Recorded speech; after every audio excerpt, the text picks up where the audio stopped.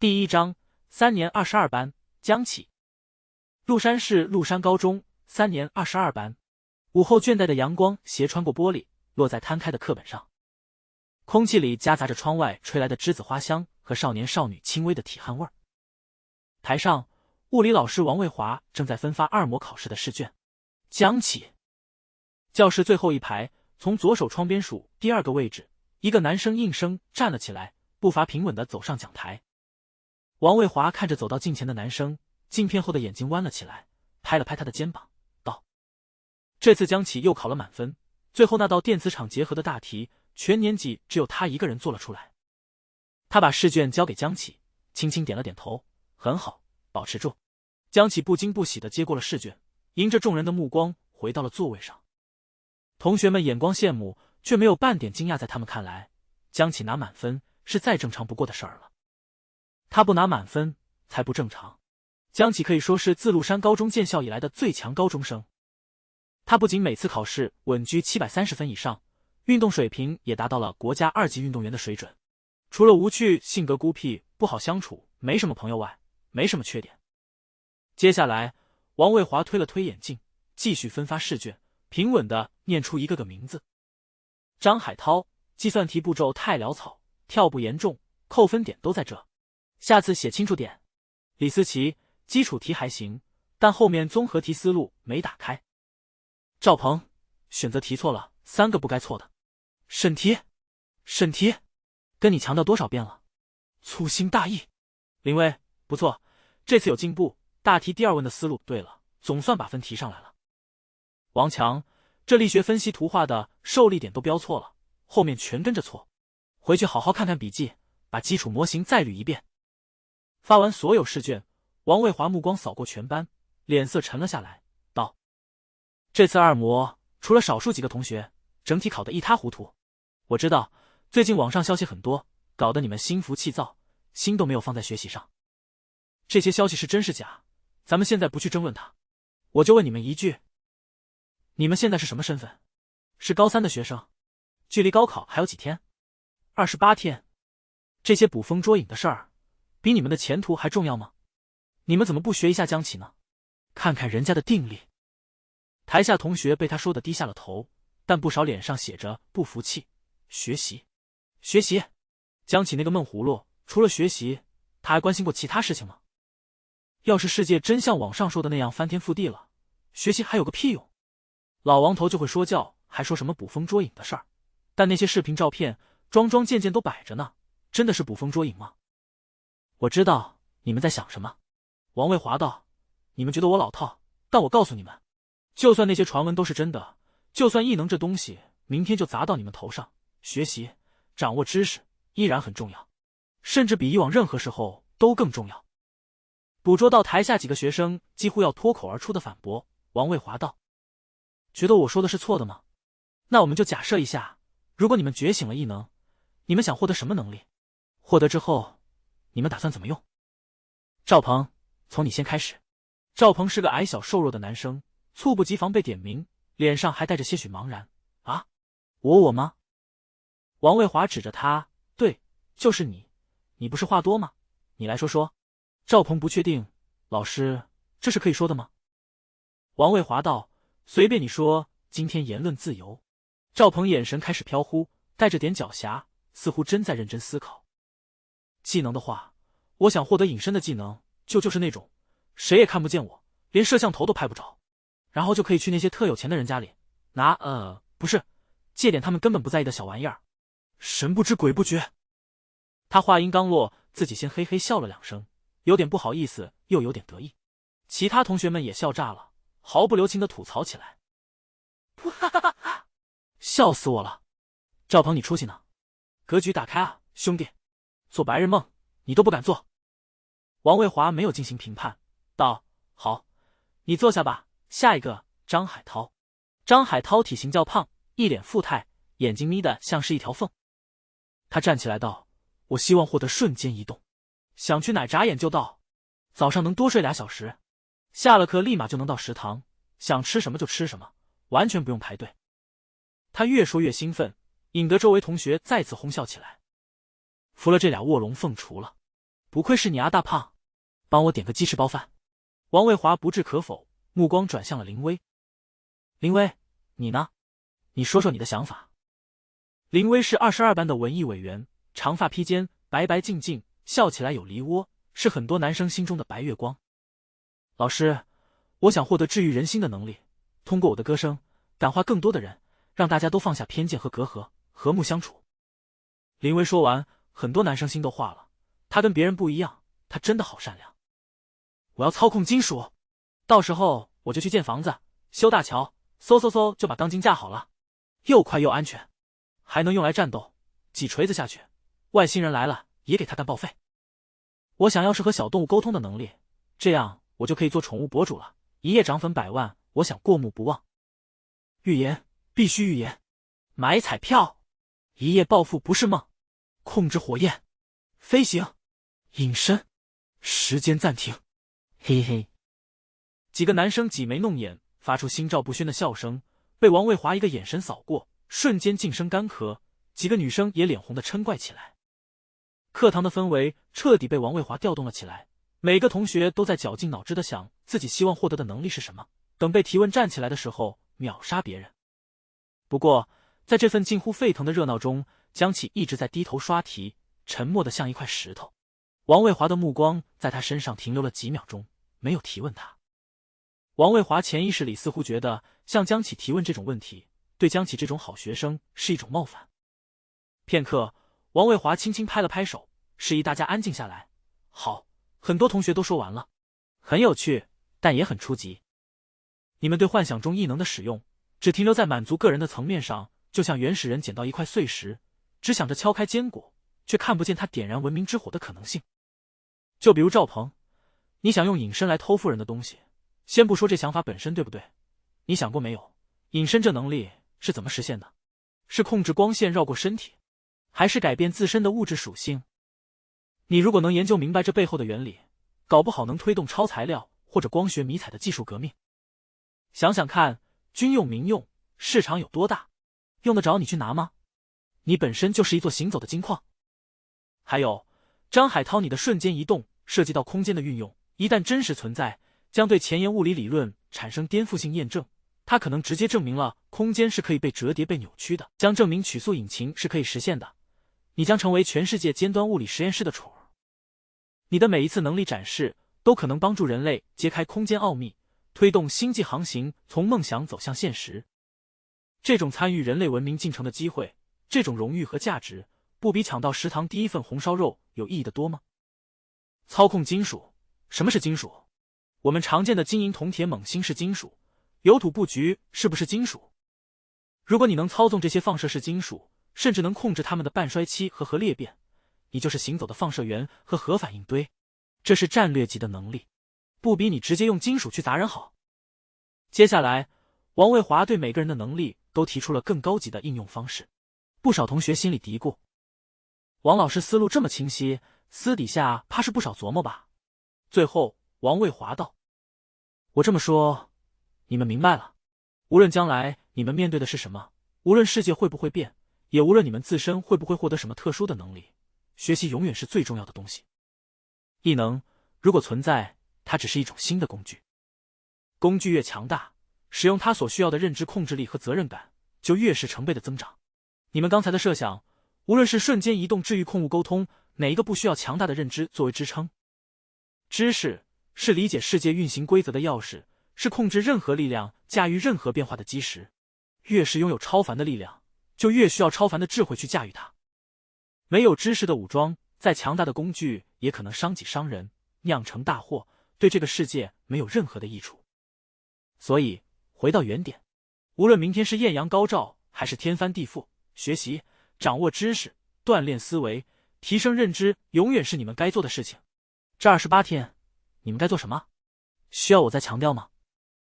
王卫华话毕，教室里鸦雀无声，原本浮躁的众人瞬间冷却下来。10多分钟后，下课铃声响起，王卫华没有拖堂，拿起教案和茶杯，施施然走出了教室。第2章，奇异的花。王卫华离开后，教室里嘈杂起来。老王头的话听着蛮有道理啊，异能来了还要学习，那异能不白来了吗？我觉得老王头说的对，你想，一个只会偷鸡摸狗的小混混和一个受过高等教育的高级人才，同样是获得异能，但结果是一样的吗？只会想着去不正当获利，去偷去抢，去搞破坏，但是高学历的人才获得异能，却能用异能实现更多的东西。而且社会对他们的投入和期待完全不同，国家会愿意为了那个高学历人才投入巨大资源，最大化他的能力价值。知识决定了你站在什么样的平台上，能调动什么样的资源。我不同意。你有没有想过，高学历人才和一般人的破坏程度也是完全不一样？一般人搞破坏最多死几百个人，但高学历人才搞破坏，就像王老师说的，他能操纵放射性金属，如果心怀叵测，他能做什么？他这么一说，很多同学不寒而栗。确实，如果一个获得了异能的高学历人才蓄意作恶，那影响的岂止是几百人、几千人，甚至是一个城市、一个国家都要遭殃。你说的情况确实存在，但也不能否定知识对力量的正向引导价值。学历并不能代表一切。你别吵了，现在问题的关键难道不是异能到底是不是真的吗？世界真的变了。真的，这种事越来越多了。你们刷到没有？昨天大洋彼岸早高峰地铁，一个男的突然就变成了一个火焰人，就在挤得像罐头一样的车厢里，火瞬间就着起来了。那惨叫我的天剧，说死了好几十个。我也刷到了，群里都传疯了。官方说是什么严重公共安全事故，骗鬼呢？哪有事故是这样的？根本不是普通的火灾，绝对是异能。我今天早上在看的时候，视频已经没了。还有呢，我表哥在气象局实习，他说最近监测到好多无法解释的事情，根本不是已知的自然现象。还有网上那些动物行为异常、植物疯长的视频越来越多，根本压不住了。一个女生带着不安问，如果真变了，我们该怎么办？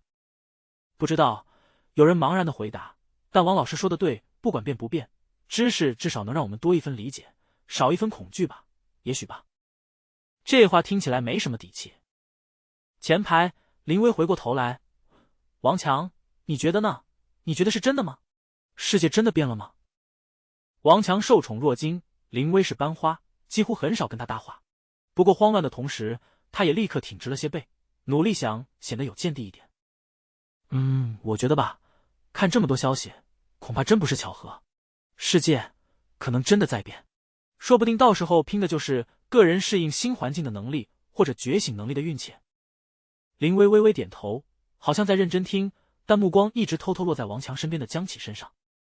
江启有一双非常好看的杏眼，眼型圆润，眼尾上挑，睫毛比很多女生都长和密。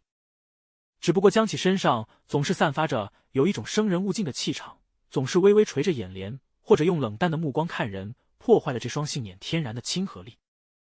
王强，至于高考，用处可能就没那么大了。王老师说的知识重要，道理是对的，但可能是另一种知识了。王强说完后，林薇立刻转向江启，声音中带着些许期待，问道：江启，你觉得呢？虽然江启沉默寡言，难以接近，但或许正是这点，让他在女生圈相当有人气，许多女生想接近又不敢唐突。江启将笔搁在桌子上，也在思虑。过了片刻，他道：网上流传的消息有真有假，但我认为过度讨论这些未经证实的信息，除了浪费时间，没有任何意义。听到江启的话，王强心里生出了一股强烈的近乎本能的反感。浪费时间，没有任何意义。不是哥们，这么装？那些关乎每个人命运，让人夜不能寐的恐慌和未知，到你这里都成了没有意义的事了。更让王强不能忍的是，江启话里话外的贬低，好像只有他一人，众人皆醉，我独醒似的。而他们这些讨论者都是庸人，都只是在无意义的喧嚣。王强开口就想反驳，但还没等到他开口，江启就又道：除非。林薇，除非什么？王强硬生生将反驳的话咽了下去。他也想听听这个除非后面能接出什么高论。但就在这时，那是什么？天哪！窗外突然传来了一阵嘈杂的声音。是陈浩，他在干什么？教室里，同学闻声趴在窗边，向窗外看去，发出接连不断的惊呼。他们的声音因极度的震惊而变调撕裂。江启离窗边比较近，站起来就跨到了窗边。窗边已经挤了好几个人，一个女生正双手撑着窗框，身体前倾到极限，惊恐地看着下方。江启比他高出不少，视线轻易就越过了他的头顶，向外看去。只见在学校的明湖上，离岸边约20多米处，正盛开着一株奇异的花。该如何形容它的奇异呢？它并非生长于淤泥或水草之中，而是如同无根之物，突兀地悬浮在水面上。它的主干并非木质或草质，而是一种深邃而纯净的液态蓝宝石质感，内部流淌着幽蓝色的如同液体般的流光。7条狭长如蛇信般的叶，在午后的阳光下散发着妖异的过于饱和的艳丽光泽。它的花朵，或者说可以称之为花朵的东西，悬浮于主干顶端，它并非由传统的花瓣构成，更像是一个不断自我编织又解构的微型星云，呈现出一种极致纯粹无法言喻的蓝。最诡异的是，它好像是突破了透视关系，即便江启离它几百米远，也能清楚地看清它的每一个细节。它就像一个被钉在了视网膜上的影像。江启后退一步，它没有变小；江启向前一步，它也没有变大。而就在这猪妖异之花前方几米处，校篮球队的队长陈浩正在朝他游去，脸上闪烁着一种近乎狂热的光芒。江启刚才的那句除非，此刻终于心中落下除非，异变真的降临在了他的身边。Chapter 3 Extraordinary Power, Extraordinary Power, Extraordinary Power. By the banks of Minghu, teachers and security personnel rushed to the scene, panting heavily as they pushed through the throngs of onlooking students. Chenhao, come back. Don't go near that thing. It's not right. Chenhao, stop. The teachers, filled with anxiety, shouted desperately, urging him to turn back. If any misfortune were to befall Chenhao on school grounds, they would be held accountable. Chenhao, listen to your teachers. It's dangerous. Hurry back. At that moment, several security guards exchanged glances, unsure whether to take the risk of entering the water to retrieve him or to wait and see. In truth, even if they leaped in at that moment, it would be far too late. In the lake, Chenhao heard the shouts of the crowd but paid them no heed. Instead, he quickened his pace, a fervent gleam dancing in his eyes. Stop. Go back. Impossible. This was a once-in-a-lifetime opportunity. Could they not see? The world had already transformed. The wondrous flower before him was the undeniable proof. If he could just touch it, or even consume it, perhaps he would ascend to greatness and obtain the rumored extraordinary powers. This was how it unfolded in novels and television dramas. Such powers, a chance to alter his destiny. Who would not yearn for such an opportunity? Who would not covet it? Thus, he would not stop. He would not turn back. As Chenhao swam with all his might, he drew ever closer to the flower. 10 meters, 5 meters, 3 meters before long, it was within arm's reach. At that moment, it became painfully clear to all that no one could stop Chenhao. They could only watch helplessly as he swam toward the flower. But what would unfold? Would nothing happen? Or would unimaginable calamity ensue? The unknown is eternally the most terrifying. No one knew whether the flower was a gift or a curse, and this lingering fear was far more suffocating than any known danger. Leaving them to passively await the outcome, Jiangqi stood by the window, quietly observing the scene, just like everyone else. Finally, Chenhao broke through the last wave and reached the flower. With an almost reverent demeanor, he extended his right index finger, cautiously and slowly touching it.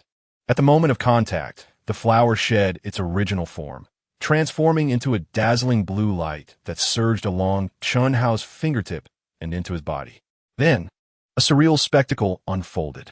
Chenhao began to rise slowly from the water, seemingly defying the laws of physics, first his chest and abdomen emerging above the surface, followed by his knees, until his entire body floated free. Water droplets cascaded from his school uniform. He hovered like a deity. Chenhao raised his right hand, and a column of water erupted from thin air.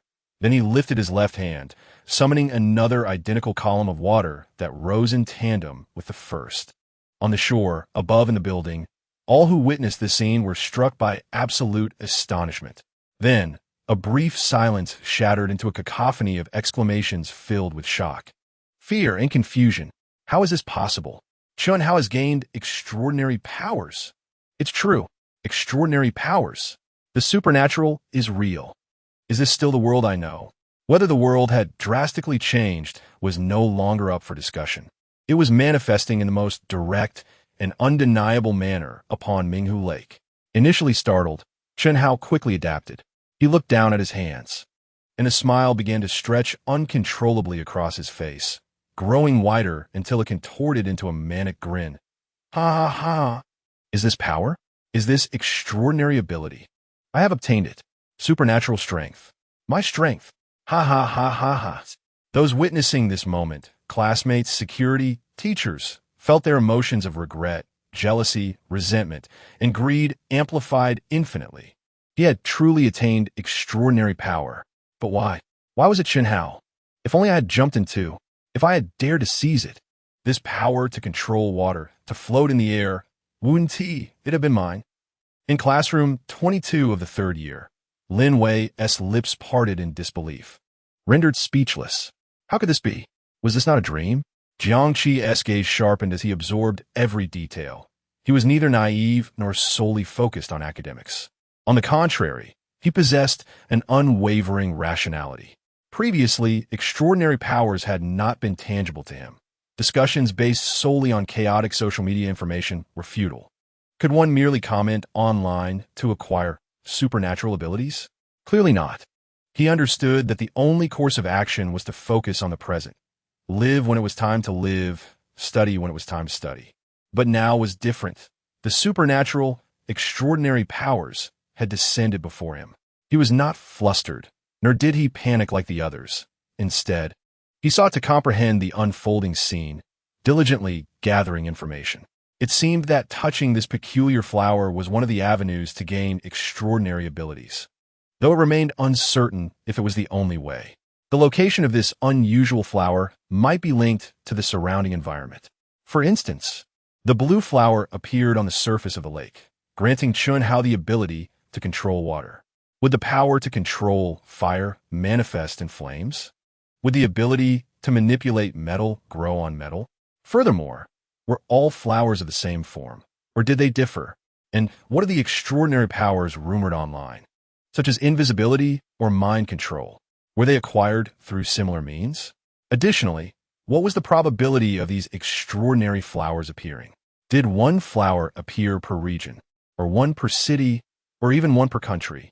Jiang Qi's gaze ultimately returned to the floating, maniacally laughing figure at the center of the lake.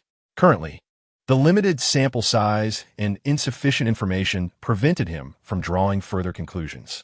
Above Minghu, Chen Hao felt his power growing stronger. A sense of superiority he had never experienced blossoming within him. Chen Hao hailed from a less than fortunate family. His parents divorced when he was 4, and he subsequently lived with his father, whose profession, a truck driver, was far from glamorous. He could never boast of his father's occupation like others. He loathed the lingering scent of smoke and instant noodles that clung to his father from the cramped cab of the truck. Yet now, endowed with extraordinary abilities, he reveled in witnessing the astonished expressions of the principal, the alarmed countenance of his homeroom teacher, and the mixed emotions of envy, jealousy, and fear among his classmates. A wave of exhilaration surged within him. Ha ha ha ha ha. Look, behold, see these mortals still struggling on the shore. Look at them. From this moment on, he would no longer exist on the same plane as them. He was an extraordinary being, while they remained mere ordinary beings. The highest authorities of the school, the teachers who had once reprimanded him, the once respected students who had looked down upon him, none of them could compare. This chasm of identity surpassed any societal status. Those rules that had once oppressed him, the grades that had belittled him, the family he had envied, the existence he had admired, all of it had ceased to matter. He had broken free. He had transcended. A semblance of pity involuntarily graced Chen Hao's face, a gaze of superiority from extraordinary being upon the masses. From now on, he would no longer be troubled by money or status, while they would continue to struggle in the mire of life. However, this feeling of superiority had scarcely taken root when Chen Hao suddenly sensed something amiss. This disquiet arose from within his very being. The power he had just grasped seemed to suddenly disdain him after becoming familiar with his body, yearning to withdraw. However, this withdrawal was anything but gentle. It was frigid, brutal, and violent. It resembled a cat ensnared in a bag, intent on tearing everything to shreds. On the shore, Chun-Hao received feedback from the reactions of those around him. He observed the principal, teachers, and classmates gradually wearing expressions of horror, their palms covering their mouths. Chun-Hao stiffly lowered his head, and in the reflection on the water's surface, he saw himself rapidly disintegrating and abstracting. The texture of his skin, muscles, and bones dissolved like inferior oil paint, flowing and contorting into countless unidentifiable lines, starting from his knees, then his waist and abdomen, and finally engulfing his entire body. No, no, Chun-Hao shouted in despair. Throughout this process, he did not feel pain or anything else. He was oblivious to what was occurring, yet he was acutely aware that he was vanishing in a manner that was incomprehensible. A terror that penetrated the depths of his very genes emerged from every crevice of his cells. Chun-Hao cried out in desperation, futilely extending his hand, instinctively trying to grasp the dissipating remnants of his self. Yet, all his struggles appeared laughable, his outstretched hand transforming into mere lines in his line of sight. He could no longer feel his body, and ultimately, only his head remained amidst a dense mass of lines. Chun-Hao sensed his vision beginning to blur, a sign that his eyeballs were succumbing to the process of abstraction. In the final moment of disintegration, a scene suddenly intruded upon his fading consciousness. It was during his first year of high school when he was punished by the homeroom teacher for bullying a classmate. He didn't take care for himself, but his parents were summoned. In a cramped office, the homeroom teacher reprimanded him sternly, while his father, clad in old work clothes stained with gasoline, nodded submissively toward the much younger teacher, repeatedly saying, "Thank you, teacher, for your trouble. Yes, yes, my child is simply foolish. I will definitely discipline him well." He recalled the emotions he felt at that moment, loathing his father's clumsy demeanor of subservience before the teacher, resenting his father's impotence. If only his father were an executive or a wealthy man, would the teacher dare to scold him so? It was humiliating for him to be associated with his father's disgrace. Yet, deep within, he felt a pang of heartache that he was reluctant to acknowledge. Dad Chun-Hao uttered the final syllable, and in the next instant, his tenuously held head shattered into a mass of meaningless lines. Subsequently, the lines lost their coherence, silently vanishing into the air as if erased by the world itself. Minghu regained an eerie tranquility. The afternoon sun continued to shine brightly, casting its glow upon the rippling surface of the water. On the shore, an oppressive silence reigned. The principal's outstretched hand froze in midair. The homeroom teacher forgot to lower their palm from their mouth. The security personnel maintained their positions, poised to either advance or retreat, resembling statues. The students' faces bore traces of shock, fear, and the jealousy they had felt just moments before. The manner of Chun-Hao's disappearance was utterly incomprehensible, devoid of explosion, smoke, or even a trace of blood or remnants, as if everything that had transpired had never existed. Jiangqi stood by the window, a surge of compassion rising within him. Although he was not familiar with Chun-Hao, nor did he have a favorable opinion of him within the school, it mattered little. This was a living life, vanishing in a way that transcended comprehension. It was difficult not to feel moved. Simultaneously, a multitude of uncertainties engulfed him. Why? From the initial circumstances, it was evident that Chun-Hao had indeed acquired special abilities and had demonstrated them. Yet why had he disintegrated? Was the power itself unstable? Or had Chun-Hao inadvertently violated some principle? Was he simply unqualified? Was his method of acquisition flawed? Or was this peculiar flower merely a trap, rather than a means to gain abilities? Perhaps the true method of obtaining such powers was entirely different? These thoughts raced through Jiangqi's mind at breakneck speed. But in the next moment, in the void where Chun-Hao had vanished, Jiangqi suddenly saw a blue light rushing towards him, and his body's reflexes surpassed those of ordinary individuals, instinctively prompting him to dodge. But it was too late. The flowing light surpassed the limits of neural response. With a soft, nearly inaudible sound, the light penetrated his chest without any hindrance. To be precise, it entered the jade pendant embedded in his chest. This pendant was one he had picked up during a trip to Pingchuan province with his parents when he was 5 years old. His father had even inquired about it, and it was deemed to be ordinary jade, not particularly valuable. At that moment, a warm sensation emanated from the pendant, and something seemed to manifest in Jiangqi's mind. Jiangqi immediately turned to Lin Wei beside him and asked, "Did you see anything just now?" Lin Wei, dazed and lost, looked over, her beautiful eyes now filled with a profound emptiness. "I saw it. It was terrifying." "Chen Hao, he is dead? Where did he go? How could a person just disappear like that?" "Jiangqi, do you think he is dead, or has he gone somewhere else?" Jiangqi gazed at Lin Wei's pale face, and in an instant he understood. She had not seen it. That blue light had only been visible to him. Chapter 4. The official response. Less than half an hour after the incident involving Chen Hao, the police arrived and swiftly took control of the scene. The entirety of Minghu was cordoned off with police tape, and all students were instructed to remain in their classrooms, forbidden from leaving. On the shore, the principal was drenched in sweat as he recounted the events to the lead detective, Zhang Wanyan, while other teachers supplemented the details. After understanding the situation, Zhang Wanyan spoke with several eyewitness students, preliminarily confirming that the principal's account was essentially accurate and the surveillance footage could corroborate it. He promptly issued orders. "Principal Ma, please immediately calm the students and notify all classes to dismiss early. Organize a safe and orderly evacuation of the students. Regarding the recent events, we will maintain a unified narrative. There was an unexplained and intense energy fluctuation on the lake, suspected to be a rare meteorological phenomenon causing strong static electricity or magnetic field disturbances, which led to the unfortunate disappearance of student Chen Hao. Search and rescue operations are underway." He paused for a moment, his tone suddenly becoming grave. "Notify all students to refrain from any private discussions or dissemination of false information. Especially, prohibit any unverified content from being posted online." "Understood. Understood." The principal nodded repeatedly, feeling immensely relieved. Ultimately, the police department was willing to take on this responsibility, ensuring that the blame did not fall on the school. Although this explanation was riddled with flaws at that moment, an official statement that could barely gloss over the situation and prevent greater panic was far more important than the truth. However, the senior class director, Huang Yiyang, hesitated for a moment before speaking up. "Officer Zhang, with less than a month until the college entrance examination, this is a crucial time for us. Every second counts.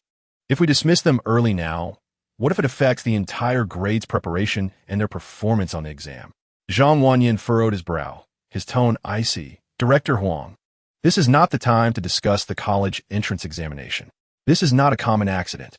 It is a potentially significant unknown event that could trigger widespread panic and social unrest.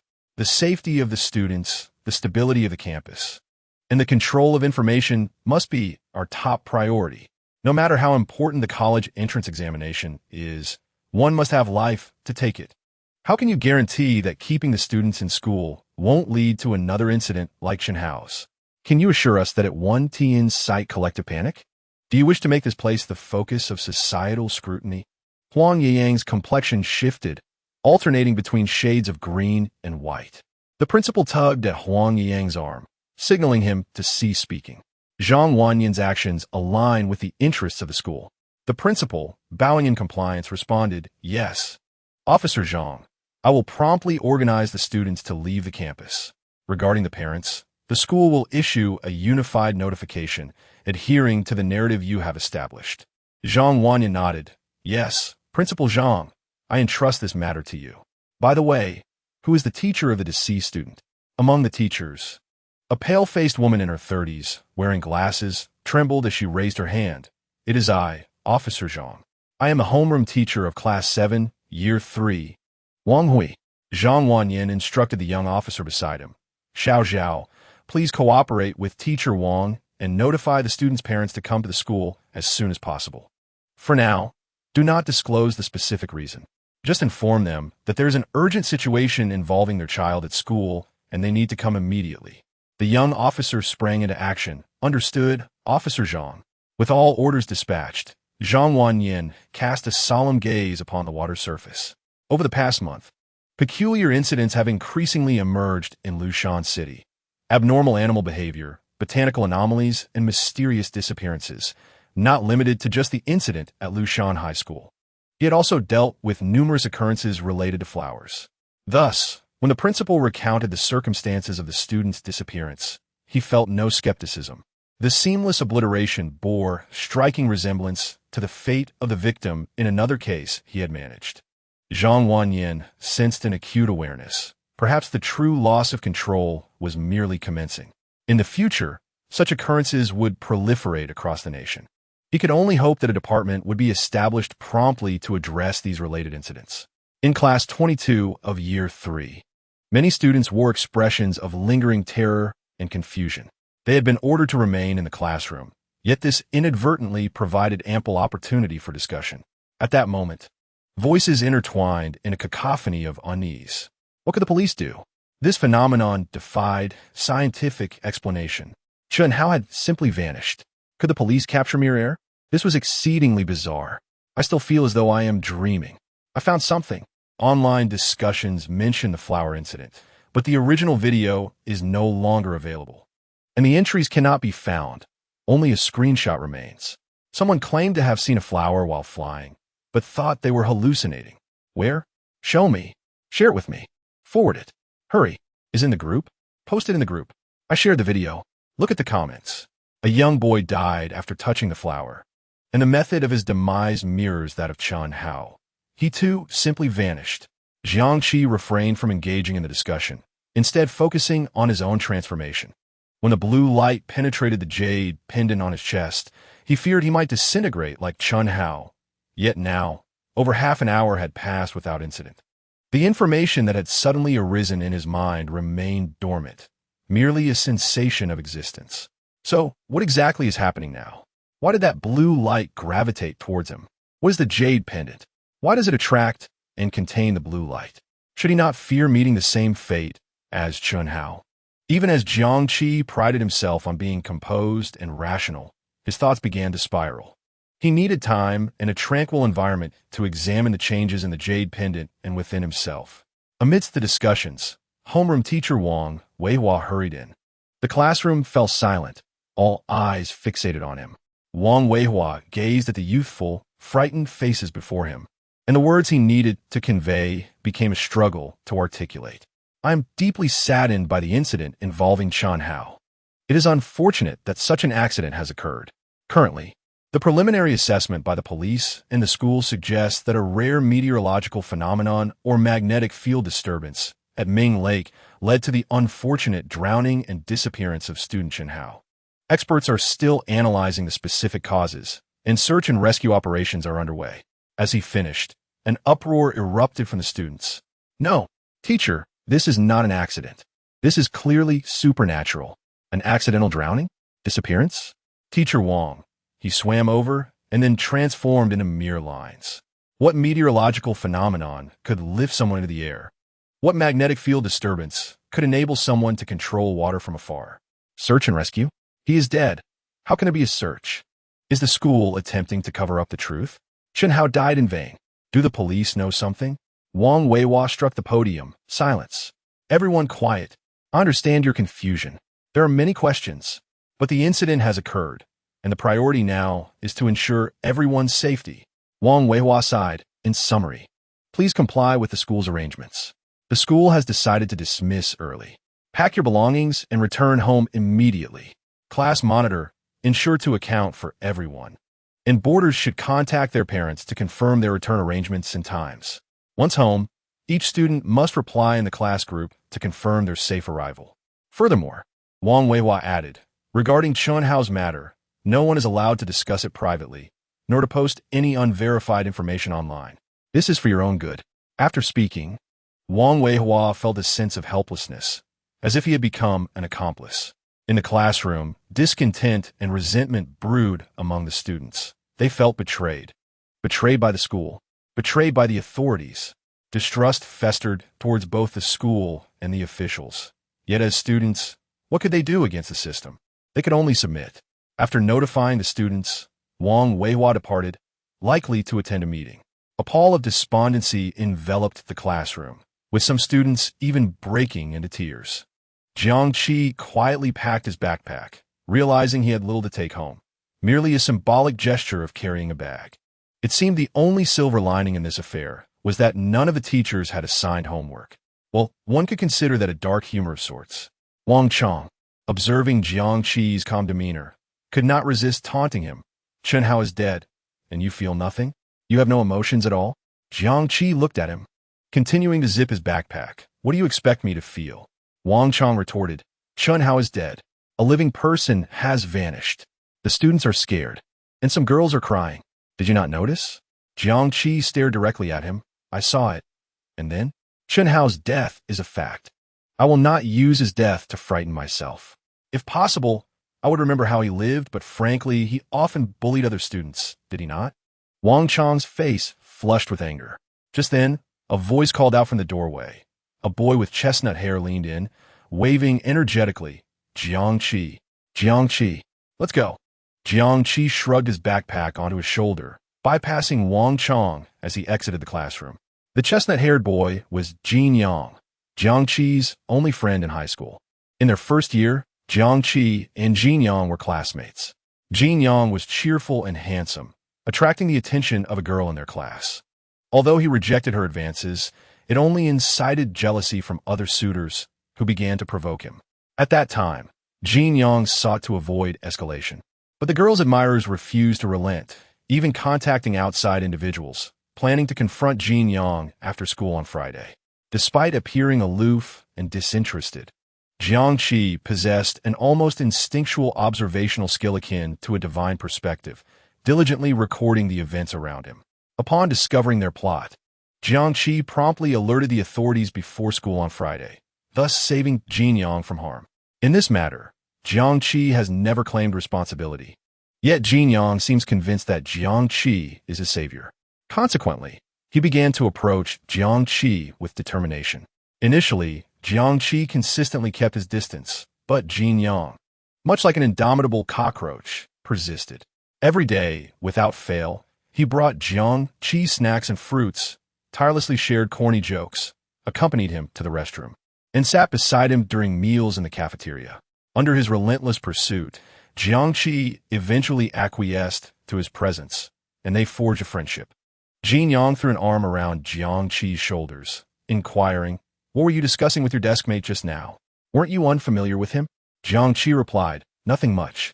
Just casual conversation. Tell me, how do you feel about Chen Hao's death? Jin Yang pondered for a moment before chuckling, expressing gratitude for the vacation granted by Chen Hao's demise. Noticing Jiangqi's gaze, Jin Yang quickly clarified, Don't look at me like that. Chen Hao is a beast. You don't know how he bullied his classmates. He and the vice captain of the basketball team had a favorite game. They would make the bullied student kneel, each taking turns slapping the student and asking which side hurt. If the student said the left side hurt, the one on the right felt disrespected and would retaliate on the right. If the student said the right side hurt, the one on the left would feel disrespected and strike the left. At that moment, you might wish it hurt the same on both sides, right? But no. If they said it hurt the same, both sides would feel disrespected and strike together. Do you know how this game stops? Jiangqi contemplated and replied, They stop when they grow tired of it. Exactly, Jin Yang exclaimed. They stop when they grow weary of the game. Don't you think such a person is a curse? Fortunately, he did not gain any powers. Otherwise, he would turn the entire school into his personal playground, which is why he deserves to die. However, Jin Yang added, Chen Hao's death was indeed quite horrifying. Let us leave this wretched school. I don't want to stay here another second. It's eerie. I just want to go home and play games. Jiangqi, come to my house. Jin Yang tempted him. I'll have my aunt make your favorite spicy chicken, and we can duo until dawn. Jiangqi understood that Jin Yang was instinctively escaping the cognitive dissonance he had witnessed, seeking to pull himself back to a semblance of normalcy, even if just for a fleeting moment of numbness. Yet, it was evident that he would not achieve his desire. Jiangqi shook his head. No, you go ahead. Jin Yang was perplexed. Why not? What will you do at home? It's boring being alone in your rental. I have something to attend to, Jiangqi replied, looking at him. Jin Yang, the world has changed. Your family has connections. When you return home, have your parents pay close attention to this matter. The more information you gather now, the better prepared you will be, staying one step ahead. Jin Yang scratched his head. Oh, right. Today's incident was indeed unsettling. I'll tell my parents to dig for information as soon as I get home. I'll inform you at the first opportunity. Chapter 5. Yu Gue, stepping out of the teaching building, a refreshing breeze greeted Jiang Qi. He gazed towards Ming Hu, where several individuals clad in white lab coats had gathered, resembling technicians. A contemplative thought crossed his mind. The authorities had arrived at the scene in less than 10 minutes post-incident, promptly securing the area, evacuating the crowd, establishing a unified narrative, controlling information, and mobilizing technical personnel with remarkable efficiency. This indicated that the police or higher authorities were no strangers to handling such events. They possessed a clear contingency plan and, one might say, a wealth of experience in dealing with such anomalies. It was evident that beneath the calm surface of daily life, abnormal occurrences had been surging like an undercurrent, far from the recent event he had imagined. Yet, he and the vast majority of ordinary individuals seemed to exist in a glass dome, isolated from the truth. Now, the students were witnessing everything from an unprecedented proximity, making it difficult to deem their experience as mere misfortune.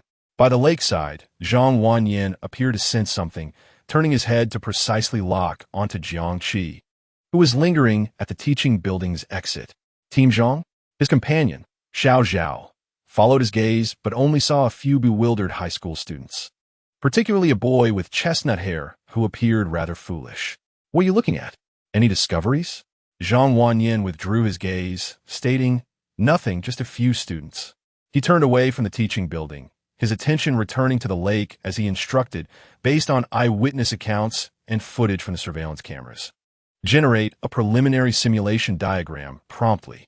Additionally, notify the technical team to analyze the lake bed and water samples, focusing on detecting unknown organic compounds, residual energy signatures, and any anomalous biological pheromones. He wondered what those individuals with their instruments were measuring. The individuals are gone. What is left to measure? Are they checking for Chun Hao's molecules in the air? Jin Yang glanced and began to mockingly comment, ultimately laughing at himself. But even if there are molecules, they'd be bad ones. Jiang Qi shot him a reproachful look. Could you refrain from joking at a time like this? It's truly hellish. Noticing Jiang Qi's expression, Jin Yang asked, what? Am I wrong? Jiang Qi shook his head. There are indeed many things that can be measured. Theoretically, anything that has ever existed leaves a trace. Especially Chun Hao's reaction when he interacted with that flower. The blue light explosion, the brief levitation, the manifestation of hydrokinesis, and even the moment of his disappearance. These processes could leave behind abnormal energy fluctuations or particle radiation signatures. Furthermore, the water samples might contain unknown substances resulting from Chun Hao's disintegration. Air samples could similarly possess unique volatile molecules or aerosols. Additionally, there are indirect information connections. But the longer the delay, the more severe the decay and dispersion of physical traces. That's why they were in such a hurry. Jin Yang opened his mouth to ask, so, are there really molecules of Chun Hao in the air? Jiang Qi's lips twitched slightly after all that. You distilled it down to just those 6 words about Chun Hao in the air? Yet, Jiang Qi conceded, you do have a point. Immediately after Jiang Qi spoke, Jin Yang straightened up, taking deep breaths. Jiang Qi inquired, what are you doing? With utmost seriousness, Jin Yang explained between breaths. I'm going to inhale Chun Hao and then excrete him like waste. Jiang Qi retorted, what a flare. Upon reaching the school gate, Jiang Qi paused and declared, all right, you wait here. I'll be leaving first. He adopted an air of someone determined to maintain distance from his foolishness. Jin Yang grabbed him, saying, hey, Qi, don't go. My family driver is here to pick me up. He'll be here any moment. Want to ride home? It's just a quick step on the gas. Jiang Qi replied, no thanks. It's only 500 meters. I'll walk and get there faster than you would. Jin Yang appeared somewhat disappointed. Fine then. Jiang Qi turned to leave, stating, message me when you get home. As he watched Jiang Qi's retreating figure, Jin Yang called out, hey, Jiang Qi, be careful. Don't touch any strange flowers or plants. If anything happens, reach out to me. Jiangqi did not turn back, but merely raised his hand and waved in Jin Yang's direction. Got it. On the way home, Jiangqi took out his phone and searched for information regarding the flower. However, the results were akin to what other classmates had found. Vague snippets, swiftly deleted posts, screenshots that had circulated multiple times, and seemingly related comments that could not be verified. The traces of the flower on the internet seemed to have been wiped away by some invisible hand. After traversing several streets, Jiangqi arrived at the Jingxiwa Mansion community, where his home was located. It would be inaccurate to refer to it as a home, for it is merely a rented apartment, a one-bedroom unit with a living room, bathroom, and kitchen, costing 2,800 yuan monthly, or 2,000 yuan if leased annually. Given its location in a sought-after school district, this rental rate is considered reasonable. In fact, Jiangqi is not financially constrained. After the passing of his parents, he inherited a substantial fortune, amounting to several million yuan. For Jiangqi, it is more prudent to rent a place closer to school in a safer neighborhood, rather than opting for a more distant, inferior, and cheaper accommodation. During his student years, academics hold the utmost importance, and any time saved from commuting can be utilized for additional practice. As for finances, Jiangqi does not perceive this as a future dilemma. As Jiangqi swiped his card to access the building, he ascended to the 8th floor via the elevator, retrieved his keys, and unlocked the door to Unit 801. The living room is decorated in an exceedingly minimalist style, featuring a cream-colored fabric sofa against the wall, opposite which hangs a 52-inch LCD television. On the windowsill, several pots of green pothos and spider plants flourish, their verdant leaves indicating meticulous care.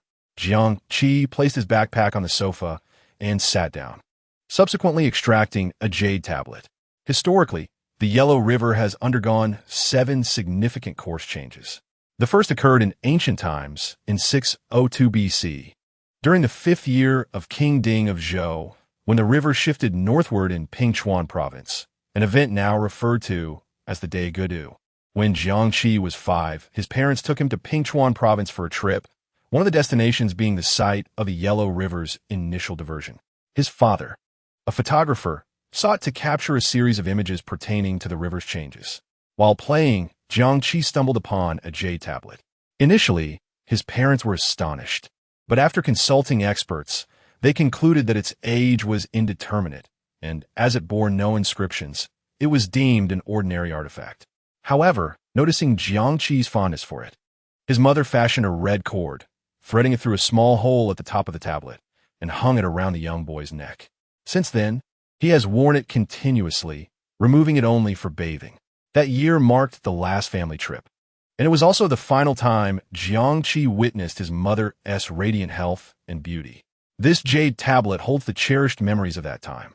At this moment, Jiangqi cradled the jade tablet in his palm, scrutinizing it closely. The tablet is shaped with a sharp upper end and a flat lower edge. Its overall form remarkably archaic.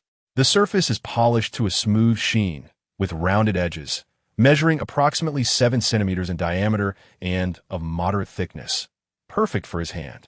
These are details Jiangqi could recount with his eyes closed, having caressed it countless times over the years. However, today felt different. Bringing the jade tablet closer to his eyes and utilizing the faint light from the window, he inspected it more intently. The tablet retained its warm luster, but at this moment, it seemed to emanate a deeper, more vibrant source of heat. Additionally, exceedingly fine patterns appeared to emerge on its surface. Under Jiangqi's gaze, the patterns became increasingly distinct, gradually forming recognizable ancient seal script, which he softly recited. Shou Xiange, Zhangchuan Duji Quan, Shun Tianing Shi, Zi Bei, Song Sheng. As he uttered these words, it felt as though something had been triggered. With a thunderous silence, an explosion occurred. In the next instant, the jade tablet vanished. Jiangqi experienced a blinding whiteness, followed by an enveloping darkness, as though his soul had been extracted from its corporeal vessel.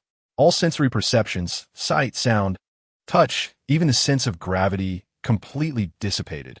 After what felt like a second, yet seemed to stretch into minutes, when Jiangqi opened his eyes again, he found himself suspended in an infinite, utterly silent void. There was no sense of up or down, nor past or future, only a profound, expansive space. The vanished jade tablet now lay at the absolute center of this vastness, its enormity beyond description, as it was infinitely high and infinitely large. A sense of insignificance, stemming from the instinct of life, mixed with the overwhelming pressure of facing the universe's ultimate creation, instantaneously engulfed Jiangqi's remaining consciousness. Within this realm, the jade tablet regained its original form. It appeared as if it were made of condensed ink, shimmering with a flowing water-like radiance. Jiangqi willed his body to ascend, and he noticed that at the sharp upper tip of the tablet, a swirling pattern, resembling the Milky Way, was centered around a gem that shone like a star. As he directed his descent, he observed that the body of the tablet was adorned with a relief depicting the water god commanding a dragon. The water god stood upon a Yinglong, wielding a sword in his left hand while supporting the hexagram in his right, the dragon's body entwining the winding river. Vividly lifelike, running vertically along the body of the tablet was the inscription, Shou Xiange, Zhangchuan Duji Quan, Shun Tianing Shi, Zi Bei Song Sheng. The very words he had just read. Continuing his descent, he beheld the base of the tablet, which bore the pattern of the return to the abyss C.I., intricately depicting coral reefs and the playful waves, with a concave center also embedded with a gem. After examining the front, Jiangqi shifted his mind and found himself at the back of the jade tablet. There, the reverse was engraved with the 4 river divine beasts, a dragon-headed toad, a snake-necked fish-tailed creature, a green phoenix holding a pearl, and a black turtle bearing a steel, all 4 beasts interlinked to form a circular design. Jiangqi's gaze widened in astonishment. He now understood. He was likely within his consciousness space, akin to the Taoist concept of the Naiwan Palace, the Upper Dantian, or Huangting. The jade tablet before him was no ordinary piece. It was a yugui. The term yugui refers to a ceremonial jade artifact used by ancient emperors and feudal lords during court visits, sacrifices, and funerals, dating back to the Shang dynasty. The Zhou Li Chunguan DNA mentions that the shape and size of the gui varied based on rank and purpose, including large gui, zhen gui, huan gui, xian gui, gun gui gubai, pu bai si gui, and luo gui. To facilitate governance, the Zhou emperor mandated regular court visits by feudal lords, presenting each with a jade gui to signify their rank and status. However, after the Warring States period, the gui fell out of favor in society, and by the Han dynasty, it had vanished from daily life, with only a few crafted for nobles to display their status. Subsequently, a certain emperor bestowed the jade gui to the Maoshan sect. It became a ceremonial artifact for significant rituals at the Maoshan temples, earning the alternative name incense tube. The reason Jiangqi had not recognized it earlier was due to a lack of consideration in that direction and its diminutive size. Yet now, he understood that this was its true form. Moreover, the engravings and inscriptions on this jade gui were unlike the historically recognized gifts from emperors to feudal lords or Taoist jade guis. They seemed more akin to the legendary jade gui bestowed by the Jade Emperor to deities. Otherwise, it would be inconceivable for it to possess such grandeur and profound mysteries. Manifesting in his consciousness space, could it be that this was not merely the rise of extraordinary powers, but rather the resurgence of spiritual energy? The celestial beings and divine deities, existing only in mythological texts and murals, governing the laws of the universe, were to descend once more. Even with adequate mental preparation, Jiangqi found himself overwhelmed by the implications of this revelation. At that moment, an influx of information surged into his mind. Name, Luo Gui, Gui Master, Jiangqi. Race, human, lifespan, 18, Luo Gui Mastery, 0.00001, Master Attributes, Strength, 7, Average, 5, Agility, 8, Average, 5, Constitution, 8, Average, 5, Intelligence, 9, Average, 5, Spirit, 9, Average, 5, Charisma, 8, Average, 5, Power Level, Mid-Mortal. Status, Awakening Dormant Energy, 365 Duration of Dormancy, 5 years. In a dormant state, The Guizhou is in an absolute state of safety, impervious to interference, harm, or observation. During dormancy, the Guizhou's condition remains constant, with no need for sustenance, intake, or excretion. While in an awakened state, the Guizhou gains 1 point of dormant energy daily, whereas in a dormant state, 2 points are consumed daily. In a dormant state, the Guizhou gains 0.0000001 points of enhancement in strength, agility, and constitution attributes per second. Please locate a water source promptly and enter dormancy. Necessary condition for dormancy. The Guizhou's true body must be enveloped in absolute water source. Amidst the deluge of overwhelming information, Jiangqi's astonishment reached unprecedented heights. Countless chaotic thoughts battered against his crumbling worldview. Yet soon, his long-honed emotional management skills allowed Jiangqi to regain control of his mind. Remain calm. It is imperative to maintain composure. Regardless of the nature of this Luo Gui, it undeniably presents him with substantial advantages. No matter how enigmatic its origin may be, it currently serves as his absolute shield for survival in this tumultuous, unpredictable world. He must comprehend and harness it. Firstly, upon examining the literal implications, Luo Gui has bestowed upon him 2 extraordinary core abilities. The first is absolute longevity. If he interprets correctly, the lifespan segment indicates infinity, signifying he possesses limitless life, which conveniently corresponds with the second ability bestowed by Yu Gui, dormancy. Otherwise, if he were to continuously enter dormancy, he would ultimately deplete his lifespan, rendering the appearance of Yu Gui meaningless. As for the second ability, dormancy, as long as he remains within an absolute water source, he can gain 0.0000001 points of strength, agility, and constitution each second. This figure may appear negligible at first glance, but compounded over time, it becomes formidable. A single day in dormancy would yield an enhancement of 864 points. And over a year, that amounts to 315, correct? Adding this to his original values brings him close to 40. What does possessing nearly 40 in strength, agility, and constitution signify? The average for an ordinary person hovers around 5. Thus 40 equates to the combined strength of 8 average individuals. Moreover, this is merely the enhancement after 1 year of dormancy. What if it extends to 3, 5, or even 10 years? He would likely transform into a superhuman. Furthermore, Jiangqi possesses eternal life. After a century, a millennium, or 10 millennia, how formidable would he become? This merely represents the current phase of enhancement. Jiangqi noted that his mastery of Luo Gui is only at 0.00001. What if this mastery progresses further? Would the points accrued during dormancy not increase as well? Beyond these 2 core benefits, Jiangqi astutely recognized that within the seemingly auxiliary description of dormant state lies an astonishing power. In a dormant state, the Guizhou is in an absolute state of safety, impervious to interference, harm, or observation, and remains in a constant condition, without the need for sustenance, intake, or excretion. The abilities encapsulated within this concise passage rival the notion of immortality. The attributes of being impervious to interference, harm, and observation collectively confer an invincible state. Any form of attack or detection will be effectively blocked, even if the Earth were to be destroyed or the universe to implode. As long as Jiangqi remains submerged in water, he would remain unscathed. Eternal life, coupled with invincibility, equates to a state of quasi-immortality.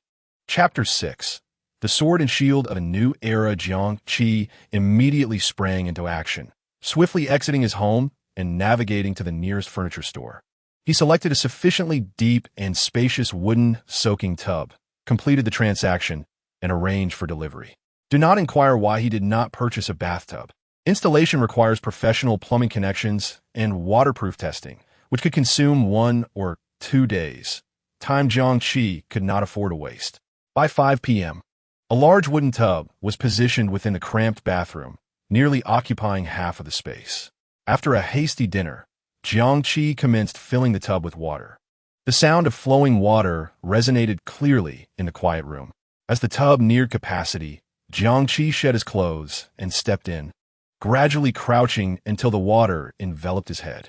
Contrary to his expectations, he did not experience the anticipated sensation of suffocation. Jiangqi discovered that he could freely open his eyes underwater and felt no need to breathe. His lungs exhibited not a trace of longing for air.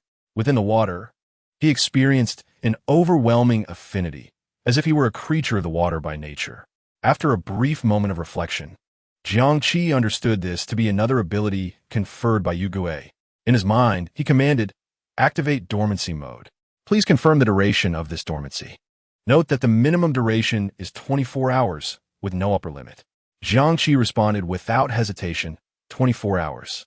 For his first attempt, he needed to verify the effects, so the minimum duration sufficed. Commencing dormancy countdown, please remain still. You will enter a dormant state in 30 minutes. 2,959, 2,958, 2,957 30 minutes? Jiangqi felt a tinge of disappointment. The dormancy mode does not initiate instantaneously, implying that it is not an immediate life-saving option. Had it been instantaneous, he could have submerged at the first sign of insurmountable danger. However, it appears this is not the case, and adversaries would not grant him a 30-minute window to enter dormancy. Thus, in future scenarios, he must anticipate at least a 30-minute gap. As time ticked away, Jiangqi attempted to move several times, but each motion reset the timer, compelling him to remain still and silently await the countdown's conclusion. When the final seconds elapsed, a notification echoed in his mind. The Guizhu has entered a dormant state. In this state, the Guizhu is in an absolute state of safety, impervious to interference, harm, or observation, and remains in a constant condition, without the need for sustenance, intake, or excretion. While in a dormant state, the Guizhu gains 0.0000001 points of strength, agility, and constitution per second. The instant the notification concluded, an indescribable sensation of comfort enveloped Jiangqi.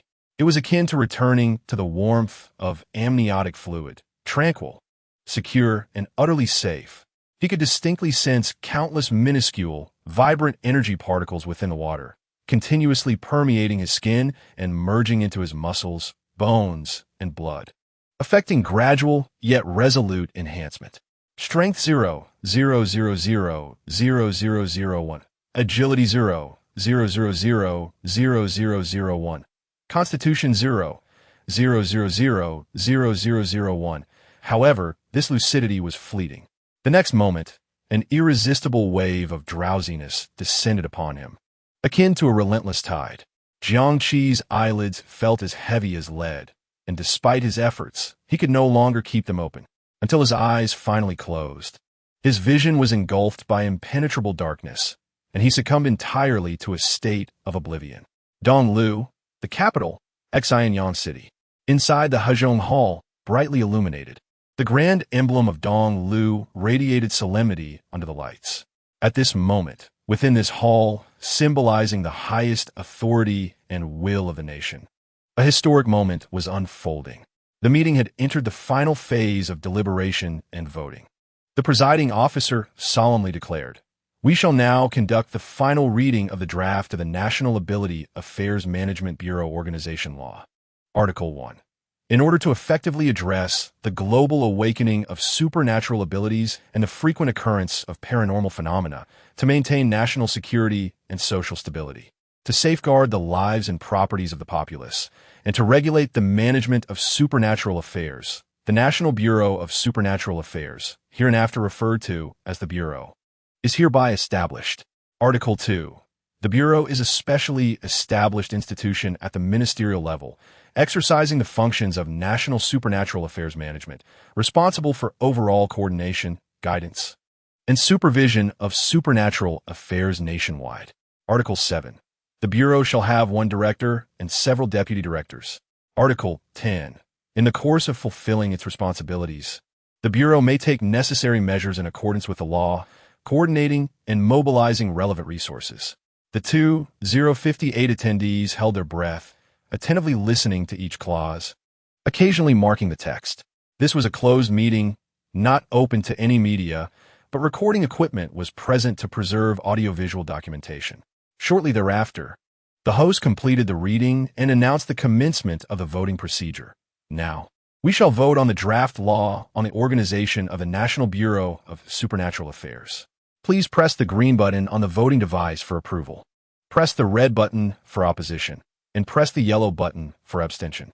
After a brief silence, arms were raised like a forest. The attendees' expressions solemn as they solemnly pressed the buttons on their voting devices. The enormous electronic tally screen behind the podium silently lit up, with the number of green votes swiftly rising like a tide, ultimately settling on an overwhelming figure. Voting results: affirmative votes 1, 793, opposing votes 176, abstentions 539. The draft law on the organization of the National Bureau of Supernatural Affairs has been passed. The host announced the results clearly. There was no cheering, no applause. The vast hall seemed to have been muted. Even the breath of the attendees slowed deliberately. An invisible, weighty sense of history weighed upon the shoulders of each participant. As of today, 6 months have elapsed since the first supernatural incident, codenamed Qiming, shocked the world. During these 6 months, supernatural phenomena have erupted globally, with 731 recorded cases. These 731 supernatural incidents have impacted every regime worldwide. Upon confirming the authenticity of the supernatural phenomena, Donglu immediately activated a state of emergency, categorizing supernatural events as a special national security threat, adding 327 sensitive keywords to the social media filtering system to prevent information leakage. Not only Donglu, but most regimes around the world have adopted the same strategy: blockades, control, and buying time. Among them, Donglu has excelled due to its formidable organizational and execution capabilities. While information control in other countries was teetering and public panic was escalating, the citizens of Donglu remained skeptical. However, now, with an increasing number of awakened individuals and more extraordinary phenomena exposed to public view, Donglu has also entered a phase of compelled openness. The draft law on the organization of the National Bureau of Supernatural Affairs is a product of this context. Donglu has reached a stage where it must, through national will, acknowledge the existence of this disruptive force. The response to supernatural phenomena and abilities will transition from a secretive and emergency deployment phase to a public and institutionalized phase. The meeting proceeded without pause. After passing the draft law on the organization of the National Bureau of Supernatural Affairs, it swiftly moved to the next core agenda: the election of the inaugural director of the Bureau. The nomination, voting, and decision-making process advanced efficiently. Ultimately, the voting results were revealed, with Zhou Jinyu unanimously elected by all attendees as the soon-to-be established director of the Bureau. This time, applause erupted, warm and prolonged, akin to a pin-up force finally finding an outlet. Zhou Jinyu stood and acknowledged the applause. He was not particularly tall, around 7 meters, yet his posture was upright and dignified. His jet-black hair was neatly combed, with a slight graying at the temples, and his every gesture exuded a unique aura cultivated through years of self-discipline and rigorous standards. Despite the marks left by time, his inherent gentleness remained unmistakable. Subsequently, the meeting also voted to pass the draft resolution on the establishment of the Longting Special Operations Unit, electing Qin Jun as its inaugural commander. In the upper echelons of Donglu's vision, the Bureau and the Longting Unit are seen as the shield and sword of a new era for Donglu.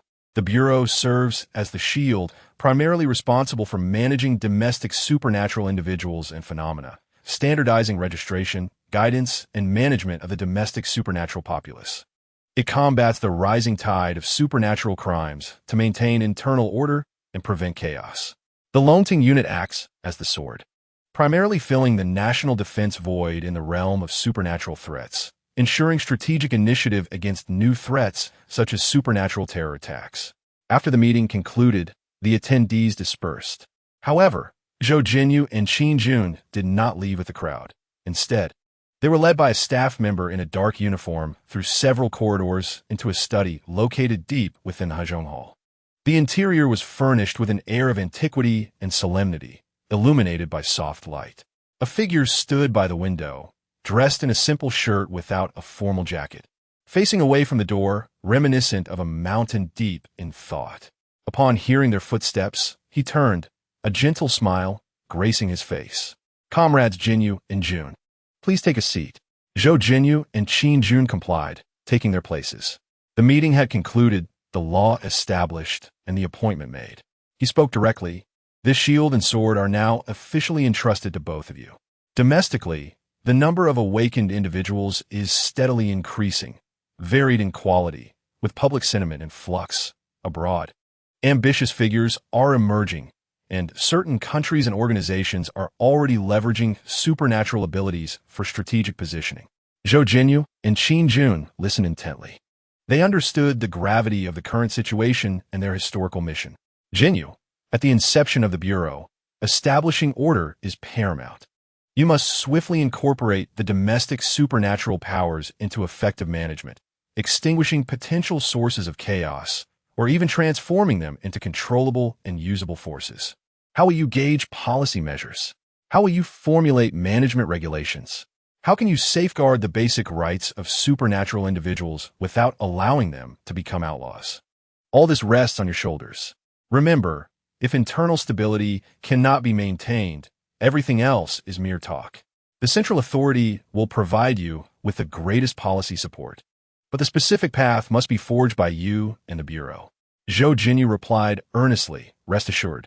I will promptly convene a working meeting to establish the Bureau's initial framework and draft the corresponding regulations." He added, "Jinyu, always remember, do not only focus on the present, but also pave the way for the future. Your responsibilities are immense." Zhou Jinyu nodded, understood. He then turned his gaze to Qin Jun. Qin Jun, born in 1977 in the heart of Jialing, Jianyuan Province, came from humble beginnings. His father was a blacksmith and his mother a farmer. Due to financial constraints, he started primary school at the age of 9, walking 7 kilometers daily. In junior high, he hunted mountain chickens to pay for tuition, and, at 16, he ranked first in the county to gain admission to the Jianyuan Army Academy.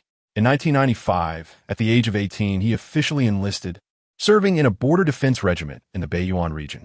Due to his outstanding combat performance, he was promoted to squad leader despite being a new recruit. Subsequently, he held various positions from platoon leader to brigade chief of staff, and in July 2023, at the age of 46, he became Donglu's youngest general. At this moment, Qin Jun rose to his feet, his 182-meter stature imposing and robust. "Qin Jun, this sword must be sharp and fierce, ready to strike at critical moments and secure victory. Your adversaries are no longer traditional foes. They may soar through the skies or manipulate hearts." Thus, the training outline, operational regulations, and collaborative mechanisms must all be explored from scratch. I require you to forge this unit into a formidable national instrument capable of confronting supernatural threats with utmost urgency. Intelligence sharing, equipment development, and personnel selection will be fully supported by Jinyu. Remember, you are inseparable. However, I have a non-negotiable demand. When a moment calls for Longting to brandish its sword, it must be drawn with lethal intent, severing the enemy's head without hesitation. Qin stood tall, saluted with precision. Qin Jun will never betray this heavy trust. "Excellent. Remember your words today. Resources and permissions will be expedited, granting you a green light. Keep in mind, time is our greatest adversary. The situation waits for no one, and the enemy does not rest. We cannot predict what the world will become when we awaken tomorrow. The future of Donglu largely hinges on you both and the institutions you will soon establish. This burden is heavier than Mount Tai. Yet, I have faith that you are the chosen bearers of this responsibility, and you must rise to the occasion." He extended his hand, firmly shaking hands with both Zhou Jinyu and Qin Jun. "Go forth," he concluded, a hint of fatigue in his voice, "and act swiftly. Treat a single day as if it were two. Should you require anything, report directly to me." Zhou Jinyu and Qin Jun simultaneously stood, saluted, and exited the study. Chapter 7. The first deep slumber outside the study. Zhou Jinyu and Qin Jun paused simultaneously. Zhou Jinyu gazed down the long corridor, his thoughts seemingly adrift. After a moment, he turned to his companion and said, "General Qin, upon stepping out of Hezhong Hall today, our identities have fundamentally changed. I fear our names have already landed on countless desks. This weight is substantial, yet it bears immense authority. Henceforth, our two lights must shine exceptionally bright." Qin Jun, speaking sparingly, nodded slightly and replied, "As Director Zhou reminds us, a bright light sends the specters retreating." A smile danced on Zhou Jinyu's lips as he subtly shifted his tone. Indeed, illumination is essential. However, when the winds rise, shadows inevitably flicker beneath the light. General Qin, while our functions may differ, our goals are now aligned. I hope we can navigate these waters together and support one another. Qin Jun affirmed, "Certainly within my duties. Longting will spare no effort, without a second thought. Our two divisions shall be united in purpose." "Good." Zhou Jinyu's eyes reflected a glimmer of approval as he warmly advised. "Only through unity of purpose can we overcome our foes. General Qin, the path ahead is perilous. Take care of yourself." Qin Jun nodded, responding solemnly, "Director Zhou, take care as well. Each of us must fulfill our responsibilities, regardless of life or death." With that, Qin Jun bowed to Zhou Jinyu, stating, "As the unit is newly established, much remains to be done. I shall take my leave." Zhou Jinyu remained in place, watching as Qin Jun's figure melded into the shadows of the corridor. Moments later, Zhou Jinyu departed Hezhong Hall, escorted by his secretary and bodyguards. Arriving at the temporary office of the Yiguanju, a heavily secured building. Inside the office, Zhou Jinyu approached the largest desk, where a red secure phone rested. He lifted the receiver and dialed a succinct internal number. "This is Zhou Jinyu. Notify the following personnel to report to me within 2 hours. Wang Lei from the Special Security Bureau, Lin Shui from the General Staff's Intelligence Department.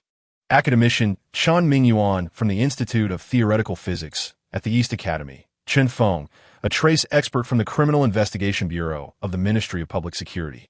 And Li Jing from the Emergency Office of the Health Commission." Zhou Jinyu continued to list over 40 names, instructing them that this was a top directive, and they should abandon their current tasks to come directly. The first step in establishing the Bureau is to gather the right people.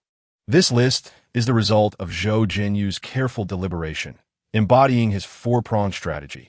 First, select experienced and educated personnel from the police, military, and local administrations. Second, recruit leading scholars in physics, history, biology, and chemistry, along with promising recent graduates to foster knowledge exchange. Third, include awakened individuals from within the system.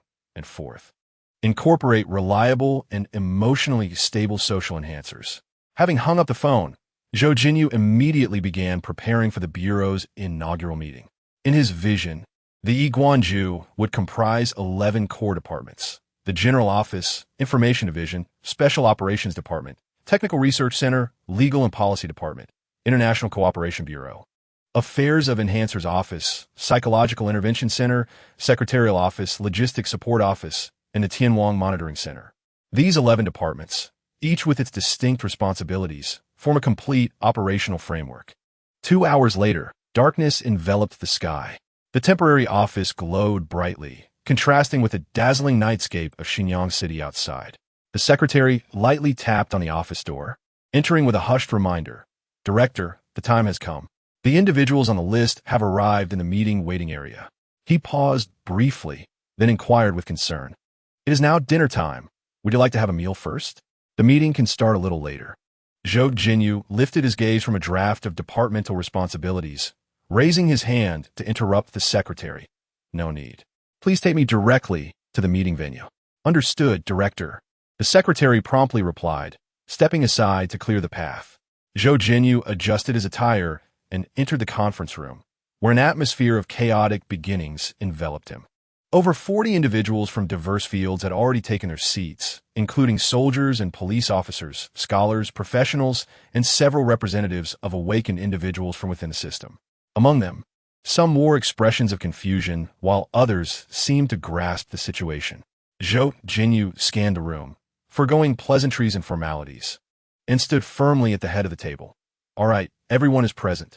The inaugural meeting of the National Enhancer Affairs Management Bureau, is now in session. The National Enhancer Affairs Management Bureau, the inaugural meeting, the influx of information left many attendees' minds buzzing. Chun Feng, dressed in police uniform, raised his hand from the midsection. Director Zhou, may I ask what this National Enhancer Affairs Management Bureau is? Why have I been summoned? I am merely a forensic expert. Chun Feng's inquiry echoed the confusion of the majority present. Zhou Jinyu responded, of course, you may ask. The National Enhancer Affairs Management Bureau, abbreviated as Guanju, is a newly established national agency approved through the highest legislative process. It will officially oversee all investigations, assessments, and responses related to supernatural phenomena, enhancers, and associated safety incidents nationwide. Each of you represents the initial backbone of the Guanju. Chun Feng appeared even more perplexed. Director Zhou, I still do not comprehend. This exceeds my capabilities. I do not understand these supernatural matters. I only know how to analyze fingerprints and footprints. Zhou Jinyu nodded slightly, saying, I believe many of you share Comrade Chun Feng's concerns. Why me? What can I do if I do not understand these supernatural phenomena? I assure you, no one truly understands. The physicists, information experts, and ancient script researchers gathered here do not possess this knowledge. Yet it is precisely because no one understands that we need to assemble the most exceptional, professional, sharp-minded, and resolute individuals from your respective fields. We must navigate these uncharted waters together, research the mechanisms of enhancer powers, discern their patterns, and devise methods of response. Naturally, several individuals with awakened abilities are present.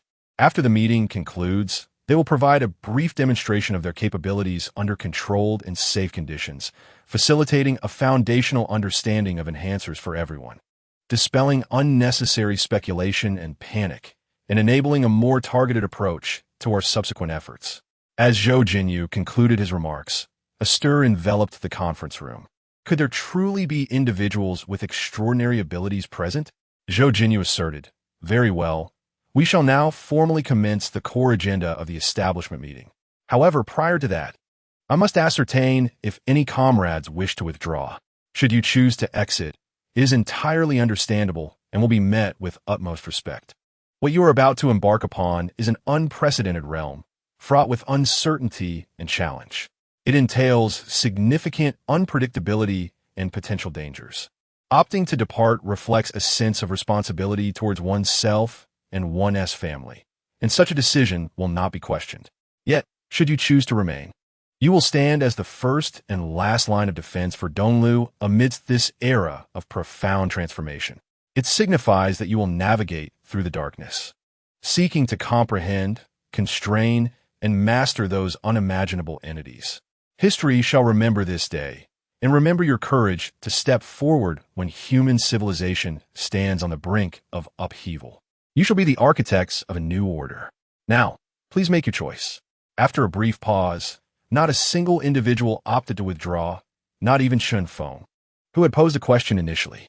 Observing this, Zhou Jinyu remarked, excellent, since no one has chosen to withdraw. The establishment meeting of the National Bureau of Extraordinary Affairs shall now officially commence. The first item on the agenda was the announcement of the core departmental structure of the Bureau and the appointment of interim leaders. Office of the Director. Interim Director, Comrade Wang Zhouji Special Operations Department. Interim Leader, Comrade Wang Lei Technical Research Center. Interim Leader, Academician Chen Mingyuan Legal and Policy Division.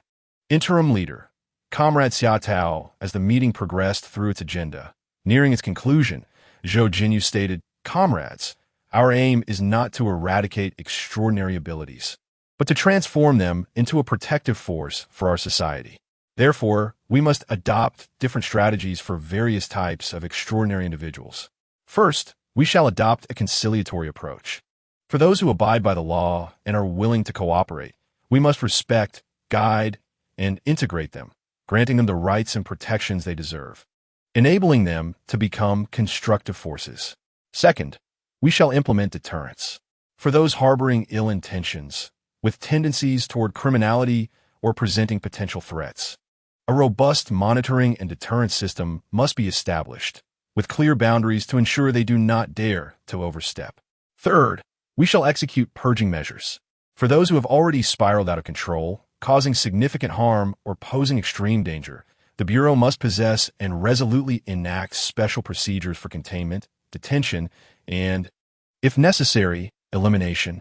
Finally, Zhou Jinyu concluded, "Comrades, what we are establishing is not an ordinary department. Rather, it is a bulwark erected in the face of unprecedented upheaval in human civilization, where the old order has been overturned and the new order has yet to be established. Amidst myriad complexities, which shall take precedence, bearing the weight of this immense responsibility, what shall ground us? The answer is the people. The safety of the populace and social stability is the fundamental significance of the Bureau's existence, the starting point and ultimate destination of all our endeavors. I urge each of you to keep this in mind as you forge ahead." As the meeting concluded, Donglu was enveloped in the night. The winds of history had begun to stir, heralding the dawn of a new world filled with uncertainties and challenges. The following day, the dim yellow sunlight filtered through the narrow frosted glass window into the bathroom. The water surface in the bucket remained tranquil and clear, devoid of any object. Suddenly, the silhouette of a youth emerged from the water, transitioning from ethereal to tangible, as if slowly materializing from another dimension. With eyes closed, his unclad form curled into a ball, arms wrapped around his bent knees. His jet-black hair floated like soft seaweed in the water. His skin radiated an unnatural luminescence and pallor, reminiscent of the finest mutton-fat jade, with a delicacy that revealed not a single pore. His waist was slender, his legs long, with every contour of his muscles vividly defined in the crystalline water. The entire scene exuded a strange, sacred beauty of life. In the next moment, his long, thick eyelashes fluttered slightly, and then he slowly opened his eyes. Jiangqi rose from the water. Had 24 hours passed? An influx of information appeared in his mind. Duration of slumber, 24 hours energy expended during slumber. 02 remaining slumber energy, 3651 gains. Strength, 00864 agility, 00864 physique, 00864 next slumber cooldown, 3 days. Jiangqi received further information, realizing that slumber also required a cooldown period. Indeed, the Yugue would not reveal all its secrets at once. He needed to continuously practice and explore its functionalities. As his thoughts stirred, a complete panel unfurled in his consciousness. Name, Luo Gue Master. Jiangqi race. Human lifespan, 18 Luo Gue Mastery. 00001 Master attributes. Strength, 7, common average. 5, agility. 8, common average. 5, physique. 8, common average. 5, intelligence. 9, common average. 5, spirit. 9, common average. 5, charisma. 8, common average. 5, power level. Middle common. Status, awakening slumber energy. 3651 possible slumber duration. 5 years. Cooldown for slumber ability. 71, 59, 33. Although this slumber had only provided Jiangqi with a modest enhancement of 00864 in his three-dimensional attributes, yielding no visible transformation, akin to the difference between a person eating to 50 versus 80 fullness, it nonetheless imparted a nourishing sensation from within. It felt as though certain subtle stagnations, accumulated over time and unnoticed by him, were quietly washed away by the flowing water, leaving his body imbued with an ineffable lightness and clarity. After a moment of attuning to his body, Jiangqi stepped out of the bucket, dried himself, donned his clothes, and activated his phone. A day had passed, and only Jin Yang had messaged him. Yet, this single exchange bore the weight of a multitude, akin to an army charging forth. Last night, at 8:15 p.m., Chi-Zi, I just finished chatting with my parents. I'm having them keep an eye on recent unusual events. If there's any news, I'll call you immediately. Brothers, is this operation solid? Smug sunglasses emoji last night at 8:30 p.m. Canyon, hurry. I've learned a strategy for jungling with the mechanized queen in notation. I feel incredibly powerful now. Teasing emoji last night at 9:03 p.m. Studying? Last night at 10:15 p.m. Damn. I said it again. Stupid teammate. I'm so furious. Angry emojis last night at 10:45 p.m. Link. Ha ha ha, look at this video. I can't stop laughing. We should film one too. It LL go viral. Last night at 11:01 p.m. Where are you? At 2:38 a.m. I'm done. I lost 3 stars after playing all night. I'm off to sleep. Gotta prioritize my life or I'll drop dead. At 11 a.m. Hey Cheesy. Respond quickly. Something important. An urgent monkey scratching its head gif at 11:02 a.m. Video call. The other party is canceled. At 11:03 a.m. Video call. The other party is canceled. At 11:04 a.m. Video call. The other party is canceled. At 11:05 a.m. Answer the phone. Answer the phone. At 2:22 p.m. Talk to me. Talk to me. Talk to me. At 3:25 p.m. There were 60 unread voice messages. The barrage of 5 60-second voice messages prompted Jiangqi to skip them entirely. At 4:50 p.m., a message announced a gathering at the usual barbecue stall at 7:30 p.m., with Jiangqi hosting, hinting at explosive news to be revealed. At 5:10 p.m., a frantic message from Jin Yang warned Jiangqi, declaring it as the final notice to respond or he would come over immediately, accompanied by threats involving kitchen knives. Jiangqi, shaking his head in resignation, replied with a simple message. Almost instantaneously, Jin Yang's reply erupted. Dude, you made me anxious. What on earth have you been doing? Jiangqi calmly explained his absence with a blunt reason. He had fallen asleep. Jin Yang, bewildered, questioned how someone could not respond for over 10 hours simply due to sleeping. He sent a meme featuring a panda holding a gun, captioned, "Executed. I don't need evidence to conclude." Jiangqi replied with a similar meme, a panda declaring, "Self-execution to prove innocence." "Forget it, where are you now? I will drive to pick you up," Jin Yang insisted. Jiangqi informed him he was at home. "Great, wait for me. I will be there in half an hour." While waiting, Jiangqi checked the class group chat, which was filled with chaotic messages, panic, and various unverified rumors.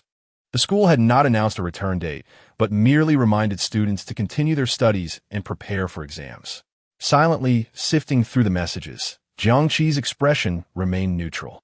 He exited the group chat and logged into social media. Trending was a celebrity wedding, but it was evident that public interest in such news had waned, even turning to disdain. Can we stop reporting on these celebrities? Who really cares about their marriages right now? He mused, feeling nauseated by the familiar pattern. The trending topic about Jichuan coffee shop was swiftly removed, an indication of the authorities' efforts to deflect attention from pressing issues. We demand the truth. Is Jichuan city safe? My parents are in the west of the city. Is there truly a murderer on the loose? The public's frustration was palpable as they questioned the validity of their lives being disregarded. Calm down. The authorities must have their reasons for withholding information, perhaps to prevent widespread panic or because investigations are still ongoing. Trust in the government, someone advised. Amidst the chaos, they suggested stocking up on non-perishable food and bottled water, avoiding going out at night, especially to secluded places, and paying attention to any safety advisories released by officials. Suddenly, a message caught Jiangqi's attention. My uncle works in a special department. He said they've captured someone who can manipulate dreams. The entire nation is secretly containing such individuals.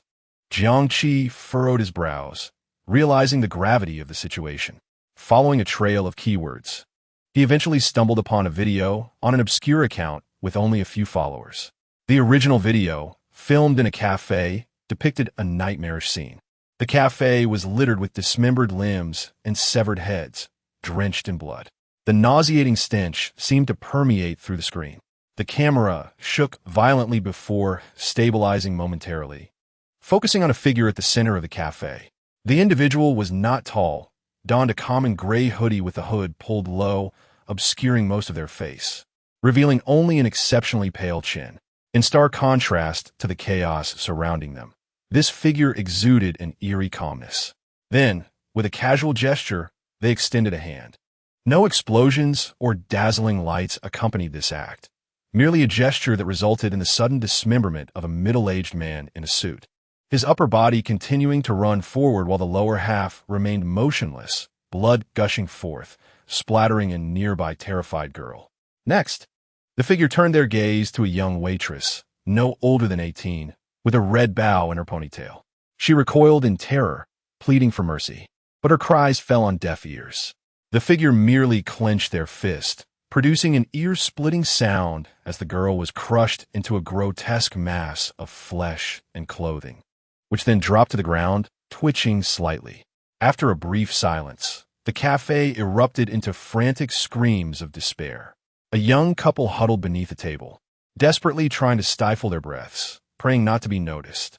Yet, the figure's gaze fell upon them, and in an instant, the table and its occupants vanished as if they had never existed. A burly man, unable to contain himself, raised a chair and charged at the figure, shouting in defiance. But he was torn apart by an unseen force, his body disintegrating in a gruesome spectacle. The figure walked with an unsettling nonchalance, devoid of anger or mercy, as lives continued to extinguish one after another, as if merely erasing bothersome dust. As the figure approached the camera, the horror unfolded further, leaving an indelible mark on Jiang Qi's mind.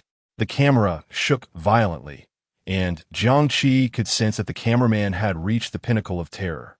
A customer attempting to escape through the back door barely touched the doorknob before his body was folded into several segments, blood gushing from his mouth. And then he was carelessly discarded in a corner, until at last the cafe was devoid of life. No, there was still one. The figure in gray slowly raised a hand towards the cameraman. No, don't. The cameraman let out a distorted wail of despair. But it was futile. Bang! A muffled sound echoed as the phone slipped from his grasp and fell to the ground. The screen plunged into a suffocating darkness. Outside the video, Jiang Qi was oblivious to what had transpired, but it was evident that the cameraman had perished, having succumbed to some bizarre fate, without even a single cry of anguish. However, the progress bar had not yet reached its end. A sound of footsteps approached, and, after a moment, a hand picked up the phone and switched the camera to front mode. The screen lit up, revealing the gray figure in startling proximity. It appeared to be examining the screen, or perhaps scrutinizing its own reflection. Yet, beneath the shadow of the hood, there was an absolute darkness that consumed all light. The front camera captured nothing. After a brief, suffocating silence, the phone was disdainfully tossed back to the ground like a worthless piece of trash. The screen faced down, plunging the view once more into darkness. It did not delete the video, nor did it destroy the phone. Only a sound, indistinguishable in gender and meaning, emanated from above the video. Thus, the video finally concluded. Upon finishing, Jiang Qi felt a chill run down his spine. The sense of control he had felt upon acquiring the Yu-Gui had vanished entirely. The capabilities demonstrated by the gray figure in the video were remarkably diverse, with no fewer than 5 methods of murder exhibited, including dismemberment, crushing, erasure, strangulation, and folding. And this was merely what was showcased. Perhaps there were even more unexhibited abilities. An uncontrollable thought surged within Jiang Qi. What if I were also in the cafe? The answer was disheartening. Nothing would change. If he had appeared in the cafe, his fate would not differ significantly from that of the others. Perhaps, in the face of crushing or strangulation, he could endure a few tenths of a second longer. But the outcome would still be the same, crushed or torn apart. The absolute safety provided by Luo Gui required a 30-minute activation time, rendering it utterly meaningless in the face of such instantaneous life-or-death terror. Moreover, the opponent's attack mechanism exceeded his comprehension. Was it spatial manipulation, force field distortion, or some form of conceptual erasure? Without understanding the mechanism, there was no means of defense, not even a way to evade. Indeed, one could not underestimate the capabilities of humanity. Jiang Qi sighed deeply. Having acquired the Yu-Gui, could others not obtain equally potent artifacts, or even ones surpassing the Yu-Gui? It should be noted that, in Jiang Qi's estimation, the Yu-Gui was merely a symbol of authority bestowed upon the water god by the Jade Emperor, granting dominion over all water systems. Yet, the mythological lineage was vast and boundless. There existed numerous beings more powerful than the water god, and entities older and more mysterious than the Jade Emperor. There was no way to ascertain how many artifacts akin to the Yu-Gui had been acquired by others. At that moment, Jiangxi gained a deeper awe of the world's drastic transformation. No wonder the authorities had banned this video. Otherwise, allowing its dissemination would only incite panic throughout society. Furthermore, based on the video's portrayal, the figure exhibited a quintessentially extreme antisocial personality. One of the core characteristics of antisocial personality is a persistent disregard for or infringement upon the rights of others. And the actions of the gray figure nearly epitomized this trait. It displayed a complete lack of awareness of the fear, pain, and will to survive of its victims. The essence of this cognition was dehumanization. Dehumanization is a crucial psychological precondition for extreme violent behavior, as societal and moral constraints on its actions would be utterly ineffective. Additionally, Jiangxi surmised that the figure likely had long been aware of the camera's presence, deliberately leaving the cameraman until the end, even approaching the lens voluntarily after the slaughter, revealing a blank face. Chapter 9. Anomaly, Sacred Land, Bronze Tree. In a criminal psychology book Jiangxi had read, such behavior was documented. The book provided a detailed analysis, referring to this behavior as a display of power. It is an expression of the perpetrator's enjoyment of control and dominance. Unlike pure violence, which may stem from immediate emotions such as anger or revenge, the violence of power display is more performative and purposeful. In the case of the gray figure, it signifies it does not care about the rules. It intentionally leaves traces.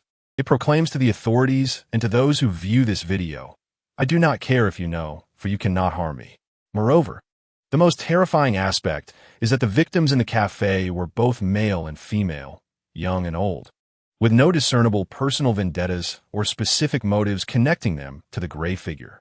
This implies that its killings were entirely indiscriminate and devoid of purpose. It may have simply chosen that cafe at random.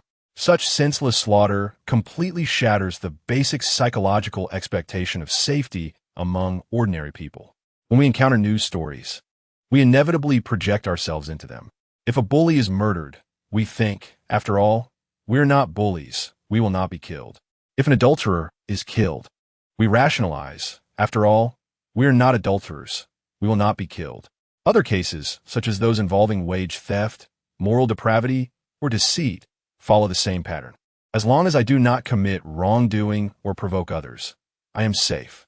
Yet the situation depicted in the video is entirely different. It is a case of indiscriminate slaughter without justification. Anyone, at any time, in any place, could become its target. The presence of such a powerful, inhumane, and utterly unpredictable anomalous being lurking within the city is akin to a human-shaped natural disaster that could explode at any moment with an unknown magnitude. A sense of urgency welled up within Jiangxi, clarifying his subsequent actions. First, he must promptly initiate the next slumber, preferably for an extended duration. Every slight enhancement of attributes is a meager capital for combating future unknown threats. The bathtub is merely a temporary solution. He must seek a more substantial, safer, and more clandestine absolute water source. Second, he must actively explore, comprehend, and master the mysteries of Luo Gui. His grasp of 00001 is far from sufficient. He must rapidly enhance his proficiency to unlock more abilities or improve slumber efficiency. Third, he must acquire more intelligence and information. It is imperative to actively understand this transformed world and the potential threats within it. Jiangxi recognized that, compared to other powerful anomalous beings who had swiftly gained immense strength, he lacked the capacity to contend with them in the early stages. His greatest advantage, in fact, was immortality. Time is his most loyal companion. Even if he can only achieve slight attribute enhancements daily over an infinite time scale, it can accumulate into a terrifying power that crushes all. Thus, in the early stages, there is no need for him to compete with other anomalous beings for immediate gains. In the face of an existence like the gray figure, which is insurmountable, his course of action is to avoid its sharp edges, quietly amass strength, and await the opportune moment. He may even adopt the most extreme strategy of strategically sleeping for decades, centuries, or even longer, waiting for his adversaries to perish on their own. Of course, this is contingent upon having sufficient slumber energy. However, he can accumulate 1 slumber point in a day. And a single slumber point allows for 5 days of slumber. This means that spending 1 day in a non-slumber state translates to 5 days of slumber. 1 year equals 5 years. 10 years equals 50 years. Survive at all costs, and then grow stronger. The notion had never been so vividly present in Jiang Qi's mind. Half an hour later, Jiang Qi's phone rang. It was Jin Yang calling. As soon as the call connected, Jin Yang's distinctive loud voice resonated, accompanied by the cacophony of traffic in the background.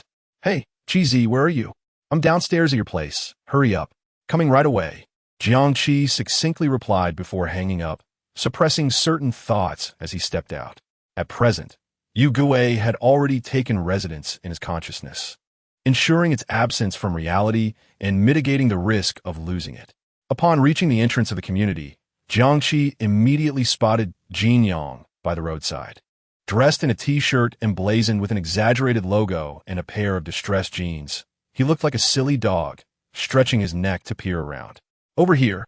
Upon seeing Jiang Qi, Jin Yang broke into a wide grin, revealing his bright white teeth, and casually tossed a helmet from his bike in Jiang Qi's direction. Jiang Qi caught it. The garish pink helmet bore a large cartoon rabbit. His eyelid twitched in suspicion that Jin Yang had done this on purpose. Could your taste be any worse? "Hey, do you not appreciate aesthetics? This pink suits you perfectly. Put on.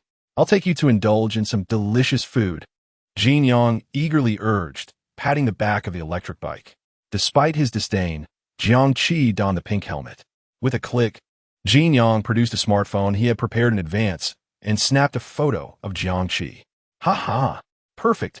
Jin Yang admired the masterpiece on the screen, his expression rather irritating. "Qi, your style is absolutely phenomenal. This must go on WeChat." Jiang Qi struggled to suppress the impulse to hurl the helmet at him. "If you dare post it, I swear I'll kill you." "Hee, I won't post it. I'll keep it for my own enjoyment." Jin Yang quickly tucked the phone back into his pocket, grinning as he moved closer to Jiang Qi, wrapping an arm around his waist. "Get off." Jiang Qi replied coolly as he hopped onto the bike's rear seat. Go, let's set off."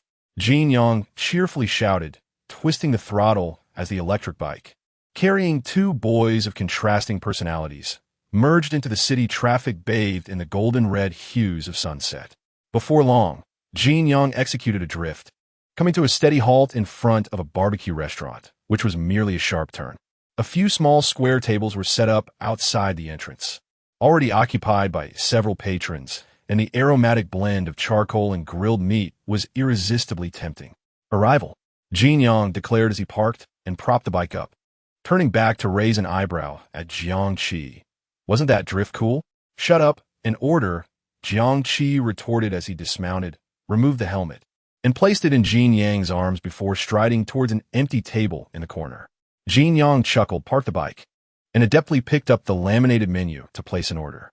"Sister Ali, start with 20 skewers of lamb, 20 skewers of beef, 20 skewers of pork belly, 10 skewers of beef fat, a plate of stir-fried chives, 2 grilled chilies, and 1 grilled eggplant." After ordering, Jin Yang sat down and inquired, "Qi, how about some wheat juice?"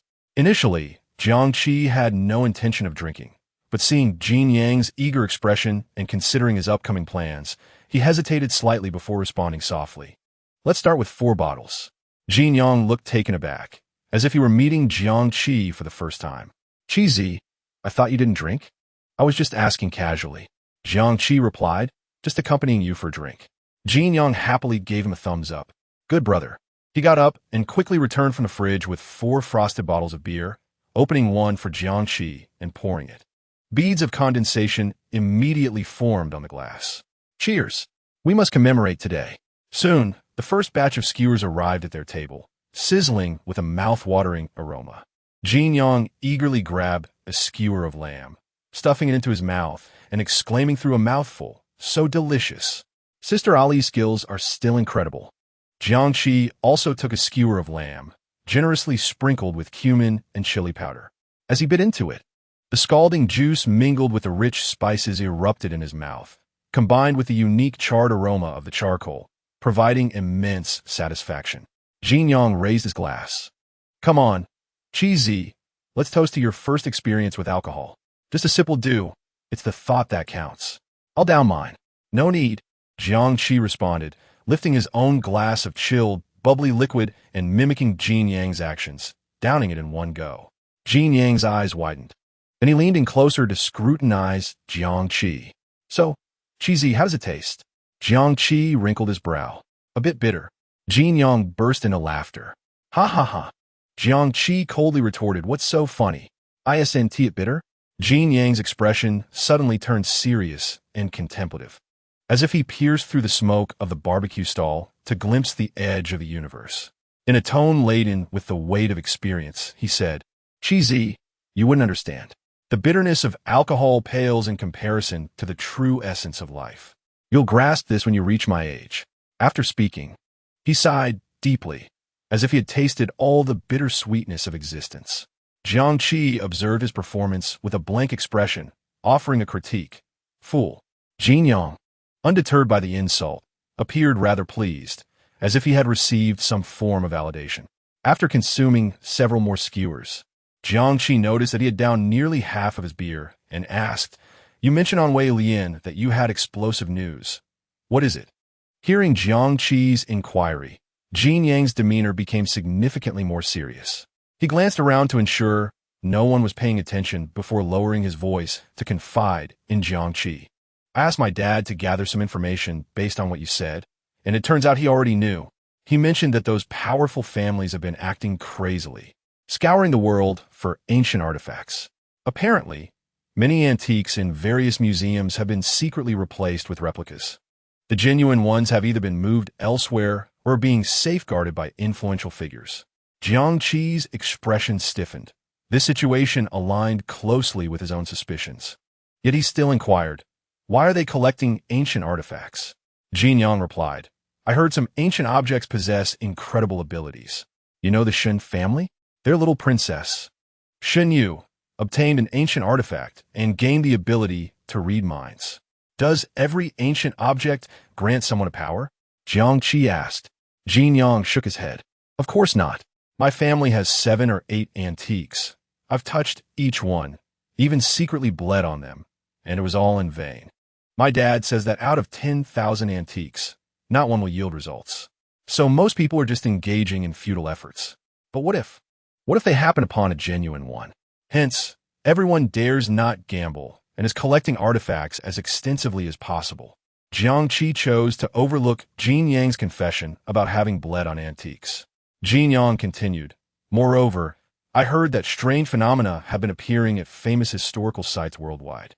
Some have reported seeing celestial palaces at Longhu Mountain, while others claim to have seen fish and dragon apparitions at the source of the Yellow River. And someone even spotted a small patch of starry sky atop Mount Tai, as if they had pierced the heavens and glimpsed another universe. My dad said these ancient historical sites possess extraordinary qualities, possibly being sacred places that connect to the heavens. And the most outrageous part? Do you know what it is?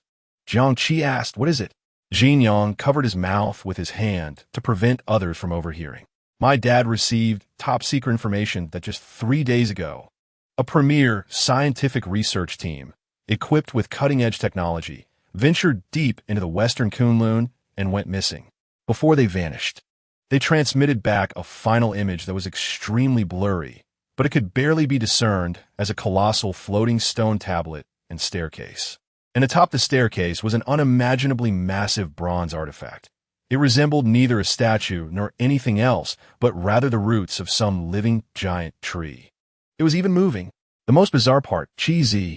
Experts estimated the scale of that thing to be so immense that it could be clearly observed from low Earth orbit. However, over the past few decades, with a multitude of satellites in the sky and aerial photography on the ground, nothing has ever been captured. At this point, Jin Yang wore a look of confusion and asked, Qizi, do you think ancient civilizations truly existed in our history? Were the beings capable of flying with swords and splitting mountains and seas in those mythological tales real? Jiangqi, relying on his judgment, replied, Perhaps they are indeed real. Those legends likely were not mere fabrications of ancient people. What they describe might very well represent some form of truth. It's just that in modern times, Our civilization seems to have lost its continuity. Maybe something significant happened in the past that led to this situation.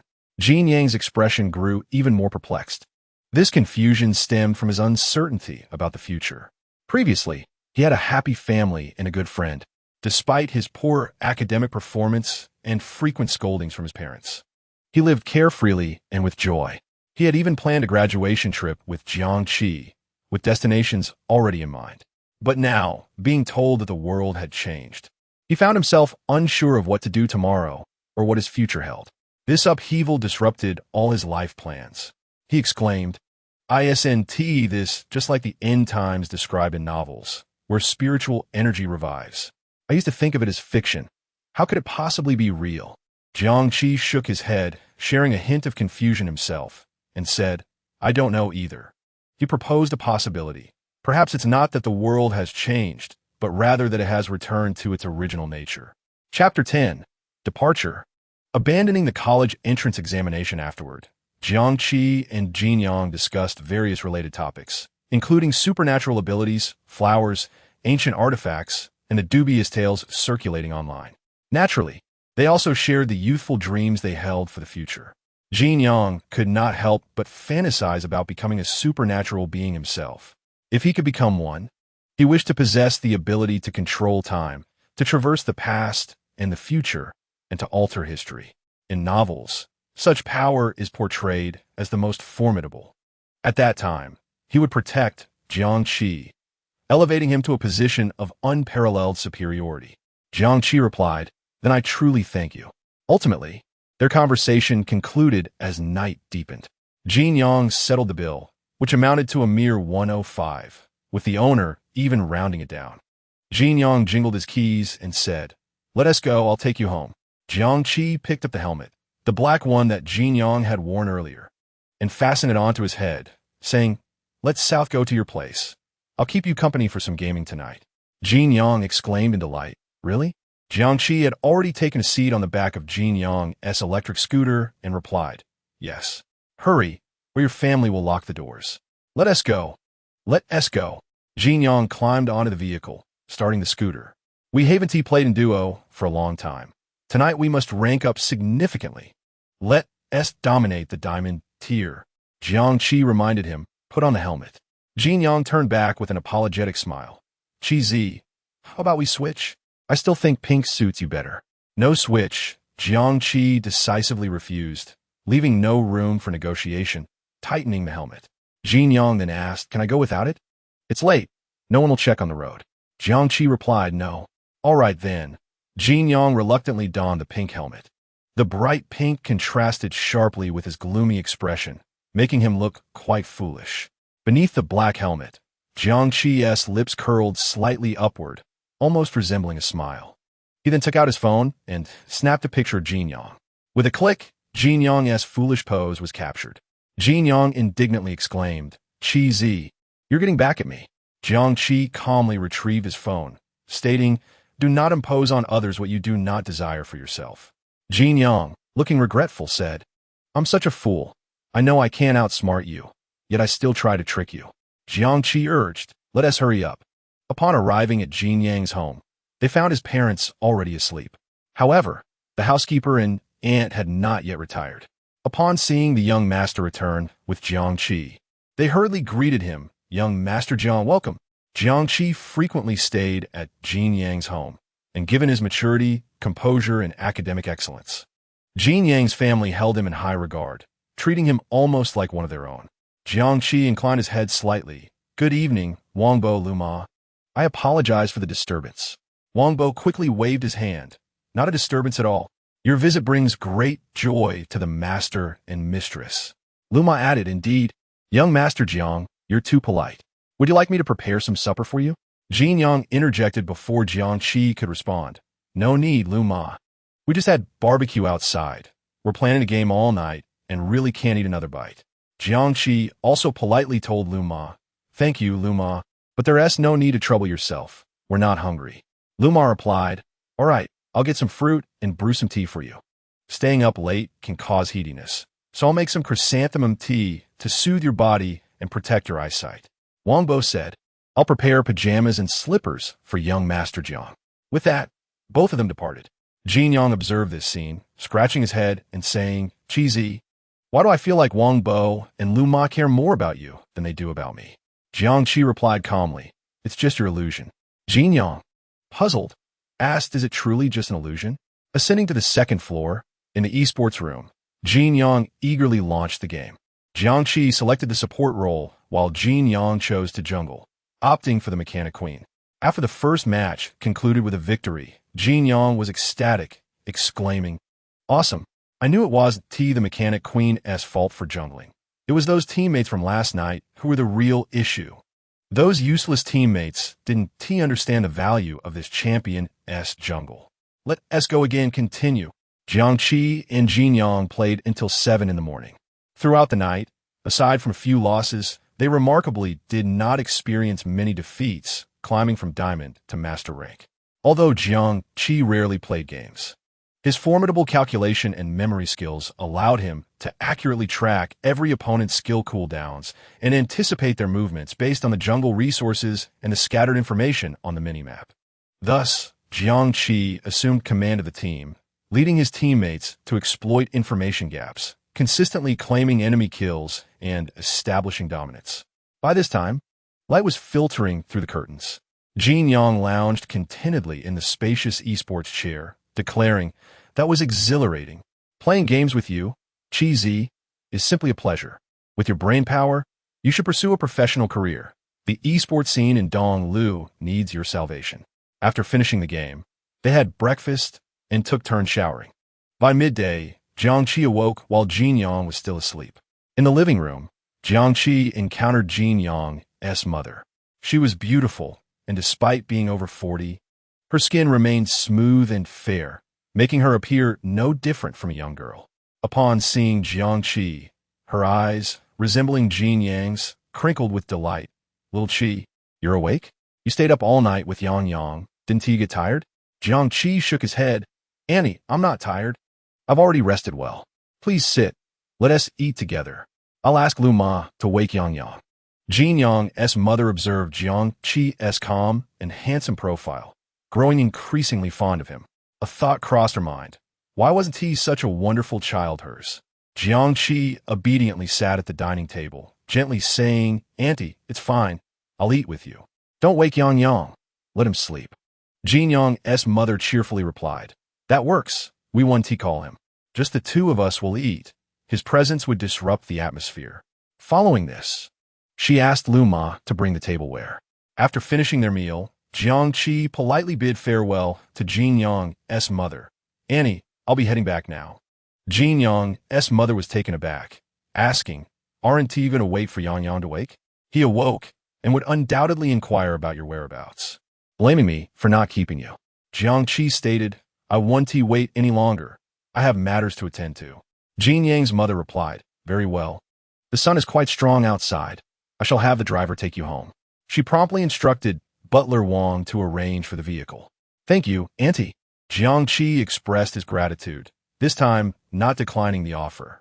Upon returning home, Jiang Qi sent a message to his landlord regarding the termination of his lease.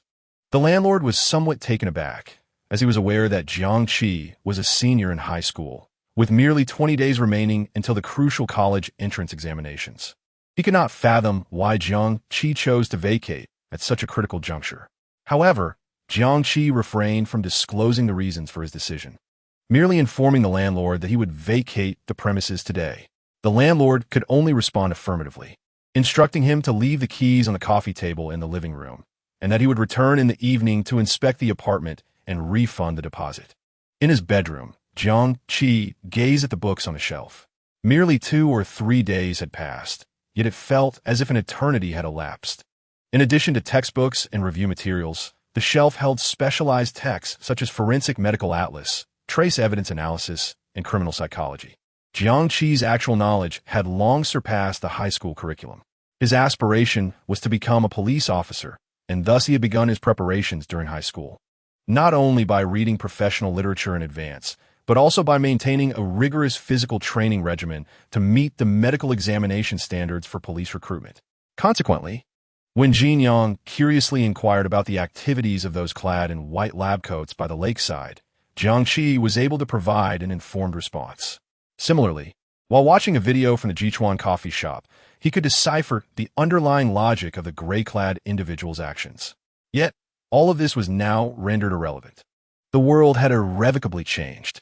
Jiang Qi removed the plan affixed to his bedside, realizing he no longer required it. Indeed, he had resolved to forego the college entrance examination.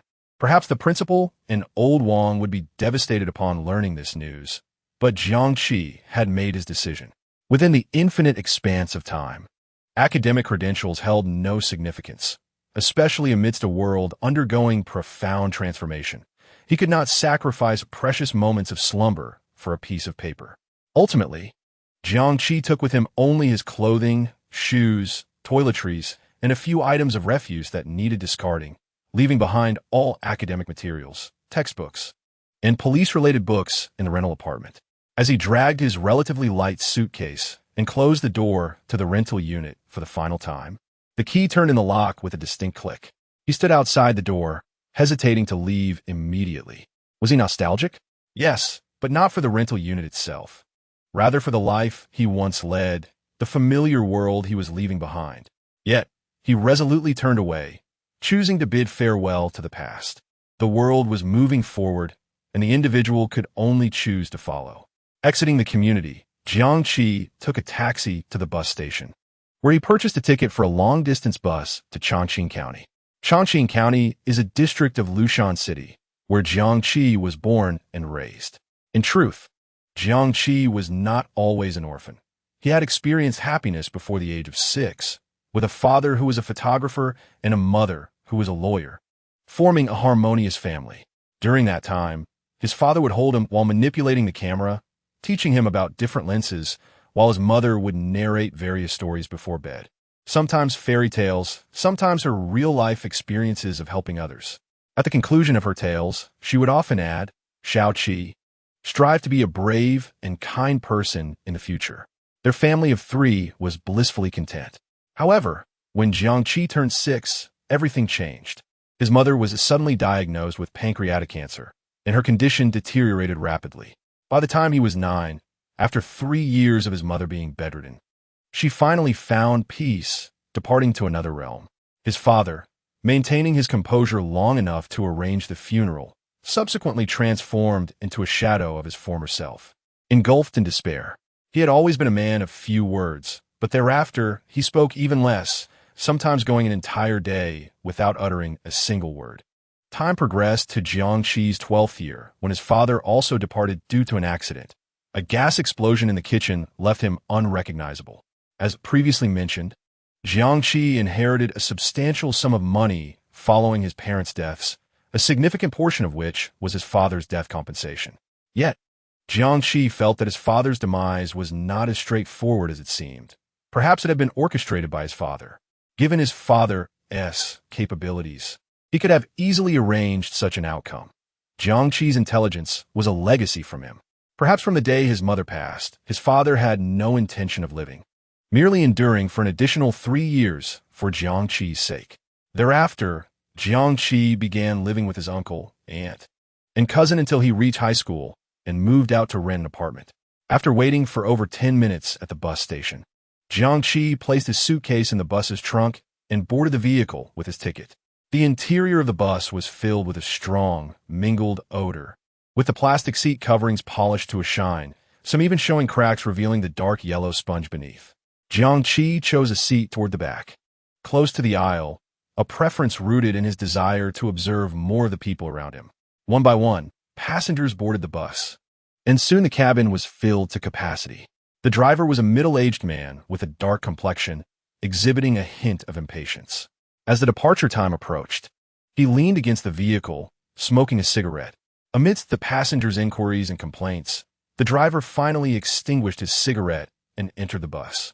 Before long, the engine roared to life, and with a turn of the steering wheel, they departed the station. Jiang Qi leaned back in his seat, casting his gaze out the window. The familiar cityscape rapidly receded amidst the jolting motion, the well-known streets, signs, and crowds slipping away at an irreversible pace. As the bus finally merged onto the provincial road, the passengers settled into a semblance of calm. Some began to doze off, others scrolled through their phones, and a few engaged in conversation, discussing topics such as recent incidents in certain areas, rising food prices, and stockpiling supplies.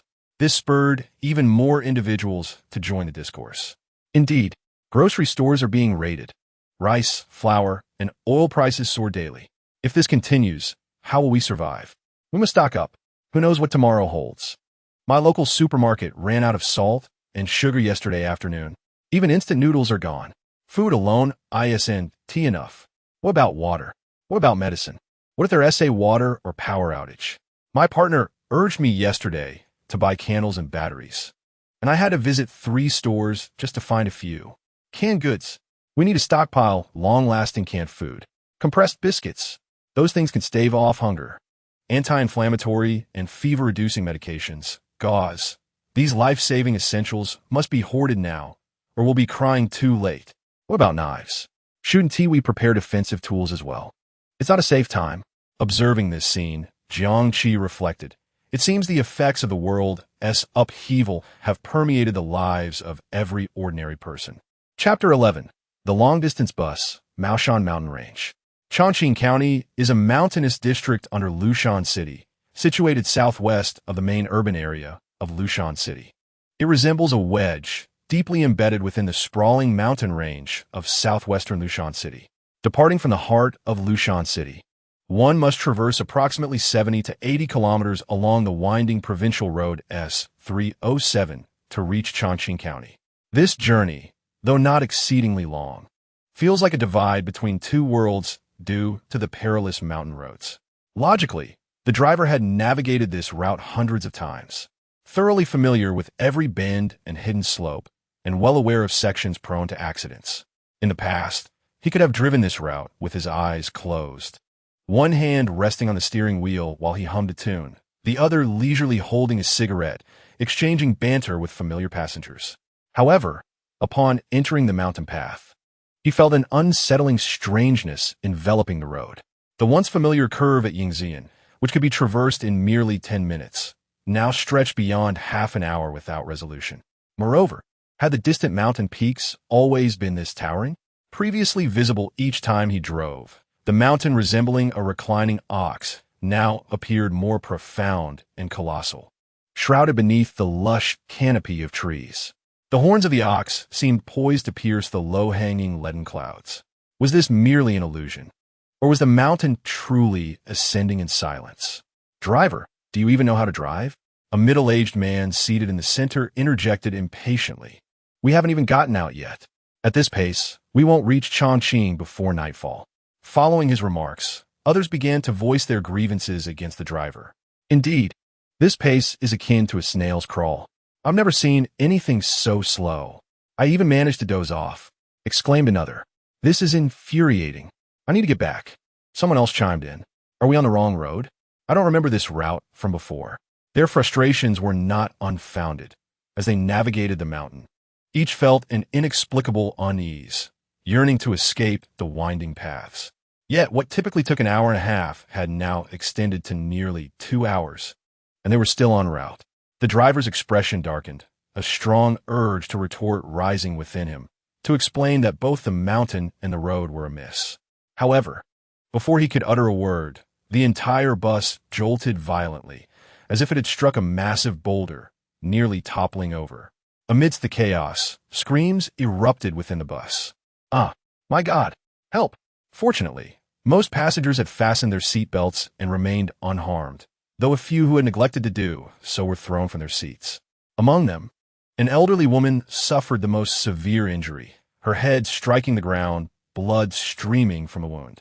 Her daughter, frantic, rushed to the driver as soon as the vehicle halted, hurling accusations. You blind fool! How could you drive like this? She even attempted to seize the steering wheel. You've harmed my mother. I will make you pay. The driver shouted back, Stop yelling and look outside. The woman, in a frenzy, continued to pull at him. You dare yell at me? I don't care what's out there. You've caused my mother this harm, and you must take responsibility. Yet aside from her, the others shifted their gazes toward the window. What lay ahead was no longer the familiar winding road. Instead, they beheld an entirely foreign, rugged passage strewn with debris. The bus's earlier tremor had resulted from veering onto this uncharted route, having struck a fallen rock. What was happening? Where had this unknown stretch of road come from? And where did it lead? Inside the bus, the woman's frantic cries persisted, yet an eerie silence enveloped the cabin. Suddenly, the earlier middle-aged man's voice boomed again. "See, I told you. You must have taken a wrong turn. This isn't even the road to Chongqing." The driver, resolute, replied, "I did not stray. Check your navigation apps. Look at the positioning. The route is correct." The shouting woman, realizing no one paid her heed, fell silent, staring out the window, momentarily forgetting her anger. Upon hearing the driver's words, many passengers opened their map applications. The results confirmed the driver's honesty. They were indeed following the designated route. Yet, the road had vanished, and the navigation app appeared to be malfunctioning, plunging them into an unknown segment. Is the positioning still on S307? The route shows no error. It's this very line, but there's south no road ahead. Confusion gripped the passengers as they pondered their next steps. Towards the rear of the bus, a short-haired girl quietly thanked Jiangqi. During the moment of turbulence, he had swiftly steadied her, preventing her from colliding with the window. Otherwise, her head might have met the glass, leading to dire consequences. "No need for thanks," Jiangqi replied. The girl, blushing slightly as she observed his handsome profile, asked, "Are you also heading to Chongqing? Are you going home?" Jiangqi nodded, saying, "Yes, I am returning home." The girl continued, "What a coincidence. I work at Lushan and am returning for a few days. Are you still a student? You look quite young." Jiangqi replied coolly, "Yes, it's quite a coincidence." After this exchange, he fell silent, prompting the girl to open her mouth, but sensing his indifference, she chose to remain quiet. Instead, she gazed out the window, murmuring to herself, "What on earth is happening? How did the road transform into this?" Jiangqi also turned his gaze outside. He had sensed something was amiss since the bus entered the mountains. Over the past 3 years, he had traversed the route from Lushan to Chongqing numerous times, and his familiarity with it rivaled that of the driver. Yet, after entering the mountains, he noticed that while the mountains remained the same, many appeared to have inexplicably enlarged. The once lush forests harbored unfamiliar species he had never encountered before, some of which appeared almost otherworldly under the sun. Coupled with Jiangqi's heightened auditory perception, he occasionally discerned unidentifiable roars emanating from the depths of the forest, sounds that did not resemble any known creatures. He recalled his conversation with Jin Yang from the previous night. Jin Yang had mentioned that strange phenomena were emerging at renowned sites worldwide, corroborating the events unfolding before him. Though the mountainous region from Lushan to Chongqing was not particularly famous, it was part of a vast and ancient mountain range, the Maoshan mountain range. Maoshan is the birthplace and ancestral home of the Shangqing sect, revered as the first blessed land and the 8th celestial cave within the Taoist tradition. It is distinctly documented as a sacred place where immortals reside and practitioners ascend, holding an unparalleled status in Taoism. Alongside Longhu Mountain and Hezhou Mountain, it forms the trio of the 3 mountains of talismans, the core and most authoritative sacred sites of the Taoist talismanic sections. For millennia, countless renowned sages have gathered here to teach, write, and cultivate, with their influence resonating throughout Taoist history and intricately tied to the rise and fall of dynasties. Thus, even the most peripheral branch of the Maoshan mountain range could not remain unaffected amidst this era of profound transformation and the manifestation of ancient mystical powers. It appeared that the once dormant ancestral home of Maoshan, having lain silent for over a millennium, was stirring to life. The passengers aboard their bus might only be experiencing the faintest ripples of a much greater upheaval. In the heart of Maoshan, true cataclysms were likely unfolding. At this moment, inside the bus, the injured grandmother had been lifted back to her seat, her forehead pressed with makeshift bandages to staunch the bleeding. Although her daughter still harbored intentions of confronting the driver, she had returned to her seat, contemplating how to address him once they reached their destination. The others were in a state of uproar, their anxiety escalating. They resembled a group of forsaken souls, abandoned by the world. Some suggested turning back, reasoning that retreat was the wisest choice, while others countered that with the road ahead vanished, who could assure them that the way back remained unchanged? The driver mentioned that the fuel was running low, and should they truly find themselves in a situation where there was no way forward or backward, it would be a profound despair. Thus, the most prudent course of action would be to remain stationary and await rescue. Yet a dilemma arose. Just moments ago, they had access to maps and the internet, but now they were devoid of connectivity and their calls could not go through. How could they seek help? The outside world was entirely unaware of their predicament. The group was embroiled in heated arguments, and the driver was unable to make a decision. Amidst this futile bickering, a girl with short hair caught sight of Jiang Qi standing up and striding toward the driver. She stared at Jiang Qi's back in astonishment, uncertain of his intentions. Jiang Qi approached the driver's seat and said, "Driver, please continue to move forward." The driver turned his head, taken aback by the overly youthful face before him. Instinctively thinking another troublemaker had arrived, he replied impatiently, "Move forward? Young man, can't you see? The road is blocked. How can we proceed?" Others in the vehicle echoed his doubts, questioning, "Indeed, if we go forward, can you guarantee what lies ahead? This is absurd. You're merely a youth. How dare you make decisions for everyone here? Who do you think you are? A hero. With over 30 people in this vehicle, if something goes awry, will you take responsibility? There are elderly and children. What about the injured? If something happens, can you compensate for our lives? Young man, return to your seat. We must not heed him. We should stop and wait for rescue. Turn back. Turn back." Jiang Qi ignored the ridicule directed at him, knowing that the driver held the steering wheel and that convincing him was paramount. He stated, "Driver, you must frequently traverse this route. You should be familiar with its conditions. Have you not noticed? The mountains around us, including that one in the distance, have grown significantly." The driver nodded. "I had noticed that." Gazing into Jiang Qi's eyes, he sensed that this unnaturally calm young man seemed to possess some insight. He inquired, "But what does this imply? Is it related to moving forward?" Jiang Qi replied, "It's quite simple.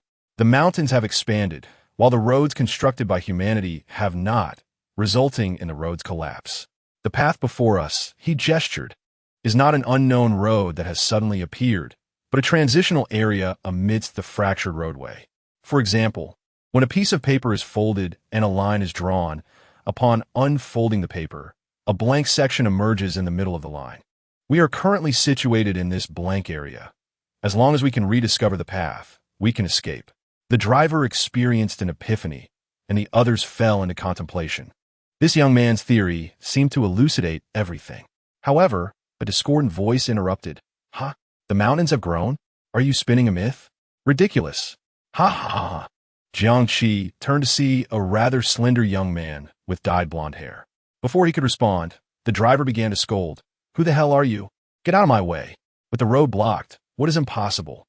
The blonde, taken aback by the driver's rebuke, was about to retaliate, but was swiftly subdued by others.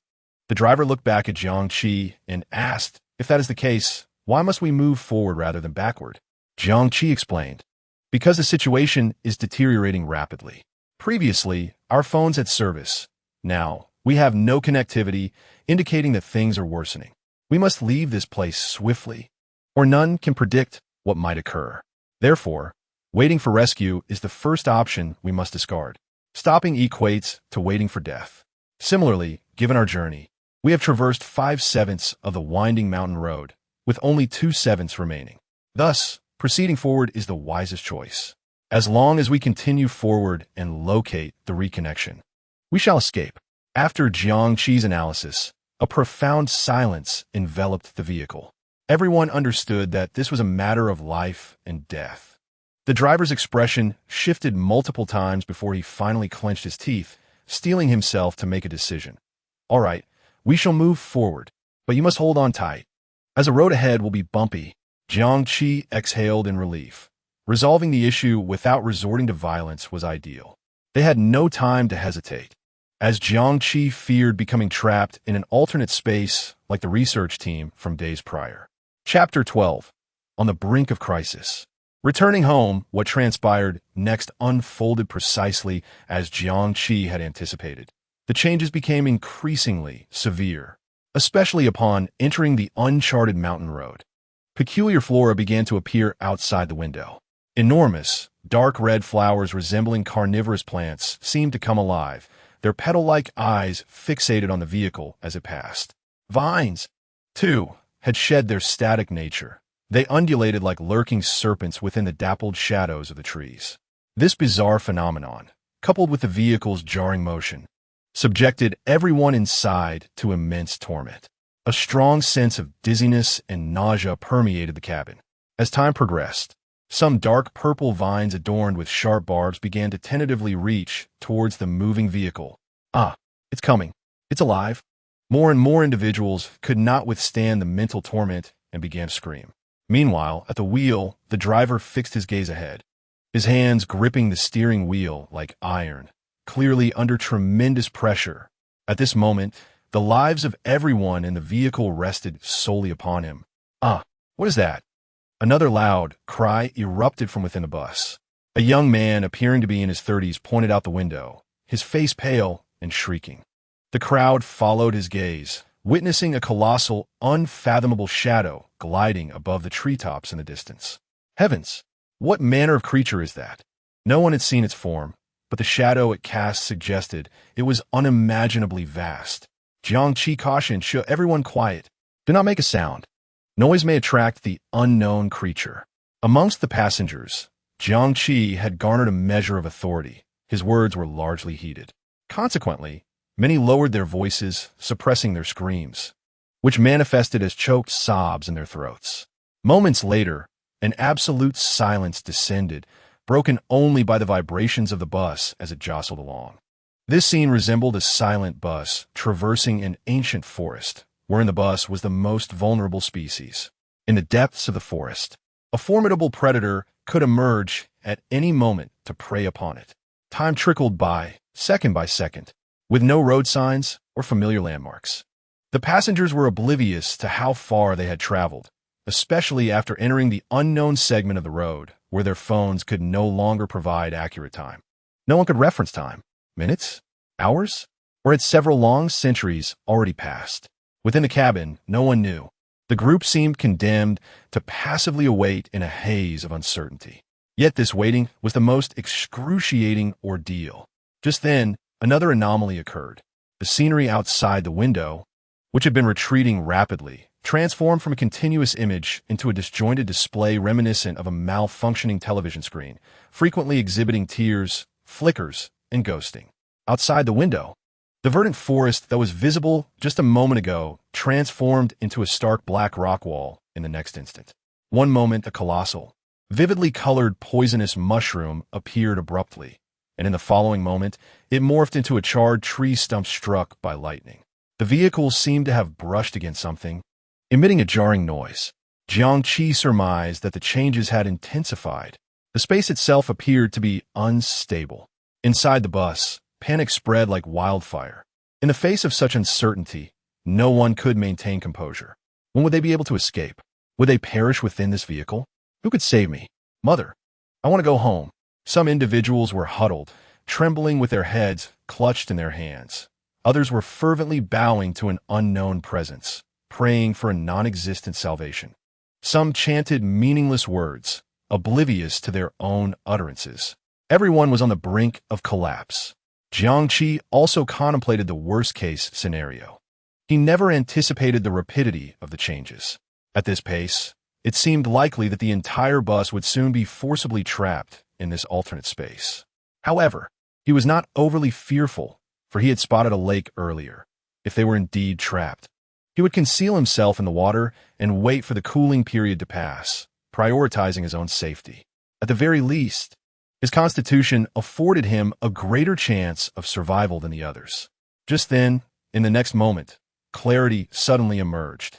The bizarre sights outside vanished, revealing that the driver had found the route and steered the bus back onto the road. It was a near miraculous escape. It is worth noting that the previous stretch of road had been unstable. Had they delayed another 2 or 3 seconds, they might have been entirely ensnared, as the road had vanished, leaving them trapped. Fortunately, they had escaped. The passengers erupted into joyous tears. A quivering voice, laced with overwhelming uncertainty and elation, resonated within the bus like a stone cast into calm waters. Had they truly emerged? Oh my, they had indeed escaped. It was a miracle. They were saved. The driver exhaled in relief, trembling as he retrieved a cigarette from his pocket, defiantly lighting it despite regulations. Yet, no one dared to admonish him. After all, he was now the savior of them all. The driver took a deep drag, inhaling deeply, and then released a long plume of blue smoke. To be frank, following Jiangqi's suggestion, he too was taking a gamble. Thankfully, he had bet correctly. Jiangqi's judgment was sound. Now, the smooth asphalt stretched beneath the wheels. Flanking the road were familiar, albeit slightly chaotic, secondary forests and shrubs devoid of any sinister vitality. This sight brought him immense comfort and relaxation. Jiangqi approached once more, urging, "Driver, please accelerate. I suspect the changes have yet to conclude." The alarm bells in the driver's mind rang once more, and he replied gravely, "Understood." The driver then showcased his prowess, maintaining a speed exceeding 120 throughout, refusing to decelerate even when navigating downhill or around corners, leaving the passengers in a state of trepidation, fearing that they might not perish in the previous upheaval, but rather in a catastrophic accident instead. Finally, after 10 minutes, the bus emerged from the mountain road. As the vehicle completely escaped the shadow of the mountains and ventured onto a relatively flat county road, a thunderous roar erupted behind them, resonating as if from the very depths of the earth, akin to a primordial scream. The passengers turned in terror to witness the mountains they had just fled from shaking violently, heaving in turmoil. It became evident that, as the mountain expanded, it had ruptured the earth's veins, triggering an earthquake that gripped the entire massif. Observing the scene made everyone break into a cold sweat.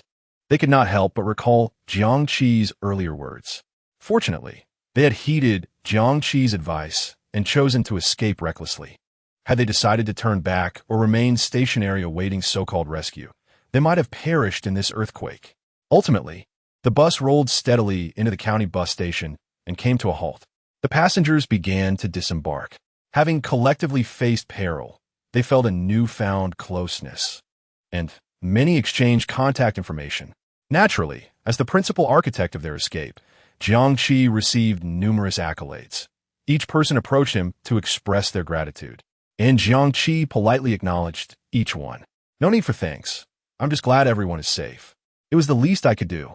The driver personally retrieved Jiangqi's backpack from the side compartment, presenting it to him with both hands, saying, "Young man, thank you. Were it not for you, we all might have met our end." Jiangqi shook his head, replying, "No need for gratitude. I acted out of self-preservation. Furthermore, if it is convenient, please contact the police or traffic department at your earliest convenience to provide a detailed account of what transpired on the road. It might save many lives." The driver responded solemnly, "Rest assured, I will take care of it immediately." Jiangqi nodded. "That is good. I shall take my leave now." "Wait." The driver called after him. Jiangqi paused and turned back. "Yes?" The driver, somewhat sheepish, inquired, "Could you share a name with me? I believe individuals of your caliber will surely achieve great things in the future." "Is that so?" Jiangqi replied, revealing, "My name is Jiangqi."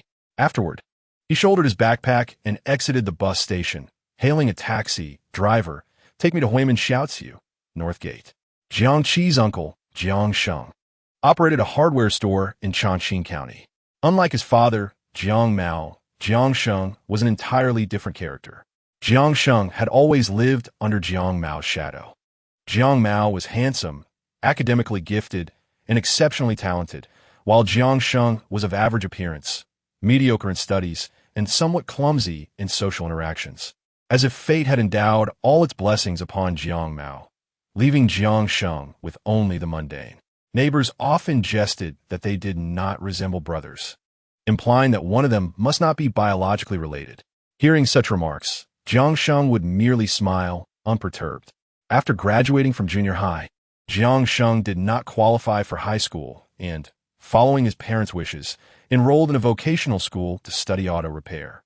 After graduation, he worked odd jobs at construction sites and apprenticed at an auto repair shop, enduring considerable hardship, and eventually used his savings to lease a small hardware store in the old town, gradually stabilizing his life. When he met his aunt, Su-mei, Jiang Sheng had just opened his store. Su-mei was shopping at a supermarket, and seeing her struggle with heavy goods, Jiang Sheng offered to help carry them to the third-floor storage. Through their interactions, they developed mutual affection. After marriage, Jiang Sheng devoted himself wholly to the store, while Su-mei worked as a cashier at the supermarket.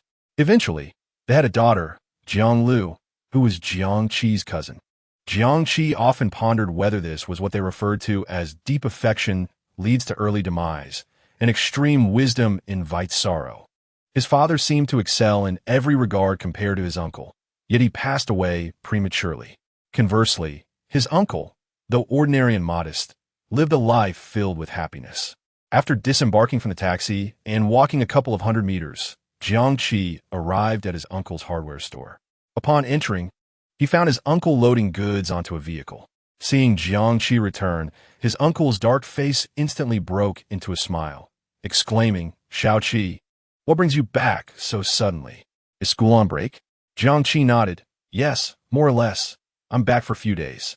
As he spoke, he set down his backpack and began assisting his uncle with the goods. However, Jiang Sheng stopped him, saying, "No need for you to help. I can manage this alone. I don't want to dirty you." "It's fine," Jiang Qi replied. "I'm quite strong now."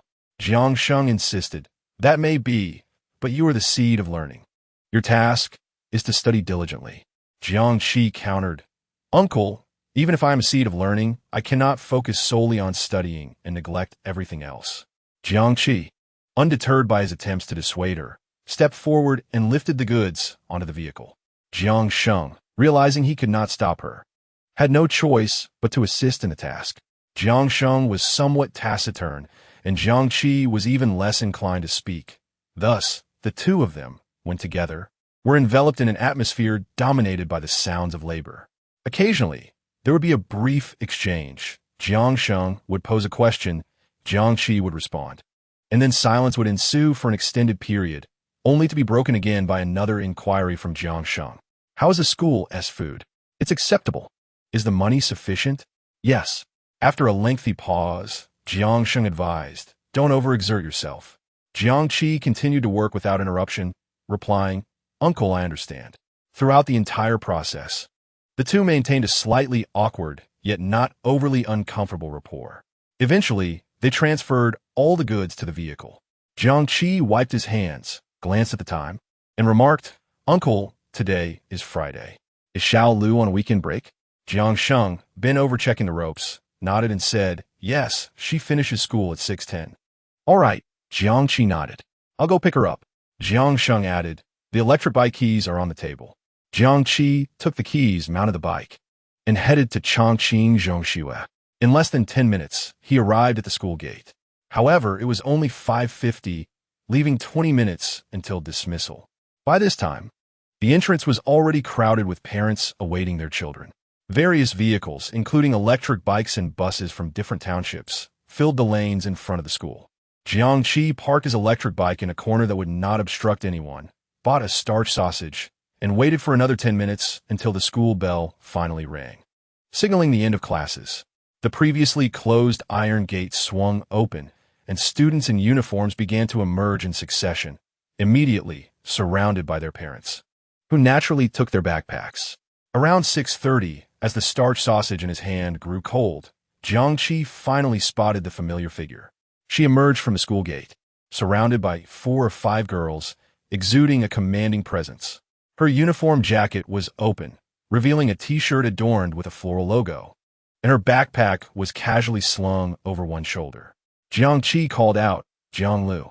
Jiang Lu, animated and lively, turned at the sound of her name, her face lighting up with surprise as she exclaimed, "Brother?" Chapter 13. The arrival of a new era. Jiang Lu dashed towards him like a small cannonball, disregarding any semblance of decorum. Upon reaching Jiang Qi, she tilted her face up and exclaimed, "Brother, how come you're back? When did you return? Why didn't you tell me in advance?" At the age of 14, Jiang Lu had rosy lips and pearly white teeth, her naturally pinkish lips parted slightly in joy, revealing a perfect set of teeth. Her petite nose was elegantly defined, with a playful curve at the tip. The corners of her eyes lifted slightly, exuding an unintentional charm. Stray strands of hair, damp with sweat, clung to her smooth forehead, giving her an air of youthful vitality, reminiscent of a fawn. Jiangqi naturally handed her the starch sausage and, with a swift motion, removed her backpack from her shoulder, slinging it onto his own, saying, "It was a last-minute decision. I just returned a little while ago and thought I'd come to pick you up." Jiang Lu's eyes sparkled with excitement. "Brother, you even bought starch sausage." "Thank you." She took small bites, playfully commenting, "It's delicious." "Brother, truly, your starch sausage is the tastiest." At this moment, Jiang Lu's curious friends finally gathered around. Their gazes fell upon Jiangqi. Pushing each other playfully, their expressions a mix of surprise and shyness, whispering among themselves. The boldest among them, Xia Jia, approached to strike up a conversation, saying, "Lu Jia, is this the brother you mentioned? He is so handsome." Jiang Lu proudly clung to Jiang Qi's arm, declaring, "Of course, not only is my brother handsome, but he is also a top student. He is first in the entire grade at the best high school in the city. Much better than those so-called school hunk scholars at our school." As Jiang Lu boasted about her brother, Jiang Qi played the role of a modest model, fulfilling the responsibilities of an older brother. Xia Jie stole several glances at Jiang Qi, affirming he is several levels above. Gathering her courage, she continued, "Hello, brother. Lu Jie is our friend, and her brother is our brother too. May I add you on WeChat? It would be easier to stay in touch for anything we need, right?" Jiang Qi had no objections. Though he was somewhat aloof, adding a contact for his sister's friends seemed harmless. However, just as he was about to pull out his phone, a sharp cry rang out. "No. What do you mean by that?" Jiang Lu's protective instincts flared, her gaze wary as she looked at her friends. "I consider you sisters, and you won't be my sister-in-law? Not a chance. No way." She decisively grabbed Jiang Qi's arm, urging, "Brother, let us go. You have no idea how wild they can be. This isn't a place to linger. If we stay any longer, you might lose your reputation." Xia Jie stared in disbelief. "What? It's just adding a WeChat. Is that really necessary?" "Sure, we might have slightly impure motives, but we haven't acted on them yet. How can you judge us based on something we haven't done? That's unfair." "Oh, Lu Jie, don't be so petty. Lu Jie, how can you tarnish our image in front of your brother? It's just adding a WeChat. We promise not to disturb your brother." Ignoring their pleas, Jiang Lu pulled Jiang Qi away at a brisk pace. As they ran, she suddenly remembered a crucial question. "Brother, how did you get here?" Jiang Qi replied, "I rode the electric bike." Jiang Lu beamed. "That's great. Let us go ride it." Jiang Qi halted, sternly stating, "We're going the wrong way."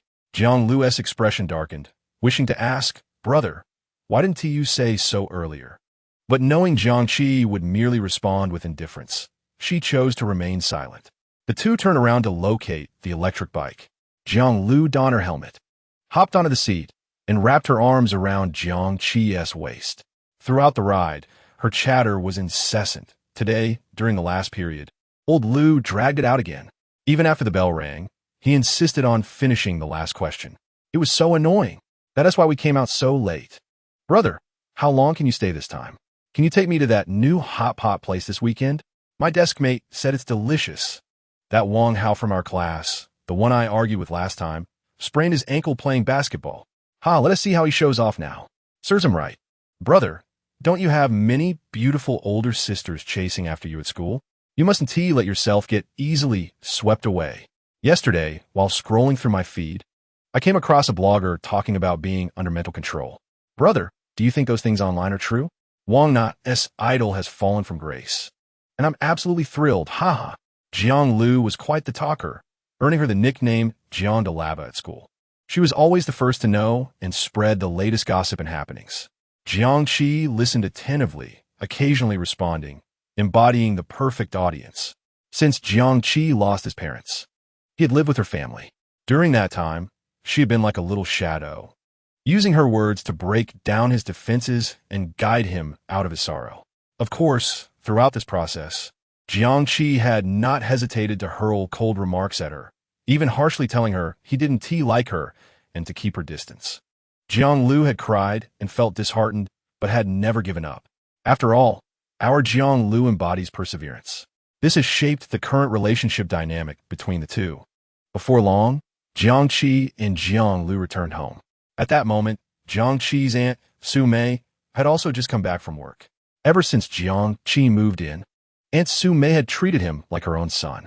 Back then, Jiang Qi was reticent and resistant towards everyone. Su Mei would secretly observe his preferences and find various ways to prepare delicious meals for him. However, she was always stern and critical towards her daughter, Jiang Lu. In contrast, when addressing Jiang Qi, she spoke in a gentle and soft tone, as if she had transformed into a different person. As soon as Jiang Lu arrived home, she found herself at the receiving end of Su Mei's ire. Su Mei pointed at her t-shirt and exclaimed, "Jiang Lu, how many times have I told you? Where's your school uniform? Why aren't you wearing it at school again?" Jiang Lu shrank her head, thinking she had been caught red-handed, and weakly defended herself. "My uniform is dirty, so I didn't wear it today." "Dirty?" Su Mei was displeased with this explanation. "You have 2 summer uniforms. Are both of them dirty? I see you simply don't want to wear it. You're just being vain." In truth, most adolescents share a similar disdain for monotonous school uniforms. They seize any opportunity to avoid wearing them, especially on Fridays after school. When many students rush to their dorms to change before heading out, Jiang Lu retorted, "Mom, how can you say that? Aren't you being vain too? You styled your hair 3 times this year. 3 times. In just a few months, that is every 2 months. You've permed and dyed it." Su Mei glared, taken aback by Jiang Lu's audacity to speak back to her mother. She replied, "Is it the same? You are a student, I am not. A student's duty is to study and adhere to discipline." The more she spoke, the more she felt Jiang Lu was utterly unruly, not only refusing to admit her mistake, but also daring to point out her shortcomings. A surge of anger rose within her, and she momentarily forgot to maintain her image as a dutiful mother. She approached, intending to give this troublesome girl a couple of slaps on her backside to teach her a lesson. "Mom." As soon as Jiang Lu saw her mother's demeanor, she understood the situation. Just then, Jiang Qi walked in, having returned from parking the car a little later than Jiang Lu. Jiang Lu hid behind Jiang Qi, using him as a shield. "Brother, save me. Mom is going to spank me." Jiang Qi entered as usual, greeting, "Aunt. Xiao Qi is back." Su Mei's expression softened immediately, the fierce look from moments ago vanishing. She glanced at Jiang Qi, noticing his clean t-shirt and tidy hair, and gently asked, "Was the way back all right? Safe?" She sighed. "I've seen the news lately. There have been several alarming incidents." Jiang Qi did not divulge the truth, replying, "It was fine. Nothing happened." Su Mei's gaze returned to the figure, trying to shrink behind Jiang Qi. The anger she had previously suppressed began to resurface, and she scolded, "Why are you still hiding behind your brother? Can't you show a little awareness? Your brother just came back from Lushan after picking you up from school, and you're not even urging him to sit down." Jiang Lu chuckled, stepping out from behind Jiang Qi, relieved that her brother had returned just in time. Otherwise, she feared she would not escape the impending punishment. Upon entering the house, she was astonished to see flour and noodles scattered everywhere, along with several large bags of potatoes and sweet potatoes. "Mom, what is all this? Why did you buy so much flour and potatoes? Are we opening a grocery store or something?" Su Mei replied, wearing an expression that suggested her daughter was clueless. "What do you know? Food supplies are being hoarded outside. The supermarket shelves are empty.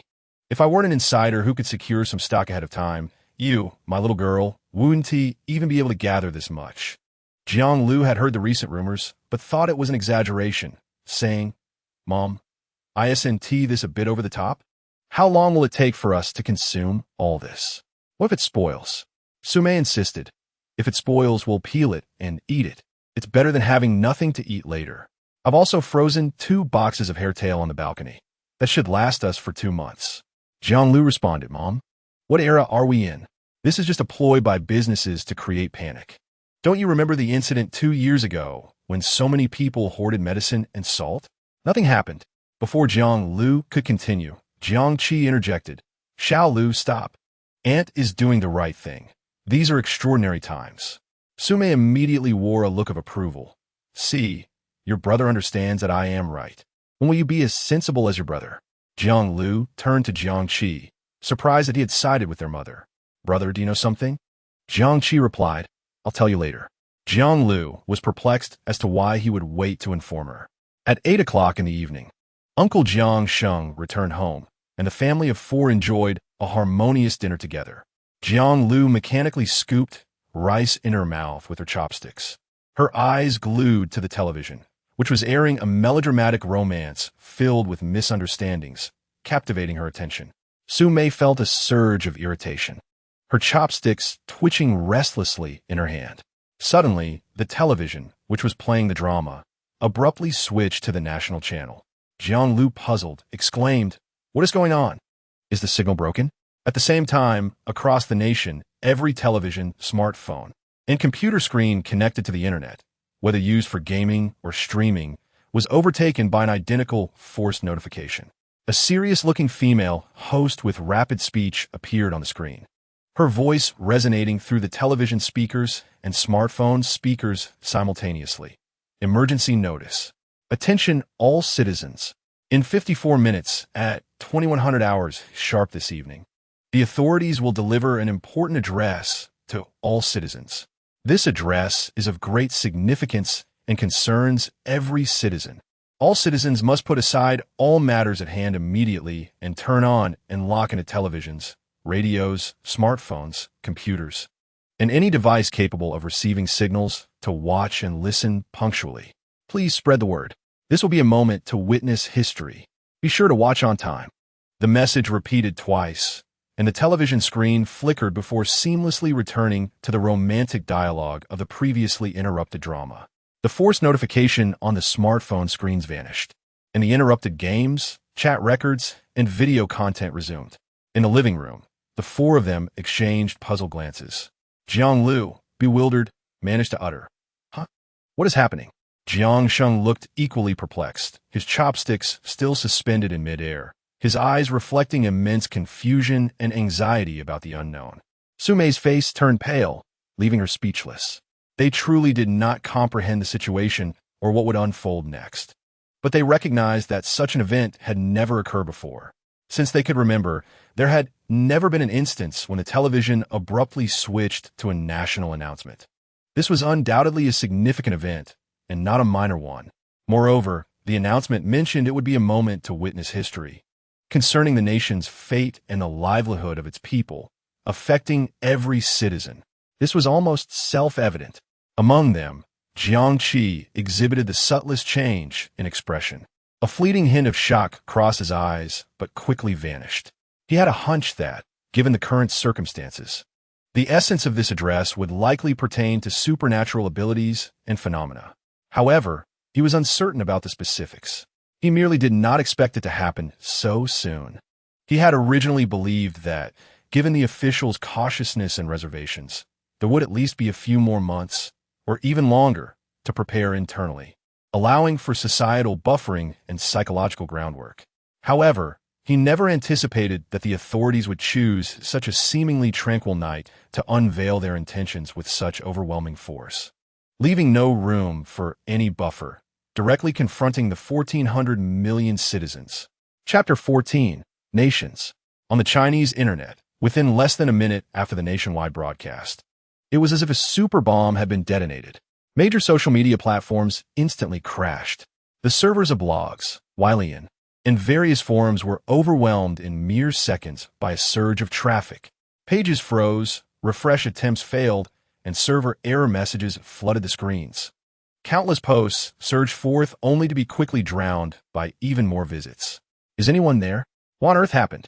What major event has transpired? Information spread at an explosive rate. Screenshots and recordings of the forced notification were rapidly disseminated through communication software that had not yet completely collapsed. Beneath every video and post, an avalanche of panic, questions, and speculations followed. On the blogs, witnessing this historic moment became the sole keyword, all trending topics that were still accessible, regardless of whether they had previously covered celebrity gossip or social news, were instantly monopolized by related entries. Urgent notice, explosive. 9 p.m. speech, explosive. Witness history, explosive. Server crash. Trending. What happened? Trending. Panic and speculation spread. My goodness. Are we entering a wartime state? Are we about to go to war with another country? Is there an alien invasion? Or is it the apocalypse?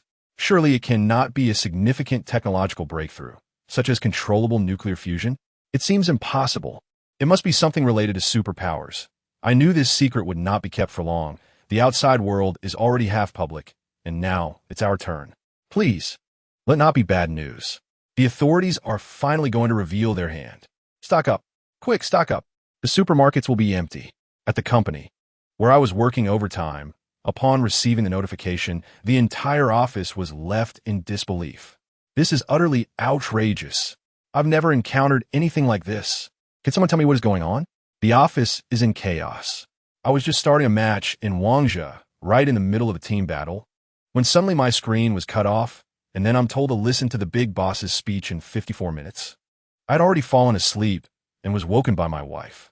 I was watching a movie with my girlfriend, and now the cinema is filled with the glow of mobile phones. Everyone is scrolling for news, and no one is watching the film. Stop speculating.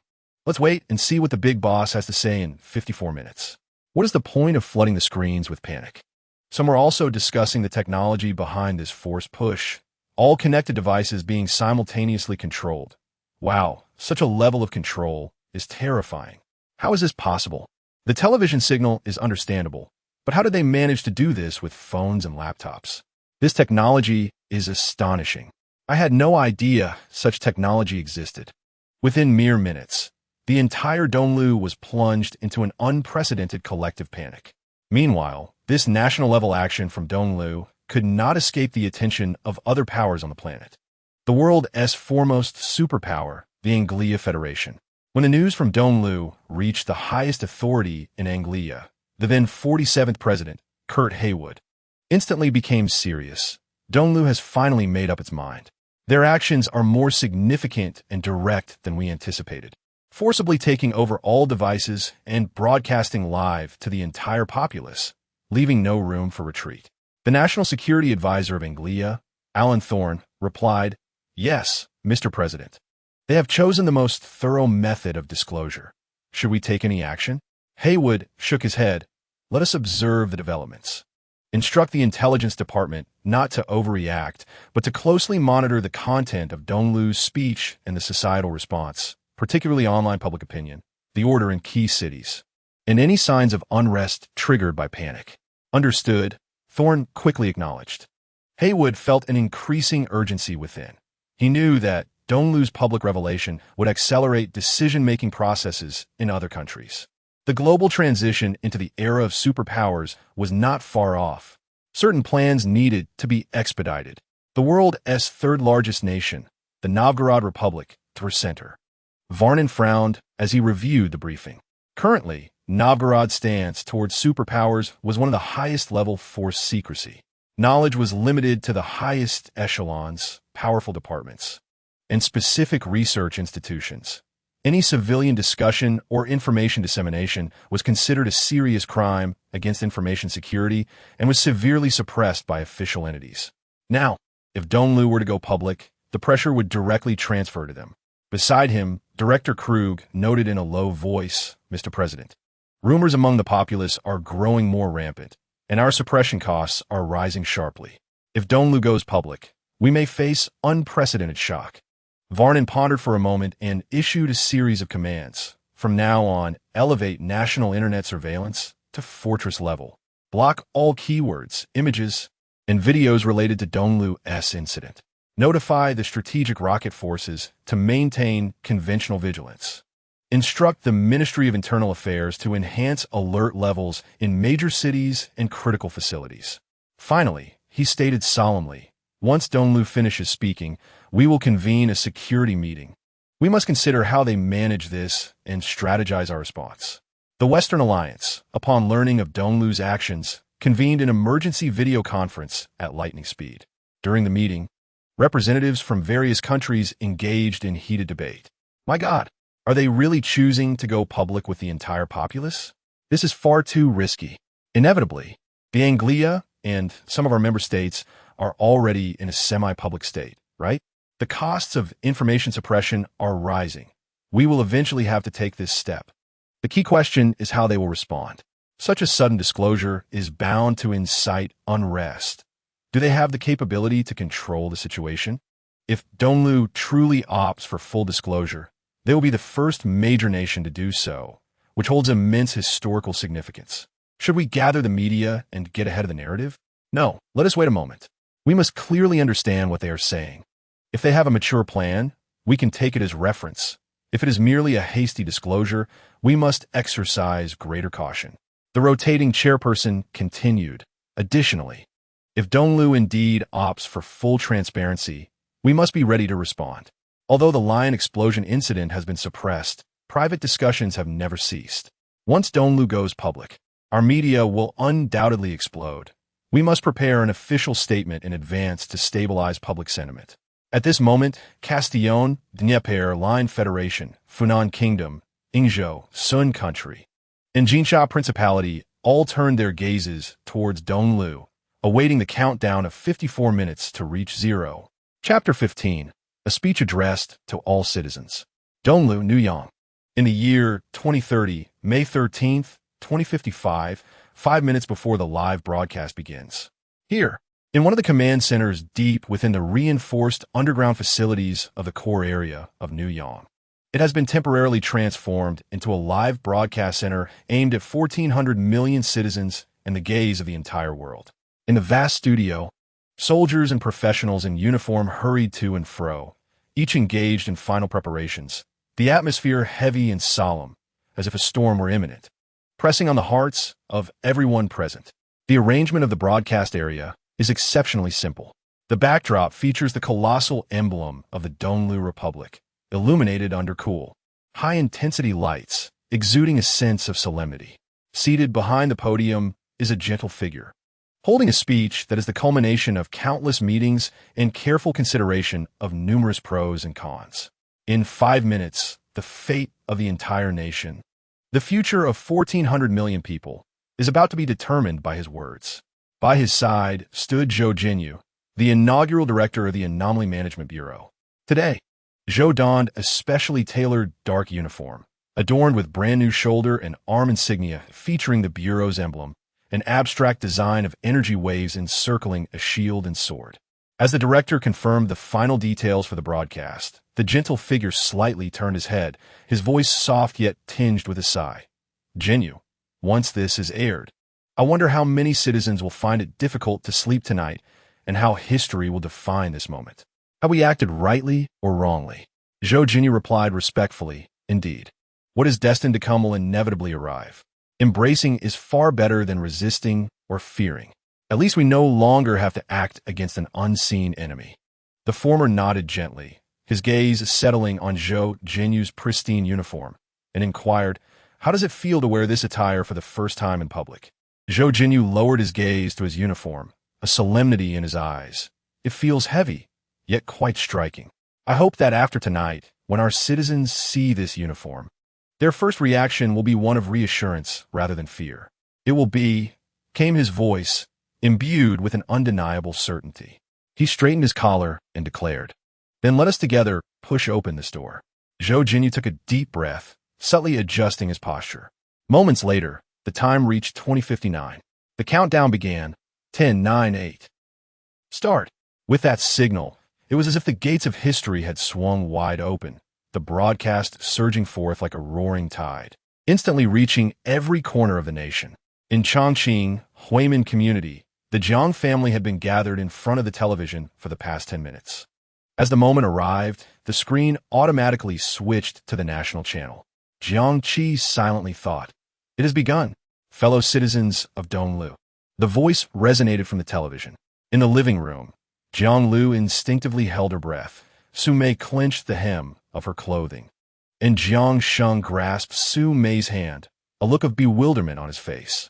They were the most ordinary citizens of this country, and at this moment, they displayed the most genuine reactions to a momentous historical event: tension, confusion, and helplessness. At this very instant, I solemnly declare a significant truth concerning our future and destiny. We are undergoing a profound transformation. A phenomenon referred to by the scientific community as the manifestation of special abilities, commonly known as anomalies, has indeed appeared in our society. With a thunderous impact, the term anomalies exploded in the living room like a bomb. Jiang Lu was utterly taken aback, her mouth agape in shock. Su Mei and Jiang Sheng's minds went blank, staring incredulously at the television, feeling as though everything before them had become extraordinarily surreal. Special abilities manifesting? Anomalies? This was all too unreal. Jiangqi had anticipated some of this beforehand. Thus he was not as shocked, yet he felt an urgent sense of responsibility. With the official announcement, the group of anomaly bearers would inevitably take the stage of history, and he was far from prepared. His strength was still too feeble. The voice on the television continued.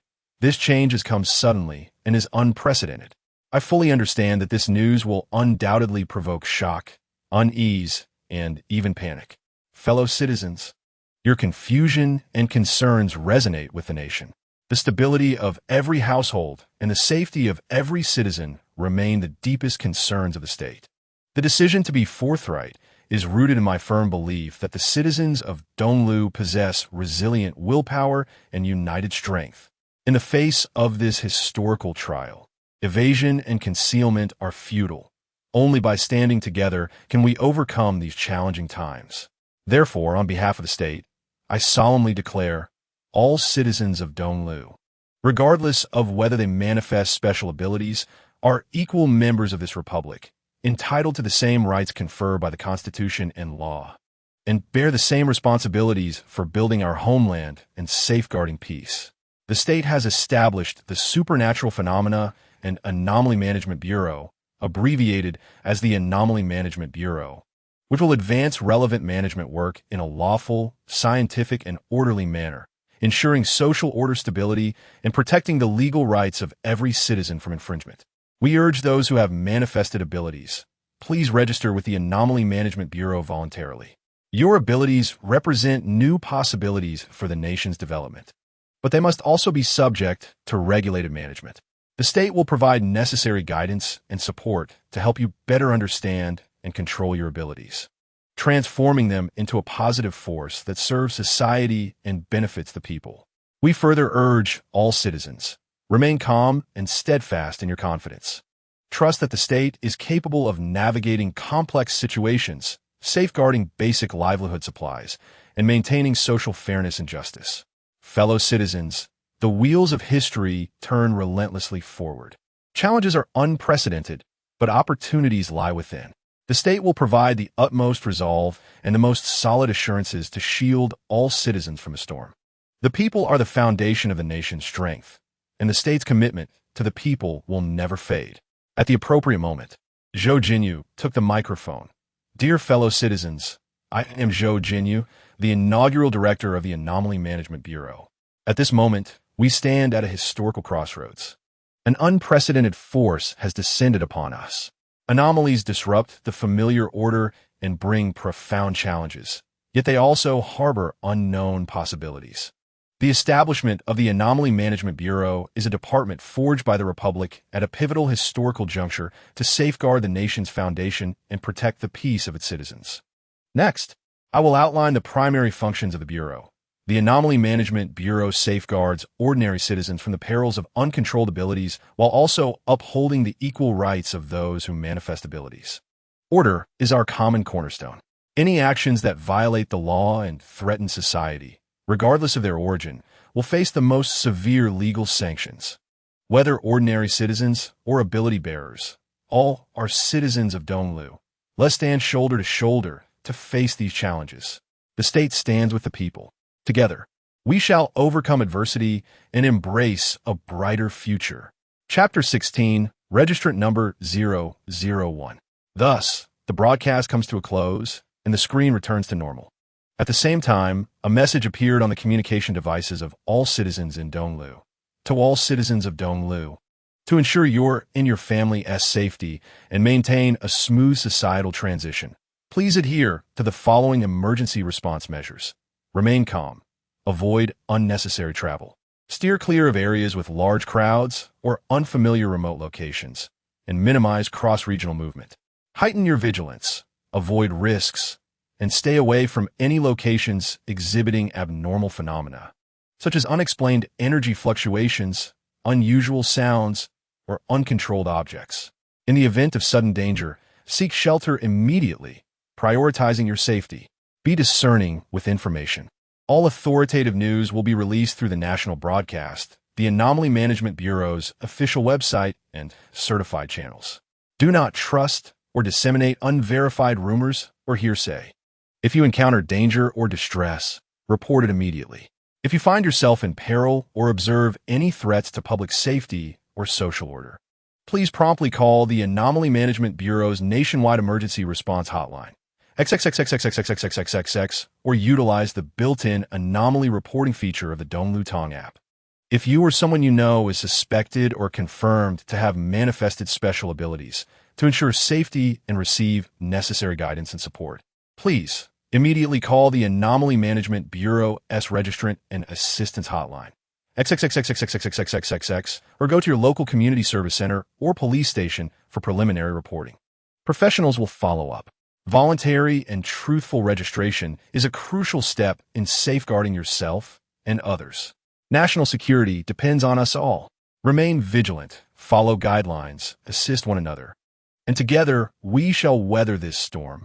The strength of the state is always safeguarding you. The Anomaly Management Bureau's National Emergency Command Center jointly issued this statement.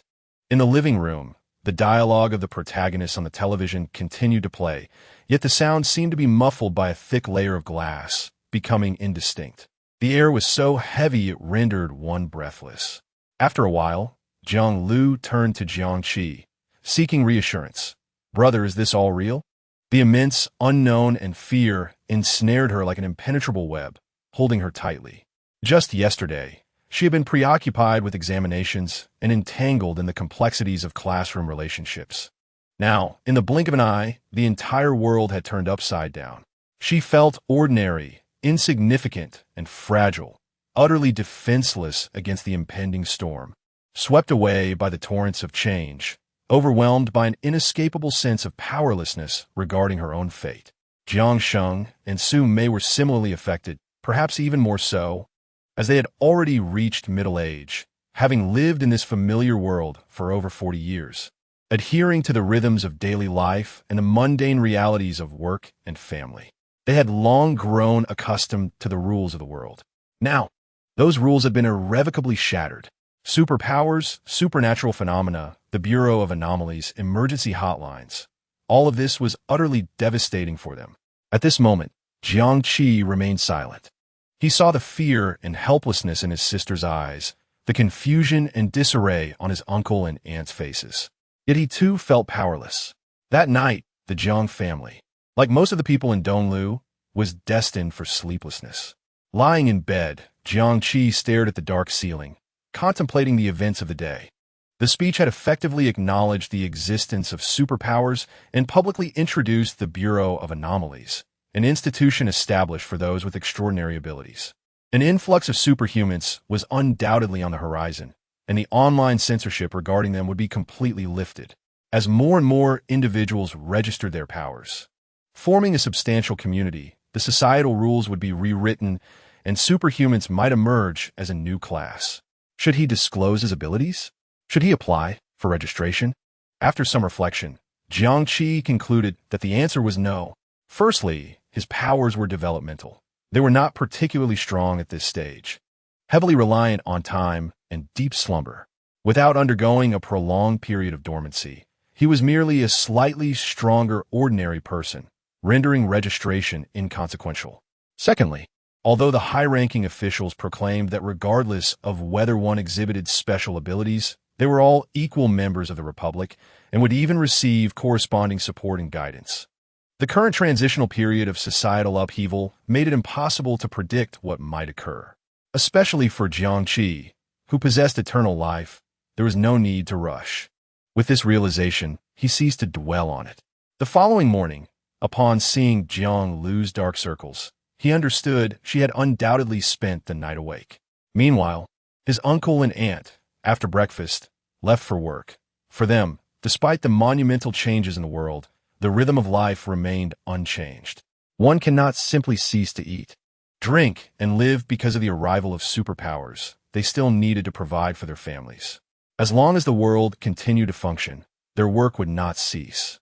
However, before leaving, his uncle and aunt earnestly advised Jiang Qi and Jiang Lu to stay at home and avoid going out as much as possible. Throughout that entire morning, Jiang Qi and Jiang Lu immersed themselves in a multitude of information. The revelation of superpowers had pervasive implications for society, penetrating every corner and level. Firstly, online discussions had not ceased since last night, with major social media platforms experiencing multiple crashes. Terms like Superpower Awakening and Bureau of Anomalies Registration Guide dominated the trending lists across all platforms. There were those in a state of panic, fearing social disorder. Archaeologists delved into historical supernatural events, pointing out that this emergence of powers had occurred multiple times in history, and opportunists spread fraudulent information regarding quick awakening methods and potions, which were subsequently banned by various platforms. Some superhumans even live-streamed overnight, revealing their identities. One man, known as the Gravity King, showcased his ability to manipulate gravity, amassing 10 million followers and raising over 8 million in funds overnight. Others included the Phoenix Woman, who gained 5 million followers overnight, and the Son of Destiny, who garnered 4 million followers, engaging in competitions with other superhumans, creating viral clips that garnered billions of views. By 10 o'clock in the morning, the official account of the Bureau of Anomalies announced authoritatively, the first registered superhuman, designated as 001, has emerged. This individual was an ordinary employee of a private company in Shenyang City who had awakened his solid shaping abilities a week prior, allowing him to mold bricks, stones, and concrete into desired shapes.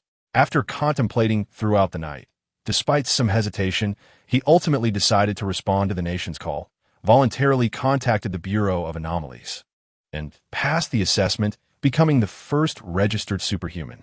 Upon completing his registration, he received a special identification marking him as a superhuman, and the Bureau's management personnel and experts provided him with a tailored development plan based on his abilities. Chapter 17. Social Chaos: The Emergence of the First Registered Superhuman. Jiang Qi instinctively sensed something amiss. The timing and nature of this 001 superhuman's abilities were too fortuitous. A harmless, even potentially constructive ability, a proactive registration, a cooperative demeanor, and a willing service to society painted a positive image. This was likely a prearranged move by the authorities, intended to reassure the public. The goal was to signal to the latent superhumans, look, the state is inclusive, supportive, and offers pathways.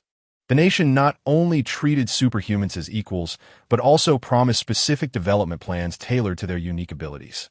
Subsequently, Jiang Qi came across various videos. Netizens had captured footage of public buses overnight emblazoned with the slogan, "Proactively register for the benefit of oneself and the country." In subway stations across the nation, loops of announcements regarding the superhuman registration process began to play. Major television networks swiftly invited so-called experts for interpretations. Psychologists analyzed the psychological panic within society. Sociologists discussed ethical constructions under the new order, and even leading physicists attempted to tenuously explain superhuman phenomena through field theory and string theory.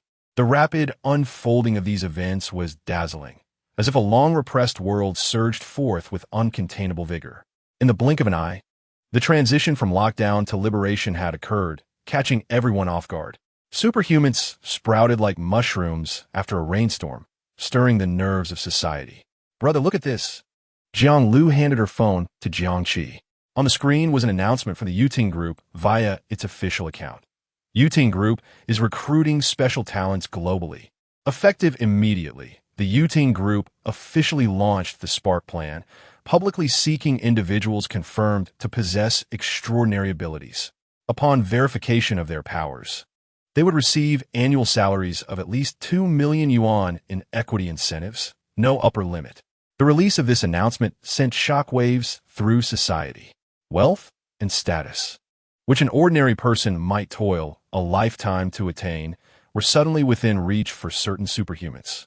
The comments section erupted into chaos. Yet another tool exacerbating social inequality.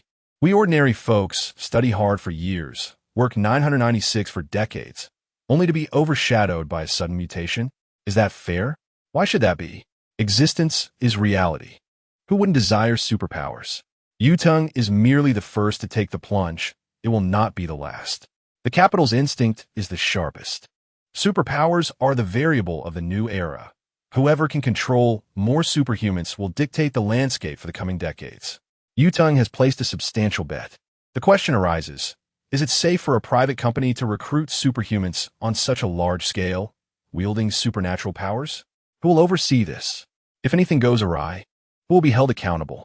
$1 million annual salary. What if it is a trap? What if signing a contract means becoming a mere specimen for human experimentation? Yutong is certainly capable of such deeds. The world feels increasingly surreal. Let us all lay flat. Whether it is a blessing or a curse, one cannot escape fate. In this era, if an ordinary person can take care of themselves and live peacefully for a century, that would be an extraordinary achievement. Bitter smile. It seems that Yutong's actions are indeed justified.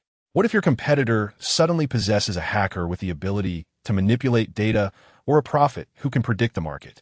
Once extraordinary abilities emerge, the rules have been utterly shattered, and Yutong will undoubtedly take the initiative. Upon reading this announcement, Jiang Lu felt that the world had truly transformed. The notion that academic credentials are less valuable than mutations is not merely a jest from online commentators. It is a harsh reality. She gazed at her brother's sharply defined profile, overwhelmed by a sense of injustice. For as long as she could remember, Jiang Qi had been her guiding light.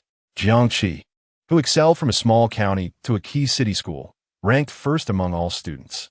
Both teachers and their parents believed that Jiang Qi would undoubtedly gain admission to the most prestigious institution, destined for a brilliant future. Yet, even Jiang Qi appeared pale and powerless in the face of such blatant preferential treatment for extraordinary talents, which seemed almost ironic. The simple belief that hard work yields rewards, cultivated over more than a decade, was completely shattered by this announcement. Xiao Lu, Jiang Qi's voice echoed from a distance, rousing Jiang Lu from her thoughts. She abruptly lifted her head, locking eyes with his profound gaze.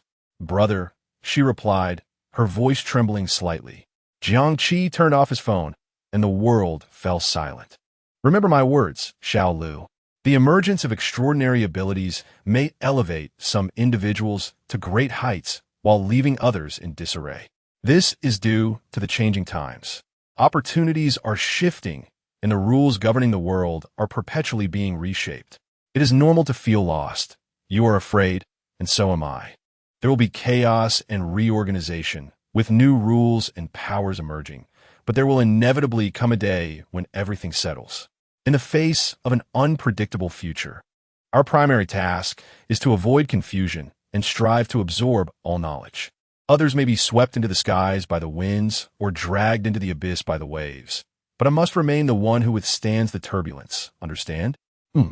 Jiang Lu nodded earnestly, the confusion and fear in her eyes diminishing significantly. "I understand, brother." Jiang Qi placed his hand on Jiang Lu's shoulder and said earnestly, "The books we have read, the paths we have walked, and the questions we have pondered are etched into our very bones. They grant me a perspective on the world and the ability to solve problems. The new era is merely a more complex yet intriguing book. Do not underestimate ourselves, Xiao Lu. With our combined intelligence, can we not make our mark in this new era? Though the winds may rise, we shall not yield." This somewhat dramatic declaration dispelled the last vestiges of gloom in Jiang Lu's heart. She let out a laugh, her eyes sparkling with a newfound hope for the future, even tinged with a hint of pride. "Yes, we siblings are quite formidable." Jiang Qi tousled her hair affectionately. As noon approached, their uncle and aunt returned from work. Jiang Lu quickly inquired, "Dad, Mom, is everything all right outside?" Her aunt did not respond immediately, but sighed heavily. She removed her coat and hung it on a rack, then approached the dining table, pouring herself a large cup of cold water, gulping down most of it before wiping her mouth and stating, "It's chaotic. Everything is in disarray. Chapter 18. Panic spread. Sumei pulled up a chair and animatedly recounted. In supermarkets, convenience stores, banks, and gas stations, items are being snatched everywhere. Today at the supermarket where I work, 2 young people fought over a box of water. In the end, the police had to intervene. Bank staff repeatedly assure that the state guarantees safety and that money is absolutely secure. But who believes that? Given the current situation, even keeping money under one's pillow feels insecure. Who would dare to deposit money in a bank? Jiang Sheng, typically reserved, added yes. When I passed the gas station on my way back, the cars were blocking the road. Sumei continued, now, everything is being snatched outside. Fortunately, I stocked up in advance. At this point, Sumei seemed somewhat smug. Jiang Lu had to admit that her mother had, by chance, made a wise choice. Sumei lowered her voice conspiratorially. Also, I heard from Xiao Lu at our counter that several people were arrested in our area this morning, all for stealing and fighting. The atmosphere is very tense. Xiao Lu even mentioned seeing military vehicles entering the city, several of them. I don't know if it's true. Listening to her parents' descriptions, Jiang Lu felt a wave of unease wash over her. Is it really that bad outside? Sumei looked at Jiang Lu and Jiang Qi, admonishing. You two should just stay at home for the next few days. You're not allowed to go anywhere. Just study at home. I doubt school will resume anytime soon. Many office buildings are empty. Even the construction site next to our community was completely deserted this morning. Not a single person in sight. Jiang Qi had not anticipated that the widespread panic would ferment so intensely. However, this aligned with his own assessment. Currently, amidst the initial stages of the crisis, many citizens would choose to stay home for safety enduring this transitional phase. Consequently, numerous companies and schools would find themselves in a state of partial suspension. This explains what Sumei referred to regarding the vacant office buildings and halted construction sites. Jiang Qi surmised that for an extended period, online learning and remote work would become the norm. Simultaneously, driven by survival instincts and distrust of the future, the populace would flock to supermarkets, banks, gas stations, and pharmacies to procure supplies, withdraw cash, and hoard resources. Nevertheless, Jiang Qi believed that this would only be temporary. With the government's regulation and suppression, the situation should stabilize. He just wondered how long this phase would last. It could be brief, perhaps a week or two, or it might extend to 2 or 3 months. At noon, the family gathered for a meal. The television broadcast the midday news. The National Development and Reform Commission and the Ministry of Commerce jointly established an emergency task force for essential consumer goods, urgently coordinating the transport of large quantities of staple foods and necessities to the market. The head of the National Grain and Material Reserve Bureau assured that China's grain reserves are ample and supply is fully guaranteed. Citizens are urged to consume rationally, without panic buying, to avoid waste and risks associated with hoarding. The Ministry of Public Security and the Extraordinary Management Bureau jointly issued a statement. Severe crackdowns will be enforced against those exploiting social panic to hoard goods, inflate prices, spread rumors, provoke unrest, and disrupt social order. Those committing robbery or theft amidst the chaos will be heavily punished according to the law. Public security agencies across the country have intensified patrols to ensure the safety of people's lives and property. The Donglu People's Bank and major commercial banks released a joint statement. China's financial system operates soundly, with ample liquidity, fully capable of meeting depositors' needs. Citizens are urged to remain rational and avoid unnecessary mass withdrawals, together maintaining a sound financial order. Sumei, while eating, scoffed and muttered, easier said than done. They tell everyone not to panic buy, but look outside. If you don't grab it, others will. By the time you go to buy, the shelves will be bare. What will you eat? Drink the northwestern winds? Just as Sumei finished speaking, the female host announced the next piece of news. The nation's first voluntarily registered extraordinary ability user, coded 001, has officially made an appearance this morning. The entire Jiang family instantly turned their attention to the television screen. Sumei exclaimed, "Wow, someone actually went to register?" A man, clad in a simple white shirt and seemingly in his 30s, appears on the screen. Mr. Zhang, a pseudonym, is an ordinary employee of a private enterprise in Xianyang City. A week ago, he unexpectedly discovered that he possessed the ability to manipulate solid shapes during his work. The scene transitions to a video clip showcasing Mr. Zhang standing before a pile of common construction debris. He extends his hand, palm facing several scattered red bricks. Before the viewer's eyes, the bricks soften, reorganize, and within a matter of seconds, they gradually merge and assume the form of a small square pedestal, approximately half a meter tall. Sume gasps in astonishment, momentarily forgetting her meal. Jiang Sheng also stands with his mouth agape, his face a canvas of disbelief. However, Jiang Qi and Jiang Lu had already encountered this segment on a short video prior. Confronted by this sudden transformation, Mr. Zhang candidly admits to feeling perplexed and anxious. The scene shifts again, showing Mr. Zhang seated on a simple interview chair, facing the camera. The reporter inquires, "Mr. Zhang, what prompted you to register voluntarily after the official announcement?" Mr. Zhang, appearing slightly nervous, replies, "To be honest, I didn't sleep a wink. I was afraid, worried about how others would perceive me, and concerned about what would happen in the future. However, the government made it clear that regardless of our abilities, we are all equal citizens with responsibilities. Moreover, I cannot comprehend this ability on my own. God forbid I accidentally damage something or injure someone. When I saw that the Special Administration Bureau would provide guidance and support, I thought, why not give it a try and trust the government?" The reporter asks, "How do you feel after completing the registration? What support did the Special Administration Bureau offer?" A smile graces Mr. Zhang's face as he responds, "I feel much more at ease. The registration process was very systematic, and the staff were quite friendly. It felt like I had obtained a special kind of certificate. The Bureau also arranged for an expert to converse with me for an extended period, offering suggestions based on the characteristics of my ability. For instance, how to control force more precisely and how to attempt shaping different materials. The expert also mentioned that my ability could be utilized for recycling construction waste, generating value. I found the expert's advice very beneficial, and it gave me a sense of assurance." A bespectacled expert in a white lab coat appears on the screen, with a caption below reading, "Dr. Li, Special Administration Bureau." Dr. Li states, Mr. Zhang's ability falls under the category of basic material manipulation. Currently, its strength and application range are limited.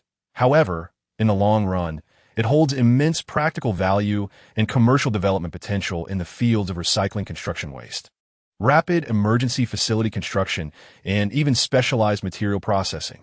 Our guidance program aims to assist him in mastering his abilities safely and controllably while exploring the potential for serving the public good. The scene shifts back to the studio, where the host, wearing a smile, summarizes, "Mr. Zhang's honesty and choices set a positive example for all those with manifested abilities. Voluntary registration is the first step towards responsibility for oneself, for others, and for society. The government's commitment to guidance and support is being tangibly realized." Sume murmurs, "Goodness, that is truly astonishing." With just a gesture, that man transformed a few broken bricks into a small pedestal. Imagine the time and labor saved in building houses and repairing roads. The television also mentioned recycling construction materials. Those shattered bricks and broken tiles on construction sites could become new materials in his hands.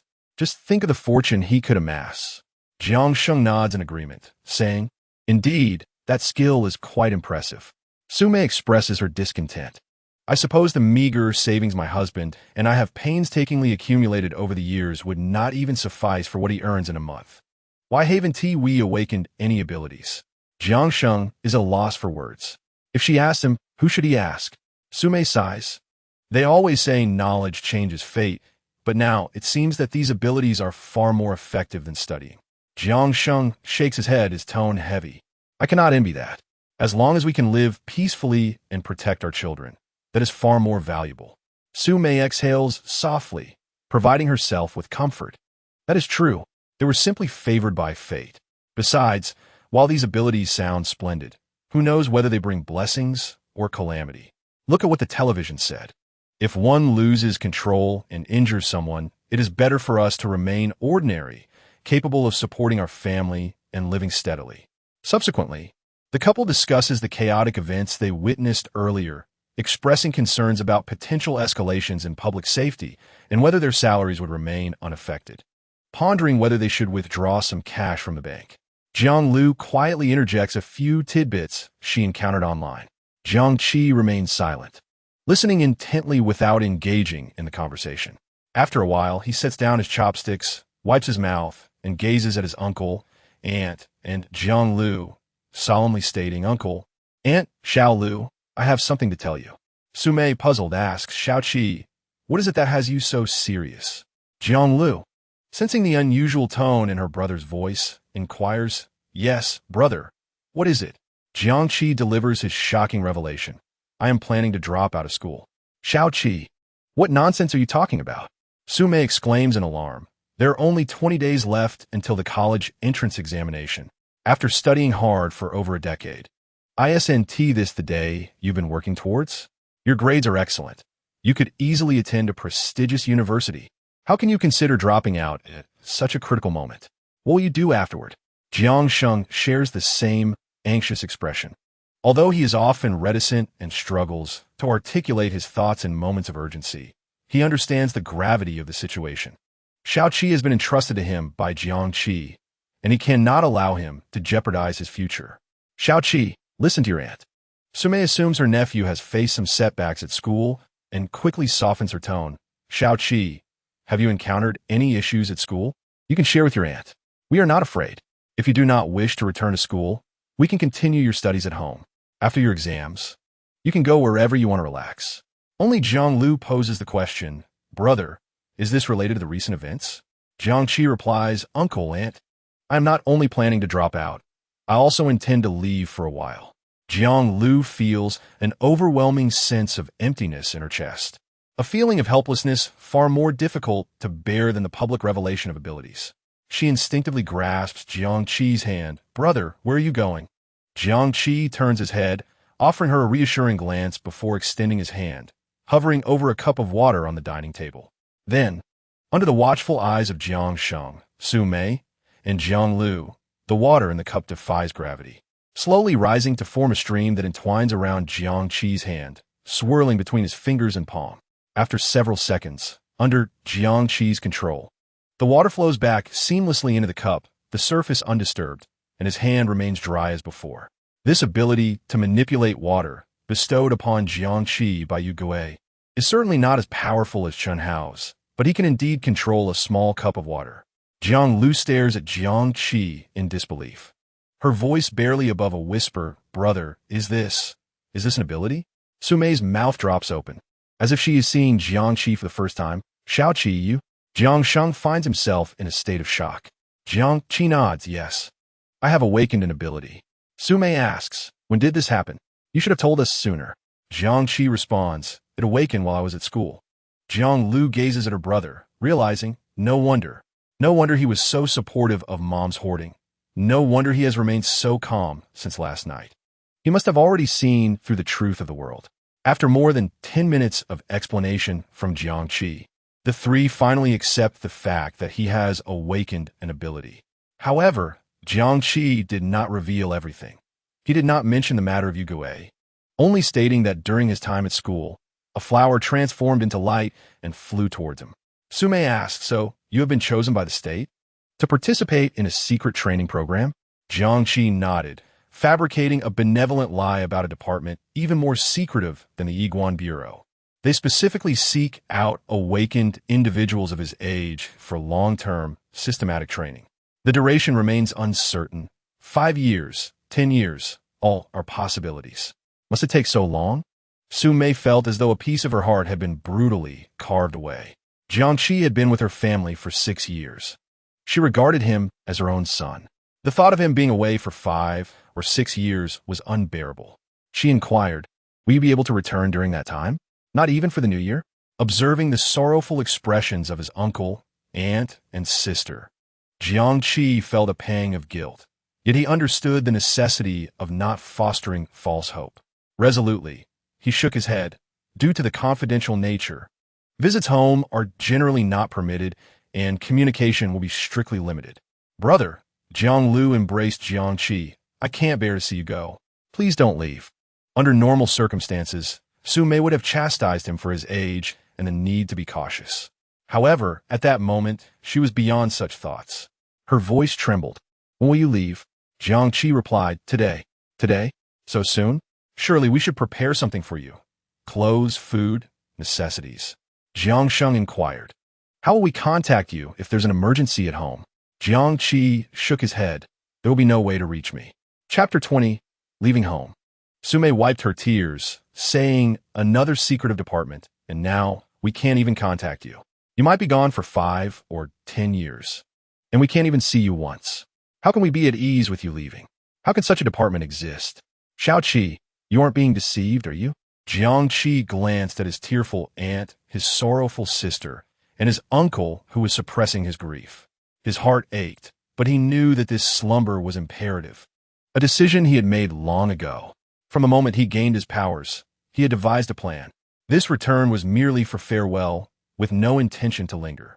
Of course, he understood the current perilous situation. His uncle, aunt, and sister, as ordinary individuals, lacked any means of self-defense. Leaving them behind seemed heartless and selfish. Yet it was a necessary choice. He felt too weak. Remaining would be futile and would only hinder his growth. He needed to find a place to enter a deep slumber quickly. Only by doing so could he gain the strength to protect his family in the future. Jiangqi said, There is no other way, aunt. This is a path I must take. After half an hour of explanation, he finally managed to soothe his uncle, aunt, and sister.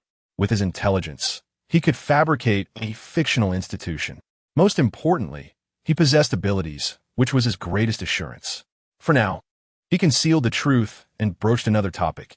Aunt, what about the money my father left me? Sume paused. It's in my room. Should I get it for you? Jiangqi nodded. Yes, please. Sume dried her tears and hurried into the inner room. Shortly after, she emerged with an old craft paper envelope containing a passbook. Jiangqi reached out to take it, examining the figure written within. 30,816,700. This sum represented the lifetime savings of Jiangqi's parents, as well as the compensation his father had earned with his life. Since arriving at his uncle's home, they had never touched it. The amount had remained unchanged. Jiangqi's fingers lingered on the numbers for a few seconds before he closed the passbook and handed it back to Sume. Aunt, you should keep this money for your use. No, absolutely not. Sume shook her head vehemently. This is what your parents left for you. How can we use it? Jiangqi insisted. Aunt, the world has changed. It may become even more chaotic. I will be away for many years and will have no use for it upon my return. Rather than letting this money sit idle, I would prefer it to provide you with some security. Sume continued to shake her head, her stance resolute. That is still unacceptable. We cannot use your money. How could we? But Jiangqi was firm in his resolve. Aunt, let us settle this. Keep the passbook safe, and when you need money, withdraw it. If Xiao Lu needs anything, feel free to use it as well. Consider my responsibility as an older brother. Sume felt the passbook become exceptionally hot in her hands. Xiaoqi, you child. Jiangqi denied her the opportunity to refuse. Turning to Jiang Lu and saying, Xiao Lu, come with me. He led Jiang Lu to the bedroom. Jiang Lu hung her head, her shoulders trembling slightly, tears falling heavily onto the floor. Jiangqi gently stroked her hair, leaning down to speak softly. Xiao Lu, I am leaving now. Take care of yourself at home. The world has changed. It is chaotic outside. You must remain vigilant and not easily trust strangers, especially those with abilities. They can be dangerous. Do not venture into mountains or rivers. These places are at the core of the upheaval, and you may encounter inexplicable phenomena. Avoid contact with anything unusual until the information is clearer. Do not heed any claims of awakening abilities. They could very well be scams. Jiangqi spoke at length, striving to share all the knowledge he had acquired with her. If you find yourself in trouble, seek out Jinyang. I will share his WeChat with you, Adam. He is my only friend and the only person I trust outside of family. Whenever you need him, he will do his utmost to assist you. Consider him another brother. Jiangqi opened WeChat and sent Jinyang's contact to Jiang Lu. Jiang Lu let her tears flow, defiantly looking at Jiangqi. Brother, can't you stay? Jiangqi shook his head. I cannot. I must grow stronger. If I stay, I cannot become strong. If I cannot become strong, I cannot protect you and uncle and aunt. Thus, I must leave to experience what I must. But do not be sad. Jiang Qi used his fingertip to wipe away her tears, looking into her eyes. Have you forgotten what we discussed? With our intelligence, as siblings, we can certainly make our mark in this new era. I can, and so can you. Therefore, do not fear, for I believe in you. Even when I am not by your side, you will be strong, you will grow, and you will surpass everyone's expectations. Jiang Lu sniffed, suppressing her tears, and with a slight nasal tone, she replied, Yes, brother, I promise. I will take care of myself and our parents. I will wait for your return. You must come back. Jiang Qi assured her, I will definitely return. Brother, let me help you pack. All right. In truth, Jiang Qi had little to take with him. Upon his return, he had only carried a backpack containing his clothes, shoes, toiletries, and other personal essentials. Now, leaving, he traveled light, bringing only a change of clothes, a power bank, some food, and a bottle of water. After packing, as he prepared to depart, Jiang Sheng gave Jiang Qi's shoulder a firm pat, swallowing hard, simply saying, Train well. Jiang Lu bit her lip tightly, trying not to cry. Aunt Su Mei began wiping away her tears once more. Jiang Qi called out, Uncle Aunt, Xiao Lu, I'm leaving. Though his family wished to accompany him further, Jiang Qi gently dissuaded them. The person coming to pick me up has arrived. He prefers not to be seen. Once downstairs, at a corner not far from the back gate of the community, a black ride-hailing vehicle awaited. Jiang Qi opened the door and quickly entered. Upon boarding bus 3155, Jiang Qi gazed out at the desolate scenery outside. The streets were sparsely populated, with most shops shuttered, save for a few supermarkets where long lines of customers were managed by staff clad in bright vests. At the intersection, one could occasionally spot uniformed police officers patrolling back and forth, and an air of tension pervaded the atmosphere, as if shrouded by an invisible iron curtain. Yet, within Jiang Qi's heart, an unprecedented sensation surged forth. It felt as though he had broken free from invisible shackles. Soaring freely as birds in the sky and fish in the sea, he could finally shed his disguise, no longer concealing his secrets. He was free to travel to any destination he desired, to enter a state of deep slumber and seek out power. Chapter 21. Our spark 10 minutes later. The vehicle came to a stop at the county bus station. This will do, Jiang Qi said as he pushed the door open and stepped out. The station was more crowded than he had anticipated, filled with families laden with baggage. The loudspeaker repeatedly announced adjustments to schedules and service suspensions, along with reassuring notices from the Bureau of Anomalous Affairs. Attention all passengers.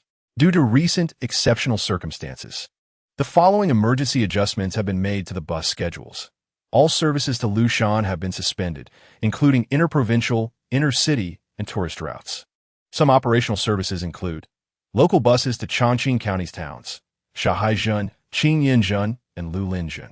We kindly ask all passengers to adjust their travel plans accordingly. The Bureau of Anomalous Affairs announcement. The Bureau, in conjunction with public security and transportation departments, is fully committed to ensuring basic transportation for the populace, strictly combating ticket hoarding, reselling, and forced passage violations. Important reminders. 1. Travel only if necessary. If travel is essential, please confirm schedule information in advance to avoid delays. 2. Stay vigilant to prevent fraud. 3.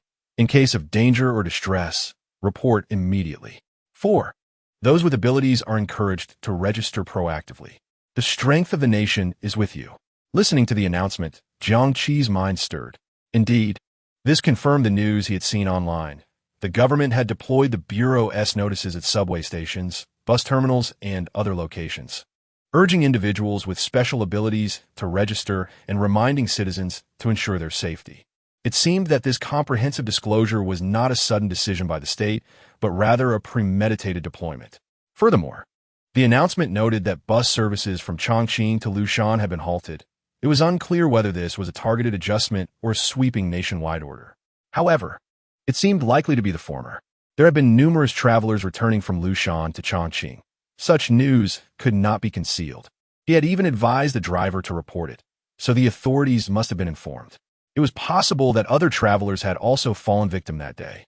If it were a nationwide blanket order suspending all county and township routes, Jiangqi shook his head slightly as he joined the queue to purchase a ticket. The resulting chaos and backlash would likely surpass the destruction caused by the anomalies themselves. The authorities were not so foolish. At least, they had not reached that point yet. After a while, Jiangqi secured a ticket to Shanhaizhen, with the bus set to depart in half an hour. With the ticket in hand, he exhaled in relief. Thankfully, the service to Shanhaizhen had not been suspended. Otherwise, he would have had to devise alternative plans. His destination, Shanhaizhen, lay in the northeastern corner of Chongqing County, surrounded on three sides by land, with its eastern and northern borders directly facing the Yellow Sea. Jiangqi intended to enter the sea from this point. Indeed, he had chosen to enter a deep slumber within the ocean. Ordinary rivers or lakes could not fulfill his requirements, as he planned to remain in slumber for 5 years. 5 years was a lengthy span during which countless events could unfold. He could not guarantee that a river would not dry up or change course, nor could he assure that a lake would not be filled in or vanish due to geological shifts. Even mighty rivers were not immune to the risk of diversion. Moreover, this was the era of anomalies. Who could predict the extent to which the most powerful beings might evolve in 5 years? What if a formidable being capable of easily altering the landscape or severing rivers were to emerge? Therefore, submerging himself in the ocean was the most prudent choice. The vastness and immutability of the ocean surpassed that of terrestrial water systems. Its depth, volume, and relatively stable environment provided the most ideal conditions for long-term slumber. In the waiting area, as Jiangqi awaited his bus, he placed a call to Jin Yang. In truth, he had already spoken with Jin Yang for an hour the previous evening and had chatted with him on Wei Lian that morning. Yet Jiangqi had refrained from mentioning his departure until now, employing a carefully crafted explanation. Jin Yang found it hard to accept and exclaimed over the phone, "No. Qi, if you leave, what am I supposed to do? We agreed to stick together until the end of time. This is unacceptable. I cannot accept it." Jiangqi held the phone slightly away from his ear, waiting for Jin Yang's voice to soften before bringing it back to his ear. "Could you lower your voice?" he requested. "Lower my voice? You're about to vanish from this world. How can I lower my voice?" Jin Yang's tone revealed his agitation. "I will be gone for a long time," Jiangqi replied solemnly. "I entrust my sister, Jiang Lu, to your care. Please keep an eye on her and assist her when she needs help." Jin Yang, feeling both distressed and accepting, responded, "What about your game account with an 88% win rate? And what about the spark we've maintained for over 300 days? Can you really bear to let our little fire spirit die like this?" Jiangqi, taken aback by Jin Yang's current thoughts, recognized the boy's unique perspective. "I'll give it all to you. Not only the game and music accounts, but also the Wei Lian password. You can continue our spark on my account. Hold on a moment. I need to log in first. There's verification involved," Jin Yang replied. "All right, go ahead," Jiangqi said. On the other end, Jin Yang took charge of logging in while Jiangqi handled the verification. After 7 or 8 minutes, everything was finally sorted. Jin Yang, now in possession of the newly acquired game account, dejectedly remarked, "Damn, you've given me your account. It seems you really are leaving and even making arrangements for after you go." Jiangqi frowned at such remarks. Jin Yang continued, "I will keep the spark alive until the day you return. So, can you really not take me with you? My family can cover the expenses." Jiangqi replied, "Jin Yang, it truly isn't possible. This is beyond my authority." "Fine, then rest assured. I will take good care of your sister, treating her as my own." Jiangqi expressed his gratitude. "Thank you. Please take care of yourself." As he hung up, it was just in time for the ticket check. And Jiangqi put away his phone, proceeded to check his ticket, and boarded the bus. Once aboard, he donned the hood of his tactical jacket, obscuring much of his face. The atmosphere on the bus was equally tense, with everyone casting wary glances at one another. Conversations, albeit rare, revolved around the topics of anomalies, the Bureau of Anomalous Affairs, the apocalypse, panic buying, and lockdowns. The air was thick with an undercurrent of anxiety. As the time arrived, the bus departed for Shanhaizhen. Unlike the journey from Lushan to the county, which had involved treacherous mountain passes, the route from the county to the town was a mere 20 kilometers of county and township roads, sparing travelers from the horrific incidents associated with the Maoshan mountain range. After more than 10 minutes, The scent of the salty sea breeze began to waft through the air, mingling with the anticipation of their arrival. Moments later, they reached Shahaijan. Chapter 22, Nu Xuan Jiao Kunlun. This term holds profound significance within Eastern civilization. Throughout history, countless classics have endeavored to describe it. In the Shanhai Jing and Huainan Zi, Kunlun is depicted as the abode of the supreme deities such as the Yellow Emperor and the West Queen Mother, as well as the bridge connecting the celestial realm and the mortal world.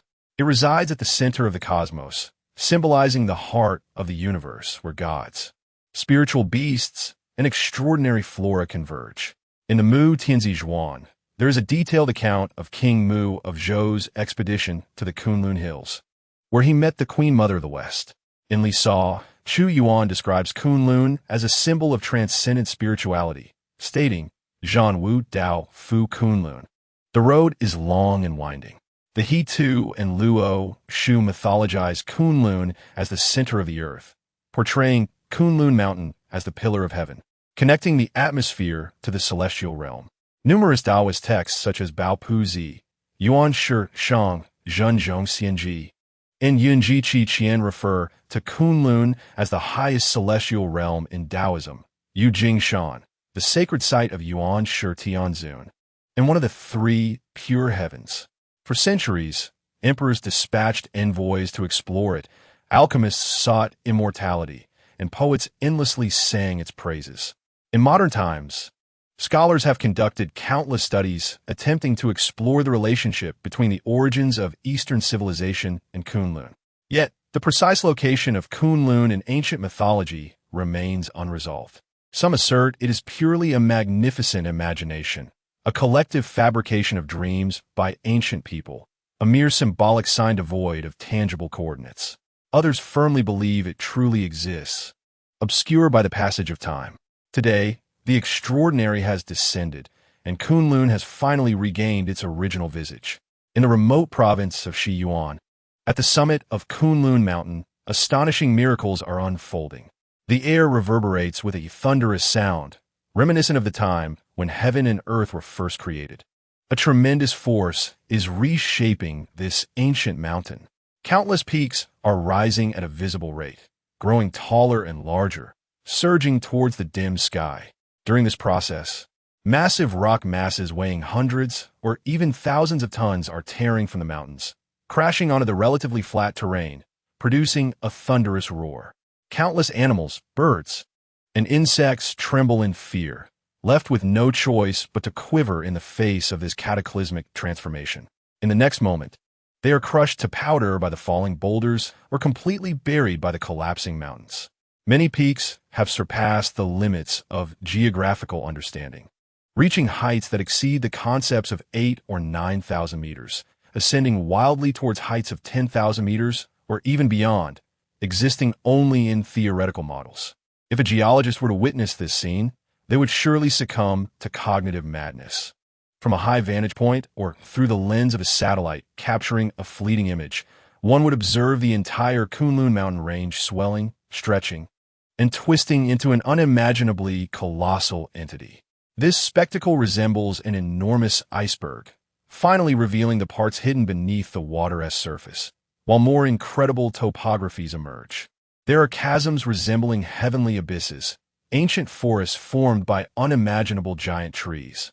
Additionally, vast water sources have appeared from nowhere, not from melting snow, but seemingly gushing forth from fissures in the void, akin to the waters of a celestial river. They cascade down from cliffs thousands of meters high, forming super waterfalls hundreds of meters wide. Below, immense lakes have formed. In the depths of the chasms, at the peaks of the mountains, or in the core areas of the ancient forests, even more terrifying chaotic regions have emerged, where space appears utterly shattered and haphazardly reassembled, with light becoming distorted and fragmented. Moreover, some unnatural, colossal creations have begun to manifest. They seem like artifacts of ancient deities. There are broken columns with diameters exceeding 10 meters, incomprehensible gigantic altars, and remnants of structures not made of bricks and stones, but constructed from a kind of jade-like white stone, although most lie in ruins. with only shattered walls and massive foundations remaining. Their former splendor is still discernible. All these elements narrate a forgotten era belonging to the divine. Amidst this seemingly cosmic renewal, a figure strides forth with ease. He stands 9 feet tall, adorned in a simple azure Taoist robe, with silvery hair flowing like a cascade of stars. He commands, "Wind, cease." As the raging winds, swirling with ice crystals and debris approach within 2 meters of him, they're suddenly quelled by an invisible force, causing the ice crystals and fragments to lose their momentum and softly fall to the ground. He commands, "Earth, be still." The trembling ground stabilizes instantaneously beneath his impending step. He commands, "Halt."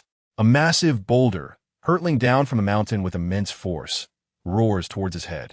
Yet, when it is but 3 feet away, it inexplicably halts mid-air, allowing him to pass leisurely, only for the boulder to crash down with a thunderous sound behind him. He commands, "Chaos, retreat." In the chaotic region, the light-distorting force field parts to create a path for him as he calmly traverses through. Not far away, in a mountain hollow, a newborn mountain goat cowers in its mother-s embrace, its dark eyes blinking in confusion, while its mother lies deceased, crushed by the falling debris. The same fate awaits it. The figure in the Taoist robe pauses momentarily, his gaze drifting to the small creature. He then approaches the hollow, bends down, and extends his long hand to cradle the trembling lamb in his arms. "From now on, you shall accompany me." The young goat seems to sense something, emitting a brief, dependent bleat. Without further delay, the man and the goat proceed together through this apocalyptic scene, impervious to any tangible or intangible harm within a radius of approximately 10 feet around him, let alone causing injury to him. Thus, he steps onto a relatively open platform. Upon this platform, the remnants of shattered walls and ruins lay bare.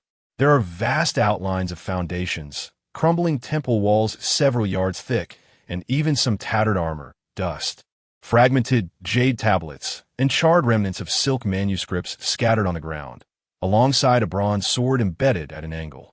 The figure in the Taoist robe sighs at last. "I have arrived." Meanwhile, the transformations of Kunlun Mountain seem to have reached their culmination. Chapter 23. The great opening of the mountain gate, he gazes at the ruins before him, sitting cross-legged on the ground, contemplating the extraordinary changes in heaven and earth as if seeking enlightenment. As another hour or 2 pass, the transformations finally reach a certain limit and gradually subside. At this moment, Kunlun Mountain has become taller, more perilous, more ancient, and more formidable, aligning perfectly with the descriptions from ancient mythology. The mountain is unimaginably grand, and the topography has been utterly transformed. He rises and walks to the ruins where the outlines of the foundations can still be discerned, as if measuring them. After a while, he selects a position and constructs a mountain gate using discarded timber and white jade. Once the mountain gate stands erect, he steps back 3 paces, adjusts his attire, and with a solemn expression, bows deeply before this simple portal. He then declares, "In the beginning, there was Tao. The primordial energy was one. Yuan Shi opened the heavens, and purity and turbidity were first distinguished. I, Li Jianzhen, Taoist title Hong Dao Zi, am fortunate to be favored by Yuan Shi Tianzun, inheriting the true teachings of order. I am the 20th disciple of true transmission under the Jade Void Gate." Legend has it that Yuan Shi Tianzun had 19 disciples, including the 12 Golden Immortals, Randeng Daorun, Nanji Xian Wang, Yin Zhongzi, Jiangzi Ye, Shengong Bao, Deng Hua, and Xiao Zhen. At this moment, the Taoist named Li Jianzhen proclaims himself as the 20th disciple of true transmission of Yuan Shi Tianzun, demonstrating his remarkable ambition. He continues, "In the past, I diligently cultivated on Kunlun Mountain, carving ice to create a dwelling, observing the stars, and practicing Tao, authoring new explanation of subtle words, foretelling that after the year of Gong Su, heaven and earth would reopen. Today my prophecy has come to fruition. This is not the end of an era, but rather a transition of epochs, a resurgence of the great Tao. I have received the illumination of Yuan Shi Tianzun, acquiring the flower of order here the summit of Kunlun, to reopen and elucidate the Tao lineage.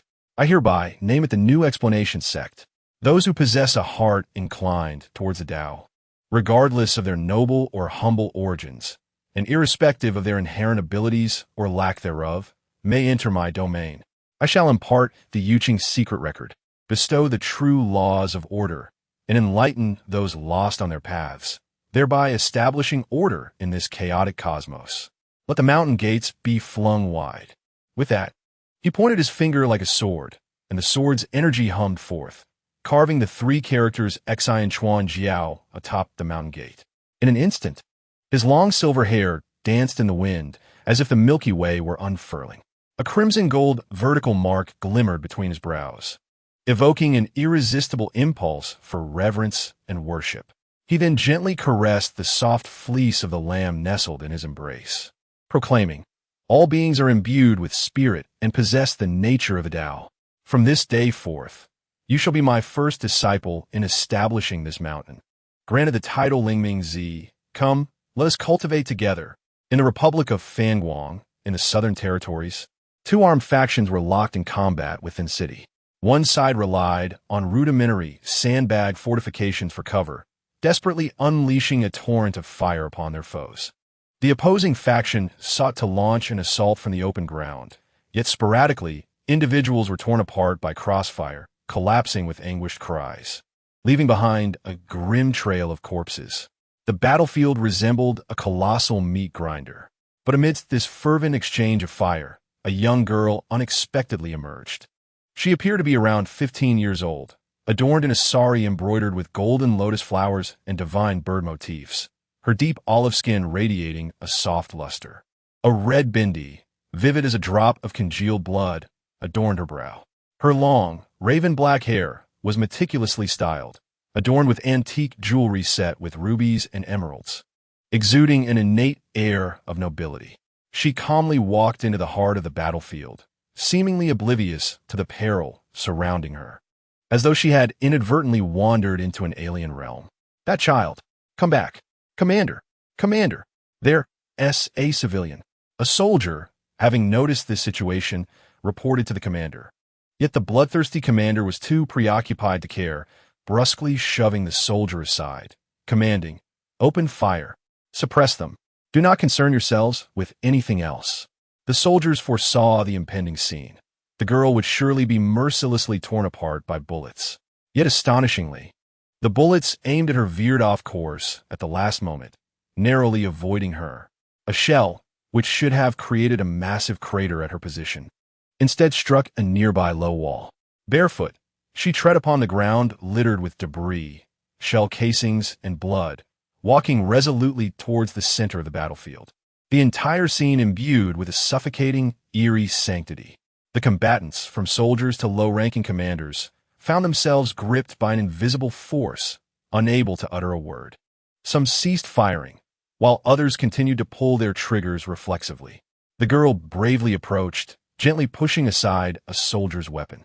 Only then did he awaken from his stupor. "A miracle!" he exclaimed to the others. "This is a miracle!" The girl spoke, her voice soft yet unmistakably clear to all present. "I am Lakshmi Reddy, daughter of Vishaldevi Reddy.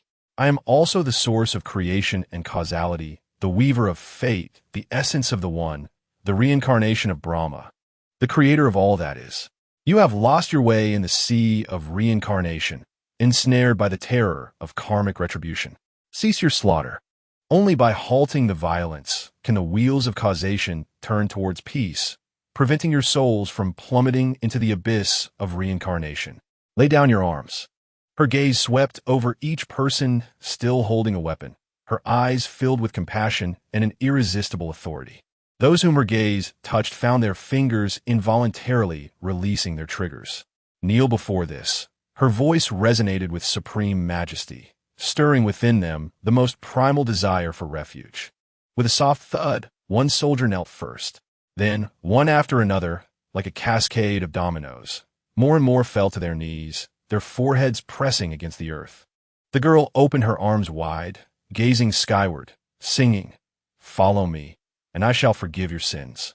Meanwhile, in Pampa, a slum, a wanted arms dealer, cornered by a SWAT team, suddenly burst into laughter.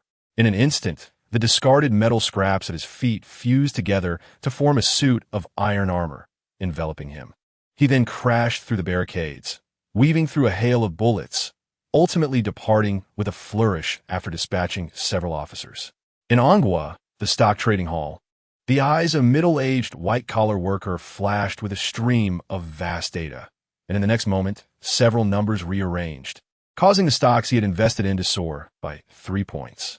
In Sungwa, at a high school, a girl found herself trapped in a restroom once more. But this time, instead of crouching down, she revealed a cold smile. Suddenly, the entire bathroom erupted with blinding sparks, accompanied by a few abruptly silenced screams. Several charred bodies collapsed to the ground, one of which rolled to the girl's feet, only to be crushed beneath her shoe. Chapter 24. The Time of Slumber. 5 years the vehicle came to a halt at the bus station, emitting a dull hissing sound as it deflated.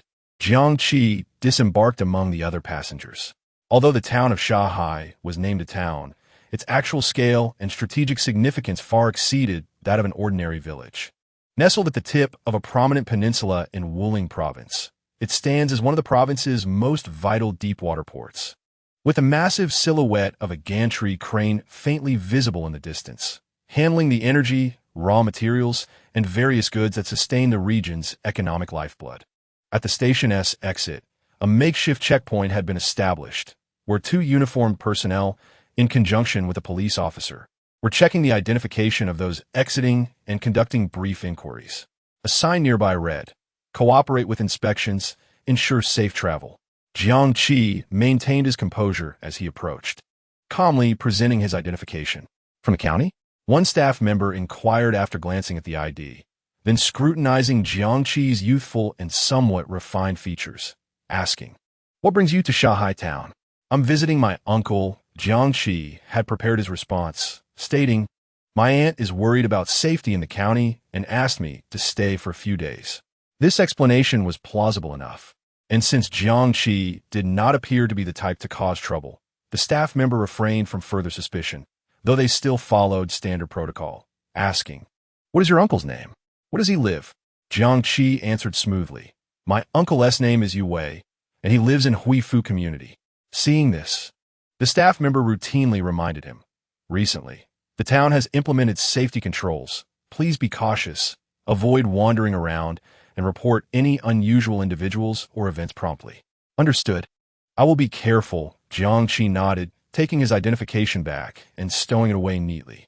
He then tightened the straps of his backpack and discreetly exited the station. Fortunately, he had been careful. Upon noticing the checkpoint, he quickly searched for a map of Shanghai town and community information, thus avoiding any slip-ups. It seemed that as a port, Shanghai town maintained strict regulations. Once outside the station, Jiang Qi did not linger in the town. Using his phone for navigation, he steered clear of the port operations area and primary residential zones, opting instead for a rocky coastline at the northernmost end of the town. Typically, apart from fishermen and tourists, few ventured here, especially at this hour, ensuring the area was virtually deserted. After walking for over 10 minutes, a beach came into view. Jagged black rocks loomed amidst the crashing white waves, the surf striking fiercely and scattering mist into the air. The sea breeze rushed toward him, carrying with it an expansive, untamed primal force. Jiang Qi found a large rock, climbed atop it, and gazed out at the boundless ocean. The sea breeze gently tousled his attire and hair, and in that moment, he genuinely felt the insignificance of the individual against the vastness of the cosmos. Strangely, however, gazing at the profound surface of the sea, Jiang Qi did not experience fear. Instead, an unusual sense of belonging and yearning surged within him. At that moment, the shore was deserted. Jiang Qi set down his backpack, meticulously sealing all of his belongings in pre-prepared plastic bags before hoisting it back onto his shoulders. After completing these tasks, he took a deep breath and descended step by step onto the rocks. Soon, he would immerse himself in the ocean's depths for slumber. The cool seawater gradually enveloped his ankles, calves, knees, and waist, yet this did not bring any sense of weightiness or chill. Instead, a delightful sensation washed over him, as if the sea recognized him, tenderly embracing him. This feeling captivated Jiang Qi profoundly. He continued to wade further into the ocean until the water entirely submerged his head.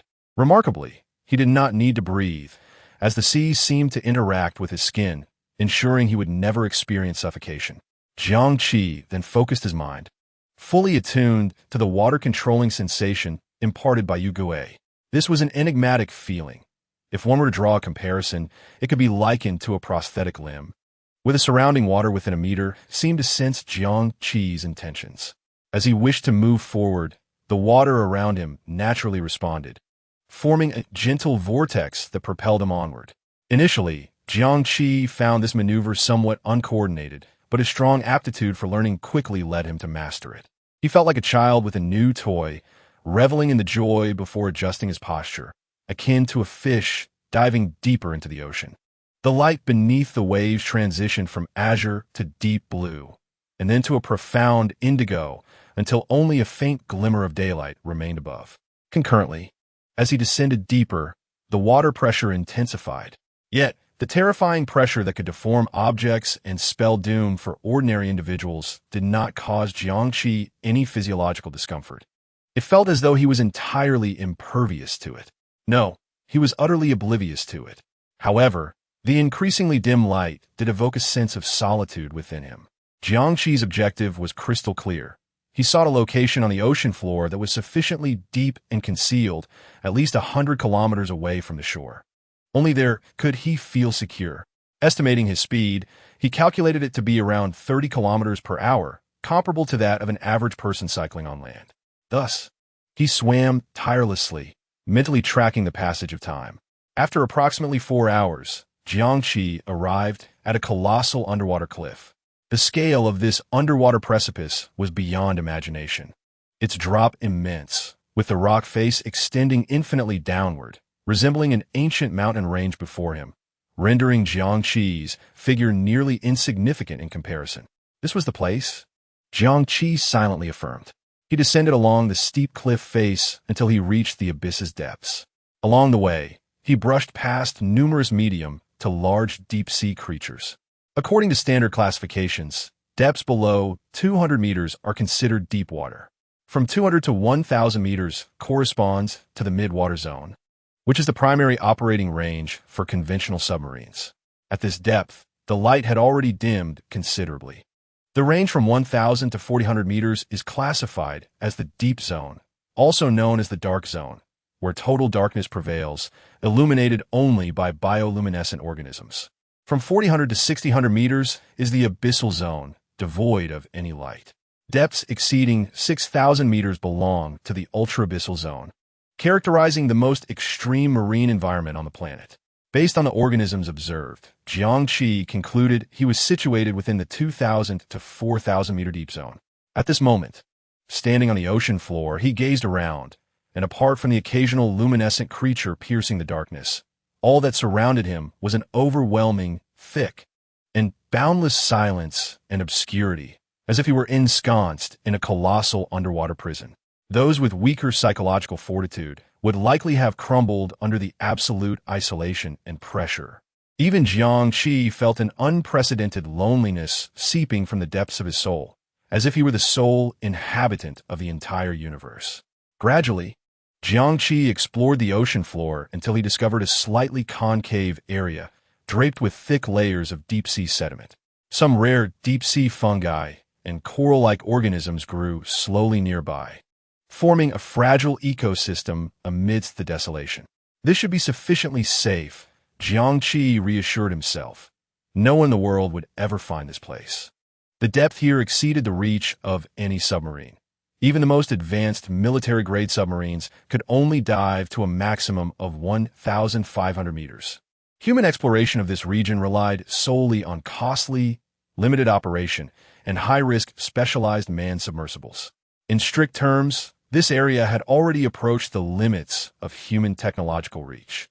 For Jiang Qi, this was undoubtedly the most ideal resting place he could find. In summary, Jiang Qi was thoroughly satisfied with this location. He then softly uttered in his mind, "Activate slumber mode." The voice of Yu Gui responded, "Please specify the duration of this slumber." Note that the minimum duration is 24 hours, with no maximum limit. Jiangqi replied, 5 years. Slumber duration set successfully, 5 years. Countdown to slumber initiated. Please remain absolutely still. You will enter a state of slumber in 30 minutes. Time passed second by second, and 30 minutes quickly elapsed. Yu Gui's prompt resonated once more. You have entered slumber mode.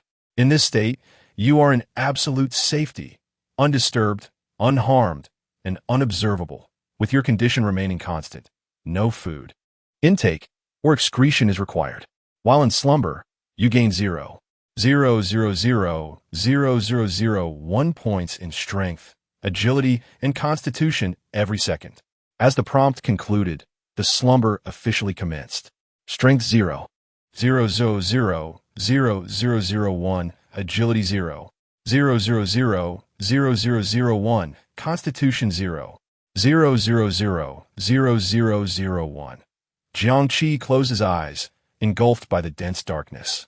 Time passed in the outside world, with storms and changes seemingly irrelevant to him. Deep beneath the sea, tranquility returned to eternity. Chapter 25. 5 years later, 5 years passed swiftly. In the outside world, humanity surged forward amidst a tumultuous wave of evolutionary progress. The old order was continuously torn apart, and new rules were painstakingly reshaped in blood. Following the Eastland's initial public acknowledgement of extraordinary abilities, other nations on the planet were gradually compelled to follow suit amid various power struggles. In 2031, with the last nation, Africa's Andes, making its announcement, humanity's civilization formally entered the era of extraordinary abilities.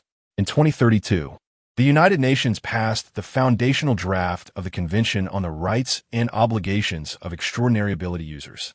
This document, rife with loopholes and limited in enforceability, nonetheless represented the first globally recognized legislation, acknowledging the status of ability users as a unique segment of humanity and stipulating the minimum standards against extermination, enslavement, or inhumane experimentation. Simultaneously, it explicitly restricted extraordinary ability users from employing their powers against ordinary individuals. Consequently, criminal laws in various countries were revised to include a dedicated chapter on superhuman crimes, primarily targeting enslavement, fraud, control, murder, terrorism, and large-scale financial system destruction perpetrated through extraordinary abilities. The penalties were exceedingly severe, with the maximum punishment being immediate execution. The model of the Extraordinary Ability Administration in the Eastland was adopted by multiple nations, though the enforcement effectiveness varied drastically. In 2033, under the auspices of the International Criminal Police Organization, the International Extraordinary Ability DNA Database, ICDB, was established. It aims to enforce the registration of 98 biometric traits and energy wave frequency spectra of all registered individuals with abilities worldwide, thereby constructing a theoretically inescapable global tracking network. However, the implementation of this plan has encountered immense resistance, as powerful or clandestine individuals strive to evade registration and detection. Privacy protection organizations vehemently protest, and many smaller nations struggle to enforce it effectively due to technological or sovereignty issues. Ultimately, the coverage of the ICDB fell far short of expectations, resembling more of an idealistic framework. The World Health Organization subsequently released the temporary classification standards for abnormal development of human potential, attempting to scientifically comprehend and categorize the myriad complex phenomena of abilities, dividing them into several ambiguous categories, such as energy manipulation, material influence, telepathy, bodily alteration, and rule interference. Yet, this framework often proves inadequate when confronted with the bizarre and continuously evolving abilities. Throughout this process, conflicts frequently erupted between the community of individuals with abilities, various governments, and ordinary society, with clashes manifesting across global levels. The traditional great powers with abundant resources and technology, Donglu, Ama, Xingnawa, accelerated their research and militarization of these abilities, igniting a war over elite talent with extraordinary skills, marked by espionage and covert recruitment, alongside rampant sabotage. Some smaller nations became the epicenters of conflict. In 2034, the presidential palace of the West African nation of Faidiu was besieged by a group of individuals with abilities, resulting in the demise of the president and his cabinet, plunging the nation into a year-long civil war, ultimately leading to a governance takeover by a council composed of several powerful individuals with abilities. Similar small-scale coups and power shifts occurred dozens of times over the following 5 years. Concurrently, terrorism flourished, as an extremist organization in the Middle East exploited an individual capable of triggering severe earthquakes to execute a terror attack on a major city, leading to tens of thousands of casualties and shocking the world. Assassination incidents targeting scientists researching ability suppression technologies and key government officials also became commonplace. In daily life, conflicts were ubiquitous. Demonstrations by individuals with abilities and various threatening behaviors proliferated, while social movements advocating for the compulsory detention or even isolation of all individuals with abilities emerged. On social media, individuals with abilities faced discrimination from the general populace, while ordinary people harbored a deep-seated hatred for those with abilities, with vitriolic rhetoric further exacerbating societal divisions. Violent conflicts on a global scale almost became the norm. The entire world resembled a pressure cooker on the brink of explosion, with chaos and confrontation occurring in every corner. Leaden clouds hung low, and torrential rain poured down. The dimly lit sky melded almost seamlessly with the ink-black sea surface. In this apocalyptic tableau, a medium-sized cargo ship struggled against the waves. On the deck, 2 crew members clad in heavy raincoats braved the downpour to secure the cargo lines. Rainwater streamed down the edges of their hoods. "Damn this wretched weather," one of the older crew members bellowed. "The forecast said no rain, and look at this mess." Ever since those extraordinary individuals started appearing, even the weather forecast has been off. The younger crew member cautioned, "Wangu, keep your voice down. We call them individuals with abilities now, not extraordinary beings. It could lead to trouble if someone overhears." The man known as Wangu scoffed, "What is there to fear? Besides the fish in the sea, who else could possibly hear?" He then muttered to himself, "This world is truly messed up, and yet there are so many lunatics." Initially, individuals with abilities could still be referred to as extraordinary beings, but later, a new narrative emerged stating that they could no longer be called extraordinary beings, as it implied superiority over ordinary people, forcibly categorizing humanity into tiers. Over time, this could lead to a rift between ordinary individuals and those with abilities. Wonga thought this was ludicrous. Could a mere term truly dictate worth? Just then, his gaze inadvertently swept across the sea, and his voice suddenly faltered. He spotted a massive wave crashing down a few dozen meters away, and shockingly, a figure emerged from it. Although indistinct, it was undoubtedly a person. He wiped the rain from his face, nearly doubting his own vision. "Shaoli, do you see that over there?" Wang Gu exclaimed, gripping the younger man's arm. "ISNT, there's someone there?" "Someone? How is that possible? We're out in the vast ocean." Shaoli found it somewhat amusing, but as he followed Wang Ji's pointing finger, he indeed saw a figure amidst the undulating waves. It appeared to be a young male, bare-chested and somewhat slender, yet with a fluid and robust musculature, exuding a remarkable sense of harmony. He floated serenely on the water's surface, gently rising and falling with the waves, showing no signs of struggle or distress. And there were no life buoys or debris in sight. Shaoli gasped, "No way? There really is someone?" "The nearest coastline is over 150 kilometers away. How can anyone be out here?" The most chilling realization struck them. When they spotted the figure, he had also noticed them, without any apparent swimming motion. He approached the cargo ship at an extraordinary speed. The distance of several dozen meters vanished in the blink of an eye. The man carried what appeared to be an ordinary dark backpack, and a mass of swirling seawater enveloped his face, obscuring his features completely. A voice, distorted by the water's flow and indiscernible in age or gender, pierced through the sound of wind and rain, clearly reaching their ears. "Hello. Could you please tell me the direction to Sha Haijin?" Wang Gu and Xiao Li exchanged glances, and a shared realization surged forth. An individual with abilities. This was undoubtedly someone with extraordinary capabilities. In this era, although individuals with abilities were no longer rare, Most people remained untouched by their presence in everyday life. Considering they were in the vast open sea, along with the destruction and bloodshed caused by individuals with abilities highlighted in the news, both Wang Gu and Xiao Li felt an overwhelming fear. Fortunately, Wang Gu quickly regained his composure. He pointed in the direction of Shahaizhan. Responding to the man's inquiry, "It's over there, but it's still at least 200 miles away."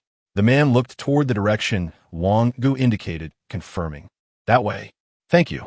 Without further conversation, having obtained the information, he turned away from the two men on the ship and headed in the indicated direction, quickly disappearing into the torrent and waves. Once he departed, Wang Gu and Xiao Li felt as though their very bones had been stripped, collapsing onto the deck. Gasping for breath, Xiao Li's voice trembled as he said, "That scared me. I thought he was coming for something else." Wang Gu, still shaken, replied, "Damn it. Who would have thought we'd encounter an individual with abilities in this godforsaken place?" Thankfully, he was only asking for directions. It's a relief he didn't linger. Jiang Qi, having discerned the direction, plunged ahead toward Shahaizhan.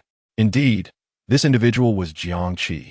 Upon awakening from a 5-year slumber, he had been utterly disoriented, unable to distinguish directions, and could only take a gamble, randomly choosing a direction to swim, which predictably led him astray. Fortunately, he encountered a cargo ship, and Jiang Qi felt somewhat fortunate. Otherwise, he would have been like a blind fly, uncertain of where he would end up. Eager to return home, Jiang Qi maximized his control over the water flow, shooting through the depths of the sea like an arrow piercing the water, moving at astonishing speed. After 5 years, he had transformed beyond recognition. At this moment, his personal panel appeared as follows. Name, Luo Gui, Gui Master. Jiang Qi Race. Human lifespan, 23. Luo Gui Mastery, 0.00001. Gui Master Attributes. Strength, 16477. Extraordinary level of tearing apart tigers and leopards. Agility, 16579. Extraordinary level of refined body movement. Constitution, 16602. Extraordinary level of bronze skin and iron bones. Intelligence, 9. Average of the mundane, 5. Clarity of the spirit, spirit, 9. Average of the mundane, 5. Solidification of intent. Charm, 8. Average of the mundane, 5. Natural charisma, power, extraordinary level. Status, awakening.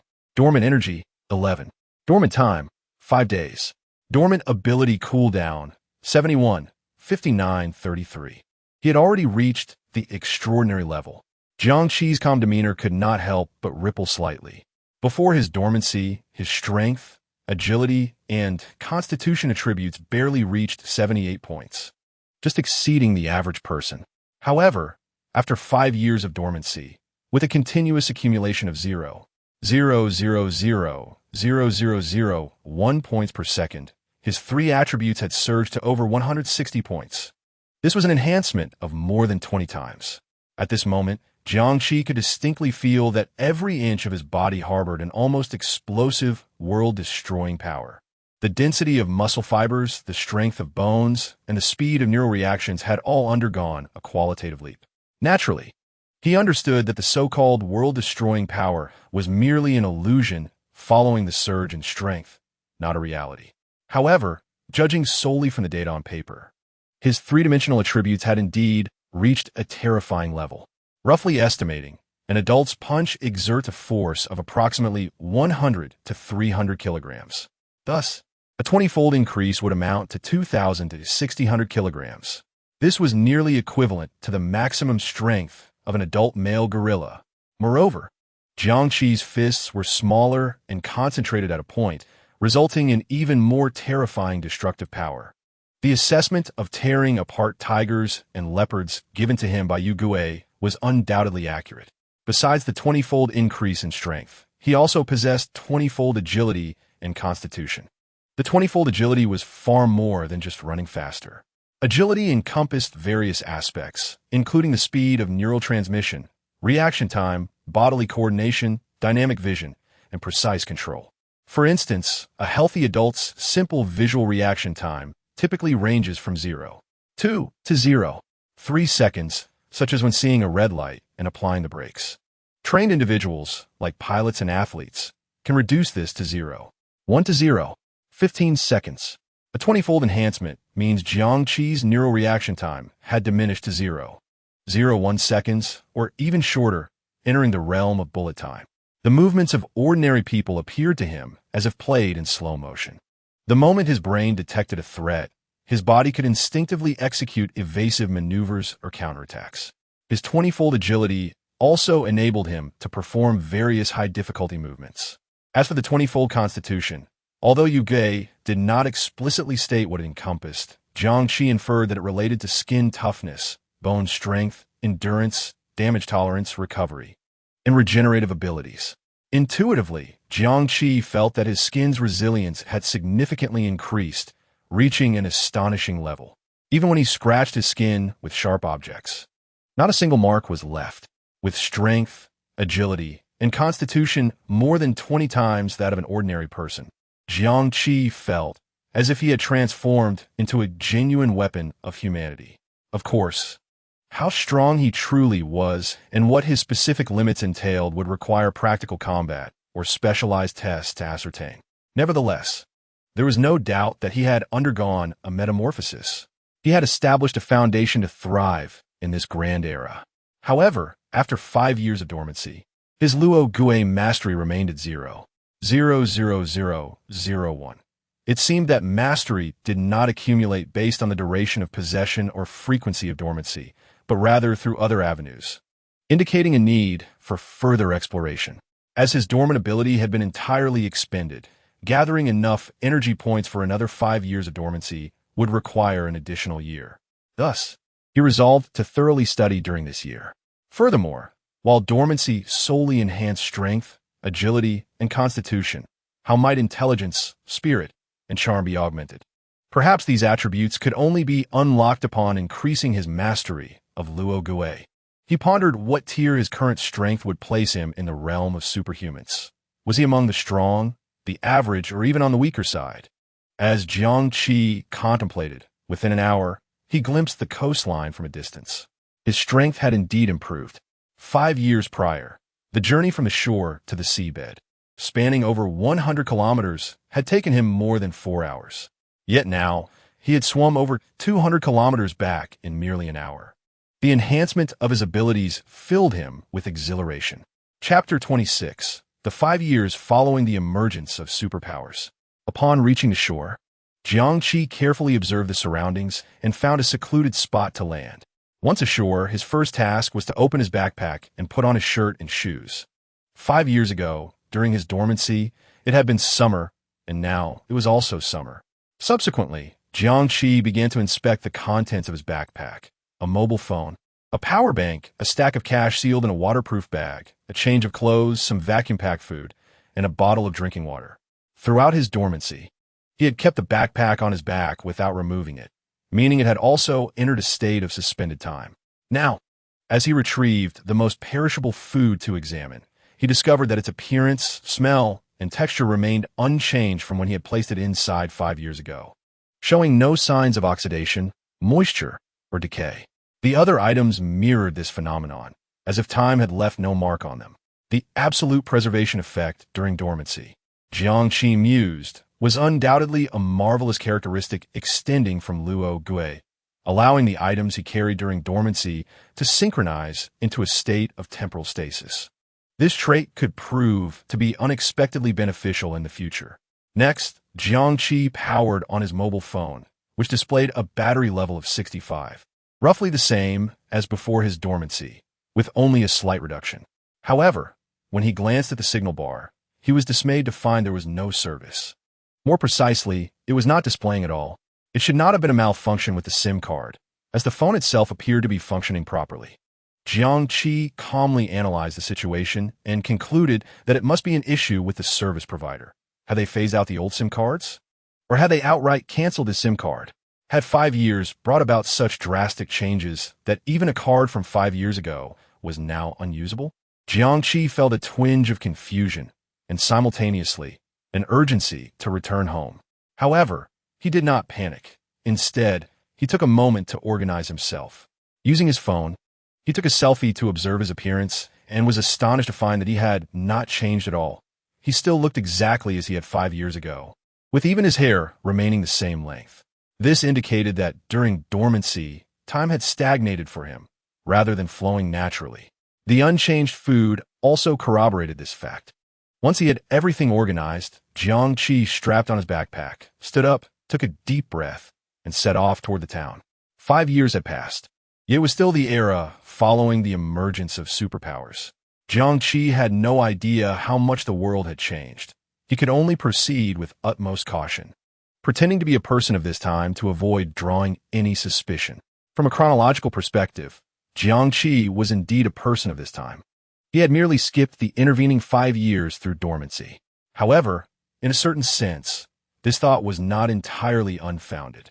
Since Jiang Qi had not experienced those 5 years, he was completely unaware of the prevailing rules, common knowledge, technological advancements, social atmosphere, and even the changes in everyday language.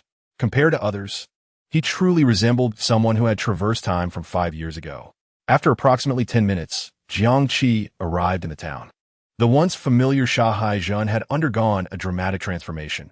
Most of the old, low buildings he remembered had vanished, replaced by sharp-edged architectural groups characterized by a cold, modern style. Several newly constructed skyscrapers, towering several dozen meters high, loomed in the distance.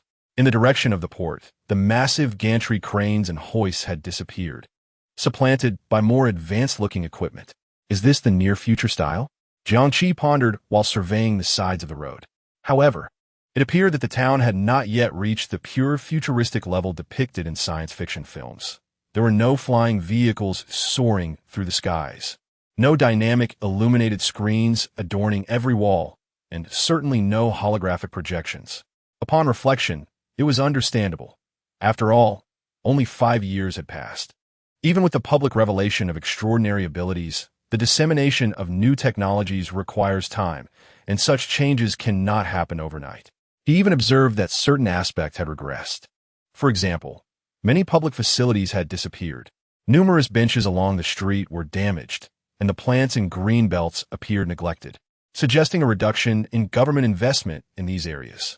The clothing of the townsfolk struck Jiang Qi with an unfamiliarity. Most people's attire seemed to lean towards a more integrated style, made from some elastic and uniquely textured new material. The distinction between top and bottom garments had all but vanished, resembling a sort of form-fitting bodysuit or seamless assembly, tailored to fit the body's curves while still allowing for movement. Their shoes were often coordinated, blending seamlessly with their outfits.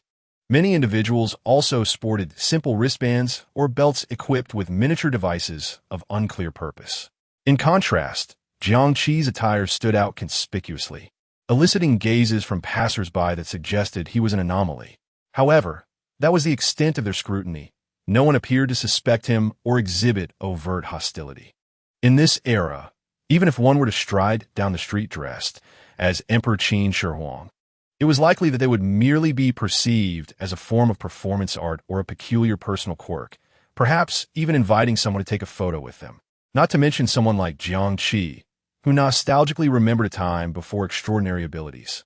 Indeed, observing Jiang Qi's appearance, most people would assume he was a relic of the past, reluctant to embrace the new era. Such individuals were not uncommon, and in fact, they could be considered numerous.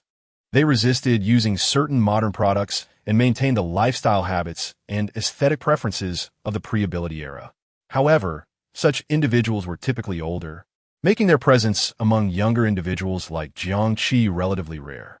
Jiang Qi keenly noticed several curious glances directed his way, yet he chose not to react, striving instead to appear natural while quickening his pace. At this moment, Jiang Qi had a plan.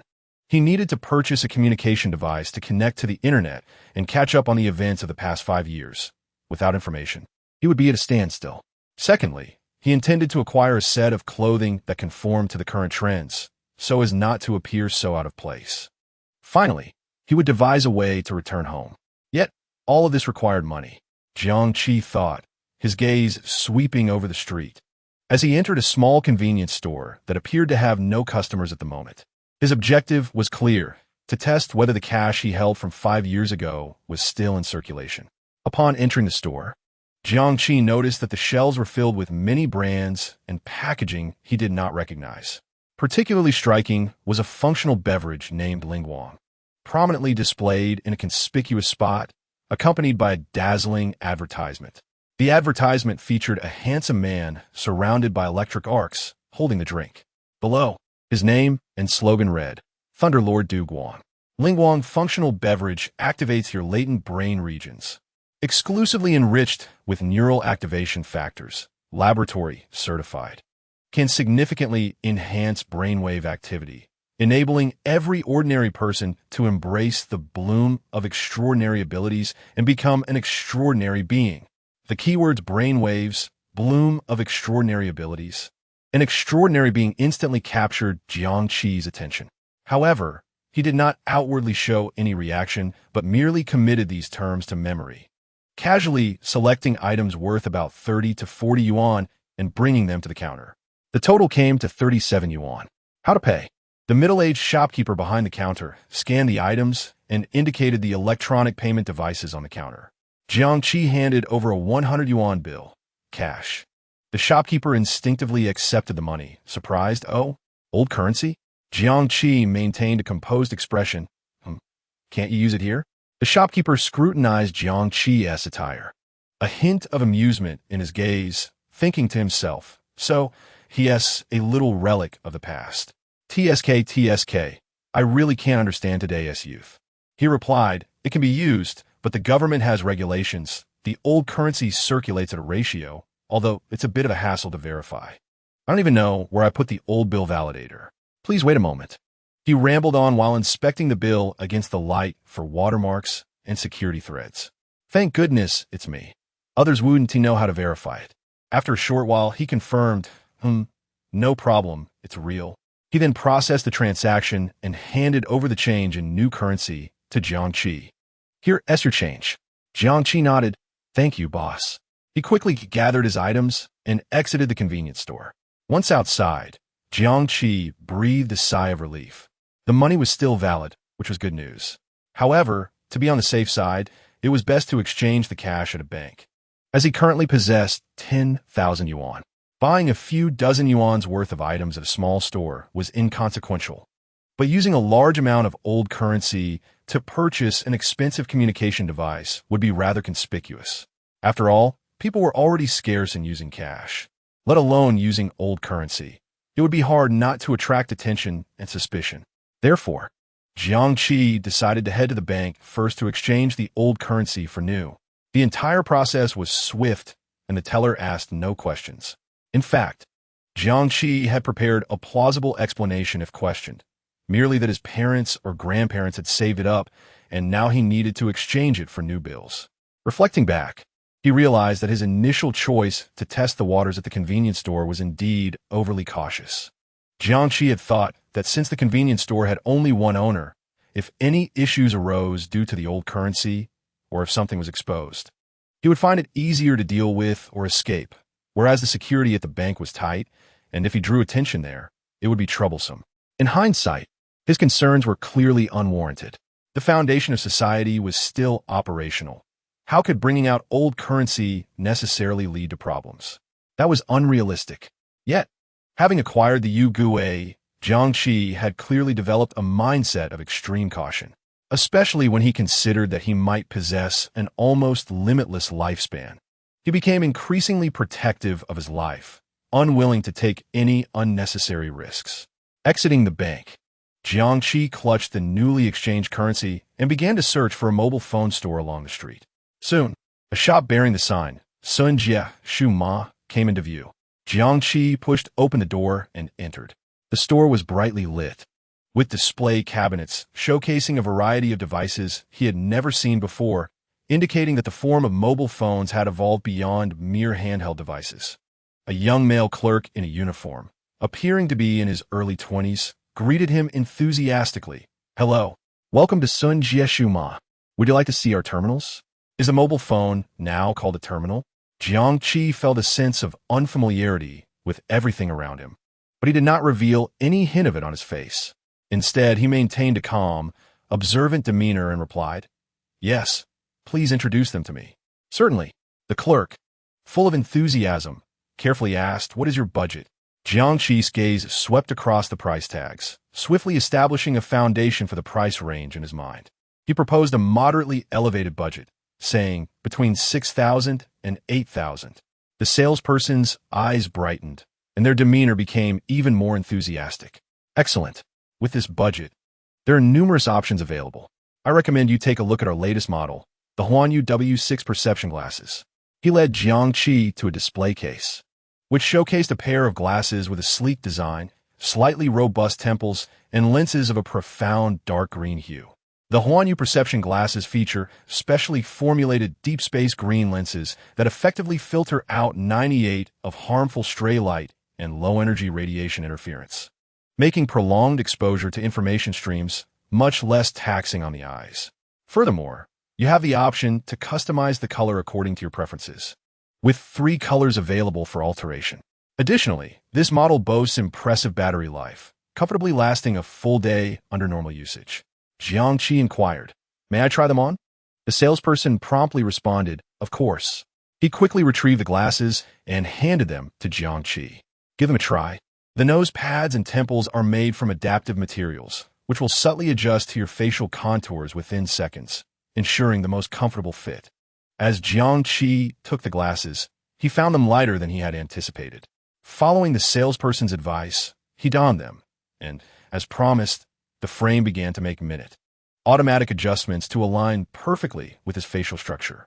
Almost simultaneously, a remarkably clear virtual screen materialized before him. It appeared as if it truly existed in reality, unaffected by the ambient light, maintaining impeccable clarity. Regardless of how Jiangqi moved his head, the screen remained centered in his field of vision, without obstructing his view of the surrounding world. "How is it? Quite a transformative experience, isn't it?" The salesperson observed Jiangqi's expression, smiling. Many people find it unfamiliar at first, but it surpasses wrist devices by far, completely liberating your hands and eliminating the need to look down at information.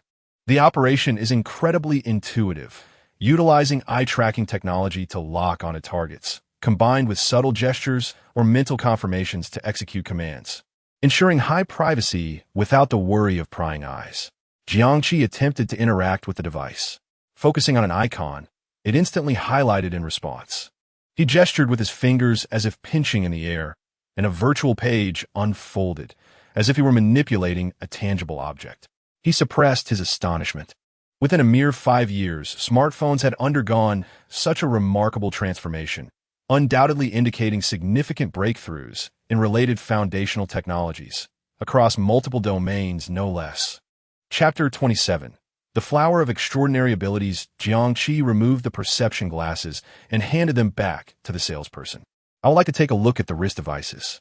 "Certainly." The salesperson, showing no impatience, eagerly guided Jiangqi to another counter. In fact, compared to the perception glasses, wrist devices offer greater portability and appeal to a broader audience, also serving decorative purposes. Many customers purchase them as accessories. Jiangqi noticed the array of wrist devices on display, each one distinct in design, resembling beautifully crafted wide bracelets, divided into men's and women's styles. The women's designs were often intricate, adorned with diamonds and crystals, resembling exquisite pieces of jewelry. The men's variants leaned towards a more robust aesthetic, with some crafted from matte black titanium alloy, while others featured dark decorative panels reminiscent of obsidian, each exuding its unique style. The salesperson retrieved a sleek, entirely black men's wrist device, carefully presenting it to Jiangqi. "Try the Leisure S7. This is Huanyu's latest model released in April of this year. It embodies both technological sophistication and quality, perfectly suited for a young man of your age, radiating a sense of youthfulness." Jiangqi accepted the wrist device, feeling it was slightly heavier than the perception glasses, yet much lighter than his previous smartphone. The salesperson continued, "The Leisure S7 features a magnetic clasp, making it convenient to wear and securely fastened, even during vigorous activities. Please try it on." As Jiangqi donned the wrist device, a soft click resonated as the magnet securely held it in place, fitting comfortably and surprisingly well. He proceeded to explore its functionalities. Although the screen was curved, it posed no hindrance to operation. The text and images remained perfectly clear without distortion. Yet, Jiangqi could not help but ponder, is this truly a wrist device? It felt akin to merely downsizing a smartphone for wristwear. Compared to the perception glasses, it seemed to lack any revolutionary advancements. However, the salesperson then took Jiangqi's hand and gently pried open a nearly imperceptible seam on the side of the wristband with a fingernail. To Jiangqi's astonishment, a slightly pliable, transparent, flexible screen emerged, resembling a sheet of clear glass. Upon extraction, the screen activated instantaneously. Jiangqi was taken aback, realizing that he had underestimated its capabilities. This, indeed, was a wrist device, one that could extract a screen. The salesperson, holding the screen, enthusiastically explained, "Our wrist device's screen can expand to a maximum display area of 10 inches. As he pinched the edges of the screen and gently stretched it, the originally watch-sized screen transformed into something approaching a small tablet's dimensions. Jiangqi was left in awe, contemplating the technology behind it. The advantage of the wrist device is its longer battery life compared to the perception glasses in the same category. The Leisure S7, when fully powered, can last for 32 hours, and under typical usage scenarios, it can extend up to 75 hours. 75 hours equates to nearly 4 days. A significantly impressive endurance compared to the perception glasses. Jiangqi took the flexible screen from the salesperson, feeling almost no weight, as light as a sheet of paper. Operating it felt like using an ultra-thin micro-tablet. Moreover, it seemed to possess some unknown material that, when in flat screen mode, remained entirely rigid. The salesperson continued with a smile, "If you frequently find yourself on the go and dislike the need for constant charging, preferring a tangible, handheld operational experience, the wrist device is the better choice. However, if you pursue a more futuristic experience, I would recommend the perception glasses, as they represent the trend of the future." Listening to the salesperson's words, Jiangqi quickly weighed his options. From a purely technological perspective, the perception glasses undoubtedly excelled. Yet their drawback lay in their rapid power consumption, necessitating frequent recharges. Moreover, it was crucial to consider that in this era of extraordinary abilities, in precarious situations, the perception glasses might fall off, whereas the wrist device would not. For Jiangqi, safety took precedence over minor technological allure. Having reached this conclusion, Jiangqi decisively stated, "I will choose the wrist device. This model, excellent choice. You truly have an eye for quality." The salesperson's face instantly lit up with a smile. After a moment, he fetched an unopened new device and inquired, "The discounted price for the Leisure S7 is $6,788. How would you like to pay?" "In cash," Jiangqi replied, retrieving a stack of new bills from his backpack, counting out $6,800 and handing it over. The salesperson jubilantly accepted the payment, completing all necessary formalities. "Would you like me to activate it now, or would you prefer to take it home directly?" Without hesitation, Jiangqi replied, "Activate it now." "Certainly," the salesperson nodded, as he began unpacking the device.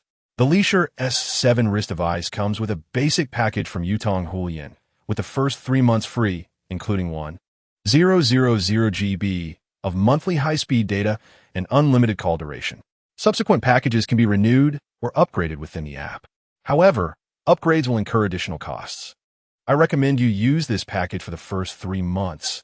If you find it satisfactory, you can renew it afterward, and, if not, you can switch after 3 months, as the initial period is complimentary. Subsequently, during the activation process, Jiangqi discovered the reason behind the inoperability of his previous SIM card.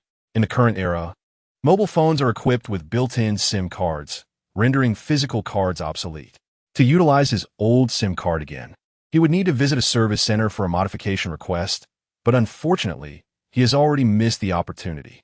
At last, under the guidance of the staff, Jiangqi successfully completed the activation. A gentle vibration emanated from his wrist, revealing a minimalist standby interface, signifying that this device officially belonged to him. All settings were finalized. and an electronic version of the user manual was conveniently accessible within the device.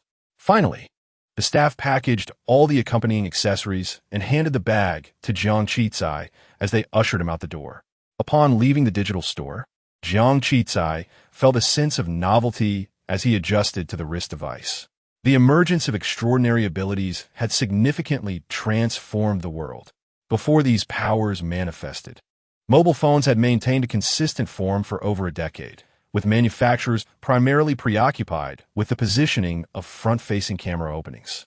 However, in the 5 years since the emergence of extraordinary abilities, mobile phones had entirely abandoned their previous designs, giving way to sensing eyes and wrist devices.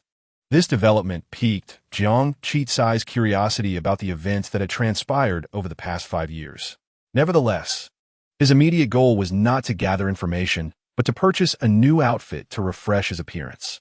Fortunately, now equipped with the wrist device, Jiang Qizai could utilize the Maps navigation feature to locate a clothing store.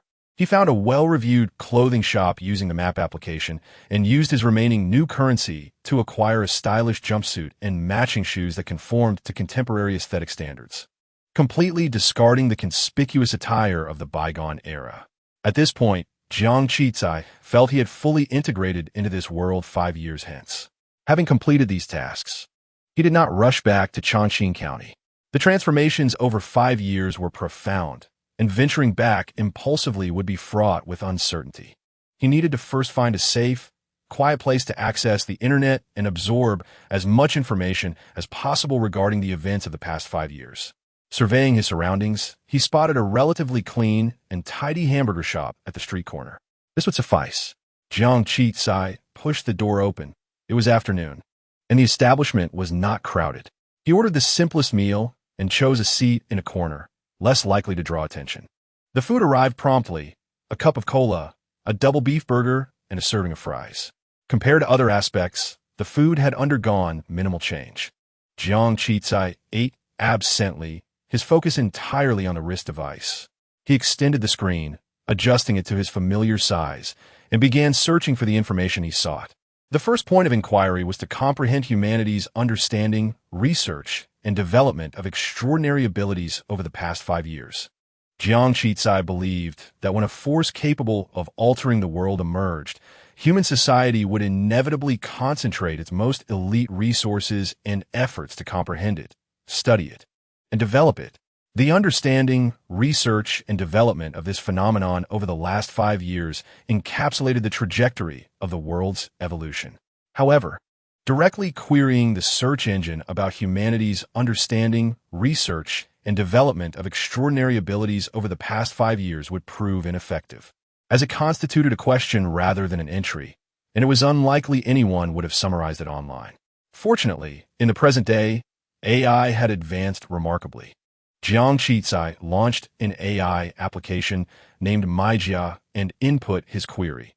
Please summarize the core understanding of humanity regarding extraordinary abilities since the public revelation of these phenomena on May 13, 2030, including mechanisms, principles, main research directions, and development achievements. A luminous point representing contemplation appeared at the center of the screen, swirling for less than 2 seconds before a stream of text began to flow seamlessly. Hello. In accordance with your request, we have retrieved and synthesized information from the Global Extraordinary Ability Information Network, GIN, leading academic journals Nature Potential and Frontiers in Science, Extraordinary Ability Research, as well as core content from public technical reports of major national extraordinary ability management agencies, summarized as follows. 1. Breakthrough in core understanding. 1. The emergence and initial dilemmas of extraordinary abilities. Beginning in 2030, unknown luminous aggregations, known as extraordinary ability flowers, appeared simultaneously in multiple locations globally. Contacting different forms of these flowers became the primary pathway to awaken various categories of extraordinary abilities. However, the initial mortality rate among contactors was alarmingly high, with statistics indicating that the ratio of successful awakenings to fatalities soared to 1:11,000. This unpredictable randomness of death garnered significant attention from the academic community. Yet despite their intensive research efforts, they struggled to uncover critical patterns. 2. Key breakthroughs in energy origin and brain domain revolution. This research deadlock was shattered by a prodigious young scientist. In 2033, the then 18-year-old Chinese-American scientist Aiden Wu published a groundbreaking paper in a subjournal of Nature. He was the first to propose and substantiate that extraordinary abilities are not magic. Their energy originates from a yet-to-be fully analyzed energy field, temporarily dubbed psi-energy. This energy field strongly couples with a specific, abnormally active high-order brainwave generated by the awakened individual's brain. His theory posited that not everyone could withstand the energy impact of the extraordinary ability flower. The fundamental wave activity level of an individual's brain is a crucial predictive indicator. Only those individuals whose brains can naturally produce and maintain sufficiently high intensity and stable waves, either by birth or through specific training, can successfully harness and guide psi-energy upon contact with the extraordinary ability flower, thus awakening extraordinary powers.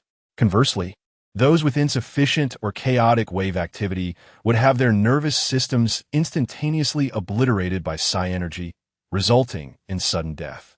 This theory was quickly corroborated by independent experiments conducted by Dr. Yisheng's esteemed neuroscience team, establishing its authoritative status. Building upon Aiden Wu's theory, Dr. Yisheng's team swiftly led the development and successful creation of the first-generation wave resonance detector. This device can rapidly and non-invasively measure an individual's wave intensity and stability, greatly enhancing the ability to predict the success rate and potential risks of awakening extraordinary abilities, transforming the awakening process from a gamble into a selectable examination. Simultaneously, this discovery gave rise to a vast consciousness training industry, which today boasts a market size of 47 billion yuan. Upon reading this, a long-standing question that had plagued Jiang Qizai was suddenly resolved.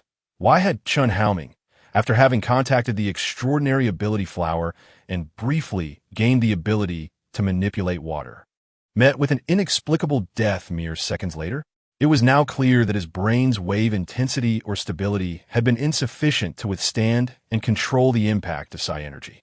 Consequently, he had suffered a catastrophic backlash in the fleeting moment of acquiring extraordinary abilities. Jiang Qizai felt a deep sense of sorrow for him. Had Chen known all this in advance, understanding that his brain was ill-suited to bear such power, he certainly would not have dared to touch that flower, thus avoiding such a tragic fate. Of course, from a pragmatic perspective, had Chen refrained from contact, Jiang Qizai would not have benefited from the situation. Nonetheless, this served as a poignant reminder for Jiang Qizai. One must never recklessly engage with unknown entities harboring extraordinary energy. After all, he possessed infinite time and could patiently wait for humanity to thoroughly research these phenomena, clarifying the risks before making the most prudent decision. Simultaneously, he recalled the functional beverage named Lingguang he had seen in the convenience store, which claimed to stimulate potential brain domains and enhance brainwave activity. It appeared to be a product born out of Aiden Wu's theoretical advancements. While it might indeed contain ingredients that could slightly stimulate neural activity, Jiang Qizai held a skeptical view regarding its purported ability to assist ordinary individuals in harnessing the extraordinary ability flower and achieving extraordinary prowess. If merely drinking a beverage could accomplish such feats, then everyone in the world would become extraordinary beings.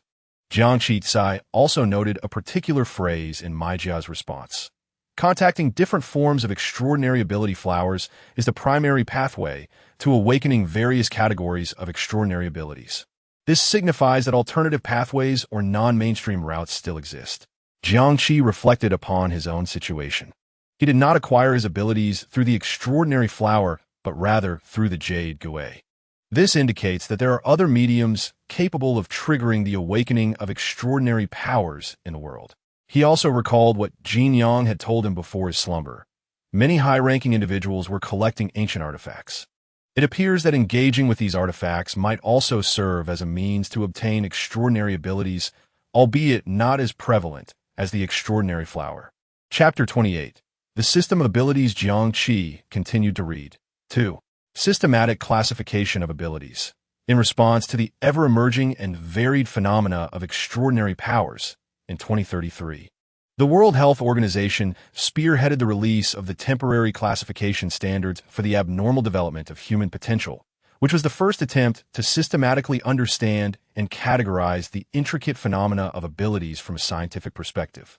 Subsequently, this standard underwent multiple supplements and revisions by research institutions and extraordinary management departments from major countries around the globe, gradually forming a relatively comprehensive and internationally recognized classification system for abilities.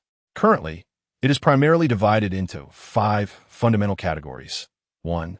Elemental manipulation, the ability to control basic substances and energies, commonly manifested in the generation and control of water, fire, earth, metal, wood, wind, electricity, and light. 2. Mental perception involves interference at the level of mind and cognition. Abilities include telepathy, thought reading, memory probing and modification, emotional implantation, illusion creation, dream infiltration, and mental shock. Practitioners of this category typically require an exceptionally high degree of control, with considerable risks of losing control. 3. Life empowerment affects the state and processes of living organisms, primarily demonstrated through accelerated healing, cellular activation, life force extraction, disease eradication, and the cultivation or control of plant growth. Healers possess immense social value, yet there are risks associated with their use in forbidden realms. 4. Temporal and spatial influence interferes with the fundamental properties of time and space. This is a highly dangerous and rare category, including local acceleration, deceleration, or stasis of time, short-distance spatial teleportation, and spatial distortion confinement. Currently, the number of individuals registered globally who can control these abilities stably is exceedingly small. 5. Rule distortion influences abstract rules such as probability, order, logic, and causality, challenging existing physical laws merely by their existence. To address the standardization needs of manifest abilities, the World Health Organization, WHO, collaborated with major countries to establish a classification system for the strength levels of manifest individuals based on the temporary classification standards for the abnormal development of human potential. This system comprehensively evaluates multiple factors, including ability intensity, effective range, duration, control precision, developmental potential, and mental stability, categorizing manifest individuals from low to high as follows. D level, disturbance level. The effect of the ability is weak, with an extremely limited range, usually restricted to contact or very short distances, short duration, difficult to control effectively, or the ability itself has low practicality. Most newly awakened individuals with no training fall into this initial level, having little impact on social order, yet still require registration. C level, influence level. The ability has a clear effect and can produce stable impacts within a small range, possessing basic control. This is a common level for manifest individuals who have undergone basic training, allowing them to engage in some auxiliary or specific occupations. B level, tactical level. The ability demonstrates significant effects, with a range covering a block or small venue, high control precision, suitable for direct support or small-scale conflicts. This is the main strength level of various countries' extraordinary powers, typically requiring the formation of small teams to execute tasks. A level, strategic level. The ability exhibits formidable effects, capable of influencing the outcome of localized conflicts or altering terrain, with a broad range and exquisite control. Such individuals are exceedingly rare, often categorized as national strategic resources, under strict supervision and protection. S level, catastrophic level. The ability is comparable to a natural disaster, possessing the potential to devastate cities or alter regional environments in a short period. Currently, there are fewer than 5 publicly recorded S-level individuals globally. Their existence alone serves as a deterrent. Note, there are unverified rumors regarding higher levels of abilities, suggesting the existence of powers that transcend cognitive boundaries, capable of distorting the rules of reality. Jiang Qi's expression grew solemn. Initially, he had been quite pleased with the powers he had gained after his slumber, believing he possessed the capital for survival. However, upon learning all this, he was instantly brought back to reality. This world is still perilously dangerous. With the classification of abilities being so extensive, beyond the fundamental elemental manipulation, there exist powerful abilities such as mental perception, life empowerment, temporal and spatial influence, and rule distortion. Jiangqi felt utterly inadequate in the presence of such manifest individuals. He merely possessed enhanced physical attributes, strength, and speed, yet when confronted with those capable of altering cognition, tampering with memories, or even distorting rules, he found himself utterly defenseless. Then, Jiangqi conducted a self-assessment based on the strength classification system presented. His core ability is water manipulation, combined with extraordinary physical attributes, enabling him to effectively cover a standard block. In extreme bursts, he might briefly impact a larger area. His sustained combat duration should be lengthy due to his physique. And with an agility of 16,579 points, his control precision should be quite high, excelling in rapid maneuvers within a confined space. However, his mental fortitude is lacking, and if faced with an opponent possessing mental perception abilities, he would likely struggle to defend himself. Moreover, his combat techniques are singular, limited to close-quarters fighting. Yet his skill level in combat has not undergone professional training. The advantage lies in his exceptionally balanced three-dimensional attributes, allowing him to adapt to a wider array of scenarios compared to other manifest individuals who specialize in a singular ability. Furthermore, if he were to run an opponent's abilities, unless they involve area attacks or pinpoint control, would likely struggle to hit him. Overall, he is likely at a B level, potentially reaching a strong B level in water, but certainly not touching a level. B level, according to Maijia's assessment, is regarded as the main strength level of various countries' extraordinary powers, which is no small feat. Yet, Jiangqi remained far from complacent. The reason is simple.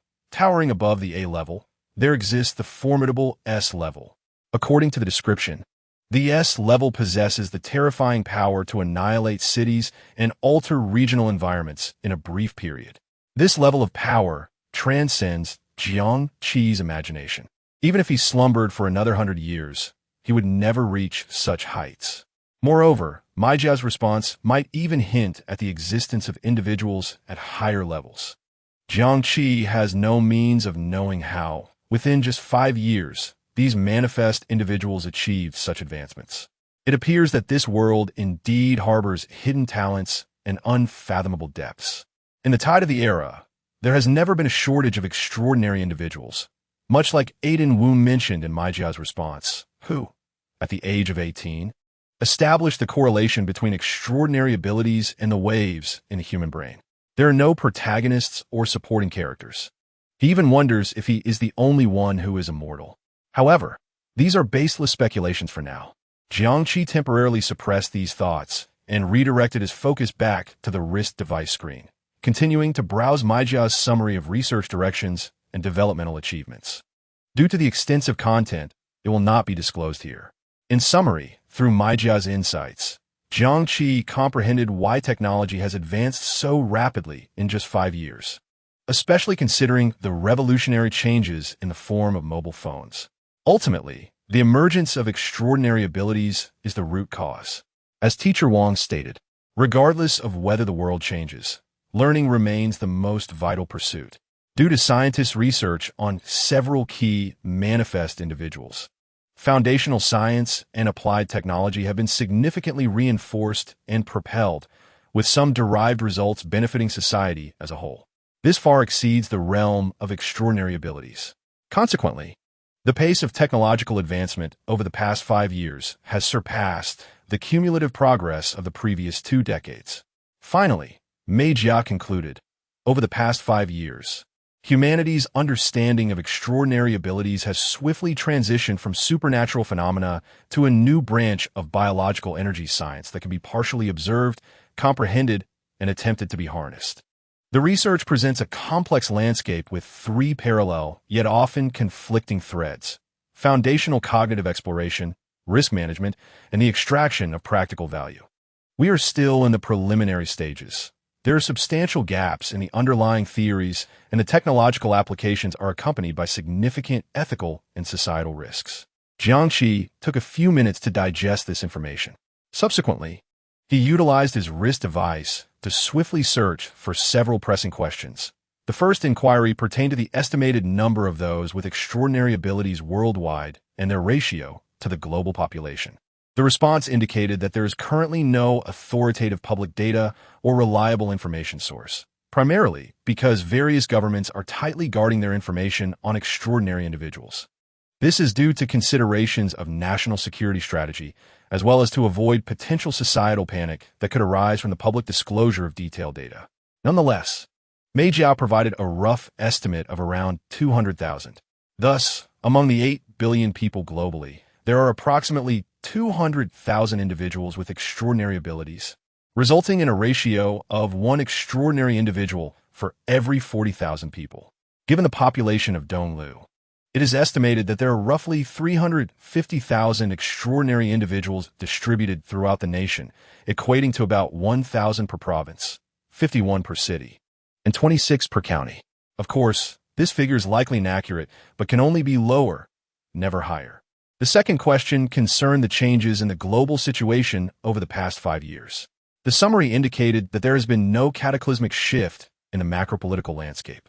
Aside from a few small nations whose regimes have been overturned by emerging extraordinary organizations, and a couple of minor countries that have been eradicated by new extraordinary groups, the major powers and alliances remain steadfast. Additionally, all major nations have established their own extraordinary forces, such as the Tianduan Bureau in Anghua, the Round Table Knights in the Novgorod Republic, the Super Combat Special Forces in Yingzhou, and the Tianma troops in Xiongua. The third inquiry sought the basic information on publicly acknowledged A and S-class extraordinary individuals. This portion was of utmost interest to Jiangqi. Yet reliable public information remained scarce. He was only able to ascertain that Li Jianjun, the leader of the New Explanation sect in Donglu, is classified as S-class. Shi Juedashi, the abbot of the Rulai Temple, is also S-class.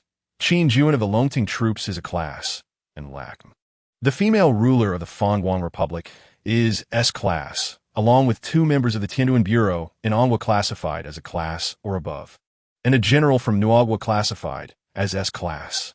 Beyond these, the remainder remains speculative. Yingzhou claims to possess an S-class extraordinary individual, but all such information is categorized as dubious or based on hearsay, with Mei Jiao rating its credibility as exceedingly low. In this era, have S-class extraordinary individuals become equivalent to nuclear weapons? Jiangqi felt a chill in his heart. No, perhaps they're even more terrifying. For once an S-class extraordinary individual infiltrates enemy territory, the threats and destruction they could unleash are incomparable to that of a single-use nuclear weapon. The fourth question addressed the major extraordinary forces globally and the Donglu Extraordinary Management Bureau. This inquiry overlaps with the second, but offers more detail. As an addition to the official extraordinary forces of various nations, Mei Jiao enumerated civil extraordinary forces such as the Evolutionary Selection Alliance, the Wrath of God, and the Technological Evolution faction. It can be said that, following the emergence of extraordinary abilities, the world has plunged into chaos. Although the global situation has not undergone significant changes, the underlying currents are indeed alarming. Over the past 5 years, the Donglu Extraordinary Management Bureau has also experienced rapid development, with grassroots branches reaching the county level, and its contributions cannot be understated. As the rate of extraordinary-related crimes has plummeted from 221 in the early years of extraordinary abilities to the current 17. After completing his search, Jiangqi exhaled deeply, finally acquiring a foundational understanding of the world 5 years hence. Simultaneously, he also gained a clearer plan for his subsequent actions. First, he would return home to confirm the safety and current state of his uncle, aunt, sister, and Jinyang. Next, he would use this time to accumulate deep slumber energy and explore methods to enhance his control over Yugui. Finally, once he has amassed sufficient deep slumber energy, he would, conditions permitting, enter into a deep slumber once more. With his resolve firm, Jiangqi retracted the wrist device screen, donned his backpack, and departed for the hamburger shop. 10 minutes later, he arrived at the bus station. Compared to 5 years ago, the bus station in Shanghai town had undergone changes, becoming newer, larger, and more pristine. Jiangqi stood in line at the counter, presenting his identification card, a ticket to Chongqing. The staff behind the counter did not look up. 40 kuai. He handed over 2 20 kuai notes. The staff efficiently issued the ticket. Departure at 4:30, with boarding 10 minutes prior. Good. Half an hour later, Jiangqi passed through an identity verification and a basic security check, boarding the bus returning to Chongqing. The vehicle slowly began to move, and the scenery outside the window started to blur. As he gazed outside, Jiangqi felt an uncontainable sense of nervousness rising within him. After 5 years, he was finally returning home. How were his uncle and aunt? Were they still engaged in their previous occupations? Were they in good health? Had they worried about him? Little Lou was now 20, right? By normal standards, she should be in university now. Which university did she attend? What was she studying? What had she become? Was she in a relationship? And what about Jin Yang? What was he doing now? Was he working or merely coasting through life? Regardless of his employment status, he had his parents to fall back on, so he was the least of his worries. Had he gotten married? Or was he still dating? Surely he wasn't still single? As he approached his hometown, he felt an acute sense of apprehension. Half an hour later, with a hiss of air, the bus finally arrived at Chongqing County. Jiangqi stepped off the bus, taking a deep breath as he surveyed the county town he had been away from for 5 years. Chapter 29. The Justice Man Following the Signs. Jiangqi exited the station. By this time, dusk had fallen, and it was already 6 o'clock in the evening, with the lively sounds of street vendors filling the air. Jiangqi stood by the roadside, waiting for a taxi. At that moment, 3 flamboyantly dressed, unruly youths seemed to take notice of him as a target, swaggering over with a demeanor suggesting they were not to be trifled with. Jiangqi stood his ground, scrutinizing them. The 3 thugs were clad in garments featuring animated patterns, their heads adorned with some sort of color-changing luminous accessories, with glimpses of tattoos barely visible on their skin, resembling walking sources of light pollution. In truth, during his student years, Jiangqi had encountered delinquents, having completed his middle school education in the county town. Those familiar with the chaos of the county's middle school understand well. However, he was academically gifted and athletically adept, a favorite among teachers in the school, and, generally, delinquents kept their distance. The 3 ruffians scanned Jiangqi, ultimately fixating on the wrist device he wore. "Hey, buddy, nice wrist device you got there." One youth with dyed yellow hair and glowing headphones, resembling a leader, slurred his words with a casual tone. "Is it the new model? Quite expensive, huh? My buddies and I are a bit strapped for cash. Mind lending us some money?" The other 2 chimed in with grins, forming a small encirclement around him. Jiangqi had not anticipated that his first welcome back to Chongqing would be a mugging by delinquents. If this had happened 5 years prior, he might have responded with a calm defiance, using physical prowess to persuade them otherwise. After all, his aspiration was to become a police officer, and aside from his studies, he had not neglected physical training. 2 or 3 individuals would be no match for him. Yet now, Jiangqi hesitated. These 3 street thugs indeed represented the practice target he desperately needed, a means to test his physical strength and control. However, in this public setting, he was reluctant to draw unnecessary attention. He lowered his head, swiftly surveying his surroundings, and noticed that the intersection across the street had surveillance cameras. While people nearby were furtively watching him, he thought to himself that this was certainly not an opportune place to act. However, his demeanor was perceived by 3 young thugs as a symbol of cowardice. The leader, a blonde delinquent, scoffed inwardly, realizing that despite his tall stature, this fellow was merely a fragile facade, a coward indeed. With this thought, he became even more brazen. Cowardice? The more cowardly, the more they would bully him. He chuckled lightly and advanced, nearly pressing his nose against Jiangqi's. "What's wrong? Didn't you hear us talking? Is your ear stuffed with donkey hair? Or have you been scared into silence?" The other 2 thugs followed suit, stepping forward with sinister grins, cracking their knuckles with a menacing sound, their tone dripping with mockery and threat. "That's right, Brother Hao is speaking to you. Hurry up and respond. If you know what's good for you, call out Brother Hao so we can hear." Jiangqi shook his head internally, recognizing this classic trio of villains and their archetypal antagonistic demeanor. At this moment, he already had a plan forming in his mind. He could feign weakness to lure them to a location devoid of surveillance before taking action. With his current speed and strength, it should not be difficult to swiftly neutralize the three without alerting others. Just as he was about to speak, a clear and youthful voice rang out. Halt! The thugs were displeased at the interruption. Damn. Who is it? Which fool?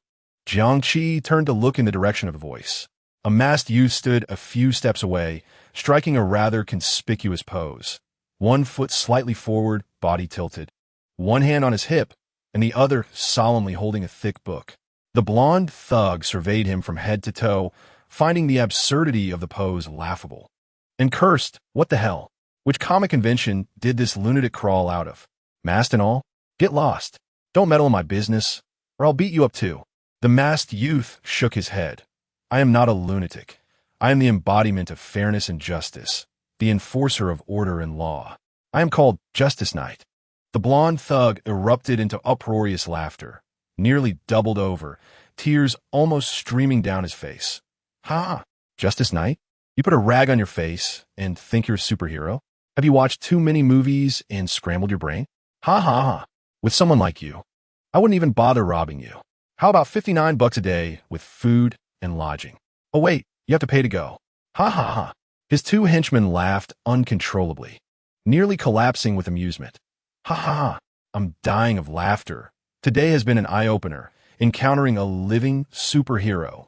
Which kid's late-stage Chinibu has escaped from home? Hurry back to do your homework. If you're late, your dad will spank you.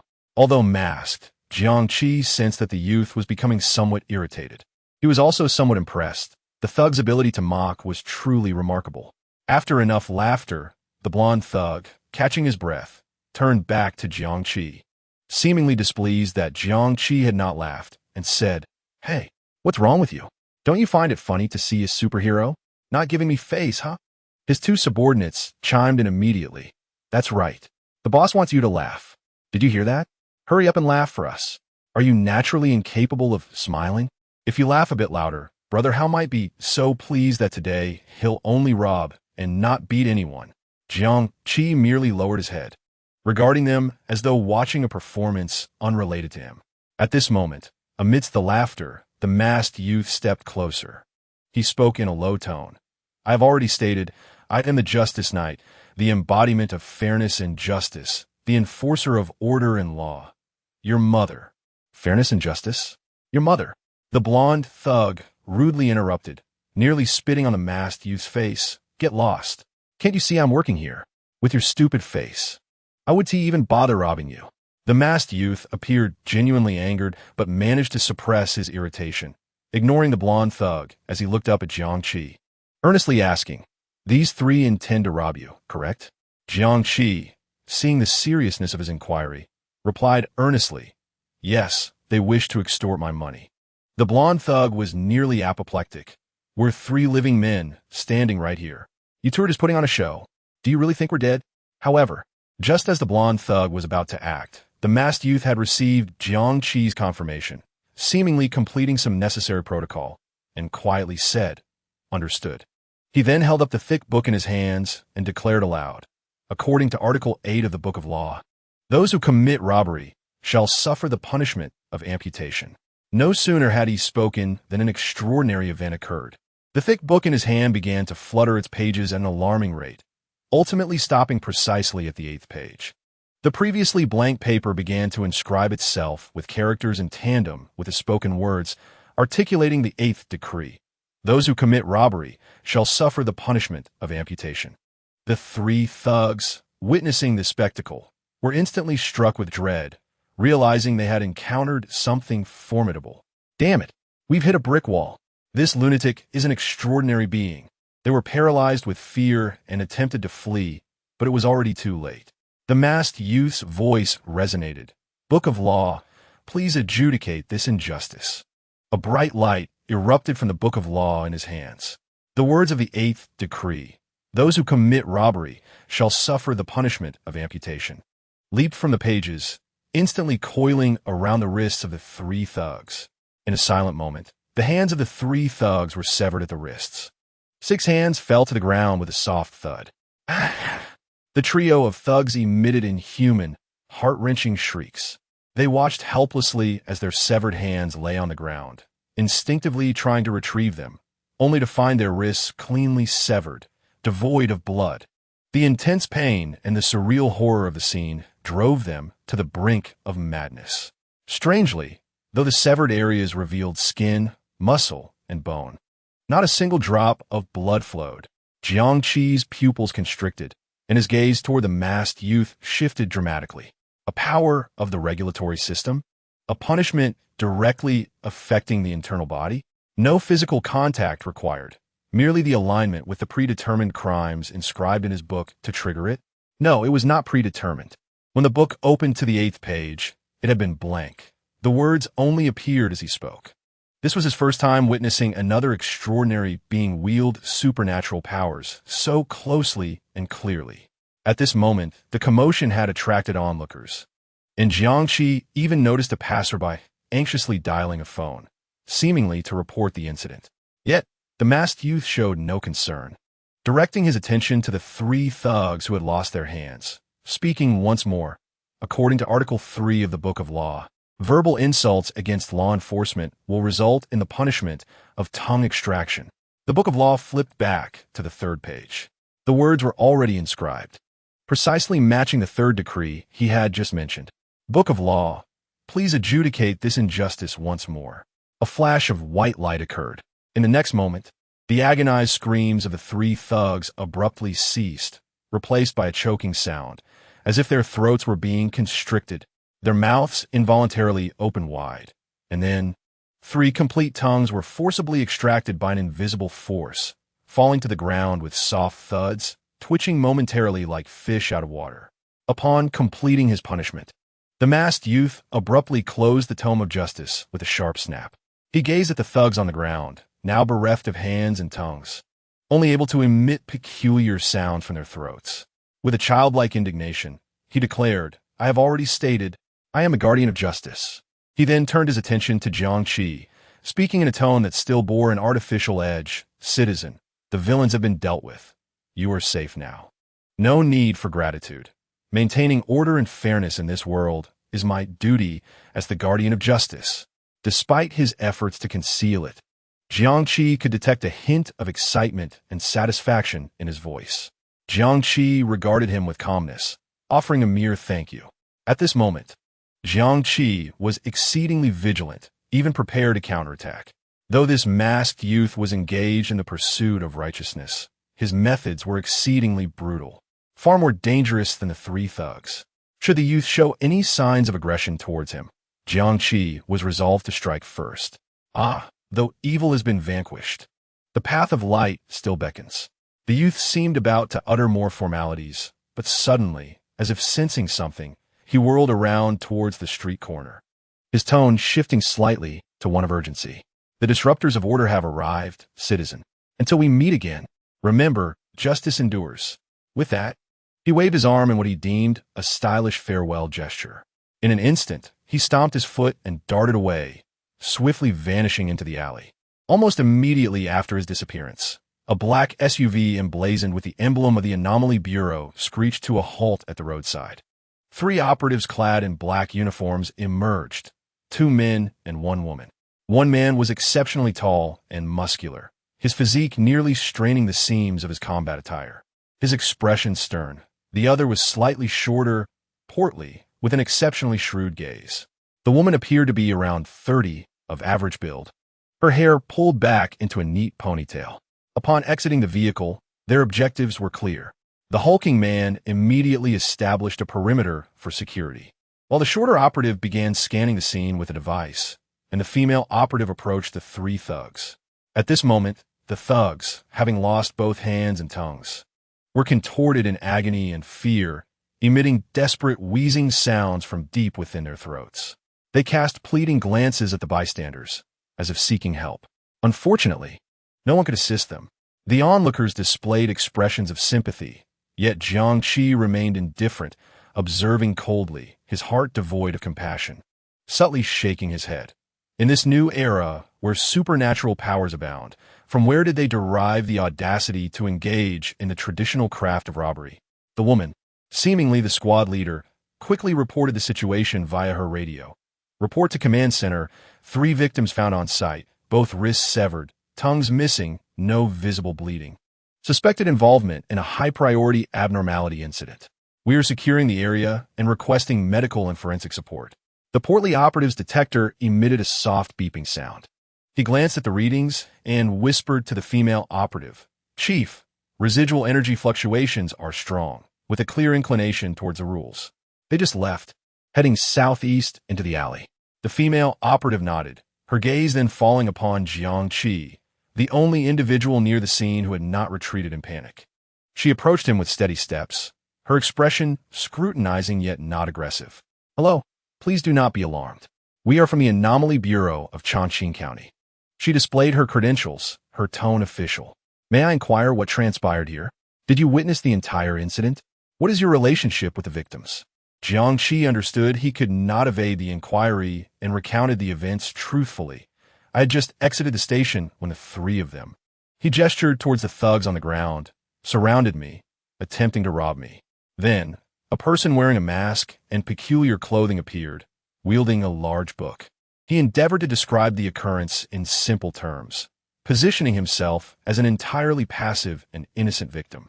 He spoke of some decree, the book emitted light, and then their hands fell off. Later, they lost their tongues. "When I saw you arrive," he fled. The female operative listened attentively, taking notes swiftly. "A masked individual? Wielding a large book? A rule-based ability," she murmured, repeating several key phrases, her brow furrowing, then pressing further, besides the mask and the book. Were there any other distinguishing features, such as height, build, approximate age, or did he refer to himself by any name? Jiang Qi replied. "He mentioned something about being the guardian of justice, but beyond that, I was too frightened to remember much else." The female operative responded, "Thank you for providing this information. It is quite significant. Please present your identification. We need to conduct a simple registration." Jiang Qi complied, producing his ID card. The female operative scanned it with a handheld device, and his basic information was recorded. She glanced down at the data. Name, Jiang Qi. Residence, Chongqing County. No anomalies recorded. The information was exceedingly clean, marking him as an utterly ordinary local resident. "Thank you for your cooperation.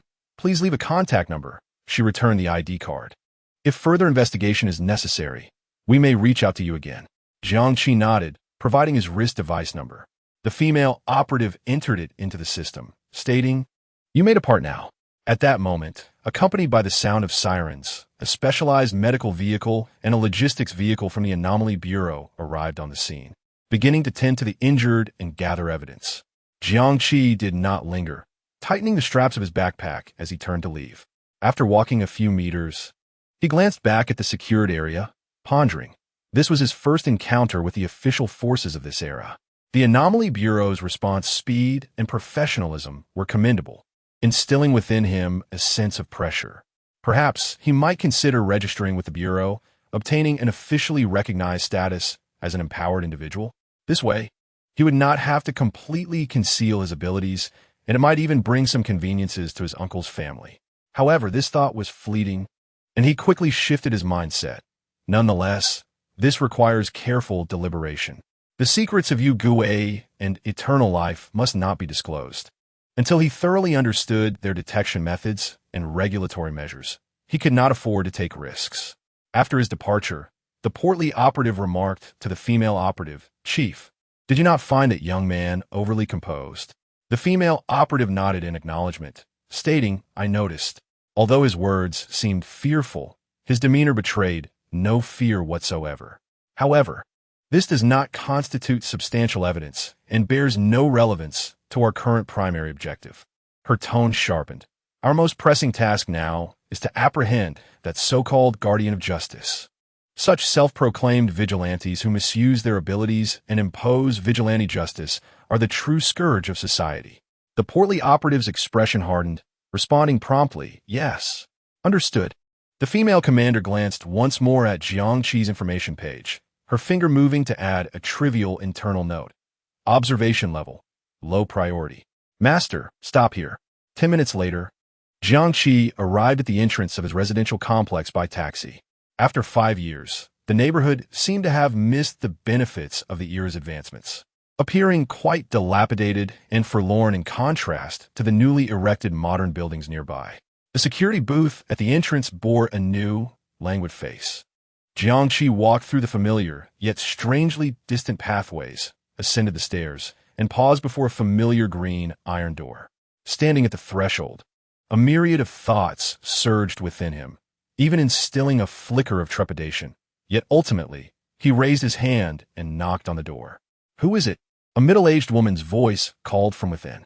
Jiangqi's throat felt somewhat parched. It was the voice of his aunt. "And it's me." Instantly, silence enveloped the room, a stillness that stretched for several seconds. Then, a flurry of hurried footsteps rushed to the door, and the security chain rattled as the door was forcefully yanked open. An incredulous face appeared behind the door. It was Su Mei, his aunt. The wrinkles at the corners of her eyes had deepened, her hair was streaked with gray, and her complexion appeared pale and haggard. Behind her stood his uncle, even more worn, his once robust figure now slightly stooped.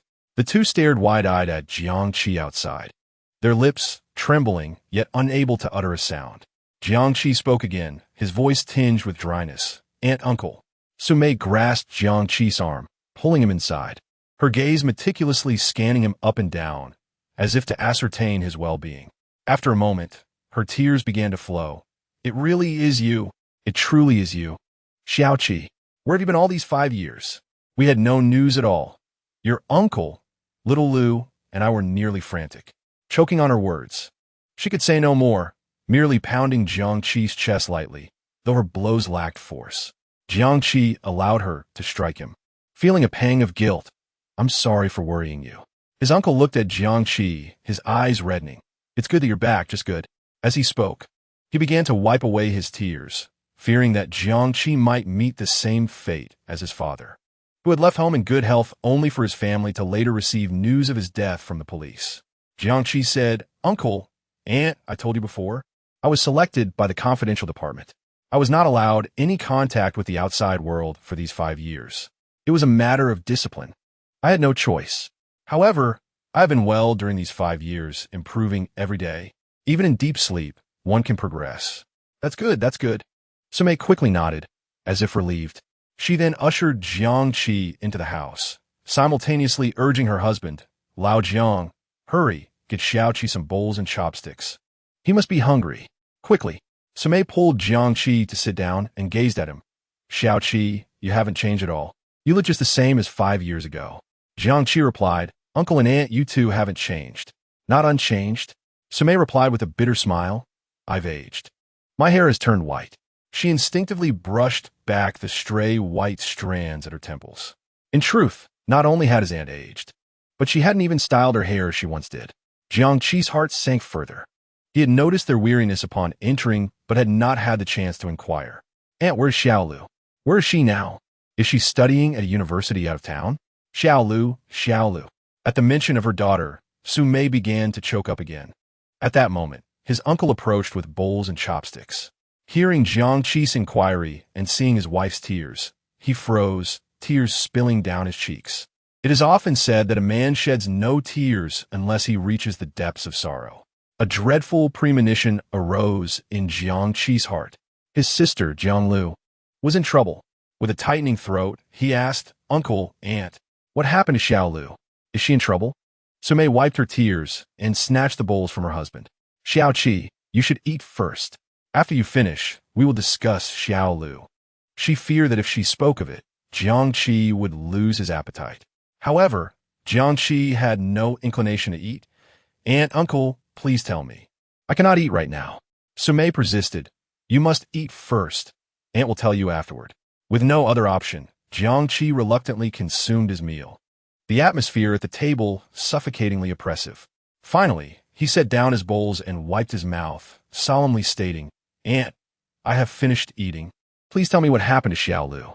"All right, I will tell you," she said, hastily wiping her face with her sleeve, beginning to recount in a disjointed manner, while his uncle supplemented the tale. It turned out that 2 years prior, Jiang Lu had been accepted into Wuling University, where she excelled academically, majoring in archaeology. Jiang Qi was aware of this, having seen it while searching for information on his wrist device. Following the revelation of supernatural abilities, archaeology had surged in popularity, becoming one of the most sought-after fields of study. Increasing evidence suggested that such abilities were not unique to modern times, but had existed throughout ancient history.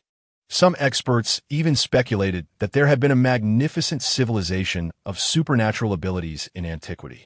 However, in those times, it may not have been termed supernatural. It was likely referred to as Xian, Lianqi Shi, or Feng Shi. This implies that there might be significant gaps or concealed truths in the history written by humanity. Therefore, excavating ancient sites, studying ancient texts, and analyzing unearthed artifacts had become crucial means for exploring supernatural phenomena and discovering ancient technologies. Archaeologists, in a sense, have become the vanguards of investigating supernatural history. In recent years, archaeology had indeed achieved numerous groundbreaking results. This year, Wuling University organized an archaeological team targeting the myth-laden realm of Penglai, seeking to explore the secrets possibly linked to ancient Lianqi Shi. Xiao Lu had been selected by Professor Zhang from her college to be part of the 8-member archaeological team. The outcome, however, was that the entire archaeological team had gone missing. Just half a month ago, the school suddenly called, saying that Xiao Lu and her entire team, including the leading Professor Zhang, a total of 8 people, had vanished in Penglai. The signal was completely cut off, and their location has disappeared. The school stated they had reported it to the police and had contacted local rescue teams and the Bureau of Supernatural Affairs to investigate. But now, half a month later, there has been no news at all. The rescuers nearly encountered trouble themselves. Sumei could no longer hold back and broke down in tears. Xiao Lu, my little Lu. Her husband also choked back his sobs, tears flowing incessantly. Jiang Qi's heart plummeted. Penglai, an archaeological team gone missing. Half a month, with no progress from the Bureau of Supernatural Affairs. Every piece of information pointed to an exceedingly grim outcome. Jiang Qi continued to inquire. What does the school say? Are they still searching? What about the media? Such a significant event hasn't been reported? Sumei shook her head, weeping. The school just says they are still looking and to wait for news, not to panic or act impulsively, assuring us they will do everything possible. The media has been kept in the dark by the school and is not allowed to report. Jiang Qi understood. This was a common tactic employed by educational institutions. When an incident occurs, the first response is to cover it up. After a prolonged silence, Jiang Qi declared, I will go to Penglai tomorrow and rescue Xiao Lu. Jiang Qi did not know whether Xiao Lu was alive, but he had to go. She was his sister. Sumei was alarmed. Xiao Qi, do not go. You have just returned. His uncle also attempted to dissuade him. Jiang Qi replied, Uncle, Aunt, do not forget, I'm also a manifester, and I have joined a confidential department. Do not worry, I will be fine. I will definitely bring Xiao Lu back. Upon hearing this, his uncle and aunt suddenly realized that Jiang Qi had become a manifester 5 years ago, one of the earliest to awaken. Those who had awakened alongside him had since risen to prominence. Perhaps their little Qi would too. In an instant, a flicker of hope reignited in their hearts. Subsequently, Jiang Qi comforted his uncle and aunt while they shared the events that had unfolded in the family over the years. His uncle had lost his job. In this era of great change, his hardware store had suffered profoundly and had now closed down. His uncle now worked as a courier. When Jiang Qi left, he entrusted his aunt with some money, which they had not touched even after his uncle lost his job. Additionally, they had not changed their phone number or moved, fearing that Jiang Qi might call or suddenly return. It is worth noting that this neighborhood had seen a significant decline in residents, with many longtime neighbors having moved away. Jiang Qi shook his head with a sigh, remarking that his uncle and aunt were indeed such individuals. At 11 o'clock in the evening, as his uncle and aunt retired for the night, preparing for work the following day, Jiang Qi also rose from his seat and inquired of his aunt, Aunt, may I take a look at Xiao Lu's room? Sumei paused momentarily, seemingly taken aback by Jiang Qi's request, before responding, Of course. Why would that be a problem? Go ahead and have a look. Jiang Qi nodded, pushed open the door, and entered Xiao Lu's room. 5 years had passed, and the decor of Xiao Lu's room had changed significantly, indicating that she had blossomed into a young woman. However, one thing remained unchanged. On the desk lay their cherished photograph from years ago. Jiangqi did not rummage through the wardrobe or similar places. Instead, he approached the desk directly, opened the drawer, and retrieved a red password book.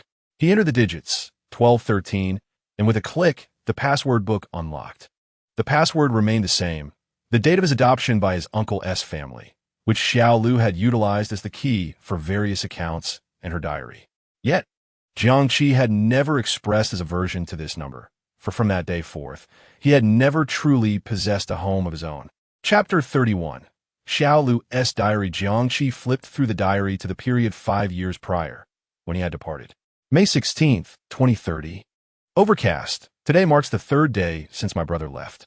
Although he would return only a few days each month while attending high school in the city, this time feels different. It feels as if he's been entirely withdrawn from our home.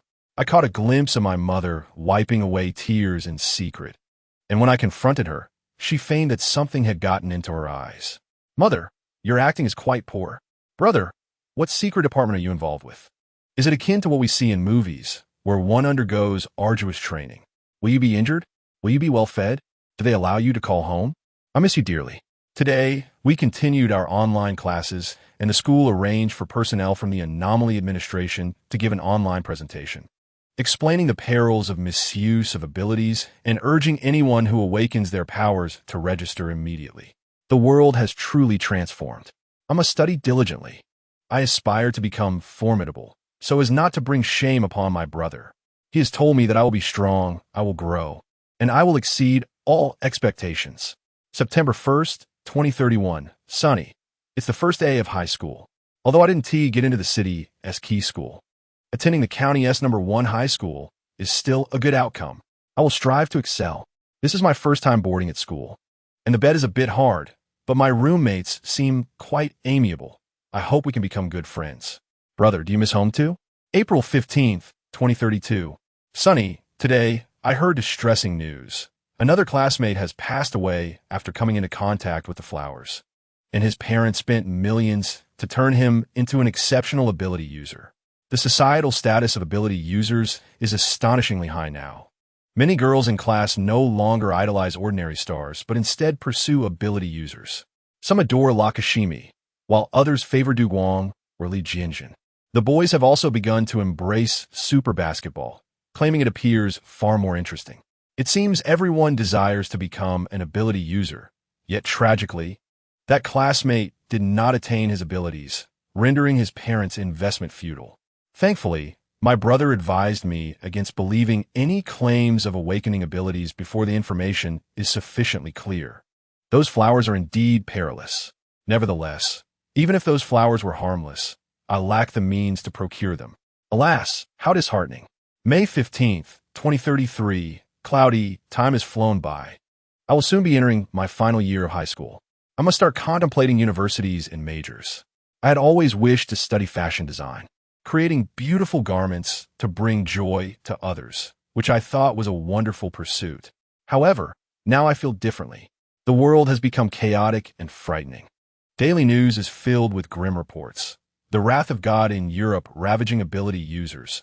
Wars in Africa, new DP technologies wreaking havoc across the Americas, and Southeast Asia conducting human experiments on children.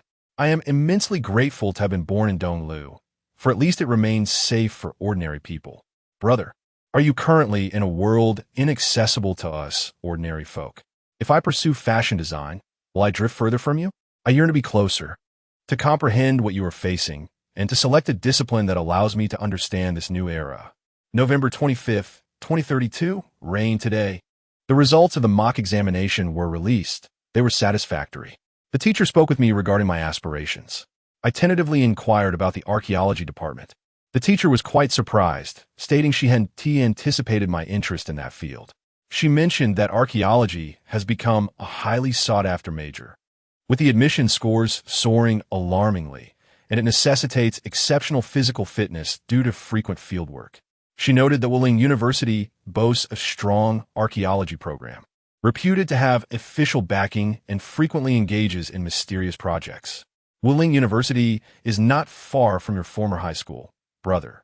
I felt a mixture of excitement and trepidation. Can I truly manage it? Yet I wish to try. Diary Entry 5, May 8th, 2033. I am in the final sprint phase. The pressure is immense. My choice is made. My top choice is Wuling University, majoring in archaeology and cultural heritage preservation. I haven't disclosed much to my parents, only that this field has promising prospects, and they are very supportive. Brother, I am uncertain of your current whereabouts or what you are doing, but I will strive to keep pace with you. I hope the college entrance examination goes smoothly. I hope to succeed. The diary entries ceased before the college entrance examination. Jiangqi slowly closed the diary, astonished that Xiao Lu had chosen archaeology, a decision influenced by him. This realization filled him with guilt. Had he not uttered those words to Xiao Lu, she might not have encountered such peril. Because of him, Xiao Lu had embarked on a path fraught with challenges and dangers. He inhaled deeply, carefully returning the diary to its original place in the drawer. Upon returning to his room, Jiangqi retrieved his old phone, connected to the internet via a shared hotspot, and logged onto Weilian. Once on the platform, his phone lagged for nearly a minute as messages flooded in. The sheer volume of notifications was overwhelming. Wang Weihua, senior class teacher Jiangqi, do not act impulsively. Your studies remain paramount. Regardless of the circumstances, please return to complete the college entrance examination. I have temporarily registered you. The exam is in 1 week, Jiangqi. Contact me immediately upon seeing this message. We can assist you with anything you need. Alas, child, if you can see this, I hope you will reassure your teacher of your safety. The principal and the teachers are all very concerned about you. Numerous friend requests flooded in, many from classmates. Predominantly female. Wei Tian, Jiangqi, I am Lin Wei. Why haven't you come to school? Wei Tian, Jiangqi, there are rumors circulating in class about you. Are you all right? Many more familiar and unfamiliar names sent messages filled with concern, curiosity, or mere inquiries, spanning a timeline from 5 years ago, intermittently extending into the past 2 or 3 years. In a recent year or two, as his absence lengthened, he had faded completely from everyone's lives, and the dialogue boxes had fallen silent, devoid of new messages. Jiangqi first sent a message to teacher Wang Weihua. Teacher, I am Jiangqi. I am well. Please do not worry. Next, he messaged Jin Yang with 4 simple words. I am back. Within a minute, Jin Yang initiated a video call. Jiangqi chose to answer, and soon, Jin Yang's familiar face appeared on the screen, still recognizable, yet with sharper features, having transitioned from a high school boy into a young man. He looked at Jiangqi in astonishment and exclaimed, My goodness! Qizi, it truly is you. You finally returned. I thought you had been taken to some secret base for dissection or had perished in the line of duty. Jiangqi's expression darkened whenever Jin Yang spoke. It was as if nothing of value could escape his mouth. However, for Jiangqi, those 5 years felt like a fleeting moment, devoid of any tangible sensation. Could you not wish for my return a bit more sincerely? Jiangqi remarked. Brother, you suddenly declared you were leaving, and it was for the confidential department. You vanished for 5 years without a word. Who would let their imagination run wild? I even pondered over what brand of paper to burn for you. Jin Yang lamented. Jiangqi, his face impassive, replied, Thanks, but it's not needed for now. Jin Yang began to pour out his grievances. 5 years. Do you know how I've managed during these 5 years? Did you not indulge in good food and drink? Jiangqi retorted. At that moment, Jin Yang's expression froze, his mouth agape, and the retort caught in his throat, unable to respond. It seemed he had indeed enjoyed his fair share of indulgence. Jiangqi continued. Did you squander your time recklessly? Jin Yang vociferously protested. During these 5 years, I couldn't even find anyone to play games with me. I had a plethora of inept teammates, and even when I carried the whole game, no one acknowledged it. It was utterly meaningless. I couldn't sleep, and food lost its flavor. Oh, by the way, Spark, did you see? Our giant wheel. 2,000 days of spark.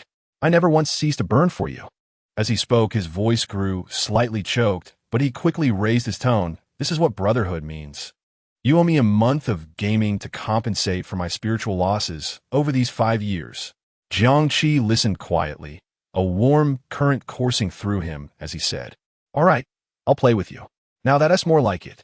Jin Yang responded with satisfaction, but suddenly his expression shifted and his tone grew serious. "Wait, let us not talk about this for now. Qizi, you returned just in time. Do you know that Xiao Lu is in trouble? Your sister." Jiangqi's expression tightened, revealing no emotion as he nodded and replied, "I'm aware. I was informed by uncle and aunt when I arrived home." Jin Yang spoke rapidly. "I've been trying to find out more through connections. Although progress has been slow, I do have some leads now." Jiangqi, surprised that Jin Yang was also trying to help, interrupted, "Let us not discuss this over the phone. I'll come to see you tomorrow. Meet me at the bus station." "Tomorrow? Oh, all right. Any time is fine. I'll wait for you." Jin Yang eagerly nodded. "Good," Jiangqi replied and ended the call. "Hey, wait." Jin Yang wanted to say something, but Jiangqi had already hung up. On the other end, Jin Yang grumbled, "Is it really that fast? You haven't changed at all." After hanging up, Jiangqi began to search online for information related to Peng Lai, preparing for his journey there. The next morning, before dawn, Jiangqi had everything packed. He intended to leave early, but upon opening the door, he found uncle and aunt already waiting in the living room. The atmosphere was heavy and oppressive. "Uncle, aunt, I'm leaving," Jiangqi said. Sume immediately stood up, her eyes still red, clearly having not slept well the previous night. She opened her mouth, as if she had much to say, but ultimately only managed, "Be careful on the road. When you arrive, don't push yourself too hard. Safety is the priority." She dared not mention Peng Lai, nor Xiao Lu, and could hardly fathom what Jiangqi might face on his journey. They were just ordinary folk, both hoping for Jiangqi to find their daughter while fearing that he too might get caught in the turmoil. Jiangsheng also stood, his lips trembling slightly as he finally said with gravity, "If it truly becomes impossible, just come back." After uttering those words, he felt a wave of shame as a father. At that moment, he had never felt so guilty and resentful, lamenting his own helplessness, realizing he could do nothing but send his child into such peril. Jiangqi, however, simply stated, "I will definitely bring Xiao Lu back." By 9 in the morning, Jiangqi took the earliest bus to Lushan. Jin Yang was waiting for him at the exit. Upon seeing Jiangqi, Jin Yang shouted, "Qizi!" His thunderous call drew the attention of all travelers and staff at the exit. Jiangqi subtly turned his face away, wishing to feign ignorance of this person. Jin Yang rushed forward, opened his arms, and enveloped Jiangqi in a bear hug, thumping him on the back with great force. "I thought you were gone for good." Though they had video chatted the night before, the online and offline experiences were starkly different. Jiangqi raised his hand and gently patted Jin Yang's back, careful not to exert too much force. "All right, I'm still here." Finally releasing him, Jin Yang stepped back, his rugged appearance softened by a playful demeanor as he scrutinized Jiangqi up close. "I noticed last night, you haven't changed a bit. Still look like a high school student. Does this mean you ought to call me brother? Come on, say brother for me to hear." Jiangqi, his face impassive, brushed his hand away. "Enough of the nonsense. Let us get to business." With the mention of business, Jin Yang sobered, saying, "Right, the matter at hand is urgent. Let us get in the car." In the parking lot, Jin Yang surprisingly arrived in a luxurious car, flashy, with a shell that occasionally displayed hearts or other symbols. This seemed to be a common technology of the era, applied not only to clothing, but also to car exteriors. Jin Yang proudly pressed a button on the key, causing the vehicle to emit a soft beep as the lights flashed. Jiangqi glanced at the obviously expensive luxury car and then at Jin Yang, commenting dryly, "It seems you've indeed lived extravagantly over these 5 years." Jin Yang shot him an irritated glare. "I earned this legitimately. Get in the car." Jiangqi walked around to the passenger seat, opened the door, and settled in. The interior was spacious and luxurious, with high-tech displays and leather seats exuding opulence. Yet, he remained indifferent to it all. Whether Jin Yang had come to fetch him on a small electric scooter or in a luxury car made little difference. As Jin Yang started the vehicle, he deftly maneuvered the steering wheel and finally got down to business. "All right, let us talk about the main issue." Regarding the location where Xiao Lu and her archaeological team went missing, I've contacted several friends to gather information. The news is tightly controlled, and the Bureau of Alien Affairs is very secretive. Nevertheless, I managed to uncover some details. Jiangqi listened attentively as Jin Yang continued. Chapter 32, Journey to Penglai. I'll first provide you with the materials. Jin Yang said, one hand on the steering wheel while he handed Jiangqi a stack of printed documents. Jiangqi accepted them and began to read. The documents contained some blurry scene photographs and fragmented report summaries. Jin Yang explained, the entire incident points to an abandoned shipyard that has been derelict for years. About a year ago, strange occurrences began to emerge. Initially, nearby fishermen reported seeing bizarre lights at night. Later, anyone who ventured inside would easily get lost, and electronic devices would malfunction. About a month ago, the situation escalated. That area became enveloped in a strange gray-white fog, and very few who entered came out unscathed, either disoriented or completely missing. The authorities designated it a restricted zone, but a rumor started circulating that if one entered the white fog and found the correct path, they could reach the true Penglai Island and obtain ancient legacies. Thus, there are always some reckless individuals daring to venture in. Jiangqi had researched the information the previous night and understood what Jin Yang meant by the true Penglai Island. Penglai, akin to Kunlun, is an exceedingly significant island in ancient mythology. The legends of Penglai can be traced back to the pre-Qin era. The Shanhaijing Heinai Beijing states, Penglai Mountain is in the sea, and the city of the great men is also in the sea. Here, great men refers to the immortals, and the city of the great men signifies the homeland of the immortals, which is Penglai. Later, Guopu elaborated on this. Above, there are immortals. The palaces are made of gold and jade, and the birds and beasts are all white, appearing like jade, located in the Bohuai Sea.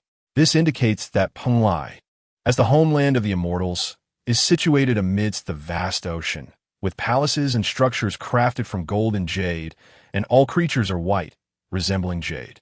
Subsequently, when Qin Shi Huang unified the 6 states, infatuated with the idea of immortality, he dispatched the wizard Xu Fu to lead young boys and girls, craftsmen, and grains into the sea in search of immortals and the elixir of life. Sima Qian recorded this in the Shiji Fengshan Shu, noting 3 significant characteristics of Penglai. It is located within the Bohuai Sea, it possesses the elixir of immortality, and it is desirable yet unattainable. Furthermore, one of the most classic immortal legends associated with Penglai is the tale of the 8 immortals crossing the sea.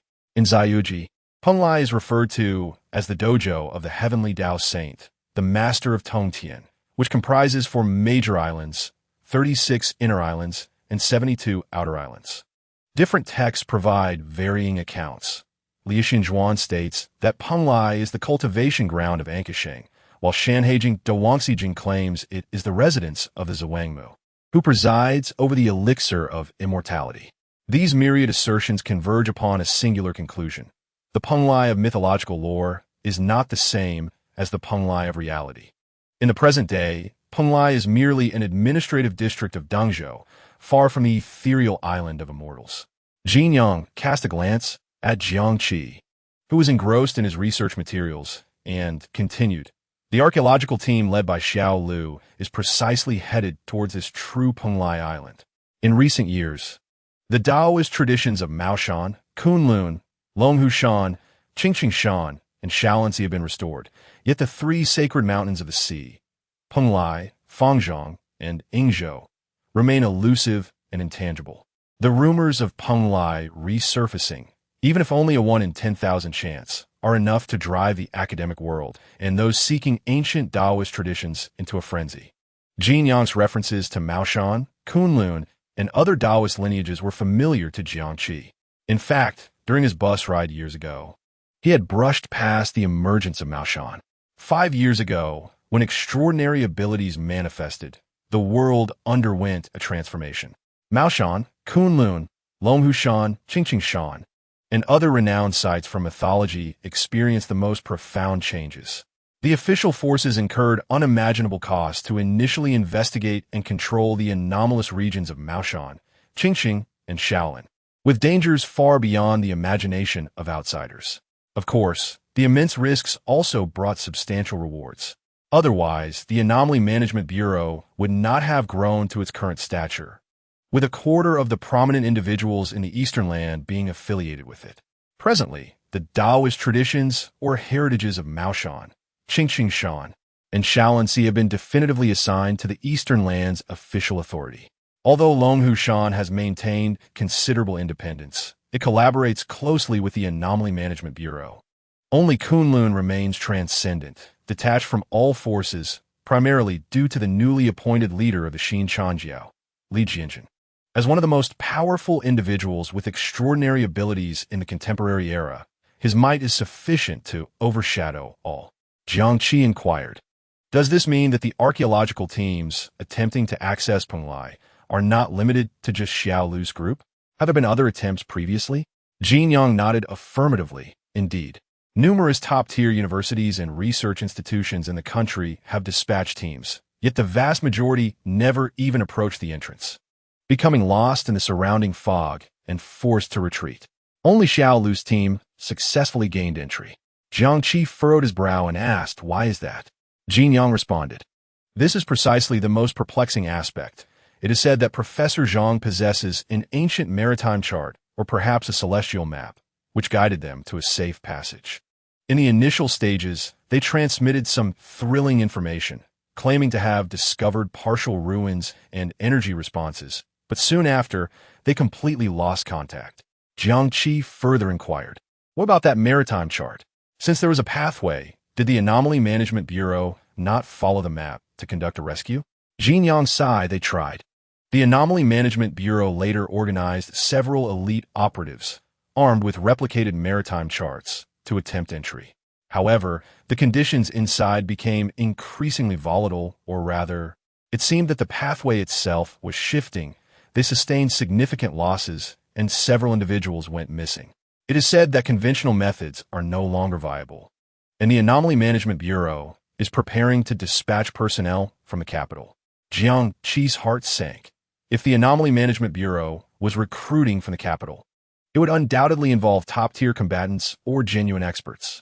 However, would he still be able to enter at that time? Or should he wait for the actions of the Anomaly Management Bureau?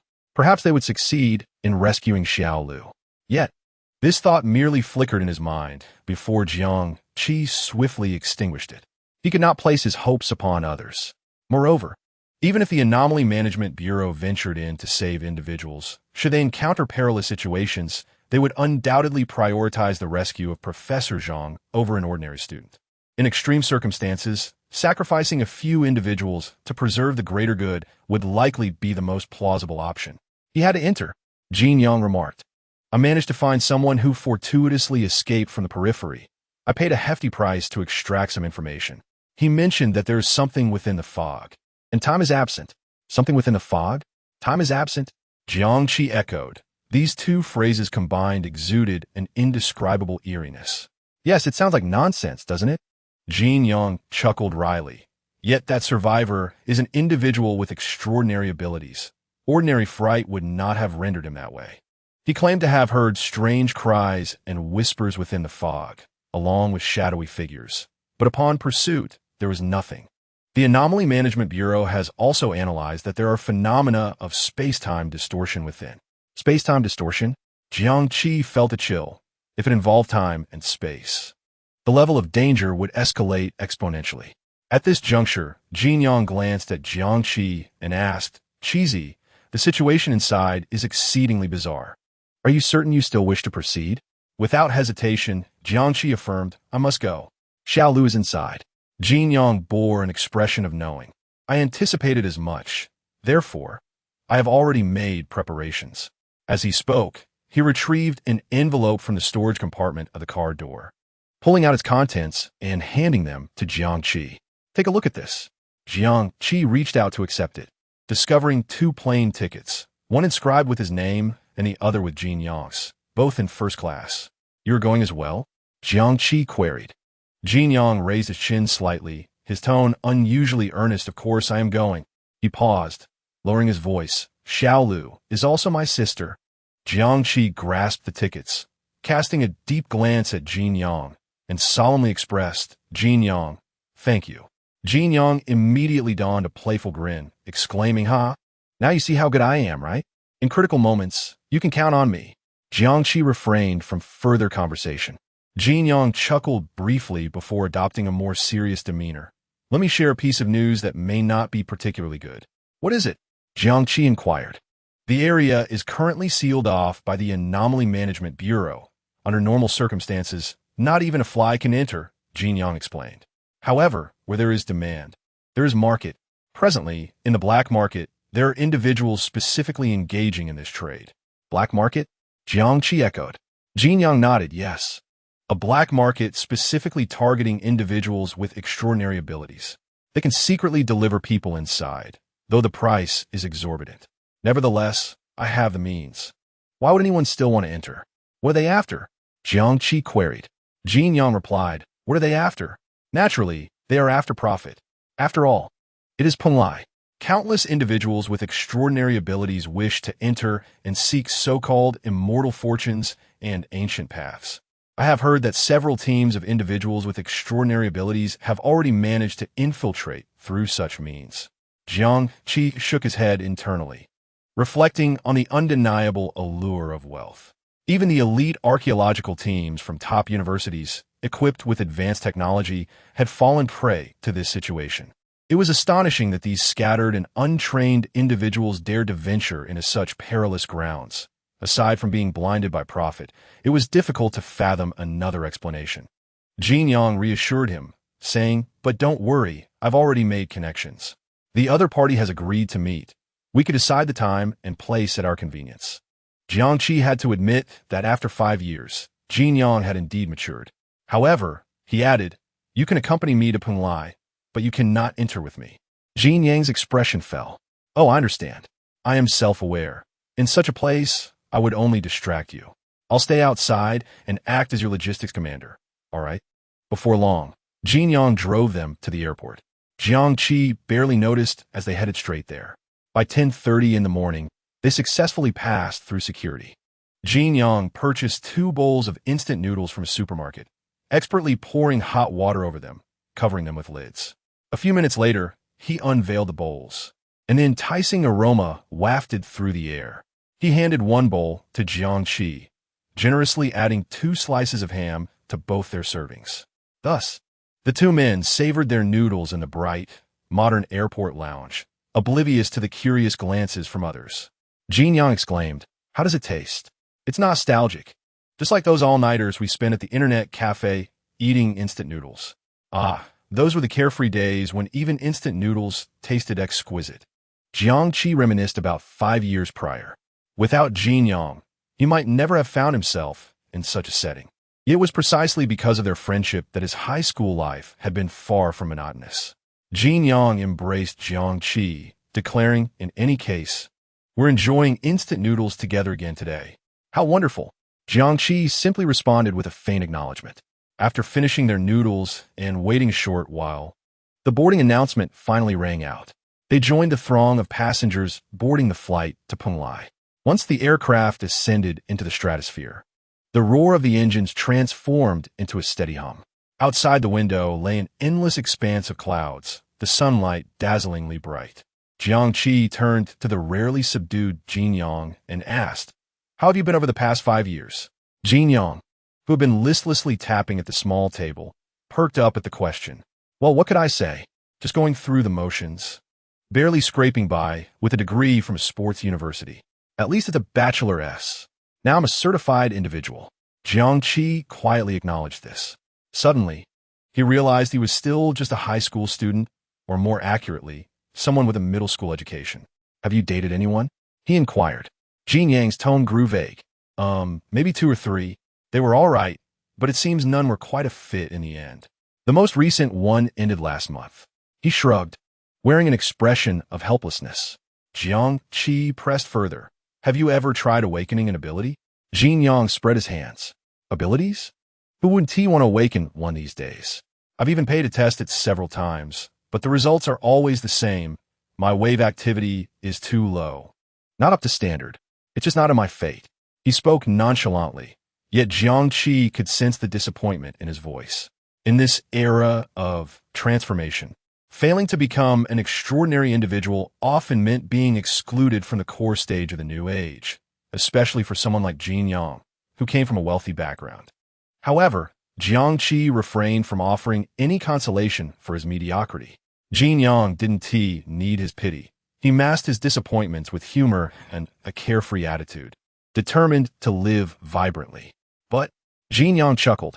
I'm in great shape. You can focus on being the impressive, extraordinary individual while I handle logistics for you. He suddenly brightened. Oh, right.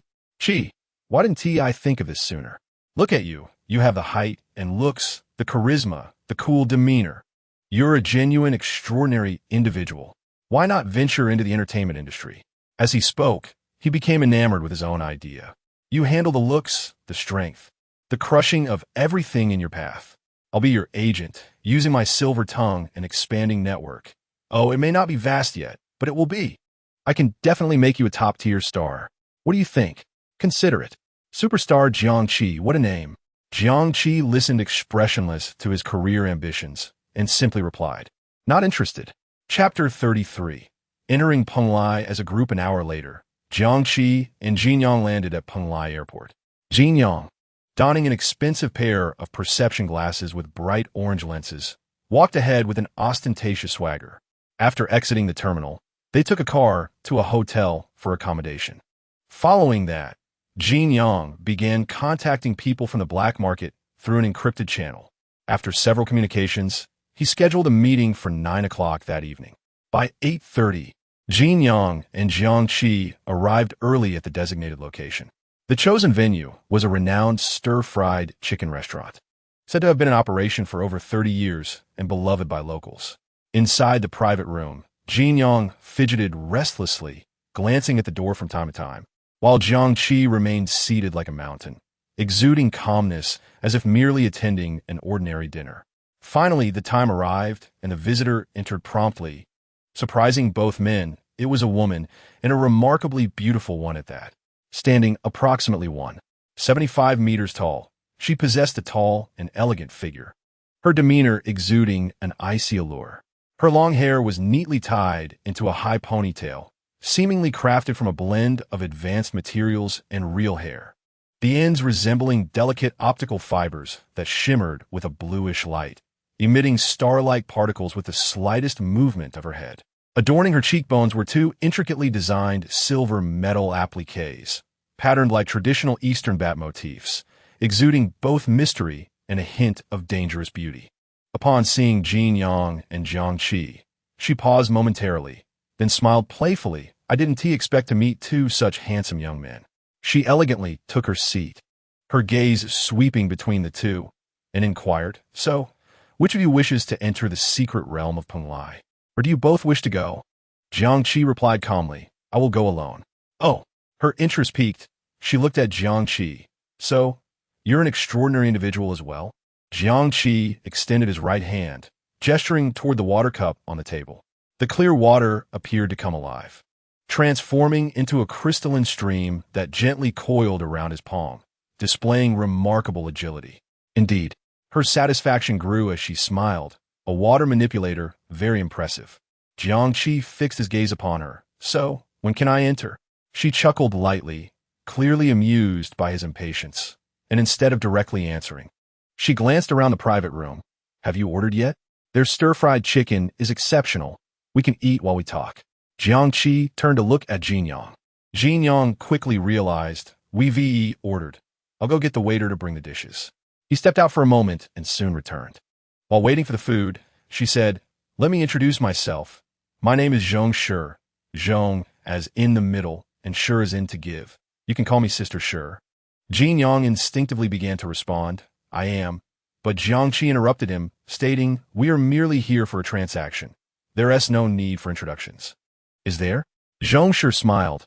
I didn't expect you to be so cautious. Well, you must give me a name to address you by. Jiang Qi pondered briefly. You may call me Jiang.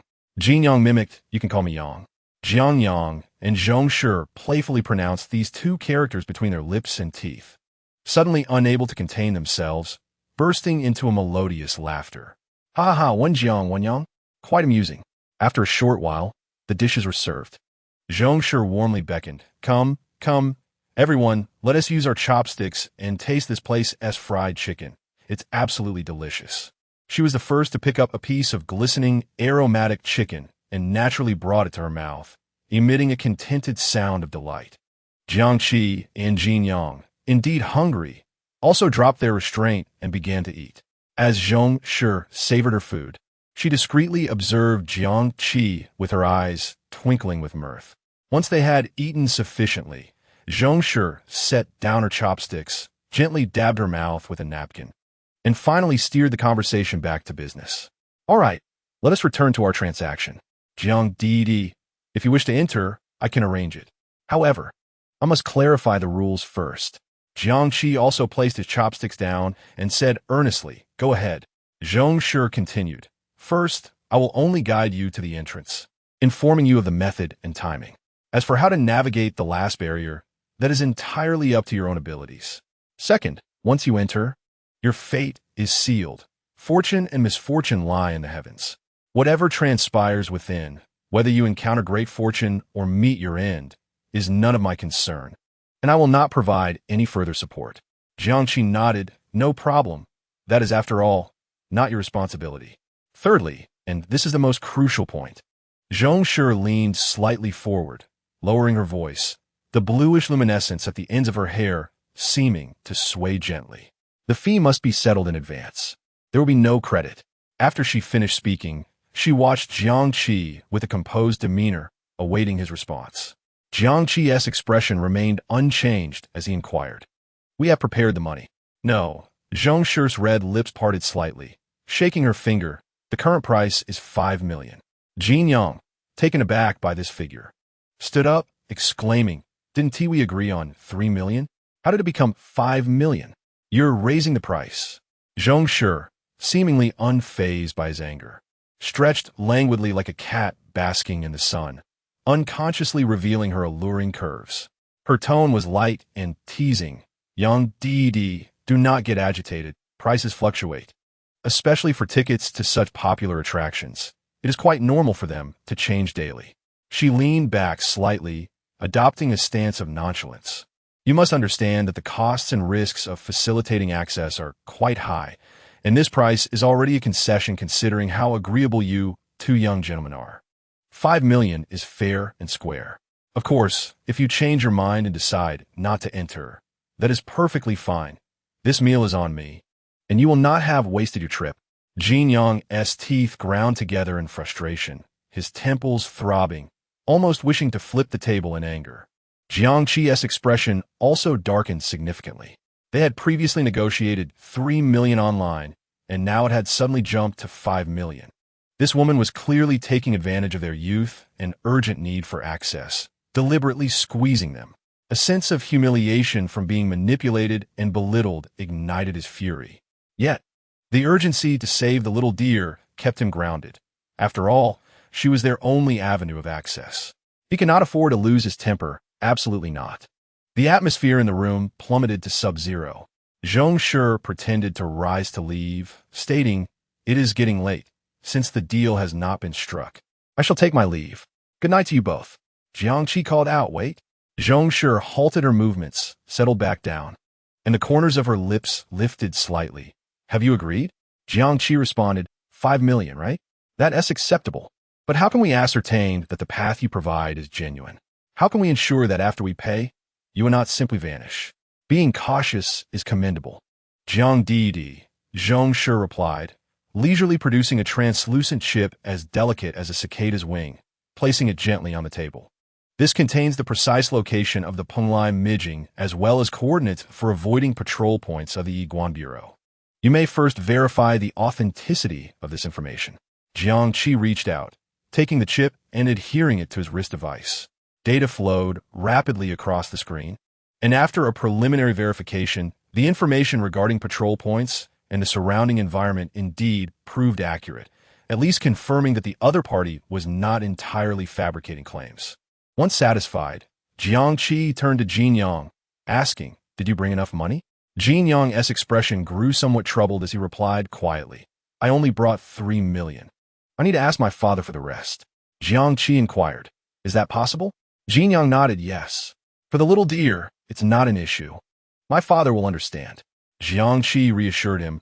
Just tell uncle that this 5 million is a loan from me. I will certainly repay it. Why are we even discussing loans? Jin Yang stood up, stating, all right, wait here. I will step out to call my father. It won't take long.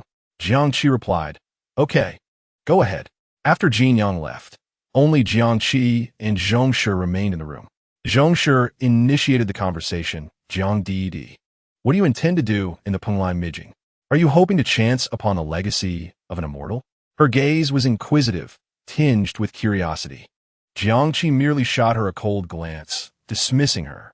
He was not in the mood to engage in idle chatter with this woman who had raised the price. Zhong Shi, feeling rebuffed, clicked her tongue and muttered, such a young age, yet so petty.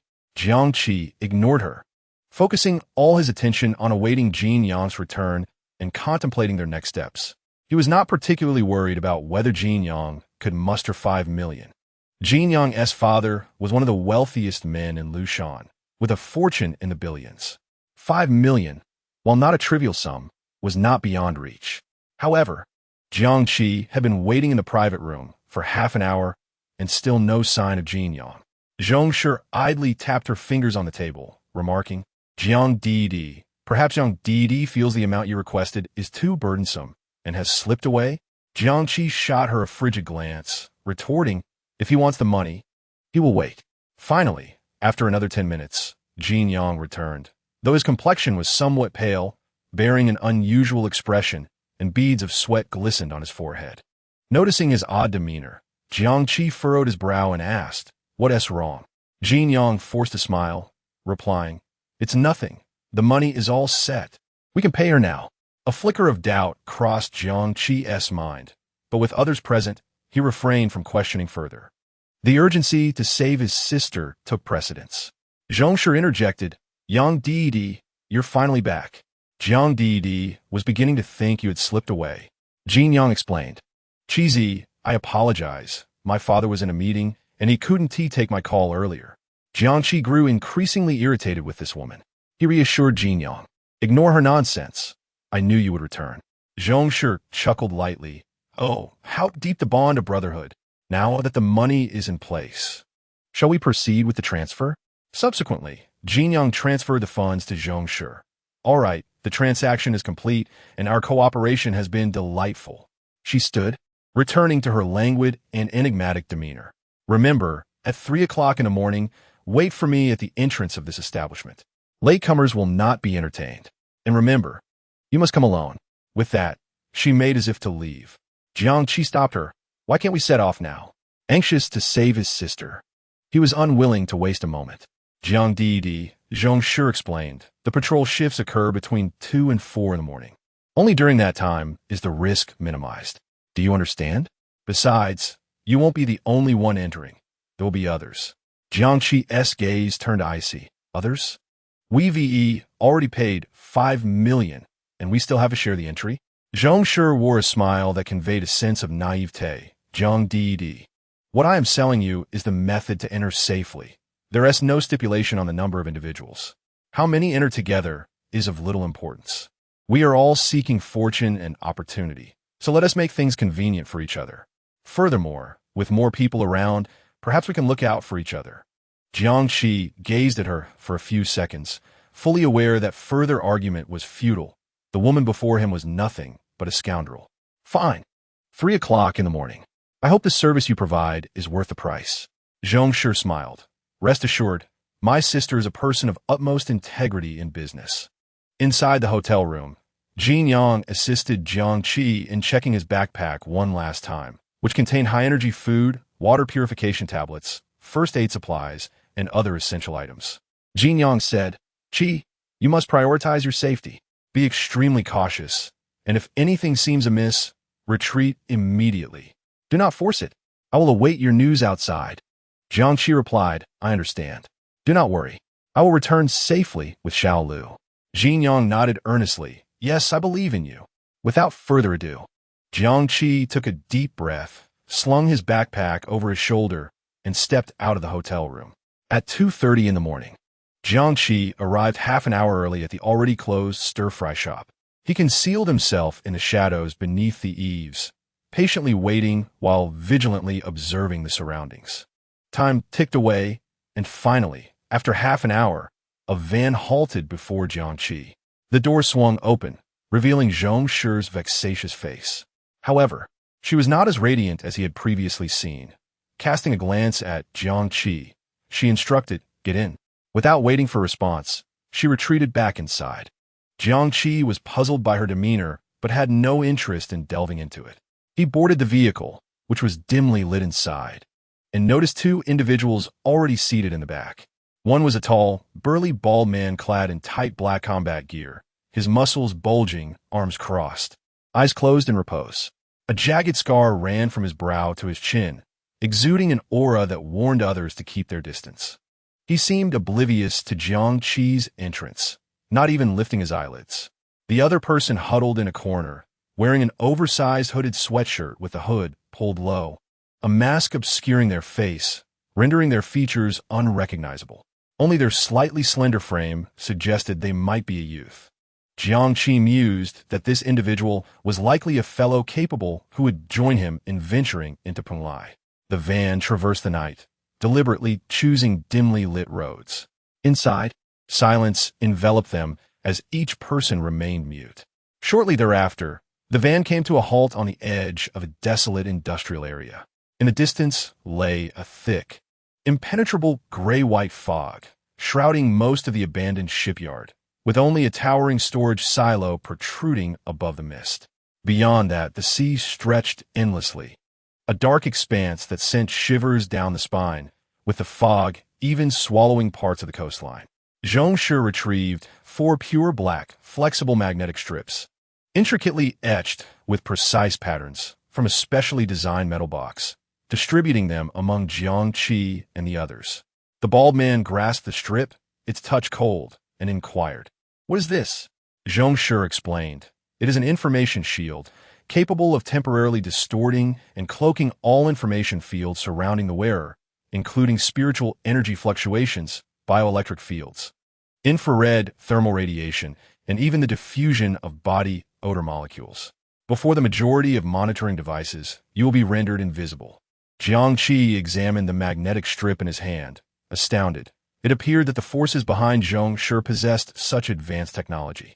The bald man and the hooded figure exchanged glances, their expressions reflecting a hint of surprise. Clearly this was their first encounter with such an item. Zhong Shi doused their excitement. "Do not rejoice too soon. This is a one-time use, with limited duration. However, it is sufficient for deceiving the peripheral monitoring systems to gain entry." Subsequently, the 4 affixed the magnetic strips. Zhong Shi, the bald man, and the hooded figure secured theirs around their necks, while Jiangqi wrapped his several times around his wrist. Then, Zhong Shi exited the vehicle first, whispering, "Follow me," and remained quiet. Jiangqi, the bald man, and the hooded figure quickly disembarked and trailed behind her. They moved swiftly, taking cover behind the remnants of crumbled walls. Inching closer to the fog, surrounding the old shipyard, patrolling personnel ensured security. Fortunately, Zhong Shi had already gathered this intelligence and led Jiangqi and the others through layers of defenses, reaching the fog's edge unscathed. Meanwhile, approximately a kilometer away from the fog, on a high vantage point, stood a man clad in the attire of a senior official from the Anomaly Management Bureau, his prominent brows and eyes scanning the direction of the old shipyard. Even from over a kilometer away, and despite the low visibility of the night, he could clearly discern the movements of Jiangqi and his companions. The Anomaly Management Bureau had a vast structure, comprising 11 departments with a rigid hierarchy segmented into 10 levels. This man was a senior official ranked at the 3rd level within the Bureau. He was not only the head of the Anomaly Management Bureau in Dengzhou City, but also the highest authority directly overseeing the eastern coastal region in response to the Penglai anomalies. His name was Chun Zhong, one of the earliest individuals to awaken supernatural abilities independently. During the early stages of his awakening, he had participated in and led significant pacification operations, successfully quelling several notorious outbreaks of capable individuals, earning him a remarkable reputation. When the Bureau's influence had not yet fully permeated, he had led teams to conduct preliminary explorations in multiple anomalous zones. It was due to these credentials and achievements that he was entrusted with such responsibilities and reassigned to Dengzhou City. He was one of the rare A-grade capable individuals within the Bureau, with his hallmark ability being full-spectrum vision, which allowed him not only to conduct long-range reconnaissance, but also to see through illusions, rendering most disguises and illusions ineffective before him. Combined with his other light-based abilities, he had virtually no shortcomings. Thus, he was able to clearly observe Jiang Qi and the others' actions from such a distance. However, despite having detected their infiltration, he did not issue an order to intercept or personally intervene. He merely stood there quietly, akin to a chess player contemplating the board. The core mission of the Anomaly Management Bureau was to prevent unsuspecting civilians from wandering into this perilous realm, a place where ordinary people could not tread. Entering meant certain death. Yet, these capable individuals were different. They believed themselves exceptional, convinced that treasures awaited them within. Attempting to stop them would only lead to confrontation and unnecessary casualties. If they insisted on entering, so be it. He gazed thoughtfully. The Penglai realm was far more peculiar and perilous than several anomalous areas he had previously explored, with their personnel suffering significant losses while acquiring scant valuable information. Allowing these capable individuals to enter would satisfy their greed while also providing the Bureau with insights into the situation within. It was a mutually beneficial arrangement. He murmured softly, the words dissipating in the night breeze, tinged with a hint of pity, "I hope you come out alive." Meanwhile, Zhong Shi and the others found themselves within a factory. The fog engulfed half of the building, leaving them mere steps from its threshold. "Once we enter, we will be in the Penglai secret realm," Zhong Shi stated. "I hope that after we four enter, we can support one another. One person is weak, but four are strong." Before she could finish, Jiang Qi interrupted, "Wait, you're also going in?" At his words, Zhong Shi's expression darkened instantly. She wanted to retort, "I only learned 3 hours ago that I had to go in as well. Do you believe me?" In truth, Zhong Shi was not merely an independent black market intermediary. Behind her lay a clandestine organization. Otherwise, she could not have accessed the route into the Penglai secret realm or acquired those valuable shielding magnetic strips. However, Zhong Shi was remarkably cunning both outwardly and inwardly. For instance, the base price set by her organization for entry into the Penglai secret realm was 2 million per person. When Zhong Shi first contacted Jin Yang, she boldly quoted a price of 3 million. After meeting, seeing Jiang Qiji's determination, she audaciously raised her price to 5 million. Upon returning to the organization, she altered her narrative, claiming that Jiang Qiji and Jin Yang were financially constrained, only managing to gather 150,000, considering that 2 other significant talents were also set to enter that evening. And to avoid wastage, whether bringing 2 or 3 individuals was essentially the same, she took it upon herself to offer a discounted price, finalizing the deal at 150,000. She even advised the president, suggesting that one should not be greedy, as facilitating others ultimately benefits oneself. As she relished in her own cleverness, thinking that 350,000 had seamlessly slipped in her pocket, she reveled in her perceived prowess, believing she was a business prodigy manipulating everyone at will. However, she was unprepared for the president's calm gaze fixed upon her, and with a chilling smile. He produced a recording that captured every conversation she had with Jiang Qiji and Jin Yang that night. Zhong Shi felt as though she had plunged into an icy abyss. Yet, the ordeal was far from over. The president had also uncovered her betrayal of the organization during a previous operation. Without hesitation, he confiscated all her assets, including her hard-earned savings and the ill-gotten gains she had amassed over the years. In a single night, Zhong Shi transformed from a wealthy queen of the black market to a destitute figure, stripped of all her wealth. Yet this was not the worst of it. The president offered her a chance for redemption, to personally lead a team into the Penglai secret realm, where retrieving any object would absolve her of her past transgressions. This perilous mission essentially demanded her life in exchange for a chance to remedy her losses. If successful, her betrayal would be erased, but the item retrieved would belong to the organization. Should she fail, Her demise within would save the organization the trouble of a cleanup. Zhong Shi harbored grave suspicions that the president had long been aware of her duplicity, perhaps biding his time due to her perceived utility or planning to fatten her up for the slaughter. Now, as the conditions within the Penglai secret realm grew increasingly volatile, the president could no longer tolerate her actions, reckoning both old and new accounts, aiming to utilize her for one last endeavor. Zhong Shi, who had always held herself in high esteem, manipulating the rules to her advantage, now realized that she was the one being played, ensnared in the organization's machinations from the very beginning. This profound psychological blow was difficult for her to accept. Moreover, she understood better than anyone the dangers lurking within the Penglai. The organization's task was tantamount to sending her to her death. Yet, she had no choice. Refusal meant certain death, while entering may grant her a chance at survival. Thus, at that moment, she proposed cooperation. Zhong Shi forced a smile, saying, for certain special reasons, I wish to enter with you. Although Jiang Qiji was unclear about her true motivations for entering the secret realm, he discerned her reluctance and sense of compulsion. She was a shrewd businesswoman, accustomed to orchestrating events from behind the scenes. How could she possibly risk her life? Reflecting on her earlier behavior, where she brazenly hiked prices, he felt a secret satisfaction at her current predicament, a smirk almost imperceptibly forming at the corners of his mouth. Witnessing this, Zhong Shi's expression darkened further. Damn it! Was he mocking her?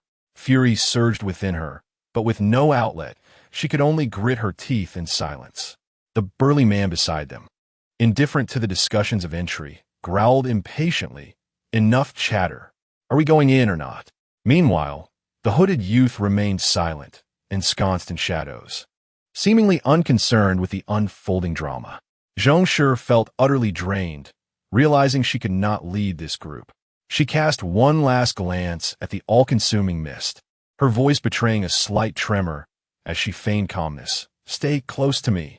Once inside, no matter what you see or hear, do not stray from the group. With that, she hesitated no longer, stepping forward, her form swallowed entirely by the grayish-white fog. Jiang Qiji's gaze sharpened, and without hesitation, he followed her. The burly man let out a roar and followed suit, while the hooded youth vanished like a specter into the mist. The four figures completely disappeared into the eerie gray, as if they had never existed. The moment they stepped into the fog, it was as if they had crossed into an entirely different realm. The sound from the outside, the wind, the crashing waves vanished. Surrounding them was an endless expanse of swirling gray, visibility perilously low. Despite her grim countenance, Zhong Shi attempted to assert control over the situation, lowering her voice as she urged, "Do not move recklessly. It is dangerous here. Stay close. I know the general direction." Before she could finish, the burly man scoffed dismissively. Cracking his thick neck, he retorted, "Command me? You're not worthy." With that, he wasted no time, swiftly turning and choosing a direction, disappearing into the mist. Zhong Shi felt a lump in her throat, her expression darkening further. Before she could react, the hooded man moved as well, slipping away silently into a completely different direction. In an instant, only Zhong Shi and the expressionless Jiang Qiji remained.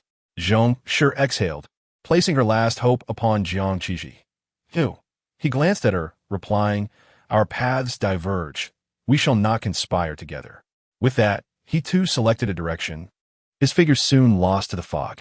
Within mere seconds, the temporary team of four was reduced to Zhong Shi alone.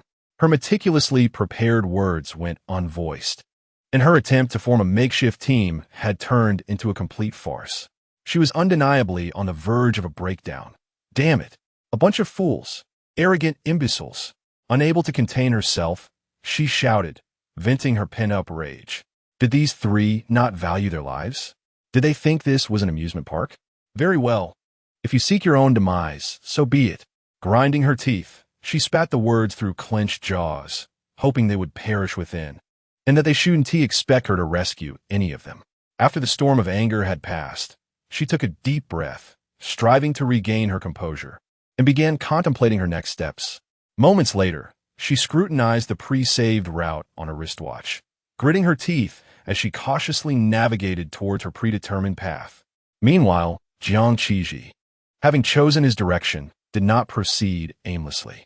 He grappled with an exhilarating sense of anticipation. Upon entering the fog, he realized he possessed a significant advantage. What is fog? Fog is water vapor. And what is water vapor? It is water. Although the water composing this fog was distinctly different from ordinary water at its core, it still fell within the realm of water. As long as it was water, it was within his capabilities. Thus, Jiang Qiji had declined to accompany Zhong Shi. Firstly, he was uncertain of her abilities and felt uneasy. Secondly, he questioned her integrity. Therefore, rather than teaming up with her and risking betrayal, it was more prudent to act alone. At the very least, the dangers of solo action were manageable. Chapter 35. The Ancient Enigma. With this thought in mind, amidst the shrouded mist, Jiang Qi extended his hand, beginning to attempt the manipulation of his water control ability. Previously, Jiang Qi had only employed this power in water, either allowing the flow to propel him or manipulating the water within a cup to demonstrate for others.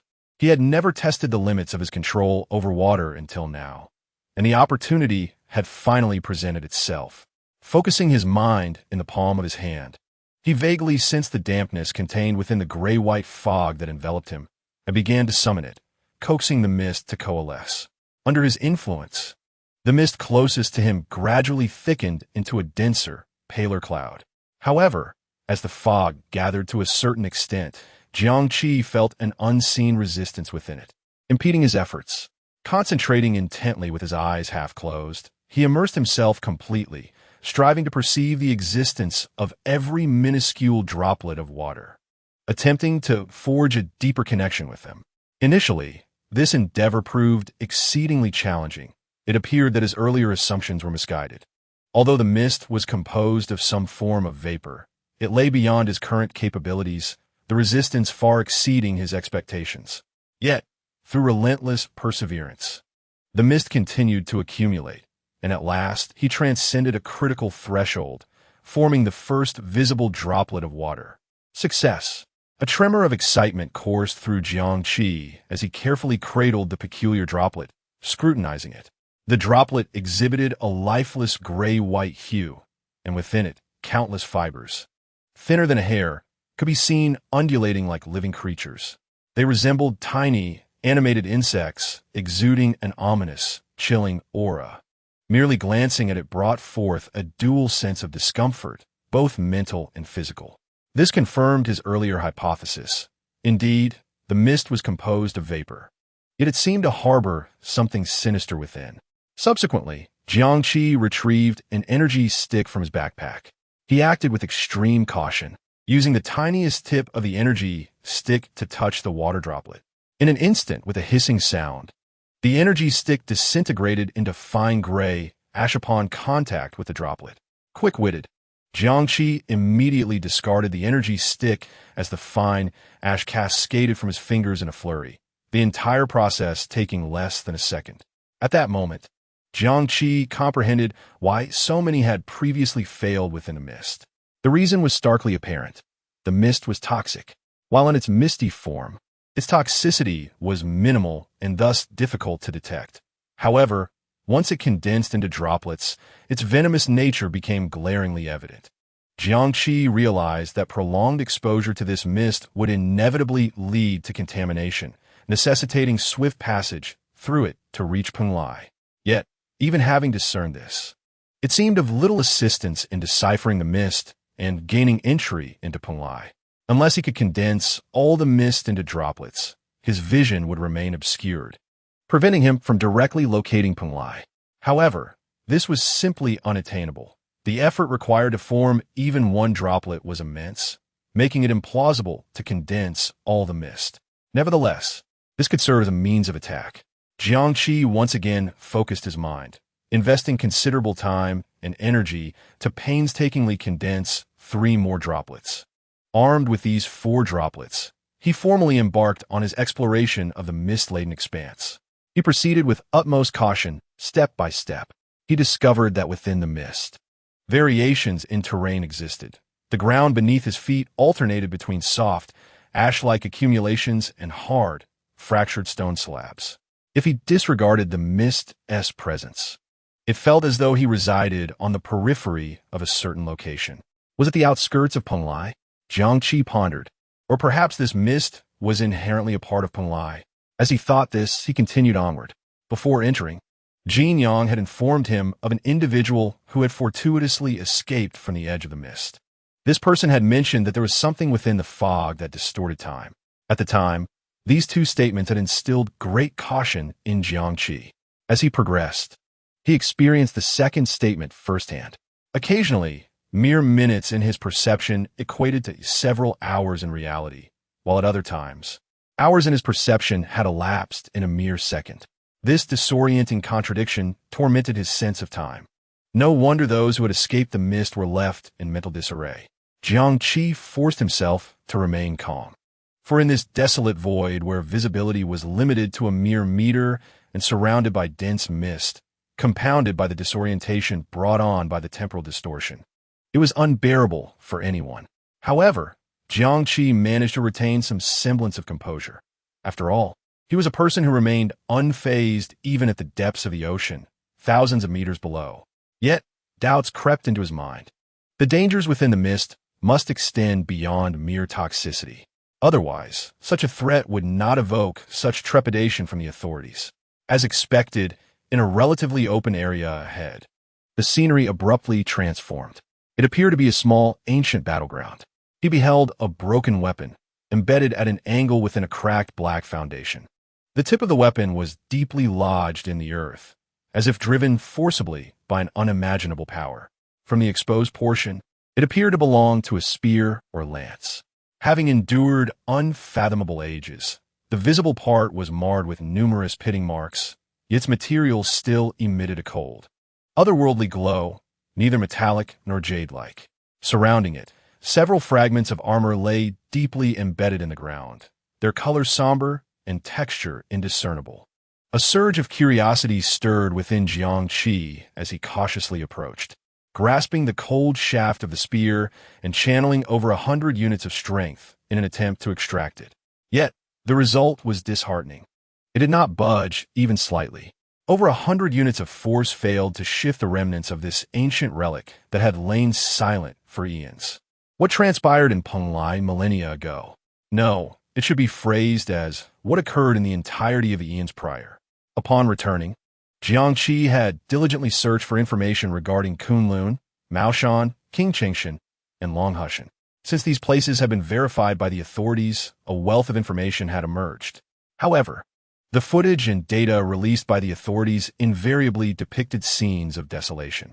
Grand palaces lay in ruins, exquisite carvings shattered, as if they had endured some unimaginable catastrophe, with hardly any intact structures remaining. There were even rumors that during their explorations, the authorities had uncovered numerous corpses of immortals, from which they derived extraordinary technologies. Moreover, this phenomenon was not limited to the domestic sphere. Temples in Greece, underground crypts in the Vatican, the ruins of the temple in Jerusalem, and the site of the Buddha's enlightenment all exhibited similar catastrophic devastation. Logically speaking, it had become a consensus that powerful deities and immortals existed long before the present era. In the East, there were the 3 pure ones and 4 sovereigns, the Jade Emperor, in Europe the 12 Olympian gods, in the Brahman Republic the creator Brahma, the preserver Vishnu, and the destroyer Shiva, and in the Angwa, God and Satan. Yet, why, when the world underwent such transformation and extraordinary abilities returned, did they leave not a trace behind? After all, their temples and sanctuaries had emerged. Where had they vanished to? Had they all perished? Currently, academia held 2 prevailing theories. One posited a divine war, suggesting that eons ago, an unknown era witnessed a cataclysmic conflict that claimed the lives of all deities. The other proposed a cyclical theory of spiritual energy, asserting that the extraordinary beings of the previous cycle had collectively ceased to exist as their energies waned.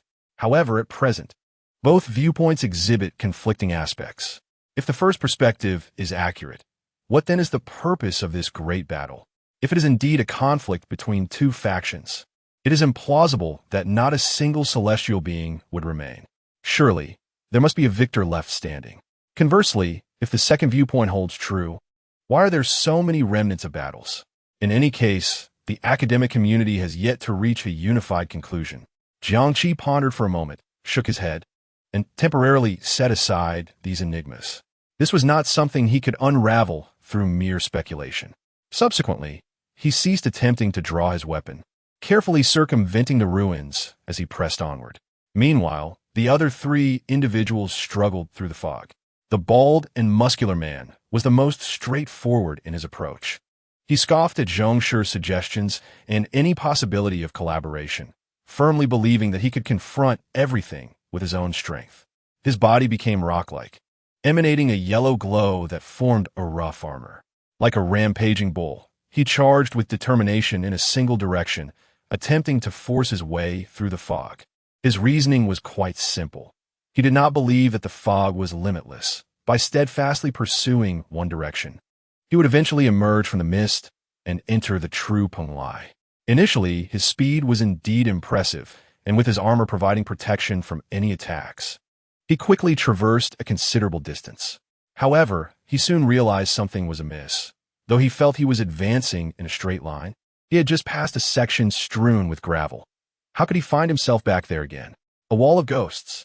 The bald man halted, his expression shifting between uncertainty and frustration.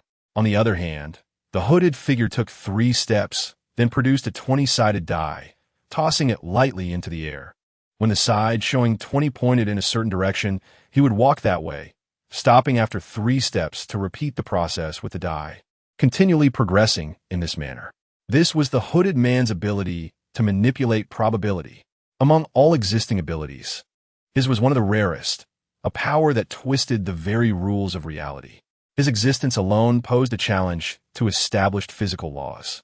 By casting his die, the hooded man could elevate his chances of finding the correct path to 60%, and in addition to this ability, he had another skill at his disposal, Fortunate Star, which greatly increased the likelihood of favorable outcomes for himself while reducing the chances of adverse events.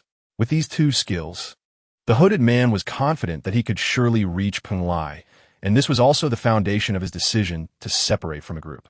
Among the 3, Zhong Shi felt the most aggrieved. She had not wished to enter this place, but had been compelled to do so. However, she had made thorough preparations before her arrival. One of her tools was a spiritual energy locator, which constantly flickered and spun erratically. This device could pinpoint areas of sparse or dense spiritual energy. Yet at this moment, its performance indicated that it was utterly ineffective within the thick fog. Furthermore, Zhong Shi had also brought along Professor Zhang's star chart, but it was filled with countless dots that she could not decipher. In hindsight, it was clear, if one could simply rely on a star chart to access Penglai, the authorities would have long since done so, leaving no opportunity for her. A bunch of fools, scoundrels, miserly wretches.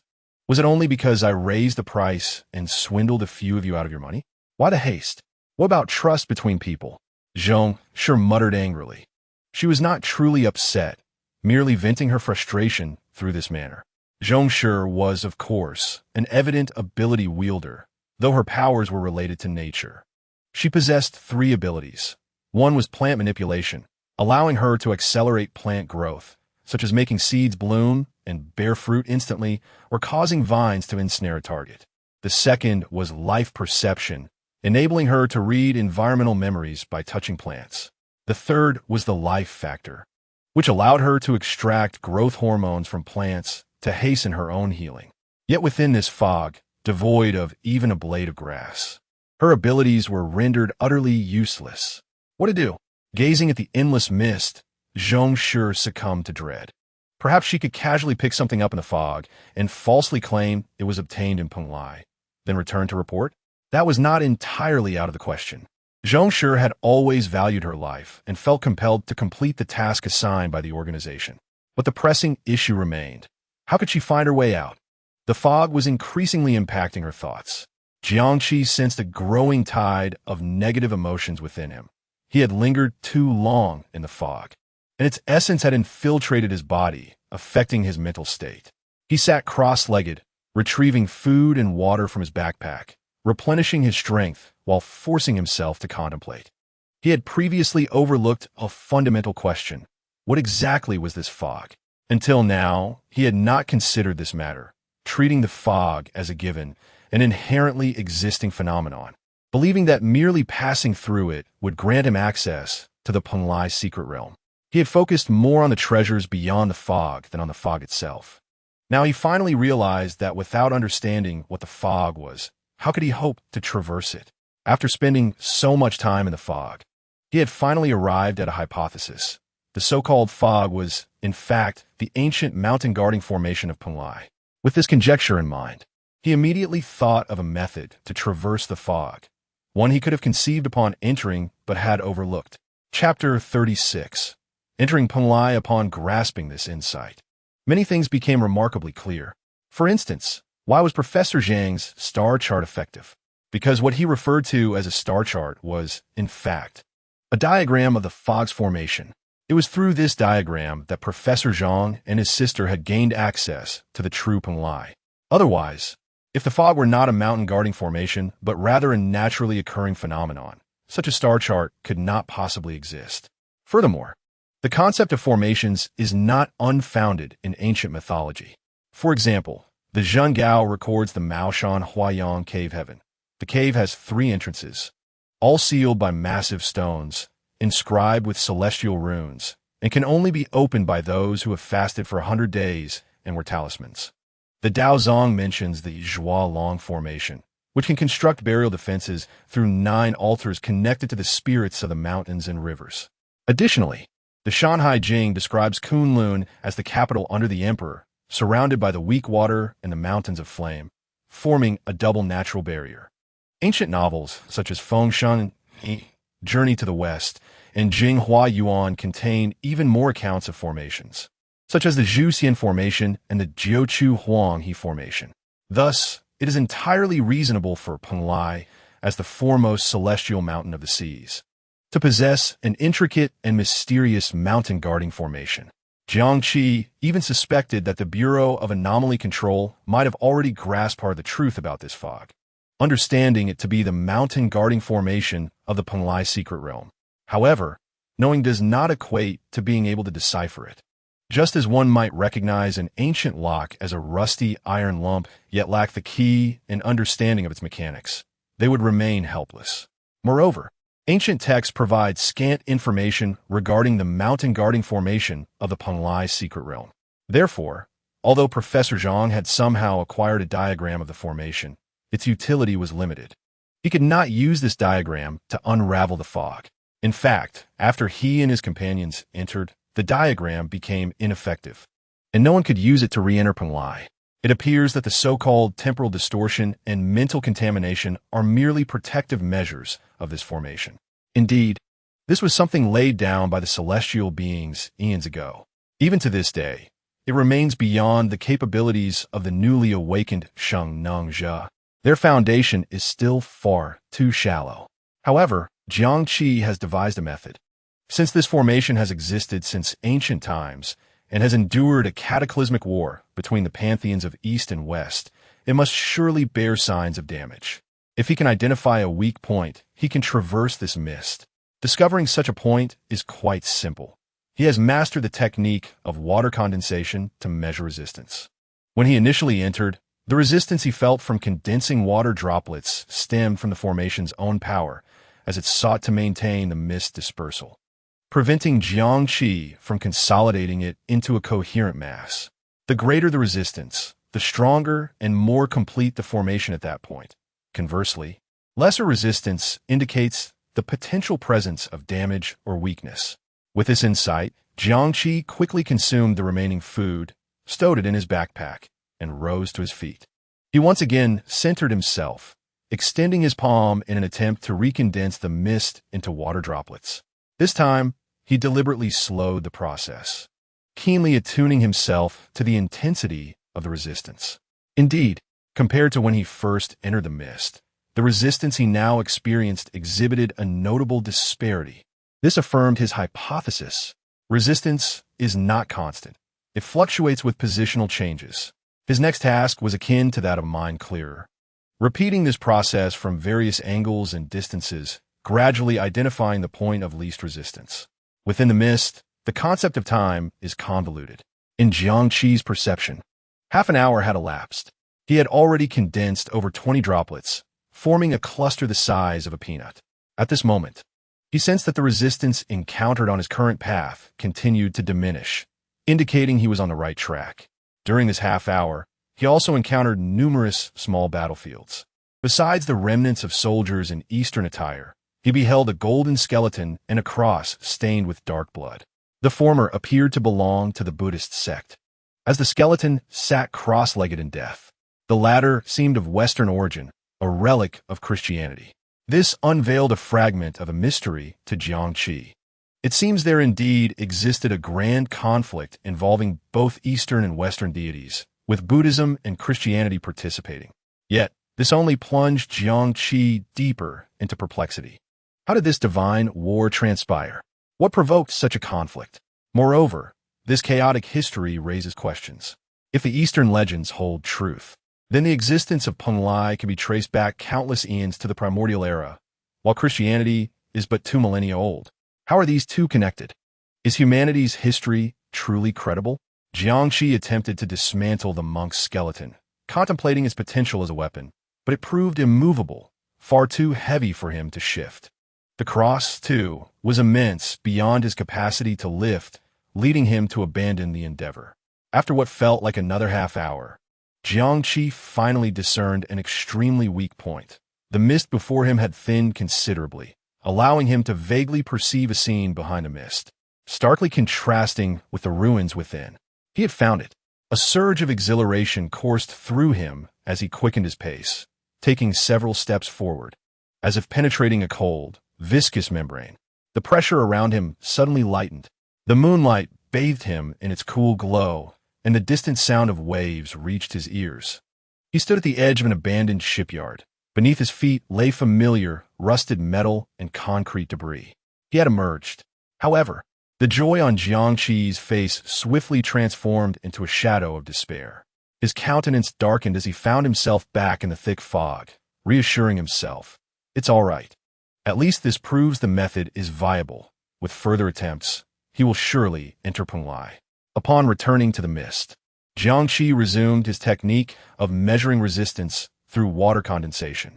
Yet the fog's influence on him deepened. He began to experience frequent hallucinations, always catching glimpses of moving shadows within the mist. When he rushed towards them, he found nothing but emptiness. Additionally, he heard vague calls echoing through the mist. Were these mere illusions? Or was there indeed something lurking within? If so, why had he not encountered it until now? Surely, it must be an illusion. But upon reflection, what if it truly existed? This could make sense. Perhaps his prolonged stay in the mist had drawn the attention of certain entities within. No, he must not lose his composure. Jiangqi sat cross-legged, closed his eyes, and concentrated fully, attempting to commune with the Yu Gui within his consciousness. The instant he established contact, a refreshing, ethereal presence surged through his mind, momentarily alleviating the chaotic turmoil, clarifying his thoughts. However, this sensation did not wholly dissipate. The fog's effects still lingered, albeit temporarily subdued by the power of the Yu Gui. A flicker of realization dawned upon Jiangqi, accompanied by some resignation. It appears the Yu Gui cannot entirely shield him from this contamination. Perhaps the Yu Gui's fundamental purpose is not solely to protect him. In that fleeting moment of communion, he merely borrowed a fragment of its might. To fully harness the Yu Gui's capabilities, he would need to master it completely. Jiangqi opened his eyes, resolved to continue measuring resistance through water condensation, eager to enter Penglai. Yet, the moment he opened his eyes, without warning, a blue, inhuman visage loomed silently before him, nearly filling his entire field of vision. It bore no hair, its skin a deathly, icy hue, with grotesquely disproportionate features. The eye sockets were alarmingly large, almost consuming half its face, revealing pure blackness within, akin to two bottomless voids. Its nostrils were mere pinpricks, and its mouth a thin, horizontal slit across its chin. It exuded no breath, no warmth, lacking any semblance of life. It simply gazed at Jiangqi, as if it had been watching him for an eternity, waiting for the moment he would open his eyes. Time stretched infinitely in that instant. Jiangqi's blood felt as though it had frozen. His pupils constricted in terror, but just as he began to react, that blue face silently receded, vanishing into the dense mist without a trace, as if it had never existed. Jiangqi stood frozen in place, his heart pounding like a drum, the sound reverberating painfully in his ears, cold sweat beading on his brow. He gasped for breath, the recent scene having plunged him into profound fear.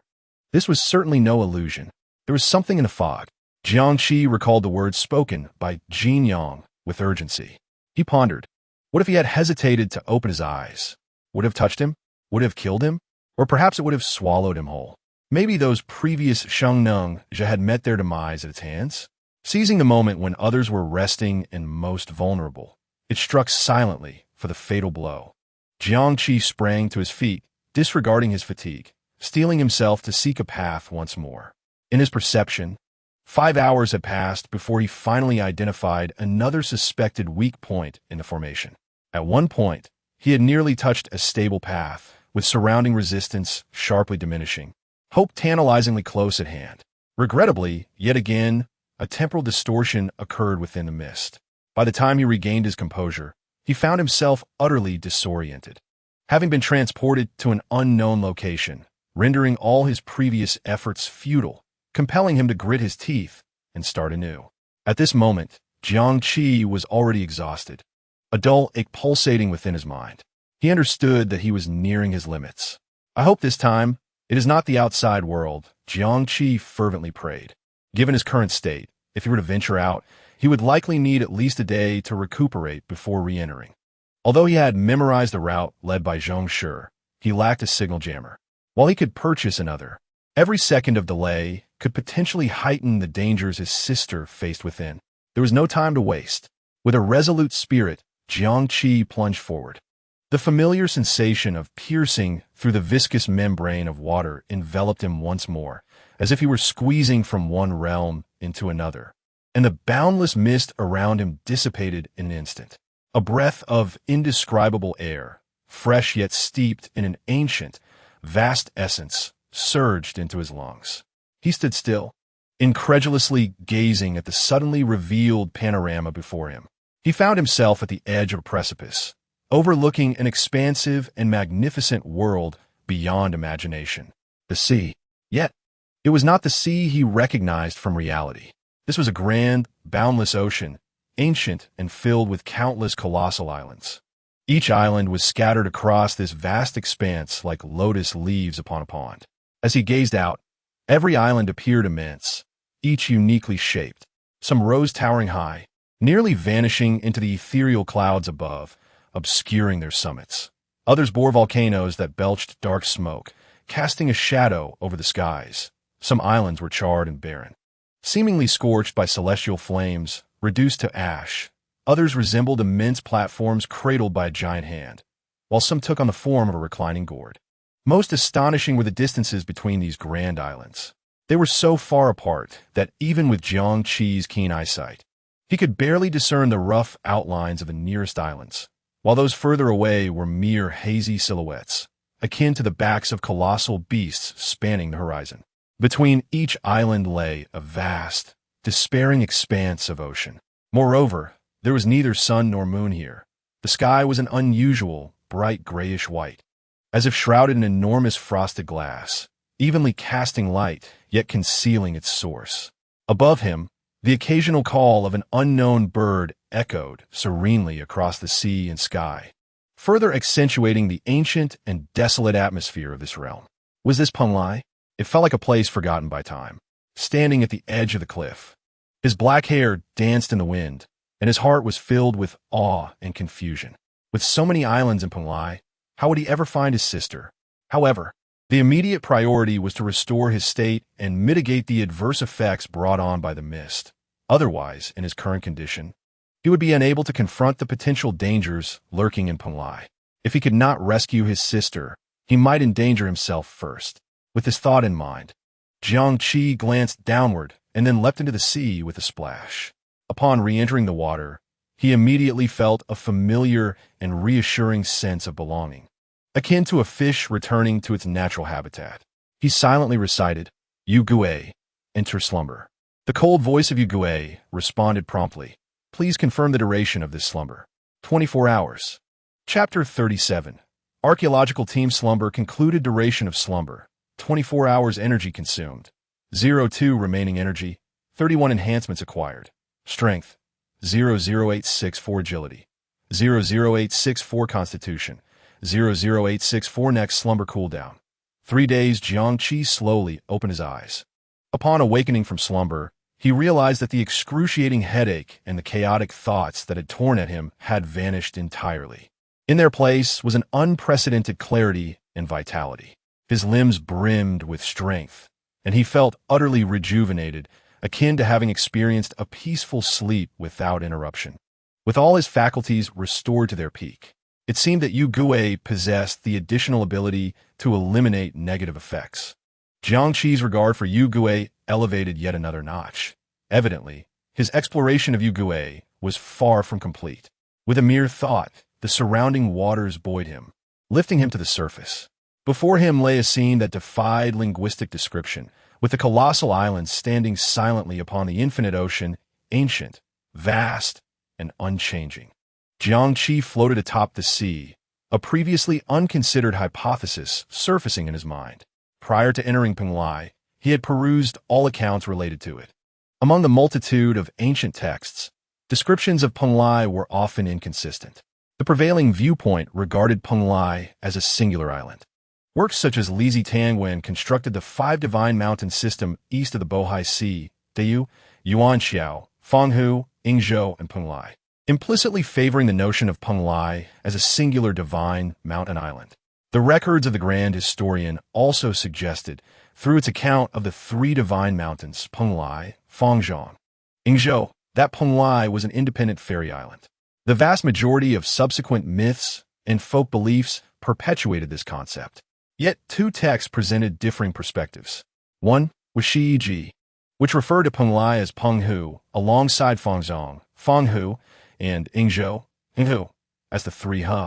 It described its form as resembling a pot, with a hidden realm within.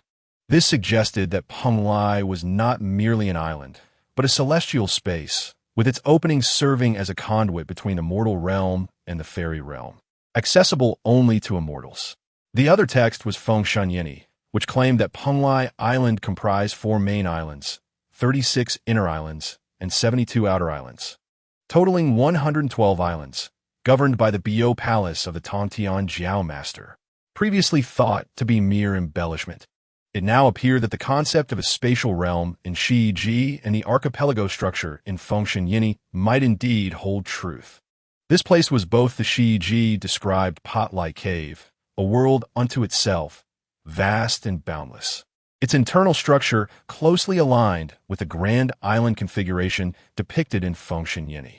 Thus, Jiang Qi's gaze swept across the islands of Penglai, his heart stirred by tumultuous waves. Could this truly be the domain of the Tongtian Jiao Master, one of the Sanqing, who advocated for inclusivity and welcomed all immortals? If so, the dangers and opportunities here would be unfathomable. Jiang Qi steeled his resolve, suppressing his astonishment, regardless of the origins of this place. The pressing matter at hand was to locate Shaolu. With this thought, he began to swim towards the nearest island, the one where he had previously landed. He surmised that the mist could not randomly transport individuals to any island. It would only send them to the outermost ones. The islands possessed a hierarchical structure, and there might even be entities like the Biao Palace present. If the mist were to transport randomly, what if it landed him in the Biao Palace? Such a scenario was implausible. Therefore, the Shaolu archaeological team must have initially appeared on the outermost islands, even if they later ventured inward for exploration. They could not have crossed too many islands. Before long, Jiang Qi approached the first island. However, he did not set foot upon it. Instead, he allowed the water to elevate him to a height of about 10 meters. Gliding along the coastline in search of any human traces left behind, such as remnants of temporary camps, discarded modern packaging, or traces of refuse. If there were traces left by someone, it would indicate that Xiao Lu and her companions might have been here. If not, he would proceed to the next island in search of them. Jiangqi had assessed that each island spanned several hundred square kilometers, meaning its length and width were each several dozen kilometers. With Jiangqi's efficiency, he could circumnavigate an island in no more than 3 hours. Thus, he embarked on an unflagging quest. When hunger struck, he nibbled on high-energy compressed food. When thirst arose, he manipulated seawater to distill a small amount of fresh water to quench his thirst. In this manner, he tirelessly searched for 7 hours, transitioning from daylight into darkness. He observed that even in Penglai, the sky underwent changes, albeit not governed by the sun and moon, but by an unknown mechanism that caused the color of the sky to gradually darken. Moreover, during his search, Jiangqi encountered several assaults, including monstrous fish with razor-sharp teeth leaping from the sea, and ferocious birds of prey with wingspans exceeding 3 meters, their talons glinting ominously. These creatures exhibited extreme aggression, their strength generally reaching the level of D-class super beings, with several particularly formidable anomalies exhibiting terrifying power approaching C-class. Had Jiangqi not attained B-class strength, with uncommonly rapid reflexes, power, and physique, he might have met a grim fate. Yet, after 7 hours of fruitless searching, self-doubt began to creep in. Could my judgments be flawed? Nevertheless, he had not yet surrendered hope. At last, on the shaded side of the 4th island, upon a relatively flat black reef, he stumbled upon a message left by the archaeological team. On May 10th, 2035, led by Professor Zhang Huai of Wuling University. We arrived here. Below it were the names of 7 others, neatly listed, archaeology students: Yin Chuyan, Zhao Wan'er, Yi Hua, Jiang Lu, Pan Zhongyi, Shui Zi, Peng Yu. Jiangqi's heart raced with exhilaration. He had found them. It appeared that Professor Zhang was quite astute. He understood that in the event of their disappearance, the outside world would likely send a search party. Hence, he intentionally left behind this message. Moreover, his sister Jiang Lu's name was prominently listed. The date was over half a month ago, indicating that this was likely when they had just arrived in Penglai, with their numbers intact.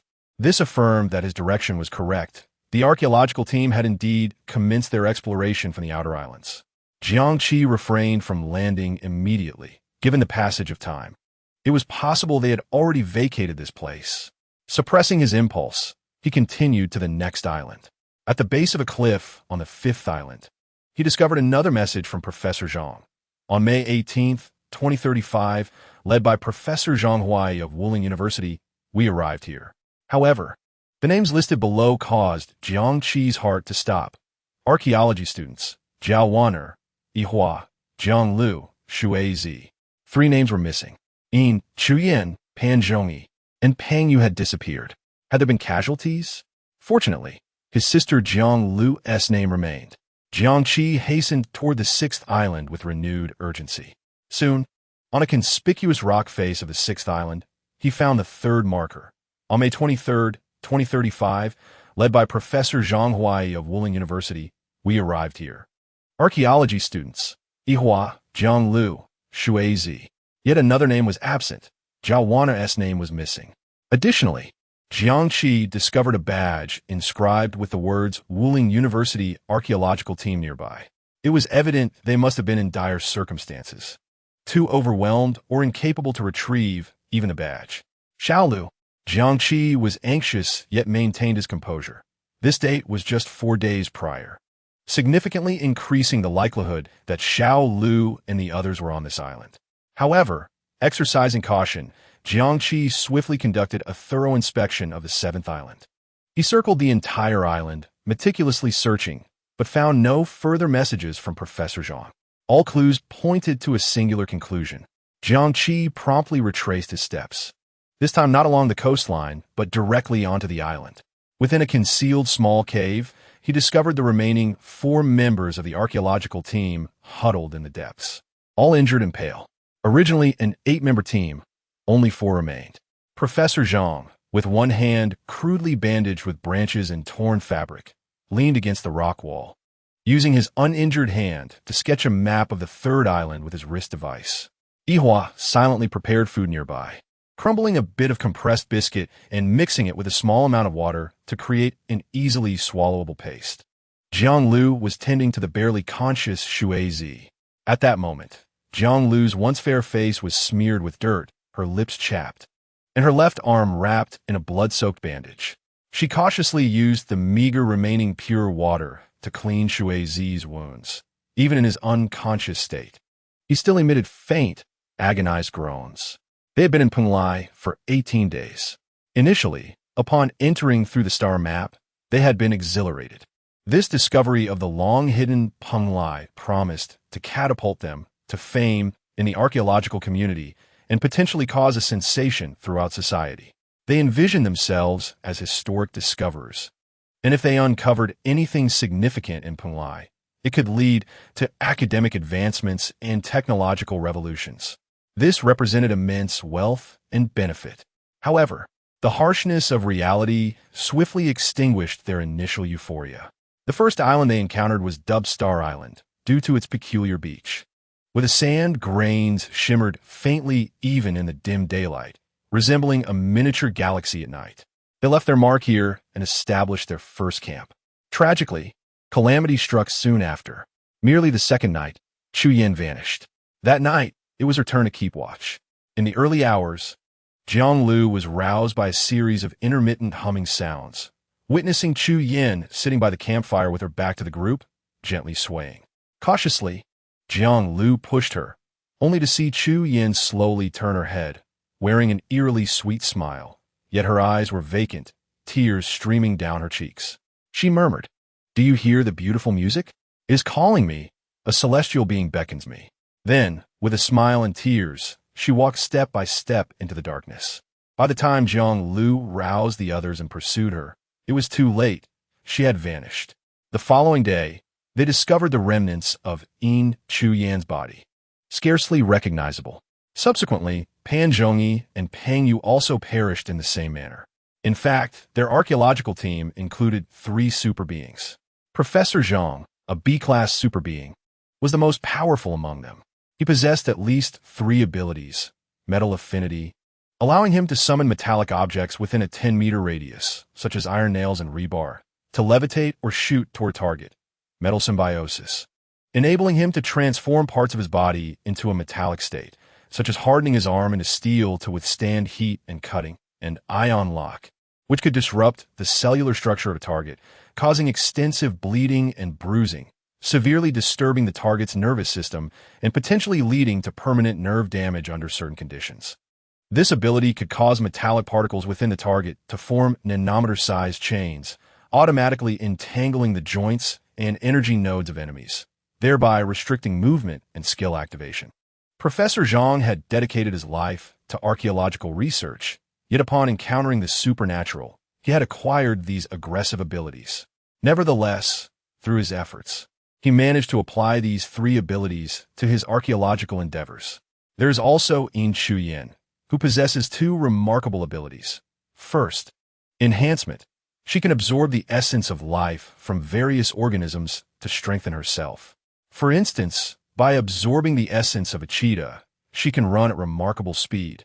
And by absorbing the essence of a gorilla, she can significantly amplify her strength. Second, healing. She has the capability to treat non-life-threatening external injuries. In truth, she should have pursued studies in biology or medicine, as her abilities could have been of greater significance in those fields. Unfortunately, by the time she acquired her powers, she was already a student in the archaeology department. Within the 8-member archaeological team, she assumed the role of the team's medic. Yet she was the first to lose her life. The third individual with extraordinary abilities is Ihua. His powers pertain to gravity, and he possesses 3 skills: gravity adjustment, the ability to freely regulate gravity within a localized space, with the maximum enhancement reaching 300 times and the minimum adjustment reducing gravity in an area to 0. Gravitational barrier, altering local gravity to create a translucent barrier that can deflect kinetic attacks, which also applies to energy attacks. Anti-gravity flight, the ability to fly.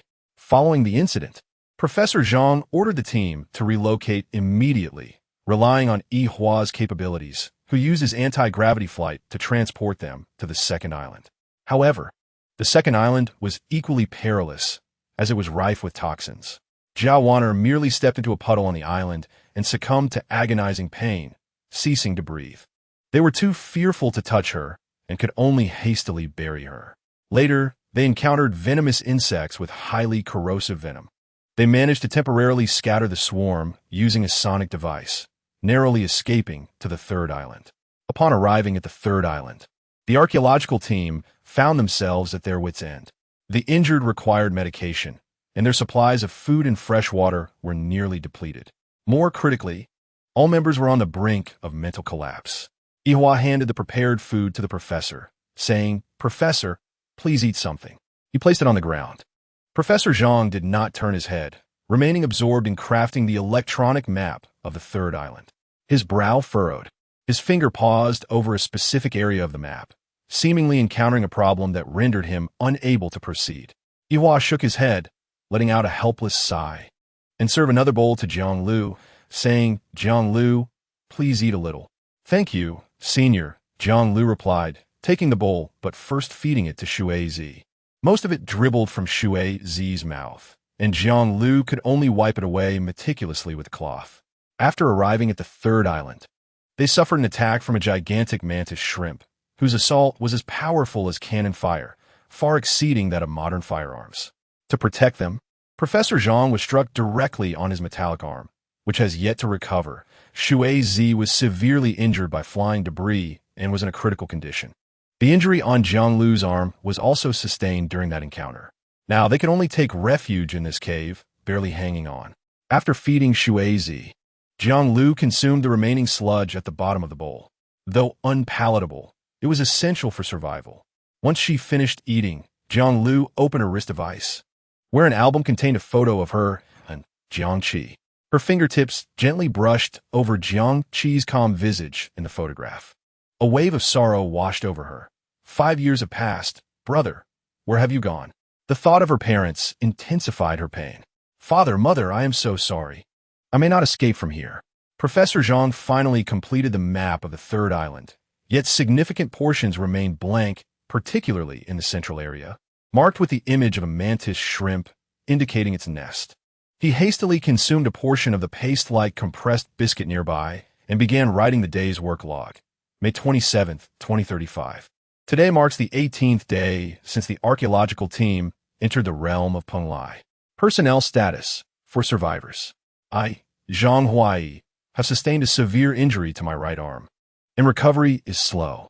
Shui Zi is gravely wounded and unconscious, with an infected wound and deteriorating vital signs, urgently requiring antibiotics and surgical intervention. Jiang Lu has minor injuries, while Yihua is still in decent condition. Resource status. Food is nearly exhausted. Fresh water will last for 2 days. Medical supplies are depleted, and all electronic devices are on the verge of losing power. Environmental observation. Ecological characteristics. The island's geological structure is abnormally hard, with lush vegetation. Confirmed high-risk species. Giant mantis shrimp, estimated to be 45 meters in length, exhibiting a dark red and rocky gray camouflage, with extremely high hardness, impervious to conventional rifle ammunition. It is a mutated species, having evolved to move on land, with a weakness of poor eyesight, only able to discern objects within 20 meters. Its attack method relies purely on biological strength, with power approaching or even surpassing that of standard individual rocket launchers. Preliminary assessment indicates the giant mantis shrimp possesses Class A strength and exhibits basic tactical intelligence, utilizing the terrain of rocks for ambushes and prioritizing targets deemed most threatening. Should any future discoverers find this record, please exercise utmost caution. This place is exceedingly dangerous. Non-state level organizations should refrain from venturing deeper. If possible, please bring this record back. After completing the log, Professor Zhang stood and said, "Pack up. We are heading to the next island." Yihua hesitated, glancing at the still unconscious Shui Zi and the weary Jiang Lu, and suggested, "Professor, should we not wait for rescue here? Shui Zi is gravely injured. and Jianglu needs rest. At least here, we can ensure some safety. The Bureau of Anomalies will surely dispatch someone upon realizing we are missing. Professor Zhang shook his head. There will be no rescue. It has been 18 days. If the Bureau of Anomalies had the capacity to come in, they would have appeared by now. Their failure to locate us suggests they're likely struggling to breach the outer mist. Yihua argued urgently, but Professor, acting recklessly, who knows what awaits on the next island? We could barely handle this mantis shrimp. What if the next island is even more perilous? Professor Zhang replied, there is no alternative. We may be among the first mortals to step foot here in thousands of years. Since we have entered, we must explore further and leave behind useful information. Yihua sighed and ceased to argue, aware that Professor Zhang's sole focus lay in archaeology. He silently began to pack their meager belongings. Jiang Lu, too, prepared to assist Shuizi. Just then, Yihua's expression changed abruptly as he stared horrified at the cave entrance, exclaiming, "Oh no, my gravitational barrier has been forcibly breached. It has found us." The entrance was protected by a gravitational barrier set by Yihua, which typically prevented ordinary beasts from breaching it. Yet, it had just been shattered as easily as a layer of plastic wrap. The only entity capable of such a feat was the giant mantis shrimp. Almost instantaneously, a heavy and chilling sound of footsteps echoed, growing ever closer. The entire cave trembled as debris fell from the walls. Professor Zhang stepped forward, positioning himself in front of the three. His body had partially metallized, and he was prepared to activate the ion lock. Once the mantis shrimp charged in, he intended to first immobilize its joints with the ion lock, restricting its movement and attacking its nervous system. Then, he would withstand the weakened mantis shrimp's assault with his metallized body. Yihua also readied himself, planning to concentrate the gravitational field to limit the mantis shrimp's actions. Jiang Lu's heart raced, yet she grasped a nearby shovel, preparing for a final stand. In the next moment, the crimson mantis shrimp burst into view, its cold eyes instantly locking onto the minuscule prey within the cave. Ion lock, Professor Zhang shouted, activating the ion lock. The metallic particles within the mantis shrimp coalesced into nanoscale chains, binding its joints and continuously assaulting its nervous system. However, in the next instant, the ion lock was severely weakened by the mantis shrimp's biological force field. Professor Zhang's ion lock merely caused the mantis shrimp's charge to falter slightly. Simultaneously, Yihua activated the gravity amplifier, tripling the gravitational force in the area occupied by the mantis shrimp. The creature's massive body plummeted downward, its powerful appendages embedding deeply into the rock. Yet, this was insufficient to halt the mantis shrimp's momentum, despite being afflicted by 2 layers of debuffs. It charged relentlessly towards Professor Zhang. With a swift movement, the mantis shrimp swung its colossal claw, breaking the sound barrier as it hurtled towards the frontmost figure, Professor Zhang. Observing this, Yihua's eyes widened in horror. He twisted the gravitational field around the mantis shrimp once more, forming a gravitational barrier to deflect the shrimp's attack. A deafening clang echoed throughout the cave as Professor Zhang was struck, akin to being hit by a speeding truck, sending him hurtling through the air to crash against the cavern's far wall. His metallic right arm hung limply, nearly severed.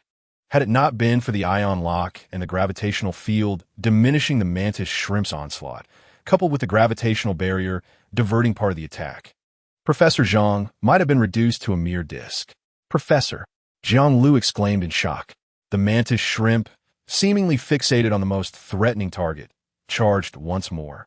Raising its massive claw, Jiang Lu, witnessing the professor's struggle to rise, Yihua's strained efforts, and Shui Zi's unconscious form, was overwhelmed by a surge of desperation mixed with courage. Acting on instinct, she rushed to stand before Professor Zhang. He could not die. He was more valuable than she. If he perished, they would all be doomed. The mantis shrimp gazed down at this audacious, diminutive creature, its claw poised to strike. The shadow of death loomed ominously. "No!" Yihua roared. Professor Zhang, seeing this slender figure shielding him, forced himself to rise, attempting to push Jiang Lu aside. He could not bear to watch his student perish before his eyes. In that moment, the mantis shrimp's cold, emotionless compound eyes regarded the scene with indifference, as if observing two ants in combat, the action slowing down in its perception. Suddenly, a figure appeared in the cave, moving so swiftly that it almost seemed to leave an afterimage.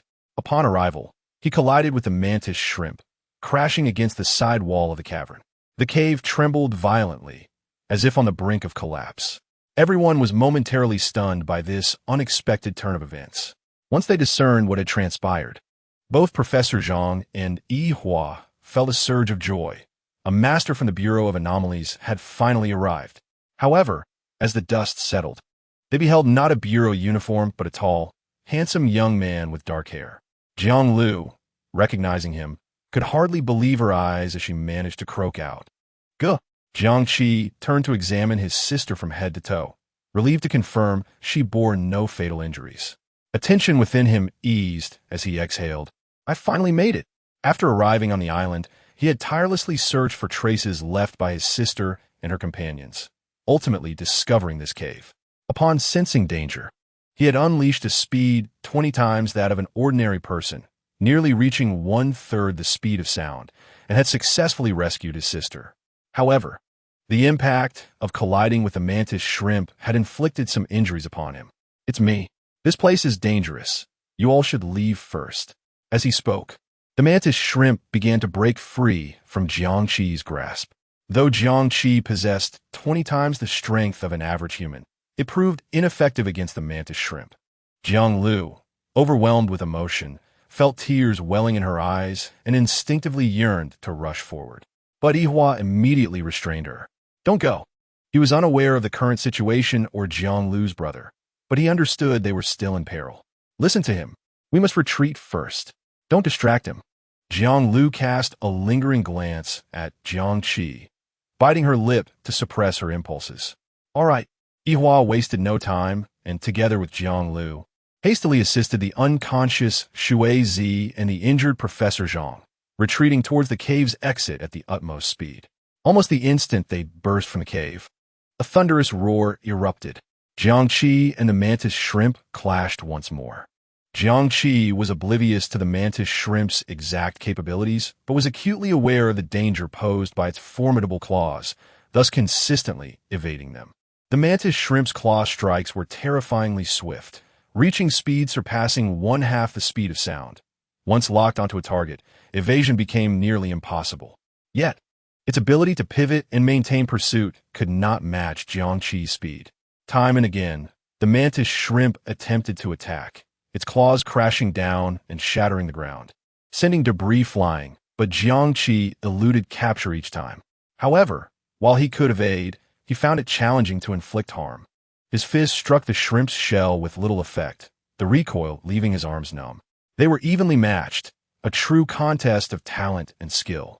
Both relied solely on speed and strength for physical attacks, devoid of any elaborate tricks. The mantis shrimp boasted superior defense, while Jiang Qi outpaced it in agility and reflexes, neither able to gain the upper hand. Yet, Jiang Qi's delayed tactic was adequate. As time ticked by, he knew his sister and the others should have retreated to a safe distance. He narrowly dodged another close-range strike from the mantis shrimp's claw, then propelled himself through the cave's exit. The mantis shrimp pursued relentlessly, its massive form forcing its way through the rubble at the cave's mouth, hot on Jiang Qi's heels. Once outside, the open expanse provided Jiang Qi greater mobility. At that moment, Yihua had positioned Professor Zhang, Shui Zi, and Jiang Lu over 200 meters away from the cave, a distance deemed sufficiently safe. Should the mantis shrimp charge, he could lift all three into the air. Jiang Lu anxiously gazed towards the cave's entrance, fervently hoping for Jiang Qi's safety. At last, when she saw him emerge unscathed, her heart settled back into her chest. As Jiang Qi continued to divert the mantis shrimp's attention, he shouted towards Yihua, "Do you have a knife?" "Yes." Yihua quickly produced a military knife, using gravity to expertly toss it to Jiang Qi while instructing Jiang Lu, "Stay here and guard. I'm going to assist him." "All right." Jiang Lu was eager for him to help her brother. Jiang Qi leaped high, catching the knife mid-air. This was no ordinary blade. Its material suggested it was crafted from a new substance emerging post-anomaly, not commonly found outside. However, it was short, resembling more of a dagger than a knife. Nevertheless, Jiangqi gripped it firmly in reverse, deeming it sufficient for his needs. At that instant, Yihua arrived in a flash. He seemed to expend every ounce of his strength as he exerted pressure with both hands. Gravity amplifier. 3 times. A powerful gravitational field descended once more, causing the mantis shrimp's movements to slow drastically. Seizing the opportunity, Jiangqi, armed with the dagger, leaped toward the creature's eye. The mantis shrimp's biological instincts were astoundingly acute. Even under the weight of increased gravity, it sensed the imminent threat. Its head jerked to the side, while raising a claw in a futile attempt to shield itself. Yet, Jiangqi's speed and reaction time surpassed the creature's, and as its claw lifted, he swiftly darted into the gap. With a sickening thud, Jiangqi's dagger pierced the mantis shrimp's right eye. The creature emitted an agonizing, piercing shriek, its body thrashing violently against the ground, its claws flailing wildly, sending clouds of dust and debris into the air. Success. Jiangqi swiftly struck and retreated, quickly creating distance to avoid being accidentally harmed by the frenzied giant shrimp. In agony, the giant shrimp thrashed about wildly, instinctively sensing fear and threat, and surprisingly ceased its attempts to attack, instead turning to flee back to its lair. Professor Zhang, enduring the pain, shouted, "Stop it! Do not let it escape." Jiangqi realized this as well. Xiao Lu and the others needed to recuperate. If this giant shrimp were to escape, it might return with vengeance, so it was best to eliminate it here. With this thought, he brandished his dagger once more. Seeing this, Yihua gritted his teeth, extracting the last remnants of his mental energy to maintain the gravitational field. The giant shrimp, now missing one eye, had significantly diminished sensory capabilities, and with its desire to flee, it began to reveal vulnerabilities. Jiangqi moved with remarkable speed, deftly maneuvering to the side and rear of the giant shrimp, avoiding its wildly flailing claws, and aimed for its remaining eye. Sensing danger, the giant shrimp struggled to twist its body. Professor Zhang summoned his remaining strength and barked, "Ion Lock." Under the interference of the Ion Lock, the giant shrimp's movements became lethally sluggish. Jiangqi seized the moment. His dagger flashed with a cold gleam, blinding the giant shrimp's last eye. Now entirely plunged into darkness, the giant shrimp thrashed even more frantically. In its wild flailing, a thinner area where its neck connected to its carapace was exposed. Taking a deep breath, Jiangqi concentrated all his strength into his arm and thrust the dagger into the soft tissue gap with all his might until it was buried to the hilt. Then, he forcefully sliced sideways, producing a sound akin to tough leather being cut. A wound over 30 centimeters long and several centimeters deep opened at the junction of the giant shrimp's neck and carapace. Its blue blood surged forth like a breached dam. Regrettably, the dagger was too short to deliver a fatal blow. However, the giant shrimp, having lost its eyes and sustained severe injuries, no longer posed a threat to Jiangqi. 10 minutes later, the giant shrimp let out a mournful cry and collapsed to the ground, never to move again.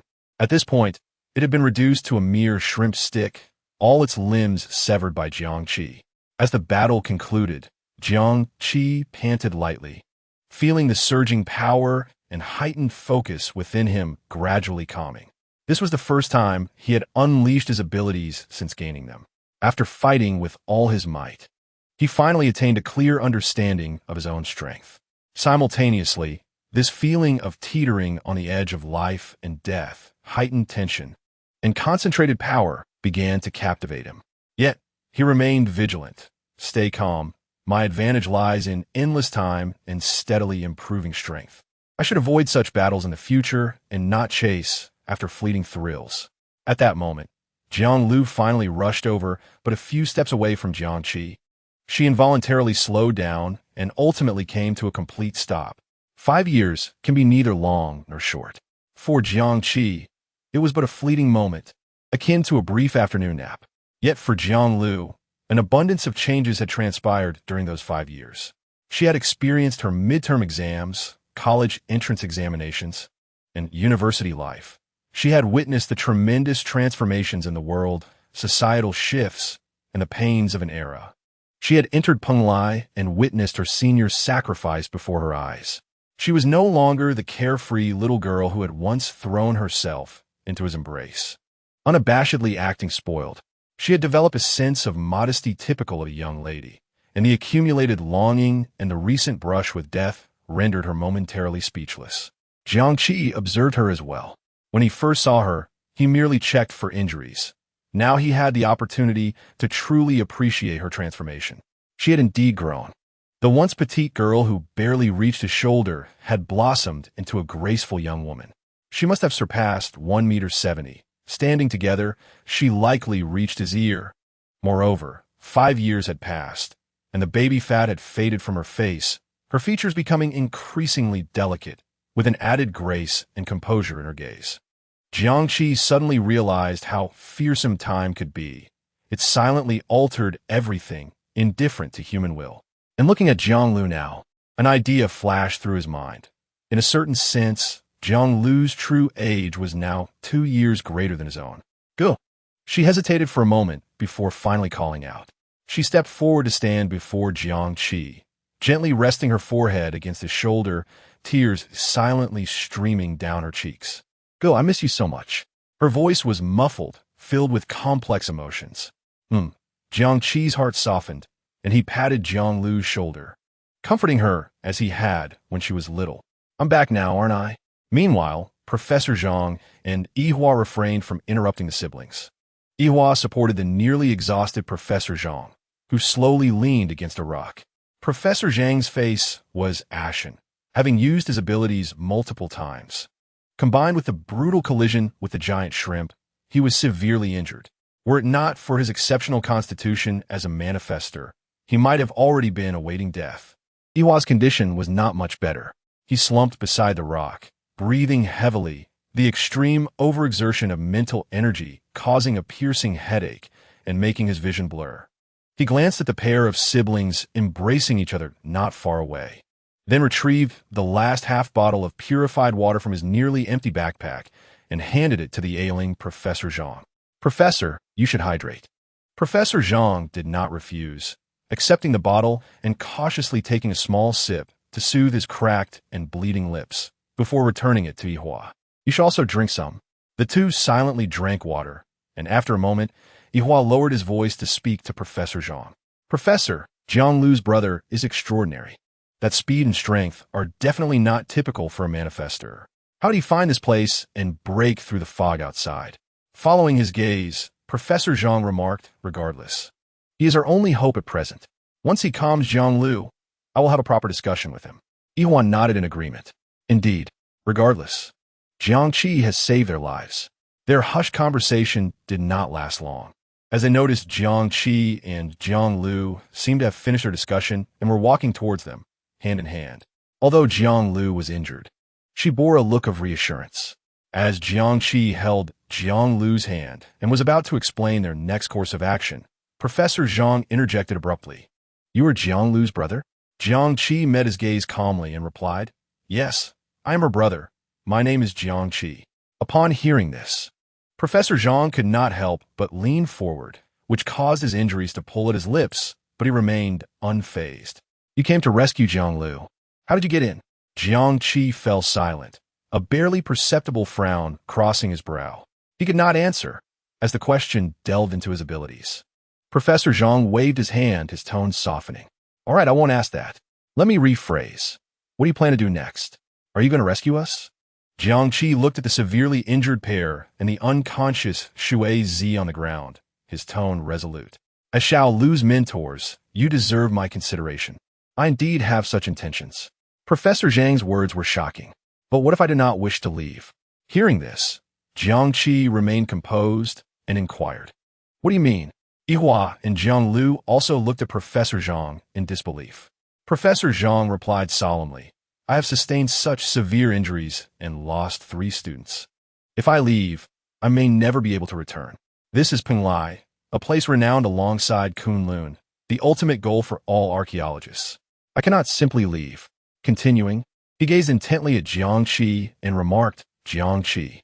Your ability to enter here indicates that you have transcended the fog that even the Anomaly Management Bureau could not penetrate.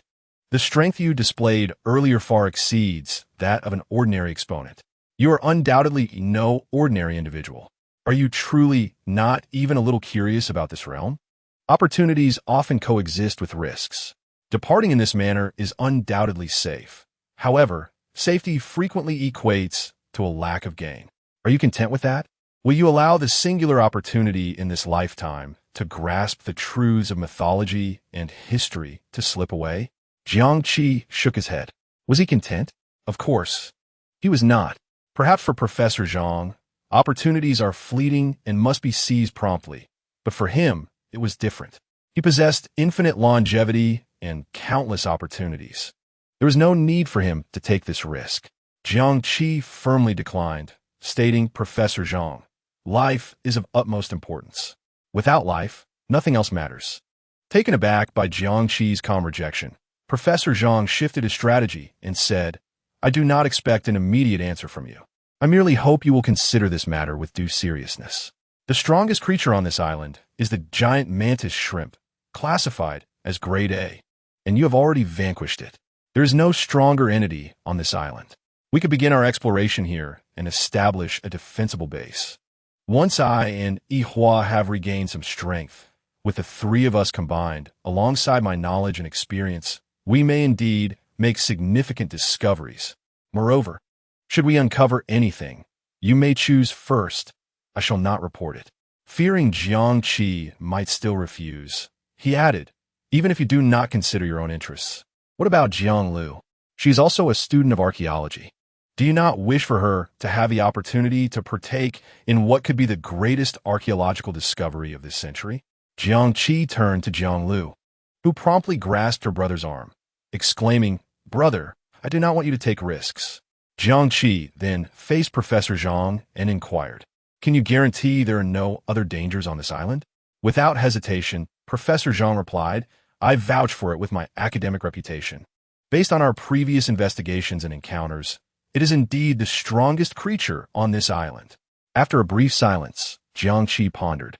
He cannot remain constantly by Xiao Lu and his uncle and aunt's side.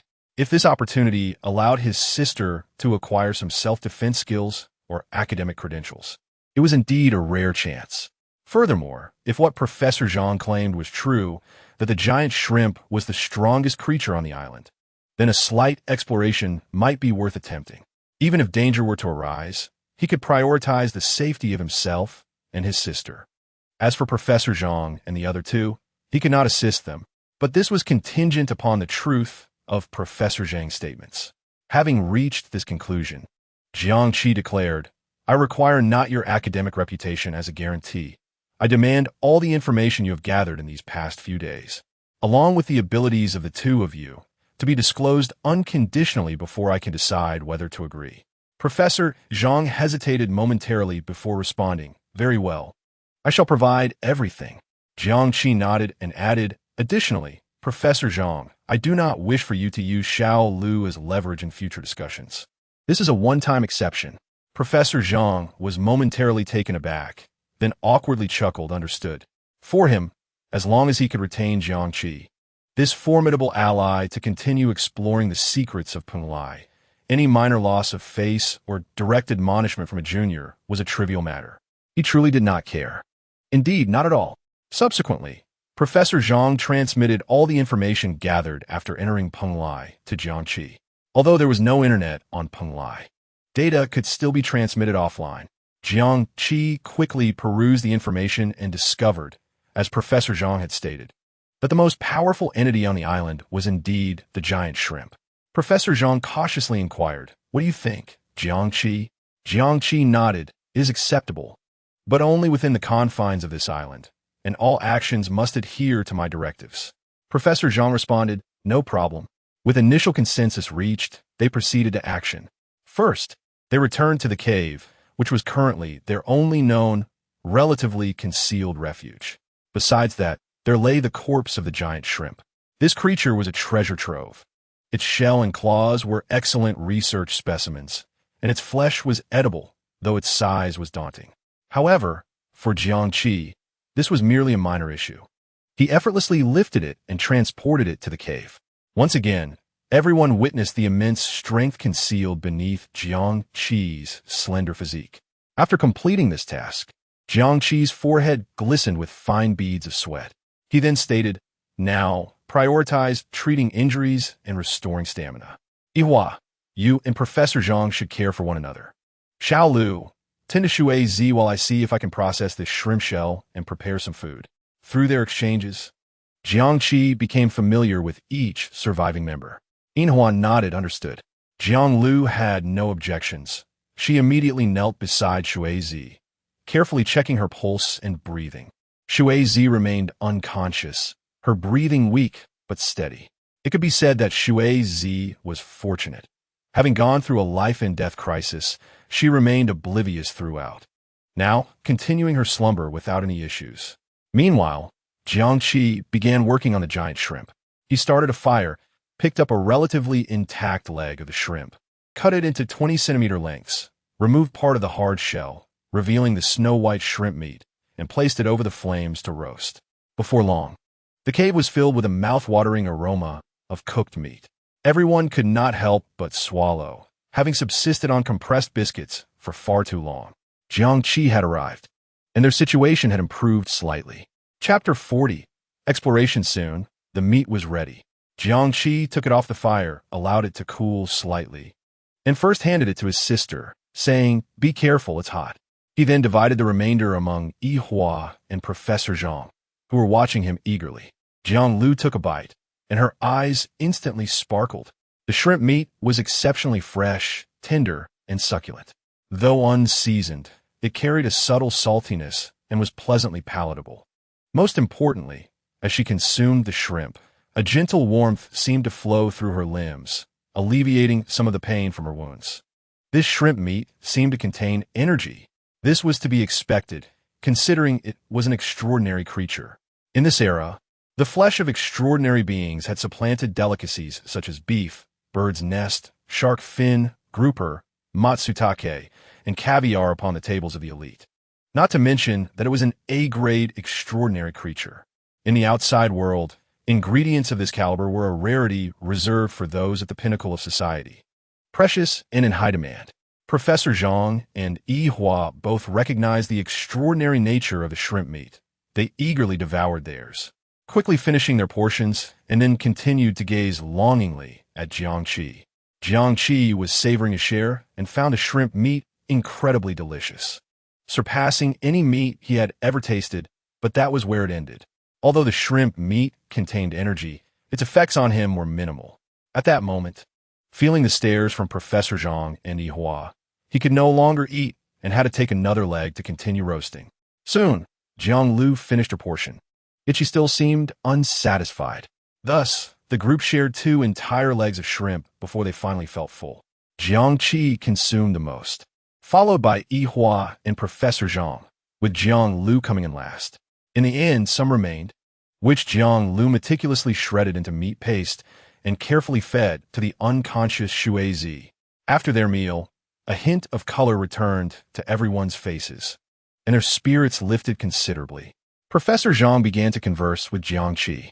The first question he posed was, "What is the situation outside now?" Jiangqi Dao remarked, "After your disappearance, the Yiguan Bureau attempted to organize a rescue, but progress was fraught with difficulties, resulting in significant losses. Currently, the Yiguan Bureau has sealed off the old shipyard ruins, permitting no one to enter. The media has also been silenced, with no reports emerging. However, I have heard that the Bureau is preparing to dispatch personnel from Beijing, and perhaps in a few days, they will initiate a new round of operations." Professor Zhang sighed. Alas, the loss of personnel was to be expected. Without me, they would find it exceedingly difficult to penetrate that mist. He then turned his gaze towards Jiangqi, seemingly probing into his understanding of the situation. "Jiangqi, what is your perspective on this place?" Jiangqi responded with composure. "According to the records in Fengshanyi and Shiji, this area is surrounded by islands, resembling a celestial realm akin to the sacred grounds of the Jiejiao, the domain of the Tongtian Jiao Master. The mist outside should be the protective formation of Penglai. isolating the interior to prevent mortals from inadvertently intruding. Professor Zhang was taken aback by the alignment of Jiang Qi's assessment with his own. Although archaeology is currently in vogue and many have perused ancient texts, such rapid and confident deductions, supported by quotations from classical literature, are still a rarity. His eyes gleamed as he regarded Jiang Qi, akin to an elder observing a gifted disciple. Indeed, our research also points towards this possibility, he exclaimed excitedly. He then inquired, so, Jiang Qiga, do you know how we managed to enter? Jiang Qi lifted his gaze and replied, I have heard that you entered using a star map. This information had not been part of what Professor Zhang had previously shared. Yes, Zhang confirmed. 3 years ago, while organizing a collection of uncatalogued ancient texts, I stumbled upon a fragmented Ming Dynasty manuscript titled Mingbo Shi Lu. Within its pages was a peculiar fragment, neither paper nor silk, adorned with incomprehensible star patterns, accompanied by annotations in a variant form of Taoist Yinzhuan.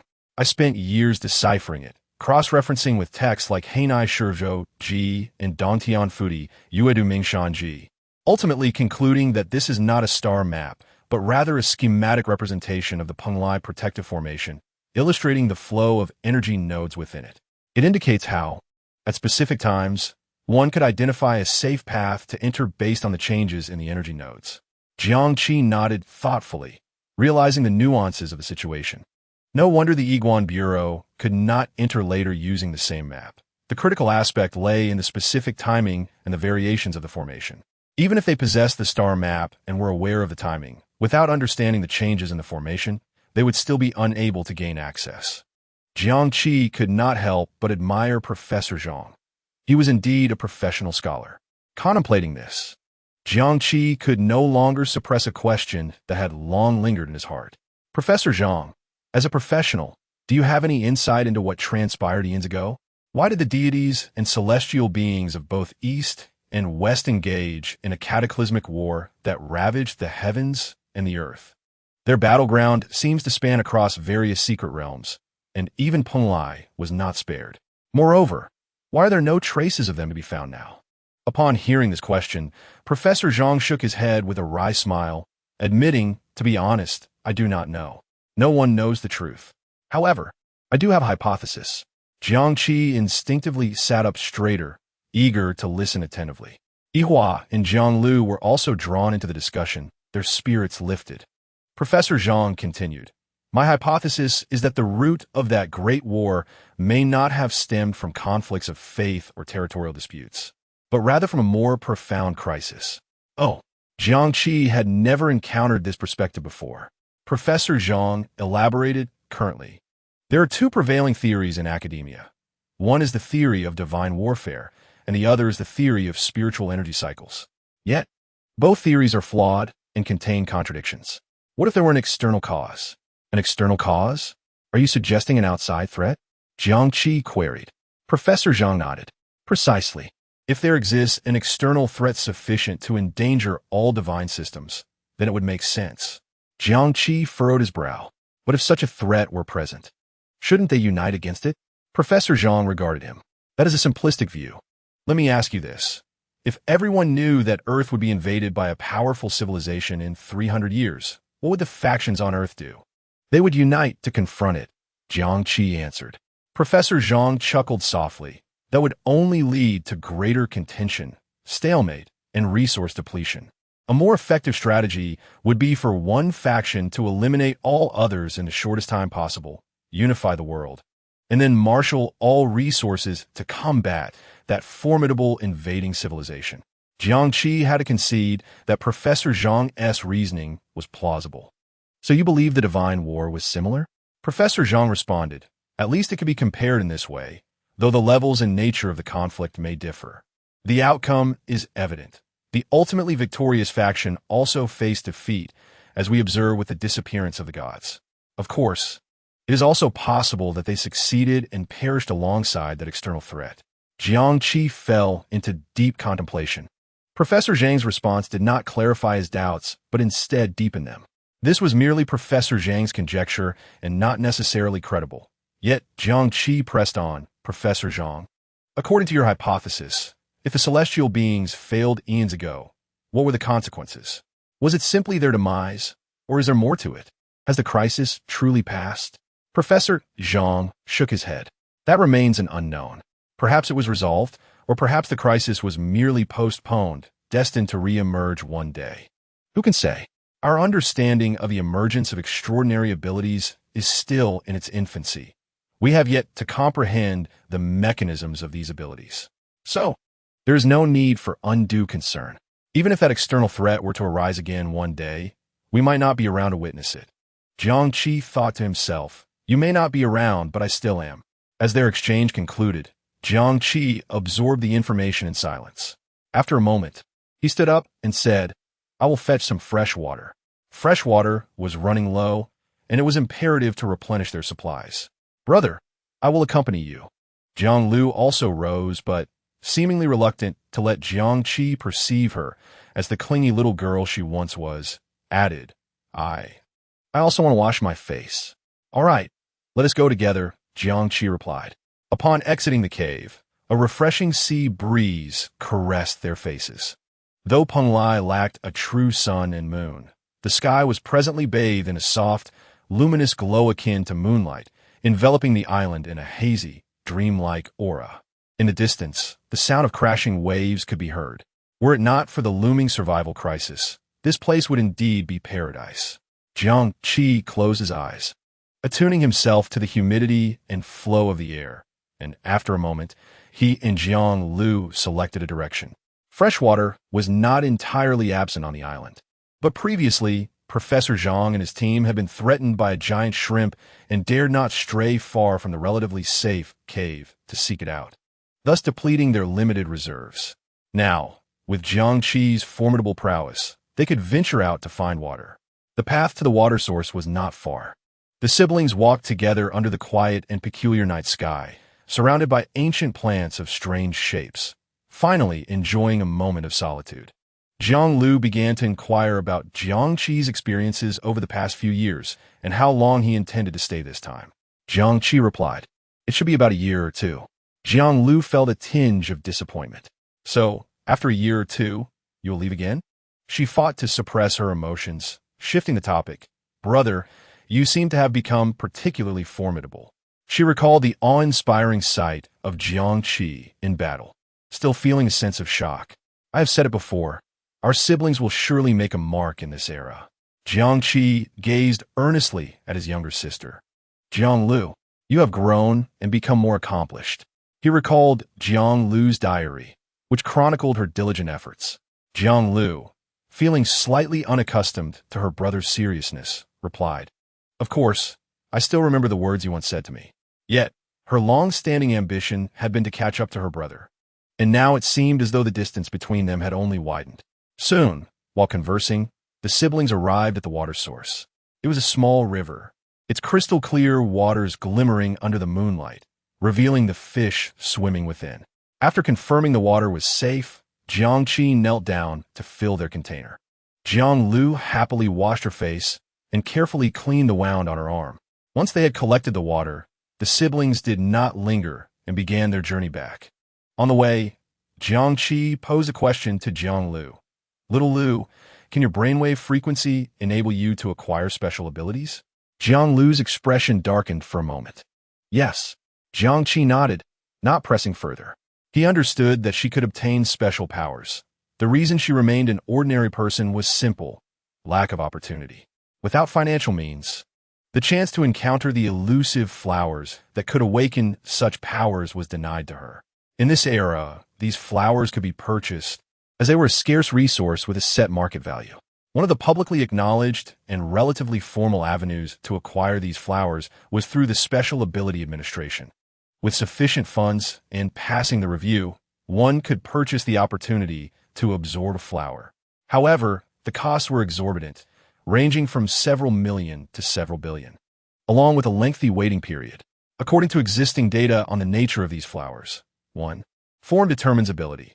Each flower possesses a unique form corresponding to a specific ability, which fundamentally accounts for their varying values. 2. Flowers cannot be picked or preserved.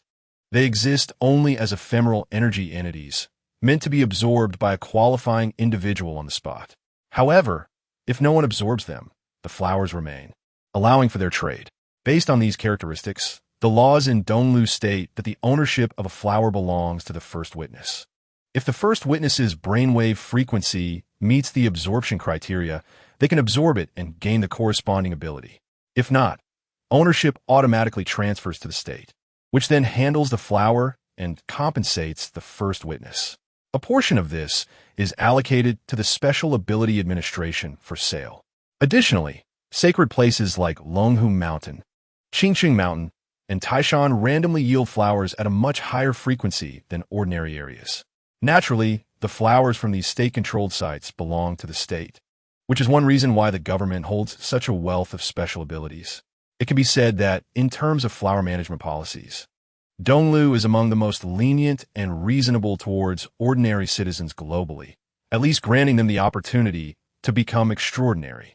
In contrast, some countries completely deprive ordinary people of this chance, where absorption is strictly forbidden and being discovered could lead to severe penalties. Jiang Qi resolved to assist his sister in obtaining a flower, and he also considered Jin Yang, since Jin Yang's brainwave frequency did not meet the standard. Jiang Qi pondered alternative methods to aid him. The following day, as dawn broke, sunlight replaced the moonlight within the Penglai secret realm. One by one, the group awakened, having recuperated overnight with the nourishment of shrimp meat. Professor Zhang's injuries had significantly healed. Yihua's mental fortitude had been restored. Jiang Lu's wounded arm showed signs of recovery. Even the unconscious Shui Zi had regained consciousness. She opened her eyes, instinctively searching for light and sound, and spotted Jiang Qi preparing breakfast. The sunlight illuminated his profile, revealing his gentle and earnest almond-shaped eyes beneath his tousled black bangs. His movements were calm and deliberate, exuding a serene, meticulous, and translucent aura. As she observed him, Shui Zi momentarily forgot that she had just awakened, becoming entirely absorbed in the picturesque scene of the handsome youth cooking. Until Jiang Lu's excited voice broke the silence. Shui Zi, Senior, you're awake. Huh, I'm awake? Shui Zi repeated in a daze, blinking her eyes before realizing. Oh, I'm awake. Ignoring her lingering weakness, she looked toward Jiang Qi, smoothly shifting the topic. Who is that handsome senior high school student? Noticing her gaze, Jiang Qi instinctively withdrew his previously unguarded demeanor, lowering his eyelids and exuding an aura that discouraged approach. Handsome senior high school student? Jiang Lu's expression soured. She stepped forward to block Shui Zi's view, stating, "That is my brother, Jiang Qi, who came to rescue us." Shui Zi's next question was, does he have a girlfriend? If so, is he considering a second one? Jiang Lu's eyes darkened dangerously, her voice taking on a more measured tone. Shui Zi, shouldn't you be more concerned about your health and our current precarious situation? Feeling the impending sense of crisis, Shui Zi finally regained her composure, chuckling, haha. You're right, Junior. I think I forgot something incredibly important. Quickly, tell me our current situation. Jiang Lu assessed. Senior Shui Zi is only sensible when she's pinned against the wall. Even a half-hearted approach would suffice. Shortly after, Jiang Qi finished preparing breakfast. Having made a soup from the shrimp, they shared the meal together. Afterward, Professor Zhang wiped his mouth and looked at Jiang Qi with a hint of hesitation. Jiang Qi, we've nearly recovered. What about the matters we discussed yesterday? Jiang Qi understood his intent and was in agreement. All right, let us tidy up and set off immediately. This marked the third day since he entered Penglai. The first day had been spent in underwater slumber, the second dedicated to locating his sister and addressing crises. Only now did he feel ready to explore Penglai, perhaps discovering something as Professor Zhang had hoped. With that, Jiang Qi stood and approached the corpse of the giant shrimp. The night before, he had prepared, crafting 4 simple shields with sharp edges and a thick center from the shrimp's shell. He also fashioned 2 long spears, approximately 2 meters in length, with pointed tips. He distributed the shields, ensuring each person had one, and kept a spear for himself and one for Professor Zhang.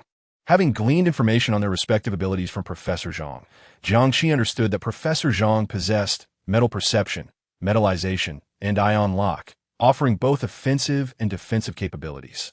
Once metallized, his strength would significantly increase, making the spear a formidable weapon in his hands. Conversely, Yihua's abilities, gravity manipulation, gravitational barrier, and flight, focus more on mid to long-range control and defense, rendering the spear less useful for him. After distributing the weapons, Jiangqi secured the giant shrimp's corpse to his back with a vine. The giant shrimp possessed 5 pairs of feeding pincers and 5 pairs of walking legs. Among the feeding pincers, the most critical pair was the first, the fearsome giant claws capable of crushing Professor Zhang's metallized form. To date, the team has only consumed 2 pairs of legs from the rear as sustenance and for crafting spears, using part of the exoskeleton to create shields. While the majority of the giant shrimp's body remains intact, Jiangqi, adhering to a principle of waste not, intends to transport outside. Professor Zhang and Yinhua observed Jiangqi's actions without any intention of disputing ownership of the giant shrimp's corpse. Firstly, the shrimp was slain by Jiangqi, rendering ownership undisputed. Secondly, even if they desired to claim it, they would have no means to transport the several tons of the creature. Others swiftly organized their belongings, ensuring the most essential supplies were in hand. This expedition to the island's center was undoubtedly a collective endeavor. Otherwise, with only Jiangqi and Professor Zhang, 2 pivotal forces, venturing forth. Even with Yihua safeguarding Jianglu and Shuizi, safety could not be guaranteed. Once prepared, the team set off. Jiangqi led the way, bearing the shrimp's corpse, with Jianglu closely beside him, Yihua carrying the immobile Shuizi in the middle, and Professor Zhang bringing up the rear with a spear and shield. Surprisingly, the journey proceeded remarkably smoothly. Indeed, as Professor Zhang had asserted, with the demise of the A-grade giant shrimp, there were no remaining threats on the island. Even when they encountered some extraordinary creatures, Jiangqi effortlessly dealt with them.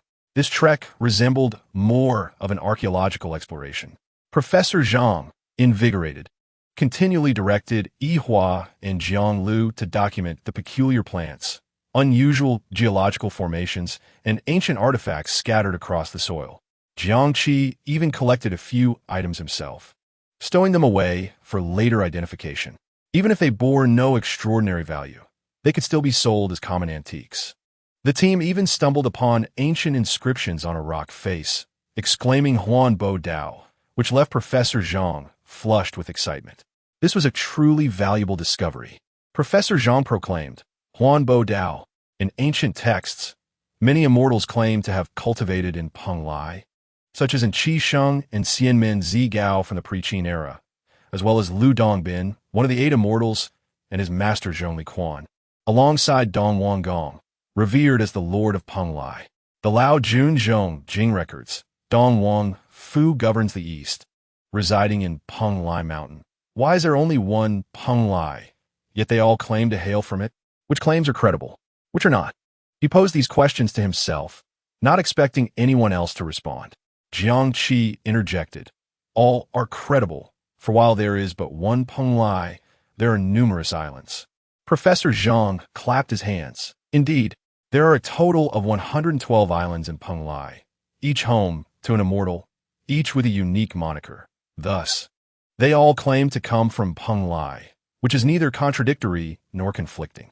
Rather, this embodies the grandeur of the Jia, Jiao, Wan Xian Lai Chao.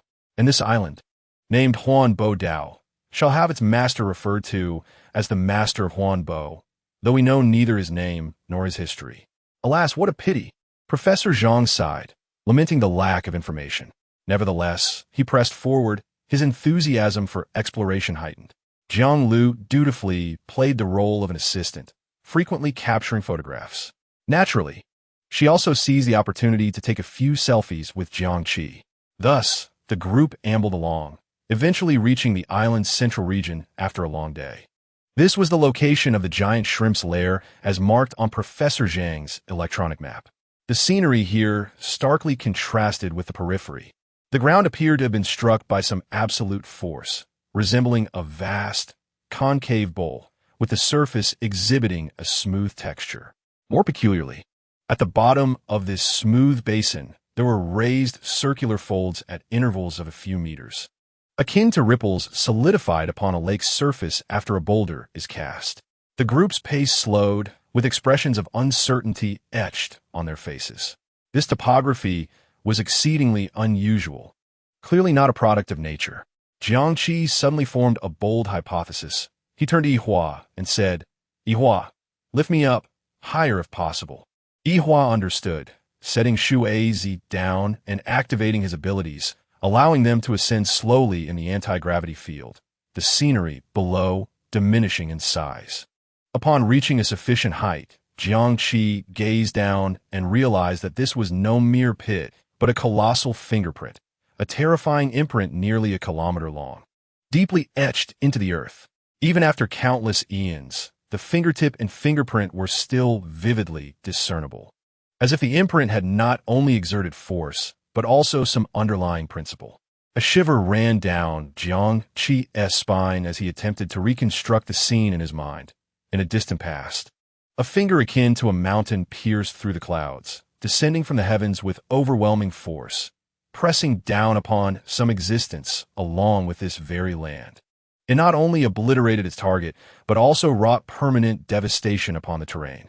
Was this a fragment of the ancient battle among celestial beings? He struggled to fathom the extent of power wielded by the finger's master. Even more unsettling was the knowledge that this was Peng Lai, the sanctum of the Jie Jiao saint, the Tongtian teacher.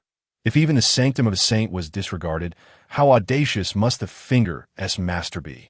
Yihua gently lowered Jiang Qi, and after doing so, Professor Zhang requested to ascend once more. Upon witnessing the scene Jiang Qi had observed, Professor Zhang trembled with excitement. As soon as they returned to the ground, he rushed to a fingerprint, tenderly caressing it. What tremendous power! What tremendous power! This is the fingerprint of an immortal. This is a milestone discovery in archaeology. We can replicate the fingerprint of an immortal. Jiang Qi was uncertain of the practical implications of replicating an immortal's fingerprint. But judging by Professor Zhang's reaction, it must be of great significance. They then continued to venture deeper. However, Professor Zhang urged everyone not to tread upon the fingerprint, but to step over it. As they delved further, they encountered flattened structures. This was the first definitive evidence of ancient architecture they had seen on the island. One could imagine that prior to the descent of the giant finger, this place must have been filled with magnificent palaces and pavilions, adorned with intricate carvings and painted beams, exuding an aura of the immortal realm. Yet now, everything had been inexorably pressed into the ground, merging with the earth. An immortal residence. This was a true abode of the immortals. Professor Zhang eagerly rushed towards it. Unfortunately, these two-dimensional immortal abodes were inaccessible. Secure the site. Secure the site. Professor Zhang called back loudly. No one is to approach the core area until I complete my preliminary survey and record all information. This is an incredibly precious, untouched archaeological site. Any minor damage would be an unforgivable loss. Jiang Qi observed Professor Zhang's somewhat frenzied state and calmly nodded. All right, take your time. While waiting for Professor Zhang to conduct his investigation, Jiang Qi busied himself exploring the flattened remnants of the immortal residence. Before long, his attention was drawn to a deep pool about 10 meters in diameter not far away. Unlike the smooth surface, the edges of the pool showed clear signs of long-term abrasion and activity. Scattered on the ground were fragments of exoskeletons and remnants of consumed creatures. After a moment's contemplation, Jiang Qi deduced the origin of this deep pool. This pool must have originally been part of the scenic layout of the immortal residence. The ancients, when constructing courtyards and residences, emphasized the harmony of mountains and water. Rockeries and ponds were standard features, and the immortal dwellings would have been even more elaborate. When that cataclysmic finger descended, flattening the entire immortal residence, it was inevitable that this pond would also suffer, buried beneath heaps of rubble and earth. Eventually, the giant shrimp discovered this place and cleared out the pond to establish its lair, thus claiming dominion over the island. In other words, this pond is precisely what Professor Zhang had marked on his map as the giant shrimp's nest they initially sought. Upon the discovery of the Xianfu ruins, The pond appeared to be of little significance. Jiang Qi perceived it merely as an ordinary waterhole, devoid of any peculiarities. At that moment, he suddenly felt a tremor from the jade gui in his consciousness, suggesting that something within the pond was drawing its attention. Something lay beneath the surface. Jiang Qi's heartbeat quickened slightly. The origins of the jade gui were enigmatic. Anything capable of resonating with it could not be mundane. Was there something hidden beneath the waters? He approached the pond discreetly, crouched down, and extended his hand into the water. The temperature was ice cold, far beyond that of ordinary ponds. He focused his gaze deeper. Yet the water seemed to absorb light, rendering the depths invisible. This water held mysteries. Jiang Qi turned his head. Observing Professor Zhang still engrossed in mapping the flat Xianfu, while Yi Hua stood guard at a distance, his sister assisting the professor, and Shui Zi resting against a rock. No one noticed his actions. After a moment of contemplation, Jiang Qi resolved to investigate further.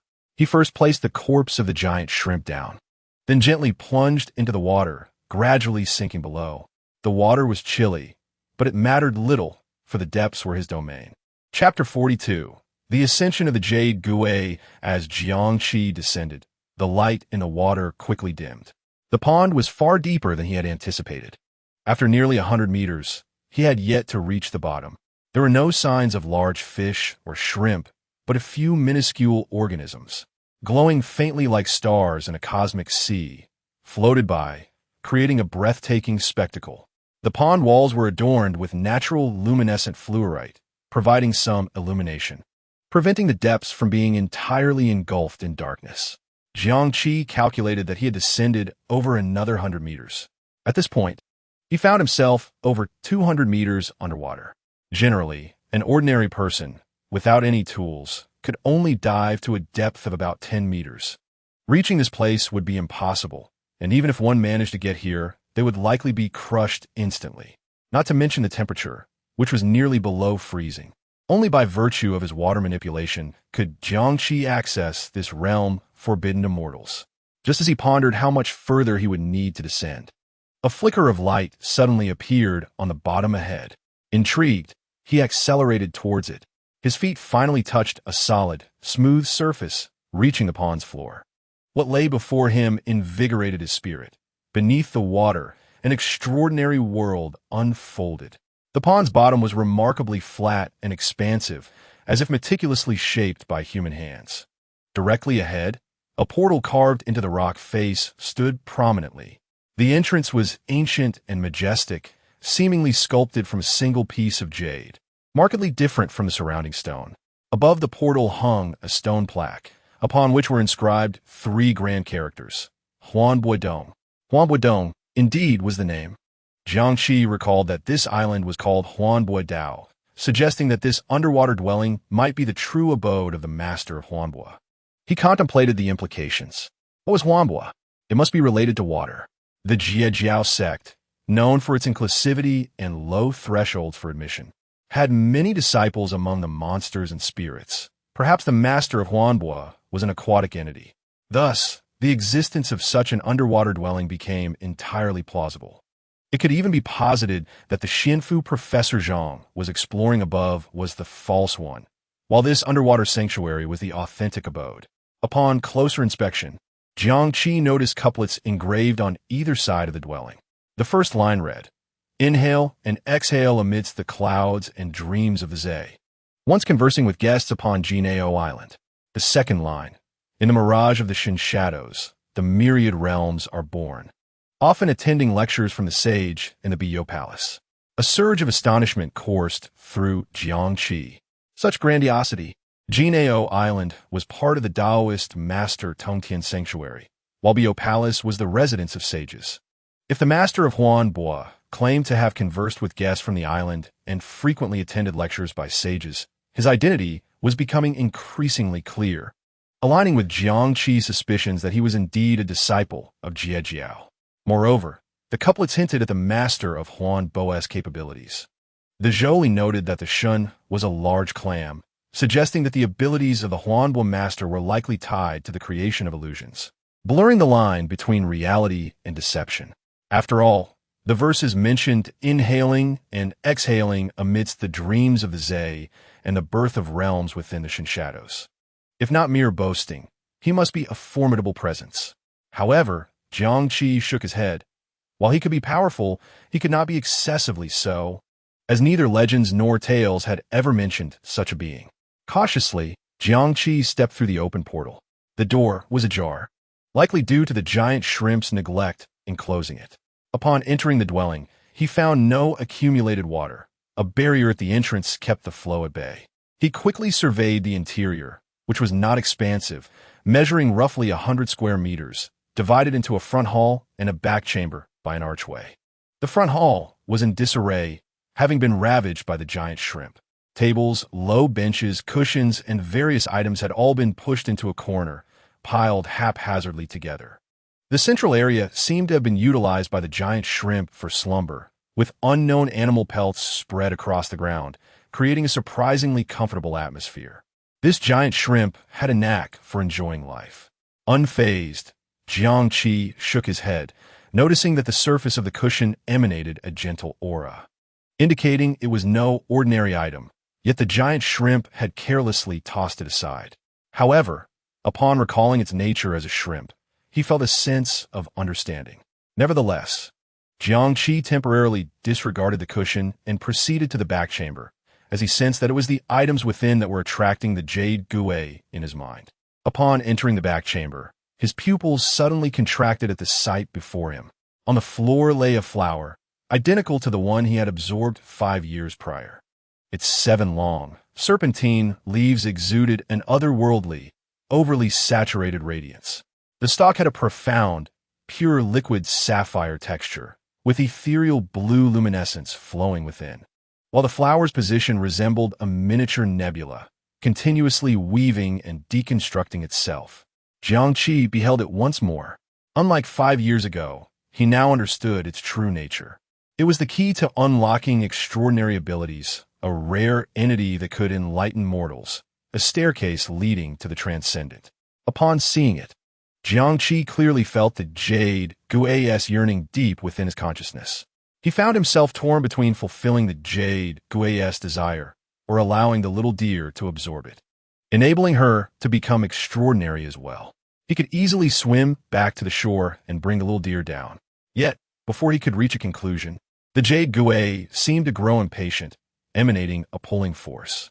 Upon contact with the flower, it transformed into a blue light and entered Jiangqi's brow. Boom! A thunderous reverberation echoed in his mind. The immense illusion of the jade gui materialized before him, displaying a vortex pattern reminiscent of the Milky Way on the front, while the body bore the image of the water deity commanding a dragon, with intricate details vividly depicted. The water deity stood upon the yin long, sword in one hand and the kin hexagram in the other, the dragon coiling around the 9 curves river. The bottom featured the patterns of the Gui Suci. The back was engraved with the 4 divine beasts, a dragon-headed toad, a serpent-necked fish, a green phoenix holding a pearl, and a black tortoise bearing a steel, each distinct in form, exuding formidable majesty. Inscribed in seal script upon the Gui were the words, "Bestowed upon you, the jade Gui, to govern the powers of rivers and lakes, attuned to heaven and time, benefiting all living beings." Once everything settled, a stream of information appeared before Jiangqi. Name, Loa Gui Master, Jiangqi race. Human lifespan, 23 Loa Gui Mastery, 0.0000 Tooth Gui Master Attributes. Power, Extraordinary Level. Status, Awakening Dormant Energy, 45 Status. Awakening when the Master is in a dormant state. He gains 0.000001 5 points of power, agility, and constitution every second. Additionally, every 365 natural days, he receives 3 free attribute points. It is imperative to find a water source promptly to enter a dormant state. The necessary condition for the dormant state is that the master must be enveloped in an absolute water source. Jiangqi slightly raised his brow. Has the control over you Gui improved? From the original 0.00001 to 0.00002. The result of this enhancement indicates that previously, he gained 1 points of power, agility, and constitution every second, which has now increased to 0.0000015 points, reflecting a one-third improvement. Jiangqi calculated and realized that this seemingly minor enhancement is, in fact, quite significant.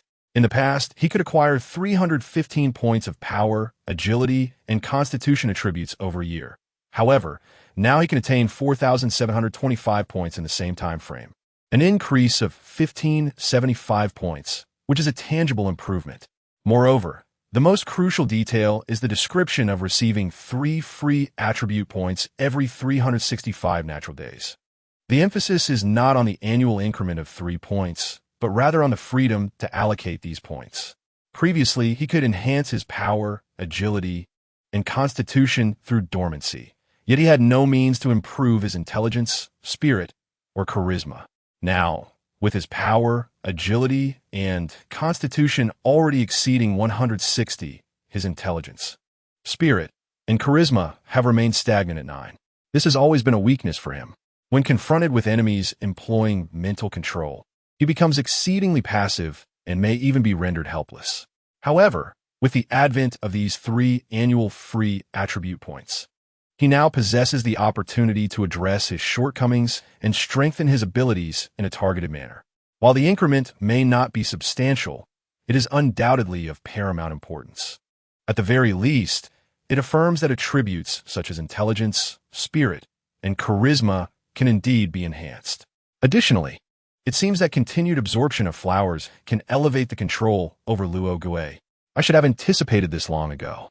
Nevertheless, it appears that Luo Gui can only absorb flowers associated with water. The last instance was the same. However, Jiangqi furrowed his brow slightly. Does a single flower only enhance control by 0.00001? This implies that reaching a control level of 100 would necessitate 1 million water-associated flowers. The thought seems implausible.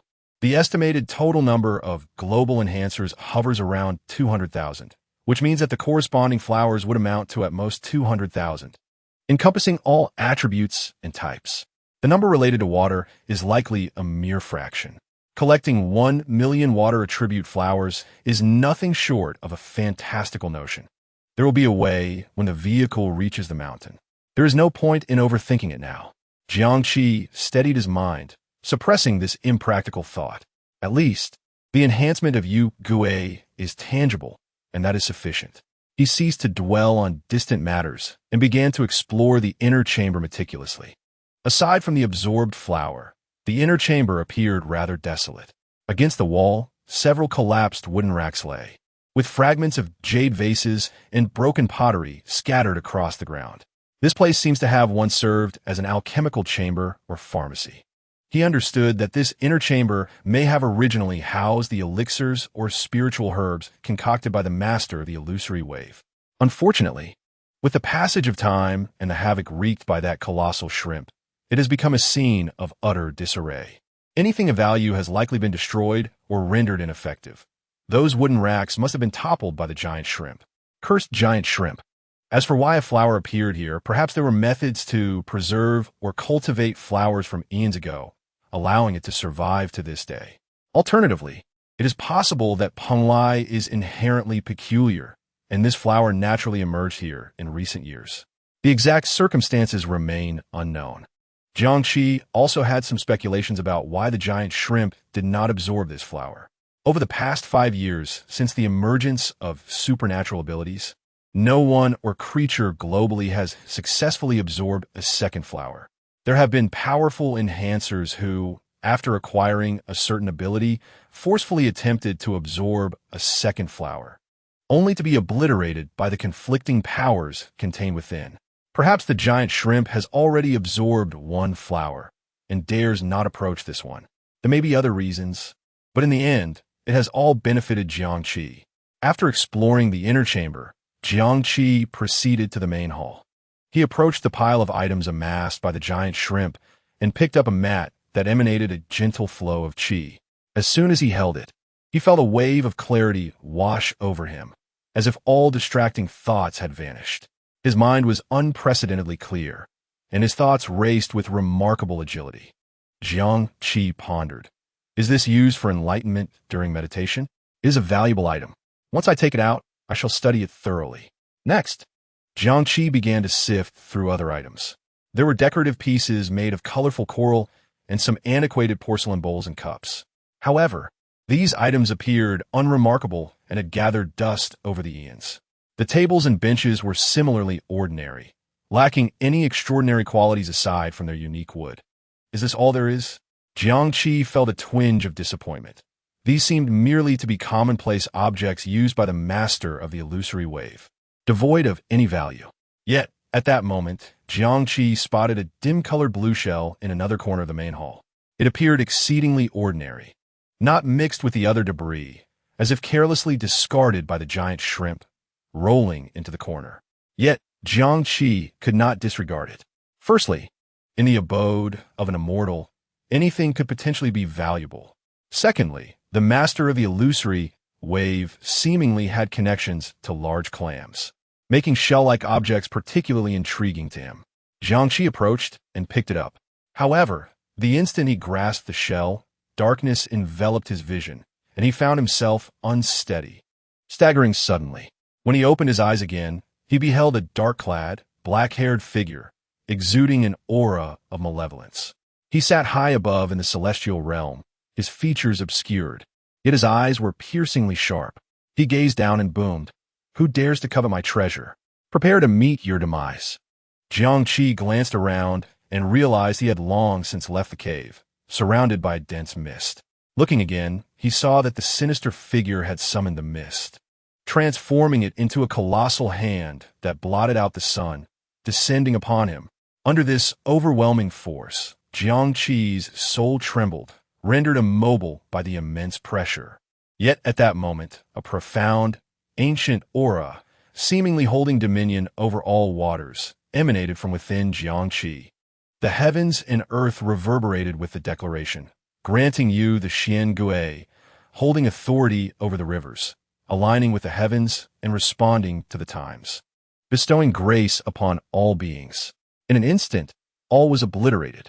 Jiang Qi blinked, and upon looking again, he found himself back in the illusory wave cave. The blue shell lay quietly in his hand. So it was an illusion?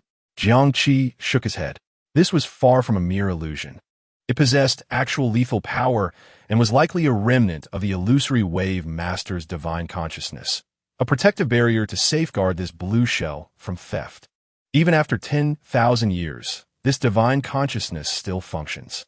Yet, he likely did not anticipate that this barrier, set by his divine consciousness, could be so effortlessly dispelled by Yu Gui. Is this a disparity in status? Does the authority represented by Yu Gui, the water deity, far exceed the mystical powers of the illusory wave master? Jiang Qi felt a chill in his heart. Had it been anyone else in his stead, they would likely have been annihilated by the divine consciousness left behind by the illusory wave master from eons ago. Jiang Qi then examined the blue shell in his hand. At this moment, with the barrier broken by Yu Gui, everything unfolded before Jiang Qi. A stream of information flowed into Jiang Qi's mind. I am the true Shin, a named disciple of the esteemed saint of the intercepting teaching. I command the path of illusions and dreams, transforming the ethereal into the tangible. Yet, celestial beings are but sustenance, and I too am not exempt. I fought desperately to escape with a fragment of my remaining consciousness, clinging to my primordial Shin shell, awaiting a fated one. Is it true that the master of the illusion waves is called Shinjinren? What lies in between? Is it the name of some existence? Or does it allude to an ineffable event or phenomenon? Why does the information stream reveal instances of censorship and erasure? What does it mean that celestial beings are mere nourishment? Are even the formidable celestial beings merely sustenance? Jiang Qi involuntarily gazed skyward, yet encountered only a cold expanse of rock. He had hoped to glean a shard of truth from eons past, but instead found that even in acquisition, the information was incomplete. The events of ancient times were far more inscrutable than he could fathom. Even the slightest hint sent chills coursing through him. If the ancient celestial beings were mere sustenance, what then of the current manifest powers? Celestial beings are nourishment, and I too cannot escape. In just a few short phrases, Jiangqi felt the desolation and despair that lingered in the message left by Xin Junren. He composed himself and continued to read. I have left you 3 items to assist your journey. First, a strand of primordial Shenqi. This is a fragment of my residual soul's essence, stripped of my mark, serving as pure sustenance. You may use it to nourish your spirit, significantly enhancing your mental foundation and resistance to illusions and mental assaults, to refine your physical form, shedding your mortal shell, or as a catalyst to connect with celestial blossoms and enter my realm of illusions. How you choose to utilize it is for you to determine. Jiangqi's heart stirred. Could it serve as a catalyst to connect with celestial blossoms? Does this not imply that the extraordinary path of the little deer finally has a way forward? Second, a fragment of shattered memories. This is a glimpse of what I saw and felt in the last moment before my fall, related to a corner of my fate. However, the imagery is disjointed and imbued with great terror, and viewing it may lead to confusion of the mind. Only those with steadfast hearts and at the right moment should dare to peer into it. Third, my primordial Shin shell. I was born in the primordial chaos, and this shell has been refined over eons. Though my body has perished, its spiritual foundation remains. I now bestow it upon you, hoping you will use it wisely. This shell has 2 functions. First, as a shield. This shell can transform between the tangible and intangible. In its intangible state, it can resist external mental intrusions and soul attacks. In its tangible state, it can block weapon assaults, stronger than refined gold. I hope you can use it to protect yourself. Second, as a vessel. Within the shell lies a minuscule pocket dimension, capable of storing items. Though it cannot contain living beings, during your travels and explorations, it may alleviate some of your worries. This shell is the foundation of my path. Now, gifted to a fated one, cherish it well. The information stream concluded here. The azure shell in Jiangqi's hand seemed to grow warmer, establishing a subtle connection with him. A flicker of emotion welled within Jiangqi. Although previously, in the illusion, the manifested Shinjunren had approached with overwhelming malice, striking without warning. Now, after breaking the restrictions and receiving the true legacy, he discovered that this Shinjunren possessed such tenderness. Not only did he solemnly bestow his final 3 items upon a fated individual, but he also offered guidance, filled with care for his disciples. It seems one cannot judge by appearances. Jiangqi suppressed his emotions and began to test the shell's capabilities.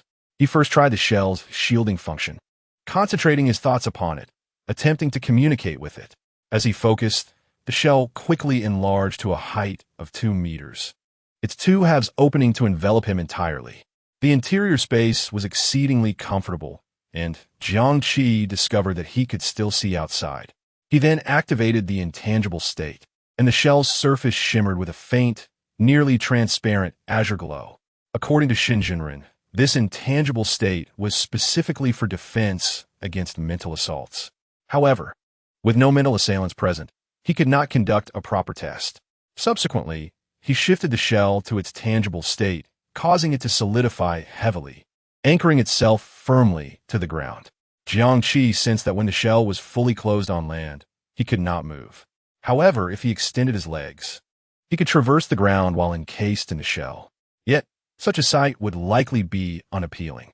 Contrarily, in water, the shell could move freely under his command, functioning as both a vessel and a submarine.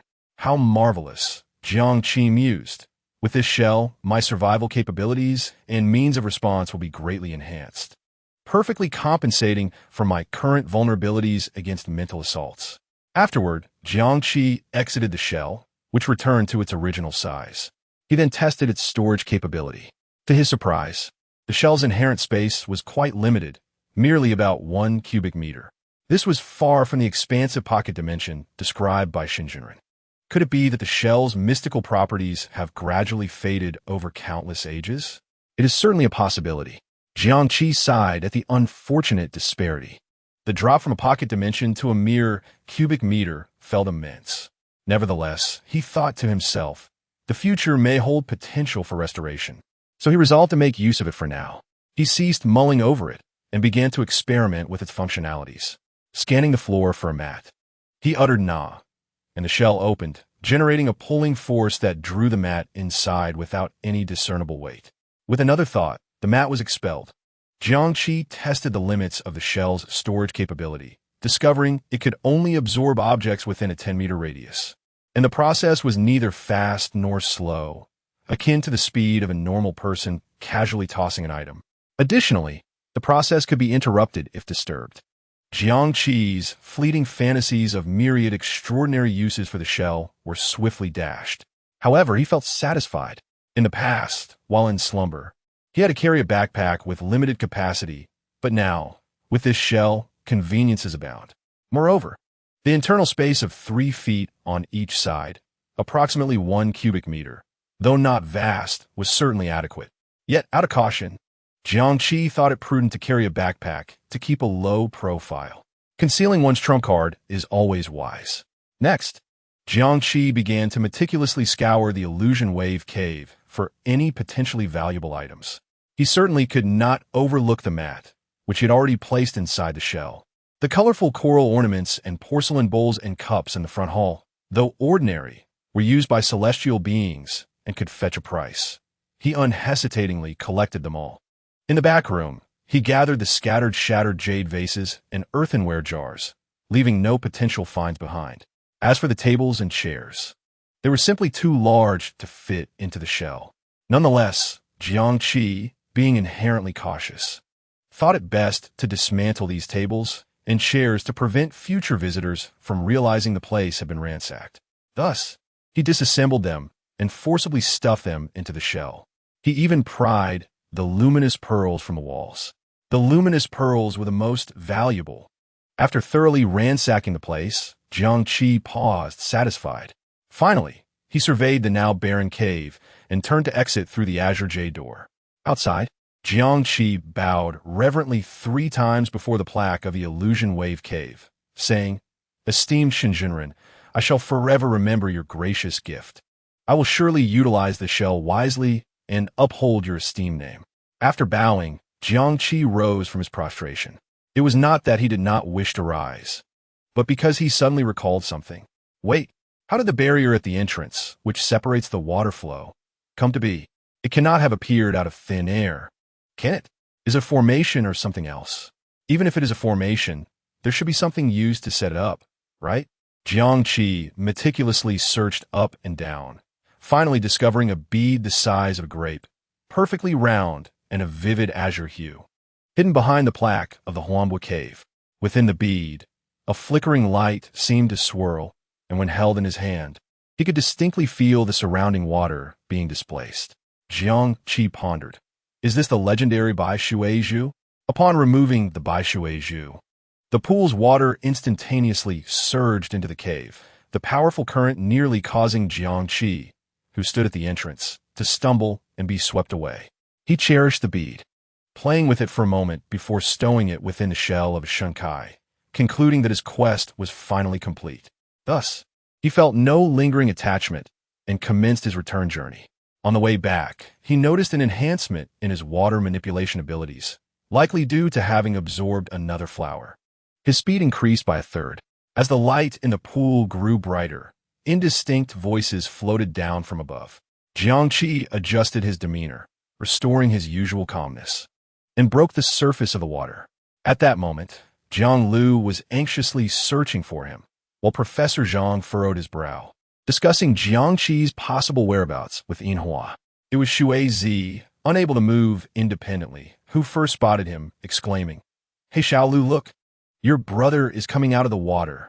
Everyone turned their attention to see Jiangqi emerging from the water, splashing onto the shore, drenched to the skin. His hair plastered to his forehead and cheeks, droplets cascading for his hair tips, chin, and the edges of his clothing. Jiangqi had intentionally soaked himself, refraining from using his water manipulation abilities to remain dry. Jiang Lu rushed over, a hint of concern on her face, fearing her brother had vanished again. "Brother, where have you been? I turned around and saw you were gone. We were all worried sick." As she spoke, she instinctively reached out, intending to wipe the water from Jiangqi's face with her sleeve.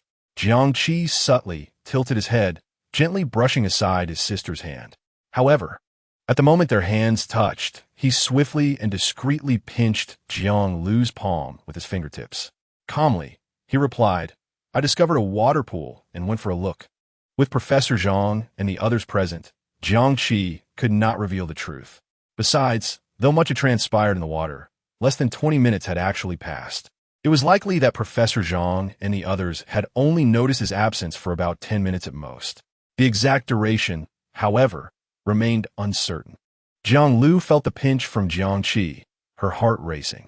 She understood her brother would not act without reason, and their years of sibling rapport instantly conveyed Jiangqi's intent. Receiving his signal, she maintained her expression but feigned annoyance, saying, "Brother, we searched for you for 5 or 6 minutes. Next time, you must inform us beforehand when you plan to act. It's really frustrating. Just 5 minutes?" Jiangqi's mind raced as he replied, "Apologies for worrying you." At that moment, Professor Zhang approached, subtly assessing Jiangqi's demeanor, inquiring, "Jiangqi, did you discover anything underwater?" Jiangqi shook his head, a hint of perfectly timed resignation appearing on his face. "Nothing. The pool is too deep. I descended over 30 meters and still encountered nothing but darkness, unable to discern the bottom. It fell off, so I decided to return." He certainly could not mention having reached the bottom. Otherwise, if the Yi Guanju took over here and truly investigated underwater, they would find discrepancies with Jiangqi's account. They would naturally realize Jiangqi had emptied the underwater cave. Over 30 meters without reaching the bottom? Professor Zhang expressed mild surprise, contemplating the pool. It indeed seemed peculiar. Safety first, we shouldn't dive recklessly. Noticing Jiangqi was soaked and had empty hands, he chose not to dwell on the matter. Jiangqi seized the opportunity to shift the conversation, asking, "Professor Zhang, have you drawn any conclusions from your exploration of the celestial ruins above?" Upon mentioning this, Professor Zhang immediately became animated, exclaiming, "Yes, a significant discovery. Jiangqi, you cannot possibly imagine." He eagerly began sharing the findings from the Celestial Estate investigation. This estate appears to belong to an ancient immortal known as Shunjinren, as I uncovered in a book from the ruins. This Shunjinren has quite a reputation, being a named disciple of the Tongtian Jiao Zhu. The more Professor Zhang spoke, the more his excitement grew, his eyes sparkling. That giant shrimp was merely a later invader, a mere beast. In the ruins of the Celestial Estate, I also discovered some friends of Shunjinren. Jiangqi listened quietly, occasionally displaying mild surprise and contemplation on his face. Yet internally, he mused. The information Professor Zhang gleaned from the surface Celestial Estate, he had already obtained, and more, from the underwater Huanbua cave. However, he had no intention of revealing this, merely nodding in approval of Professor Zhang's insights. Professor Zhang lamented, "It is truly regrettable that such a powerful Shunjinren left no treasures behind." Just as his words fell, a thunderous sound reverberated through the heavens and earth, shaking the entire Penglai secret realm. Jiangqi was taken aback. Professor Zhang looked skyward in astonishment, declaring, "Penglai has completely descended into the world." Chapter 44. The departure from Penglai. Jiangqi completely descended? Professor Zhang explained precisely. Previously, Penglai had only revealed a mere glimpse at the old shipyard ruins, serving as an interface to the present world. Yet, Penglai itself remains hidden in another dimension. Now, it is entirely separating from that other space, fully merging into our reality, like a colossal submerged vessel rising to the surface. He surveyed his surroundings, his voice filled with excitement. From this moment forth, Penglai will become a tangible part of the real-world map. Jiangqi instantly grasped the significance. Unlike the famed mountains such as Taishan, Kunlun, and Maoshan, which have always been fixed coordinates in reality, Penglai is different. It does not occupy a static position in geographical reality. It exists within a realm of another dimension. The nature of the two is fundamentally distinct. At that moment, two worlds governed by different rules were forcibly merging and colliding, causing even more intense changes. Jiangqi and his companions began to lose their balance. This transformation was not merely physical, but also pertained to the realm of rules, especially the sky of Penglai, which originally had no sun or moon, merely simulated daylight. Now, the sky of Penglai was adorned with a strange glow. This glow was indescribable, at times dazzling like the aurora, and at others emanating an ominous dark red. Jiangqi took a deep breath and said, "Let us depart. We have thoroughly explored this island, and it is time to leave." Professor Zhang gazed toward the innermost area of Penglai, yearning for the deeper celestial islands and the fabled Janeo Island and Bio Palace, his eyes filled with longing. Yet reason ultimately prevailed. "Very well," Professor Zhang replied, his tone tinged with regret, gritting his teeth. "1 minute. Let us gather some key samples and records and leave immediately." Yihua promptly assisted the weakened Shuizi, while Jiang Lu swiftly stuffed scattered exploration tools into her backpack. Jiangqi shouldered the giant shrimp once more. After 1 minute, the group made no further delays. Yinhua activated his flight skills, enveloping everyone in an anti-gravity field, slowly ascending. At this moment, Yinhua, bearing Shuizi, gritted his teeth as he exerted his abilities. Carrying 4 people had reached the limit of his capacity. Particularly since Jiangqi was still shouldering the corpse of the giant shrimp. This made his situation even more arduous. However, he dared not voice any complaints, dutifully serving as a human flying apparatus. Once they ascended into the sky, the transformations in Penglai became even more pronounced. Mountains and rivers shift, the seas boil. Everything is in a state of flux, everything is being reshaped. What captivated Jiangqi's attention was the sight of 2 resplendent golden dragons soaring above the majestic fairy island in the core area of Penglai. Their scales shimmered with a dazzling golden light, their bodies overshadowing the sun as they unleashed 2 thunderous roars towards the billowing clouds. Suddenly, the 2 dragons entwined with ferocity, their forms twisting and transforming, their roars morphing into the clamor of weapons, ultimately coalescing into a colossal pair of scissors exuding an aura of annihilation. The giant scissors spanned the horizon, and with each opening and closing of the blades, it felt as though space itself was being severed. Jiangqi and Professor Zhang exclaimed in unison, their voices filled with incredulity. "Jin Jiao Jian." A glint of greed flickered in Professor Zhang's eyes. "This is the legendary treasure of the 3 heavenly maidens of the Jijiao, a weapon of unimaginable power that can sever even the Luo immortals." Yinhua's mind wavered, nearly forgetting to maintain the anti-gravity field, making their flight trajectory somewhat unstable. Yet, Jiangqi remained composed, urging, "Do not be dazed, continue flying. Now is not the time to covet treasures. Our primary objective is to preserve our lives and escape." Regaining her focus, Yinhua concentrated her energy, striving to maintain the anti-gravity field as they flew towards the periphery. At that moment, a bird with feathers glimmering like metal burst forth from the clouds, hurtling towards them like an arrow. Shuizi's face turned pale with fear. Jianglu cautioned, "Be careful." As a monstrous bird closed in, Professor Zhang was directly in its path. In a panic, he turned around, but the creature was already upon him, causing him to momentarily forget to activate his metallization ability. Jiangqi's gaze sharpened, and with a spear fashioned from shrimp legs, he thrust forward with remarkable precision.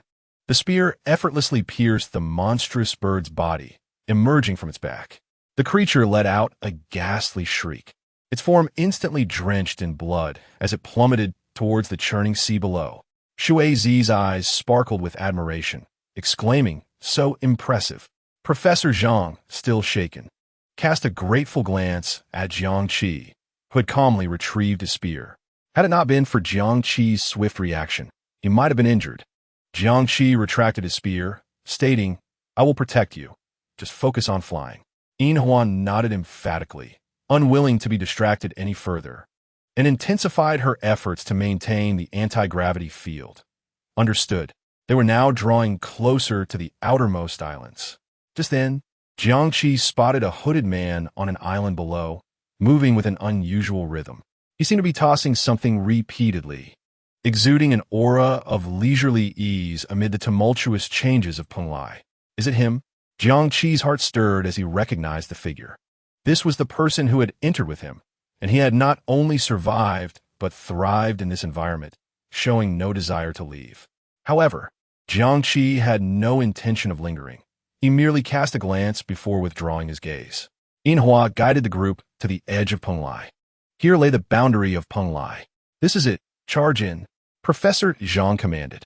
All right, Yinhua shouted, enveloping everyone as they crashed into the invisible barrier. Jiang Qi had already grasped his sister's hand in anticipation. A wave of intense dizziness and pulling sensation washed over them. In the next moment, a dense, impenetrable gray mist enveloped them once more. Finally, they were back. Jiang Qi exhaled in relief, knowing they only needed to navigate through the mist to officially escape. Professor Zhang declared, I will lead the way. Although the mist has changed, the fundamental patterns should remain, and with the star map. Finding a way out should not be difficult. He activated the star map, beginning to search for an exit based on the energy nodes within the mist. Initially confident, he soon began to sweat as he circled around. This isn't right. According to my calculations, we should have emerged by now. Why does it feel as if we're going in circles? He frowned. Could it be that Peng Lai has completely descended, rendering the star map ineffective? Jiang Qi interjected. Let me take over. Follow me. Jiang Qi employed the method of condensing water droplets once more. However, he kept this ability concealed from the others, controlling the process of gathering droplets deep within the mist, away from the group's view. Within the mist array, visibility was already obstructed, and neither Professor Zhang nor Yinhua possessed vision-related abilities, so they were completely unaware of what was transpiring. From their perspective, it appeared as though Jiang Qi merely stood still for a moment before selecting a direction, as if guided by some arcane force, leaving them puzzled about his actions. Jiang Qi, however, noticed that his ability to condense water droplets had intensified. What once took a minute now took only 40 seconds for each droplet.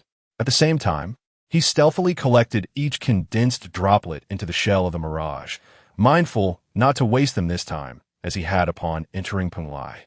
After all, these droplets possessed formidable lethality and could prove invaluable in critical moments. Now, with a mirage shell for protection, his own strength bolstering their defense, and the addition of the water droplets, he felt increasingly confident in his ability to survive. This journey into Peng Lai had indeed yielded substantial gains. Jiang Qi led the group with methodical precision, the surroundings silent save for their synchronized breaths and footsteps. Suddenly, Jiang Lu gasped, stumbling slightly as if about to fall. What happened? Jiang Qi immediately halted, steadying his sister. She murmured, I stepped on something. It feels hard. The group gathered around, discovering not an object, but a withered tree trunk that vaguely resembled a human form, with limbs intact. Jiang Lu speculated, could it possibly be a person?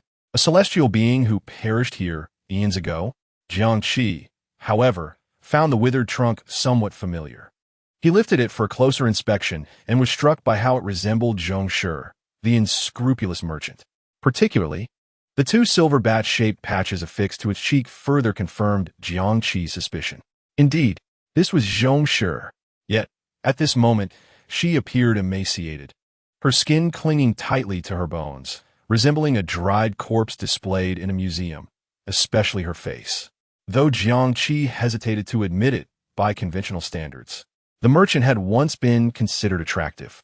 But now, her visage bore a striking resemblance to a skull, with sunken eye sockets and a protruding mouth. Surprisingly, her hair remained, albeit dry and disheveled, evoking an odd comparison to the tuft of fur atop a crowned dog. How unsightly! A subconscious evaluation flashed through Jiang Qi's mind.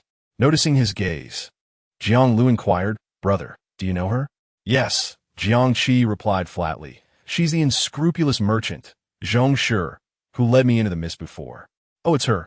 Jiang Lu realized, recalling Jiang Qi's brief mention of their unpleasant transaction during their time in Peng Lai. She felt a sudden urge to give her a kick. Let's continue moving. Jiang Qi resolved to leave the unscrupulous merchant behind, as she appeared to be deceased. However, he felt no sympathy for her. Those who exploit danger for profit often meet a fitting end. Zheng Shi, who had traversed the perilous edge for ill-gotten gains, ultimately succumbing to the mist was hardly surprising. Yet, what could have reduced Zheng Shi to such a state? Was it the green-faced specter, or some other entity within the mist?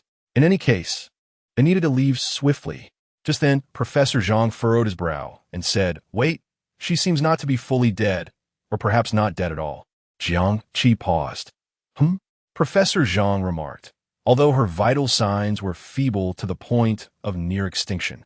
My abilities allow me to perceive the faintest neural currents still flickering within her. One of Professor Zhang's skills is the ion lock, which enables the manipulation of metallic particles within a target's body to form nanoscale chains. Since manipulation is possible, perception naturally follows. Given her condition, is she truly alive? Jiang Qi pondered as he gazed at the freshly unearthed Lulon mummified corpse in his hands, struggling to comprehend how such a state could still be deemed as living. Is this the calamity that has lingered for a millennium? Professor Zhang suggested, it must be some form of her ability. What shall we do? Do you wish to take her with you? I respect your decision. Jiang Qi furrowed his brow in contemplation, ultimately resolving to bring this merchant along. Having navigated the world of the manifestors for a few years, she might possess some value. Perhaps there is something to uncover within her. Moreover, carrying her would only amount to the weight of a few dozen pounds of dry wood, a manageable burden. Though they remained shrouded in mist, Jiang Qi possessed the method of condensation water resistance, which would undoubtedly lead them out safely. Bringing her along would not significantly heighten their peril. If she remains unconscious or proves to be of no value upon awakening, they could address that later. However, when Jiang Qi's gaze fell once more upon the withered visage of Zheng Shi, he discerned a glint of cunning treachery within her features, stirring a sense of disdain within him. Nevertheless, he secured her to his back, binding her alongside the massive shrimp carcass. Jiang Qi declared, "Let us proceed." The group continued onward through the dense fog, and after several minutes, Jiang Qi finally located a vulnerable point in the fog formation. Fortunately, they had not encountered any dangers along the way, and the vigilant green specter had not materialized. This is the spot. Jiang Qi took the lead, guiding Jiang Lu as they stepped forward. Professor Zhang and the others followed closely behind. In the next moment, the warm afternoon sunlight cascaded upon them, and the long-forgotten scent of the real world filled their nostrils.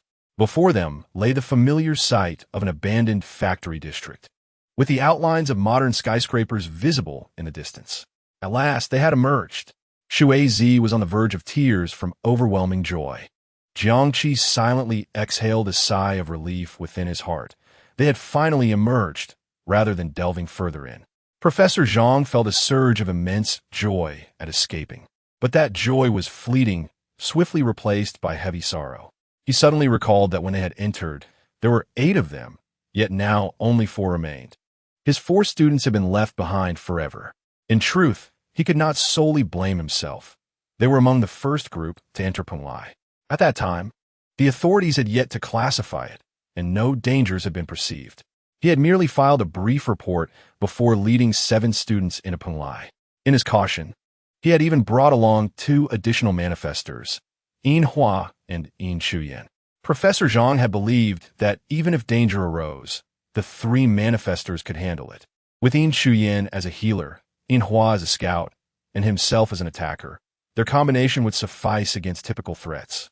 Yet, who could have foreseen that the dangers of Penglai far exceeded his expectations? Now, Penglai had fully descended into the world.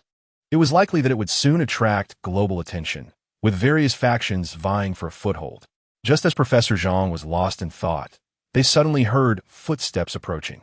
It was the personnel from the Anomaly Management Bureau, and leading the pack was Director Chun Zhong of the Dangzhou Anomaly Management Bureau.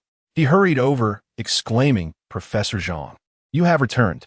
As Director Chun approached, an almost tangible pressure enveloped them. Jiang Qi instinctively sensed that the man before him was formidable, exceedingly so. He was undoubtedly far stronger than the massive shrimp. Simultaneously, he realized that the most challenging hurdle awaited them upon exiting Penglai. Chapter 45. after emerging ultimately, Jiangqi's incursion into Penglai was a violation. Although it is said that heaven-sent treasures belong to those of virtue in the modern governance system, no nation or regime would permit individuals to enter and explore areas of significant strategic value without authorization. It is akin to discovering oil fields, rare minerals, or burial sites within a nation. No state would allow individuals or companies to conduct unauthorized exploration or excavation, particularly since Penglai was not unclaimed territory. It emerged in the Penglai district of Dangzhou, naturally falling under the sovereignty and jurisdiction of the eastern continent. Jiangqi's actions, trivial in their recklessness, could be interpreted as a provocation against official authority, disrupting administrative order. The resolution lay solely in the discretion of the Anomaly Management Bureau. Jiangqi remained composed, standing still and observing the unfolding events. Meanwhile, Director Chen's sharp gaze swiftly scanned the group of five. At that moment, Jiangqi bore the weight of a mummified corpse and a massive shrimp carcass. Yihua supported the incapacitated Shuizi. Jiang Lu had sustained an injury to her arm, and Professor Zhang bore visible wounds. Clearly, they had endured perilous circumstances within. However, upon glancing at Jiangqi, a flicker of surprise crossed Shunzhong's eyes before his expression returned to neutrality. He recognized this young man as one of those who had intruded that night. Professor Zhang spoke with deep sorrow. Director Chun, we have returned, but Xiao Lu, Xiao Wang, Xiao Li, and Chu Yin have all perished within. Yihua, Shuizi, and Jiang Lu's faces also reflected their grief. Shuizi could not contain her quiet sobs, having been close friends with Yin Chuyin. They often shared dreams of the future. Yin Chuyin had expressed her aspiration to pursue graduate studies, earn a doctorate, and establish her own archaeological team to unearth the ancient, resplendent history. Yet now, all of that was rendered impossible. Upon hearing this, Chunzhong's expression grew solemn, his tone measured as he replied, Professor Zhang, please accept my condolences. We all lament such occurrences. I will promptly contact your university to assist in addressing subsequent matters, providing a proper account for the deceased and comfort for the living. He then turned his attention to Jiangqi and Jiang Lu's group, saying, Dear students, you have also endured much. Allow me to introduce myself. I am Chunzhong, the director of the Dangzhou Anomaly Management Bureau. His gaze lingered briefly on Jiangqi before he continued. The changes here are not yet concluded. Please follow me to our command center, where we'll be safer. Simultaneously, the Anomaly Management Bureau will immediately provide the most professional medical support. The dense fog, which had initially enveloped the old shipyard area, began to swiftly recede towards the sea. Simultaneously, the ocean appeared to expand, as if an entire new area had materialized. The entire coastline and the depths of the sea reverberated with a resounding rumble. Concurrently, amidst the fog, the outlines of celestial islands and the magnificent, intricately designed architecture of those islands began to manifest, resembling a mirage. Jiangqi understood that this was the process by which Penglai was merging into the real world, with the entire realm expanding to accommodate this mythical maritime domain.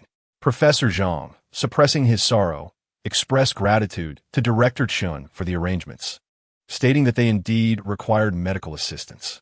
Following this, under the guidance of the Anomaly Management Bureau, the group began their journey to the command center established at a safe distance. Upon arrival, Professor Zhang and the others were taken for treatment. Before departing, Jiang Lu cast a worried glance back at Jiangqi. He offered her a slight nod, reassuring her with a comforting gaze, indicating that he would manage the situation. Jiangqi was assigned to a private reception room. Please take a moment to rest here. Director Chen will meet with you as soon as he concludes his urgent matters. A staff member remarked before gently closing the door. Jiangqi nodded, acknowledging, and first set down the shrimp carcass, the shrimp spear, the shrimp shield, and Zhong Shi, before surveying the room's decor.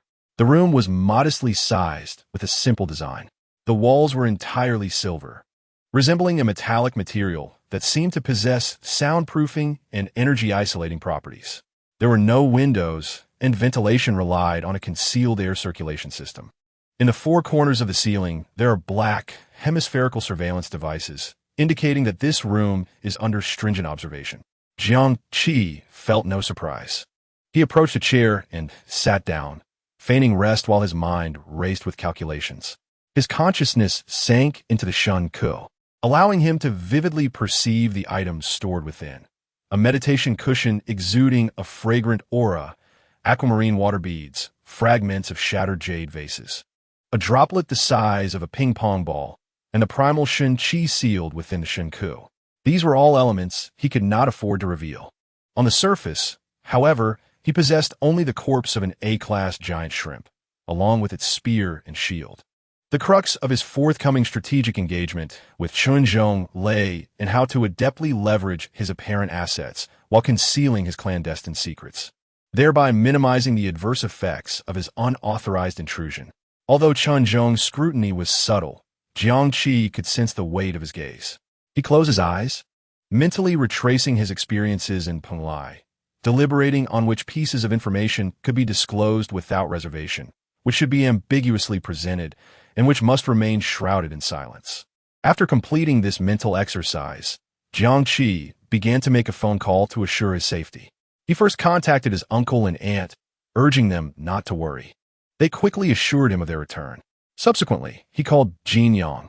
The call was answered almost instantly, as if Jin Yang had been awaiting his call with bated breath. Jiang Qi, is that you? How are you? It's me, Jiang Qi replied calmly, attempting to reassure him. I made it out. Jin Yang, anxious, inquired. What about Xiao Lu? How is she? Jiang Qi responded. She's safe too, just a minor injury, currently receiving treatment. Jin Yang let out a sigh of relief. As long as she's all right. Damn it, I've been worried sick these past few days. Where are you now? I'll come pick you up immediately. I've been waiting for your news for 4 days. Jiang Qi said, I'm currently at the Yiguan Bureau. I just wanted to call you to put your mind at ease. Jin Yang quickly understood. Qi, should I come? No need, Jiang Qi interrupted. You don't have to come over. Once things settle down on our end, I'll reach out to you. Jin Yang replied, all right, if anything comes up, call me anytime.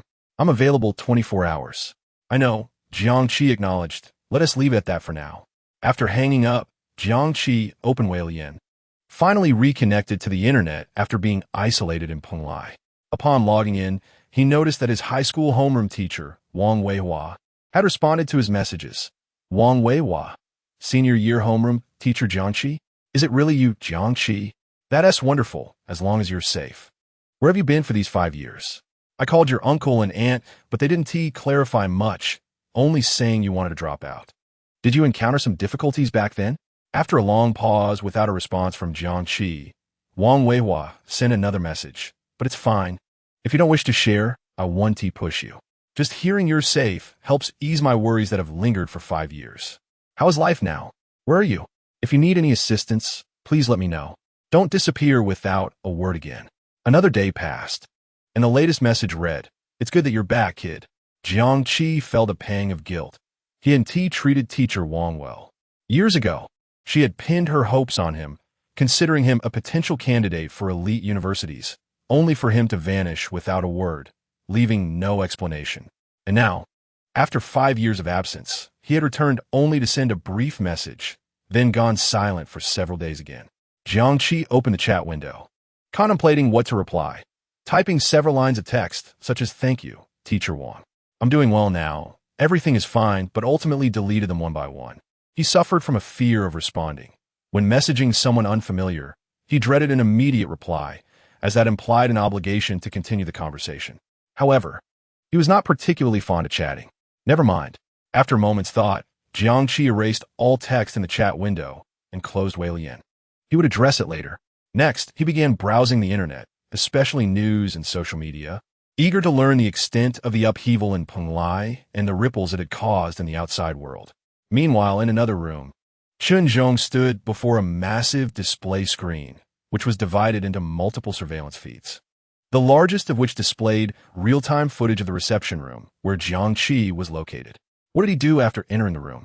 Chunzhong inquired. A staff member promptly accessed the surveillance records and began reporting, Report, Director.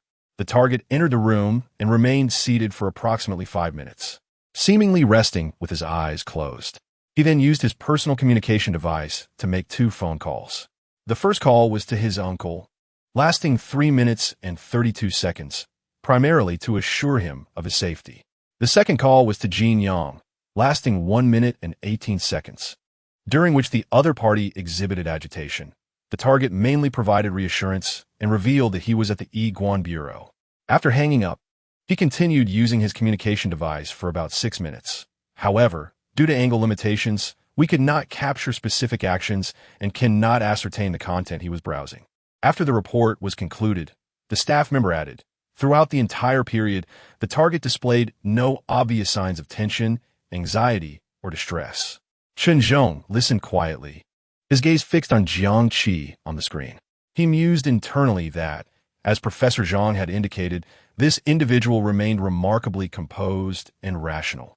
Prior to entering this room, he had thoroughly inquired about Professor Zhang's experiences in Penglai, particularly events that transpired after Jiang Qi's arrival. Professor Zhang spoke highly of Jiang Qi, emphasizing how he had saved his life twice and subtly implying that, for his sake, they should not be overly critical of Jiang Qi. The matter of his unauthorized entry into Penglai could be overlooked, as Jiang Qi had indeed rescued them. Through the accounts of Professor Zhang and others, Chen Zhong had gained a clear timeline of Jiang Qi's activities post-entry into Penglai. He had entered the mist at 3 o'clock in the morning on May 25th, an event Chen Zhong had witnessed from a kilometer away. From May 25th to May 27th, he had operated independently within Penglai, completing the entire process of entering the mist, traversing it, reaching Penglai, and locating Professor Zhang and his team. From May 27th to 28th, he acted alongside Professor Zhang's team, experiencing an attack by a giant shrimp and conducting explorations of the fairy abode, ultimately exiting Penglai together at noon on the 28th. The timeline indicated that Jiang Qi had taken 2 days to find Professor Zhang's group, which was reasonable, even impressively efficient. After joining forces with Professor Zhang's team, he had only 2 opportunities to step out of their sight, once to accompany his sister in search of water, returning after merely 10 minutes. The other time was at the fairy abode ruins, where he claimed to be investigating a pond, disappearing from view for about 5 minutes. On the surface, it appeared that his primary objective in entering Penglai was to locate his sister, a mission he had successfully accomplished. His subsequent actions remained closely tied to the archaeological team, suggesting he had little time or opportunity to explore Penglai further and gain additional insights, Chen Zhong pondered. Yet perhaps he had indeed uncovered something else. Nonetheless, he had successfully brought Professor Zhang and others out, along with valuable information. Without him, it was likely that they would have perished. Yet, Jiang Qi was shrouded in many uncertainties. First, as a manifester, he had not registered with the Yi Guan Bureau, yet his capabilities appeared remarkably potent, seemingly approaching A-class levels. Second, Jiang Qi seemed intimately familiar with the mist formation, navigating it with ease. Was this a manifestation of his ability? Or did he possess information that even Professor Zhang lacked? Prepare accordingly. Chen Zhong turned around and addressed the staff, stating, "I'm going to meet him. Please receive him according to the standards for B-level potential collaborators, but maintain monitoring and recording at A level. Furthermore, have the technical team prepare the Ling Si protocol draft." The staff nodded, and soon after, Chen Zhong exited the monitoring room and pushed open the door to the reception area. At that moment, Jiang Qi was still browsing information. Upon noticing Chen Zhong's presence, he put away his wrist device. "I apologize for the wait, Mr. Jiang." Chen Zhong casually closed the door and took a seat opposite Jiang Qi, his demeanor neither overly authoritative nor lacking in presence. Skipping pleasantries, he directly addressed the topic at hand, his gaze sweeping over the corpse of a giant shrimp and Zhong Shi in the corner. "It appears your experiences within were far more complex and perilous than what we observed from external monitoring." Jiang Qi nodded. "Indeed, Director Chen." He understood that the true dialogue had commenced. "First, I hope you comprehend," Chen Zhong continued, "that your unauthorized breach of the Anomaly Management Bureau's blockade to enter the Penglai secret realm constitutes a serious violation. According to regulations, we possess the authority to detain and interrogate you, and to impose penalties based on the severity of the situation." Jiang Qi nodded. I understand and am willing to accept the consequences as per the regulations. Excellent, Chen Zhong remarked, satisfied with Jiang Qi's attitude. He then shifted his tone. However, we have also noted that not only did you survive, but you also extracted vital survivors and critical intelligence. The evaluation of your actions requires comprehensive consideration. Chapter 45. The winds of Dengzhou were utterly chaotic. Jiang Qi said, Director Chen, please feel free to ask any questions. I will share everything the authorities wish to know. Very well, Chen Zhong observed the composed youth before him, truly a perceptive individual, quick to grasp the essence. Leaning slightly forward, he posed his first inquiry. Jiang Qi, your abilities and performance within Peng Lai demonstrate that you can independently confront A-level threats and successfully lead an escape, indicating you are a formidable manifester. Yet, there is no record of you registered with the Anomaly Management Bureau. Additionally, I noted that 5 years ago, on May 14th, 2030, at 1325, you traveled alone on a bus to Shanghai Town in Chongqing County, Lushan City, Wuling Province. Following this, you seemingly vanished without a trace, leaving no record for 5 years. Your next appearance was on May 14th, 2035, once again in Shanghai Town, Chongqing County, Lushan City, Wuling Province. How do you explain this? Jiang Qi thought to himself, here it comes. He had long anticipated that his 5-year absence would not escape the scrutiny of the authorities. A simple inquiry into records would reveal everything. In this era of big data, citizens' travels, expenditures, and online behaviors are virtually all documented. Retrieving the whereabouts of an ordinary person is a straightforward endeavor. Of course, accessing such information requires permissions that one cannot obtain without a certain level of authority. It was evident that as the director of the Anomaly Management Bureau, he possessed such privileges. Meeting Chen Zhong's gaze, Jiang Qi replied, Director Chen, I understand the need for the Anomaly Management Bureau to grasp the situation and am willing to cooperate within reasonable bounds. However, I cannot explain my disappearance over the past 5 years, as it pertains to my personal secrets. Beyond that, I am fully cooperative.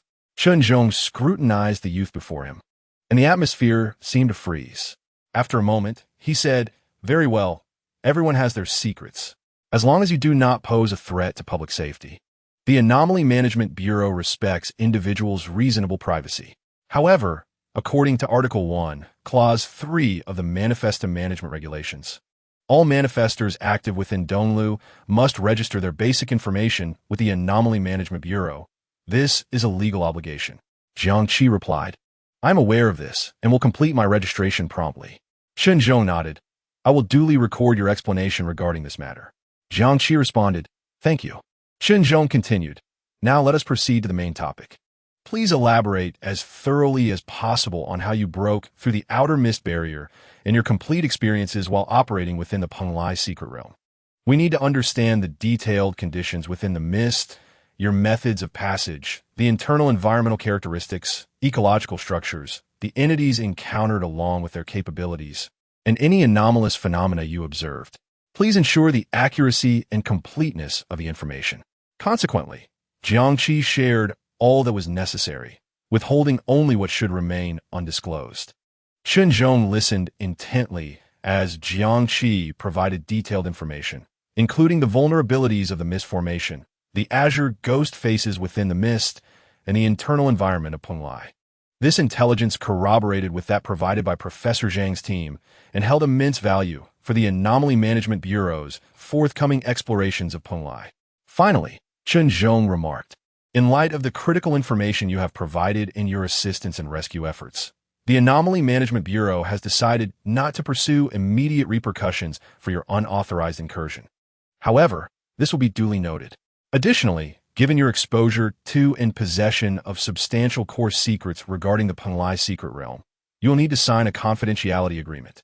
The agreement stipulates that you must not disclose any of the aforementioned information in any form to any individuals, organizations, or forces outside the specified scope of the agreement. This last statement was Chen Zhong's true intent. Subsequently, various factions would arrive, and as Jiang Qi was a key figure in bringing out Professor Zhang and others, he would naturally be a target for recruitment by all parties. The Anomaly Management Bureau needed to retain control over the situation. Jiangqi replied, "All right, no problem." Naturally, Chen Zhong leaned slightly forward. With your abilities and understanding of Penglai, should you choose to formally join the Anomaly Management Bureau, your identity, resources, and future development platform would be exceptionally well secured. Jiangqi shook his head, saying, "I apologize, Director Chen, but I am accustomed to freedom and currently have no plans to join any organization. Furthermore, having just returned, I wish to spend more time with my family." Chen Zhong did not press the matter, understanding that everyone has their aspirations. He then gestured towards the camera. Shortly thereafter, a staff member from the Anomaly Management Bureau entered, delivering a Lingxi protocol. The Lingxi protocol, crafted by an entity within the Bureau possessing cognitive interference abilities, transcends mere written terms upon signing. It forms a unique cognitive anchor. Should the signatory develop an intent to divulge information and attempt to act on it, be it through speech, writing, or employing special abilities to convey it, they will be directly interfered with by the protocol's power, rendering them unable to speak or write critical information. If one were to forcefully disclose, it would result in cognitive disarray, potentially leading to a loss of self. Of course, the Lingxi protocol is not without its limitations. The entity capable of constraining C-level and below manifestors can produce 10 agreements daily. For those below B-level, only one can be made each day. For A-level manifestors, one can be made every 10 days. As for S-level protocols, only one has been created thus far. The A-level Lingxi protocol held by the Dangzhou Anomaly Management Bureau is the sole one of its kind. Jiangqi took the agreement, swiftly reviewing its terms. His gaze lingered momentarily on the clause concerning cognitive anchors, feeling a chill. Indeed, the Anomaly Management Bureau's methods were extraordinary. He also noted that the protocol primarily restricts intentional disclosure, seemingly allowing for explanations in cases of coercion or memory retrieval. After a brief contemplation, Jiangqi stated, "I have no objections." "Excellent." Chen Zhong nodded. "Please confirm the accuracy and sign your name below." Jiangqi complied and signed the agreement. The instant he did, he felt an indescribable sense of constraint permeate his cognitive realm. This sensation was subtle, yet undeniably present. At last, Chen Zhong turned his gaze towards the corner where the remains of the giant shrimp lay and stated, "The A-level giant shrimp carcass you brought out, according to regulations, constitutes an illegal acquisition by an individual within the secret realm and, in principle, belongs to state property, hence it shall be confiscated." Jiangqi listened quietly, his expression calm, refraining from hasty argumentation. He was aware that the crux of the matter lay ahead. Indeed, Chen Zhong continued, "However, considering your incursion was provoked by circumstances, and you provided highly valuable intelligence, I can arrange for special treatment regarding this matter. We may not confiscate the entire giant shrimp carcass. Nevertheless, the Anomaly Management Bureau will need to extract a portion of critical organizational samples, including some exoskeleton, muscle tissue, and internal organs for scientific research, component analysis, and database enhancement. The majority of the remaining carcass may belong to you. You can choose to handle it yourself, or if you require assistance, the Bureau can aid in preliminary material processing, valuation, and facilitate internal exchanges or targeted sales through our channels. We will ensure you are treated fairly."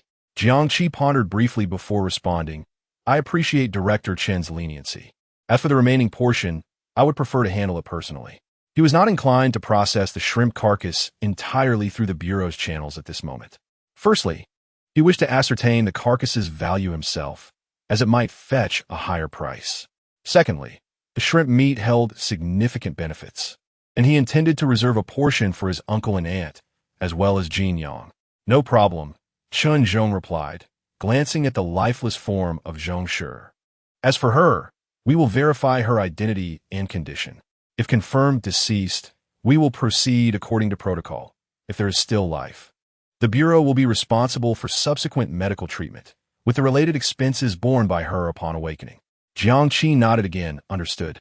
"Someone will contact you shortly to manage these specific matters." Chen Zhong rose, concluding the conversation. "Once the arrangements are complete, you may visit your sister. Until further notice, please refrain from leaving the command center." With that, Chen Zhong exited the room. Jiang Qi remained seated, unmoving. Despite having lost some blood and divulged much information about Peng Lai, as well as signing a confidentiality agreement, he understood the Bureau's approach. One cannot demand fairness at the expense of other sacrifices. If every capable individual acted selfishly, who would safeguard the interests of the ordinary? In these perilous times, official institutions must prioritize control. The Anomaly Management Bureau is not a charitable organization. Retaining the majority of the spoils is already quite flexible. Moreover, Jiang Qi's core secrets remained undisclosed, and his essential gains were intact, which sufficed. The rest were mere trifles. Less than 2 minutes after Chen Zhong's departure, a knock echoed at the door. Jiang Qi withdrew his thoughts and said, "Come in." A woman, clad in the uniform of the Bureau's logistics department and wearing frameless glasses, appeared, appearing to be around 30. She held an electronic notepad and said, "Mr. Jiang Qi, greetings. My surname is Li, a level 3 officer in the logistics department, responsible for coordinating subsequent matters with you." 3 men in similar uniforms followed behind her. Jiang Qi stood. "Hello, Officer Li."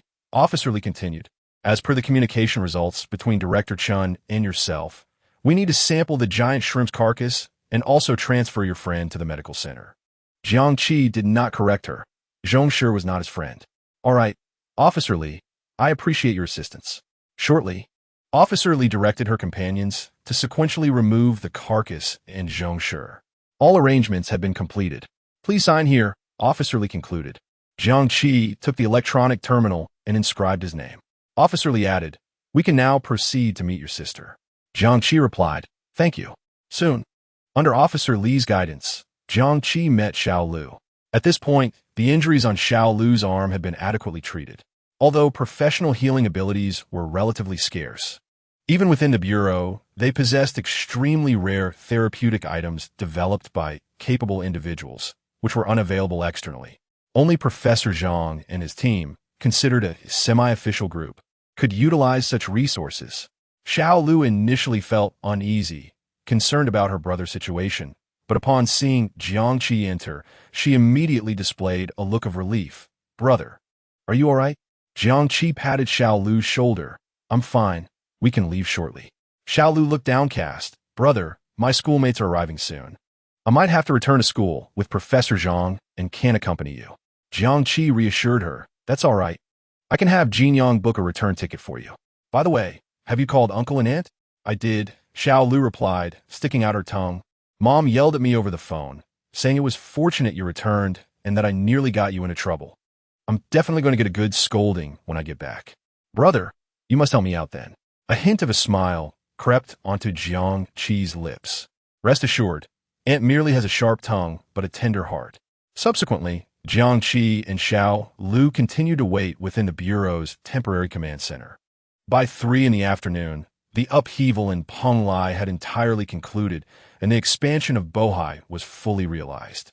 At that moment, from an aerial view, the Bohai Sea near Dangzhou had transformed, with an additional nearly 100,000 square kilometers of misty territory appearing over 20 kilometers from the coastline. This area was roughly equivalent to 1/3 of Yingzhou. The entire world was shaken. Countries responded swiftly, sending out invitations for joint exploration. However, this was merely the public facade. More secretive gazes were cast from the shadows. Even within Yingzhou and Sunghua, there were rising sentiments asserting that Peng Lai had historically belonged to Yingzhou and Sunghua. The winds in Dangzhou had completely unsettled. Simultaneously, Wuling University dispatched personnel, and Professor Zhang along with Xiao Lu were taken away.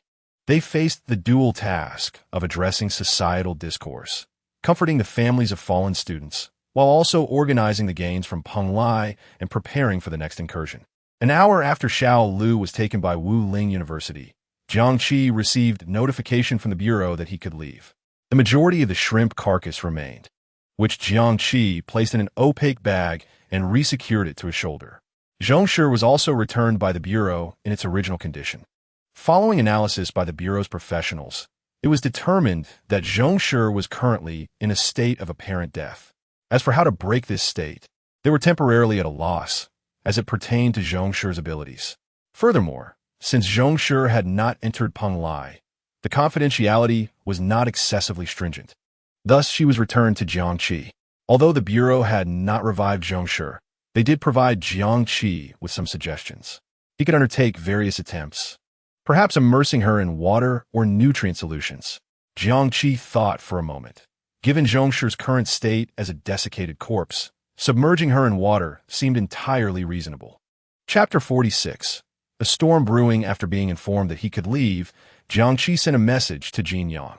Within half an hour, Jin Yang arrived, driving a somewhat worn delivery truck. He jumped out of the driver's seat, appearing as though he had not slept well for several days. Dark circles adorned his eyes, and his chestnut short hair was disheveled. He circled around Jiangqi, relieved to find him in good spirits despite the large bag and the desiccated corpse on his back. His eyes widened in surprise. What the heck? Cheesy, have you gone on a procurement spree? And what's with this unique-looking corpse? Did someone die that you're carrying out? Jiangqi's expression darkened slightly. This is not just any corpse, it's Zhongshi. Is it that merchant? Jin Yang leaned in closer, observing the withered corpse and discerning the contours of the once vibrant Zhongshi. A wave of resentment coursed through him. It was indeed her. He pondered aloud. How did she end up like this? Was it divine retribution? Had she perished?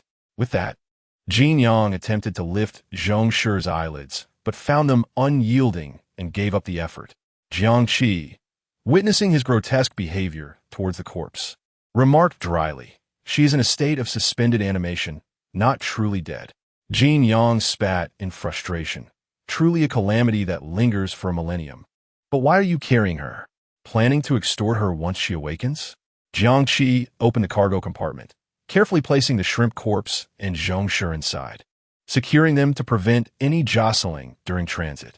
Jin Yang was about to inquire further when Jiangqi interjected. "Let's discuss this after we get in the car." Jin Yang complied. "Oh, right." After boarding, Jiangqi fastened his seatbelt and asked, "Did you bring everything I asked you to prepare?" Jin Yang nodded affirmatively. "Everything is here, food and drink included." Jiangqi replied. "Then let's south hit the road, back to Lushan." At this moment, the matters concerning Penglai had reached a temporary conclusion for him, and he wished to avoid further entanglements in the ensuing explorations and disputes. With Penglai's emergence, Dengzhou had become a focal point of attention, and lingering any longer would only increase the risk. It was best to leave early. The decision to drive back was also motivated by the need to transport the shrimp corpse. The shrimp corpse was an A-grade material, immensely valuable, and using regular freight or express delivery would entail significant risk. As Jin Yang started the truck, he inquired, "Cheesy, aren't we waiting for Xiaolu?" Jiangqi replied, "I just checked. Xiaolu and the others have already headed to the airport." Good, that's a relief, but his curiosity got the better of him, prompting him to ask, "Cheesy, what exactly did you experience in there? And what's in that bag?" Jiangqi recounted his experiences in detail. However, he chose to conceal certain aspects from Jin Yang, not out of fear of betrayal, but to reduce the number of individuals privy to sensitive information, thereby mitigating risks. Jin Yang listened with fervor, practically wishing he could take his place. "Wow, Cheesy, your experiences are incredible. Venturing alone into a secret realm, vanquishing A-grade monsters, witnessing the resurgence of myth. This is nothing short of legendary." Yet, his expression soon turned somber, with extraordinary abilities emerging. "Not being able to fight alongside my good brothers and merely waiting outside is truly a regret in life." Jiangqi cast a sidelong glance at him, saying, "This time, I owe much to you. Without your assistance in gathering information and your financial support, I could not have entered Penglai." Indeed, Jin Yang grinned widely. "My greatest contribution is stabilizing the rear.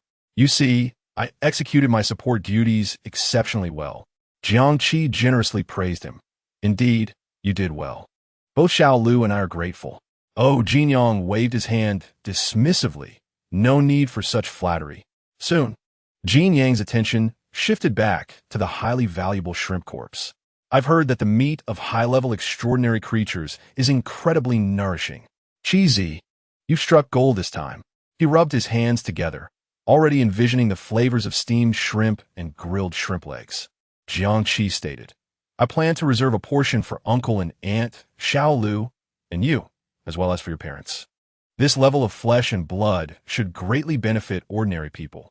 We shall divide it among ourselves first. Jin Yang felt a swell of gratitude. Chuckling, then I want to hold back. Please thank Qi go on my behalf. This will surely bolster my parents' health. As for the remaining portion, Jiang Qi continued. Whether to sell or trade it for urgently needed resources, you can keep an eye on it, given your family's business connections. Count on me. Jin Yang thumped his chest in assurance. With the primary matters settled, Jiang Qi observed Jin Yang, who appeared to have not slept well in recent days, and asked, Can you manage driving alone? The journey from Dangzhou to Lushan takes 6 to 7 hours, hence Jiang Qi's inquiry. With the advancement of autonomous driving technology, Jiang Qi could learn to drive in under an hour. But his lack of a driver's license rendered him reliant on Jin Yang for the journey ahead. Jin Yang replied confidently, No problem, with you keeping me company. 6 to 7 hours will be a breeze. He then activated the car stereo, playing an exhilarating and spirited song. Meanwhile, Jiang Qi opened his wrist device, extracting the screen to browse online information. Discussions about Peng Lai had erupted across the internet. Various speculations, analyses, and rumors flooded in. The Bohai Sea had undergone a tremendous transformation, with a misty sea of 100,000 square kilometers appearing off the coast of Dangzhou. The world map was about to be updated yet again, and the existence of the Peng Lai fairyland was undeniable. The phrase largest single secret realm in the world surged to the top of social media trending lists, followed invariably by an explosion of excitement. I can't believe it. My hometown is Dangzhou, 100,000 square kilometers. That's larger than the territory of many countries. Just think of how many treasures and ancient legacies lie within. Will non-official extraordinary individuals be allowed inside? I would sign a death waiver. Am I the only one worried? With such a vast secret realm, could terrifying entities emerge? The world's largest single secret realm, incredible. Other countries must be envious to tears. When it comes to myths, they're a calamity for us, Dong Lu. Jiang Qi focused particularly on the official announcements and the reactions from various financial conglomerates and the international community. 10 minutes prior, the authorities released a statement. The announcement preliminarily identified the existing secret realm as belonging to Peng Lai and, after initial analysis, confirmed that Peng Lai had anchored to the real world, forming a new geographical unit. The announcement stated that the Extraordinary Management Bureau and relevant departments had activated emergency protocols, conducting detailed investigations and assessments, urging the public to remain calm and avoid approaching related maritime areas. It strictly prohibited any unauthorized vessels, aircraft, or personnel from coming close, promising to release further information promptly. Yet, this announcement could not dampen the fervor of public discourse. It only stoked the flames. Shortly thereafter, the Republic of Castillon, the Rhine Federation, the Novgorod Republic, the Kingdom of Genes, the Canaan Republic, the Anglican Federation, the Republic of Fangguang, and 25 other nations, as if in agreement, swiftly issued formal notes. The content was uniform, expressing a desire to share data, explore collaboratively, and strive for the advancement of all humanity. These messages ignited yet another storm within the country. How eloquent! Claiming to work for the advancement of all humanity, yet they merely seek a piece of the pie. Among these nations, Yingzhou and Sunguo were undoubtedly the most exuberant, as their online discourse began to escalate.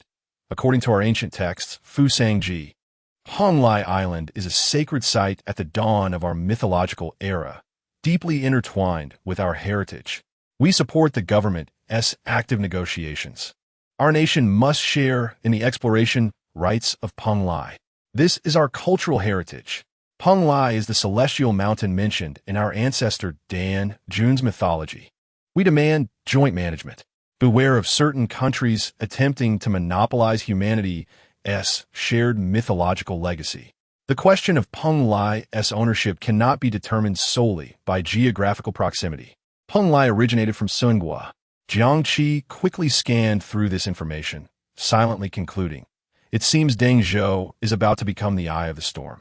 Near Dangzhou, a private aircraft gently descended onto an exclusive high-end estate that was not open to the public. To this day, flying technology has matured significantly. Yet due to airspace regulations, very few individuals are permitted to own private aircraft. Each private aircraft symbolizes power and status. At this moment, a group was already waiting on the lawn. At the forefront stood a silver-haired elder, flanked by a distinguished middle-aged couple. Accompanying them were the butler, security personnel, and various servants, all of whom were respectfully bowing. As the hatch opened, a man in his 40s descended the gangway with measured steps. Behind him loomed a towering figure, a robust man exceeding 2 meters in height, accompanied by an unremarkable young woman who seemed capable of blending into any backdrop. Upon exiting the cabin, the man did not immediately approach the awaiting crowd. Instead, he cast a knowing smile towards the direction of Punlai, where the oppressive gray mist obscured the sky. A flicker of barely concealed eagerness and greed danced in his eyes. Punlai, if he were to reap sufficient rewards from this venture, his standing within the family would undoubtedly ascend to new heights. Young Master Shun, the silver-haired elder, upon noticing the man's descent, promptly approached with an air of appropriate warmth and respect, slightly bowing as he spoke. Your arduous journey has been much appreciated. Your presence graces the Han family, truly elevating our humble abode. Shen Xinshan replied, You're too kind, Han Lao. I appreciate your patience.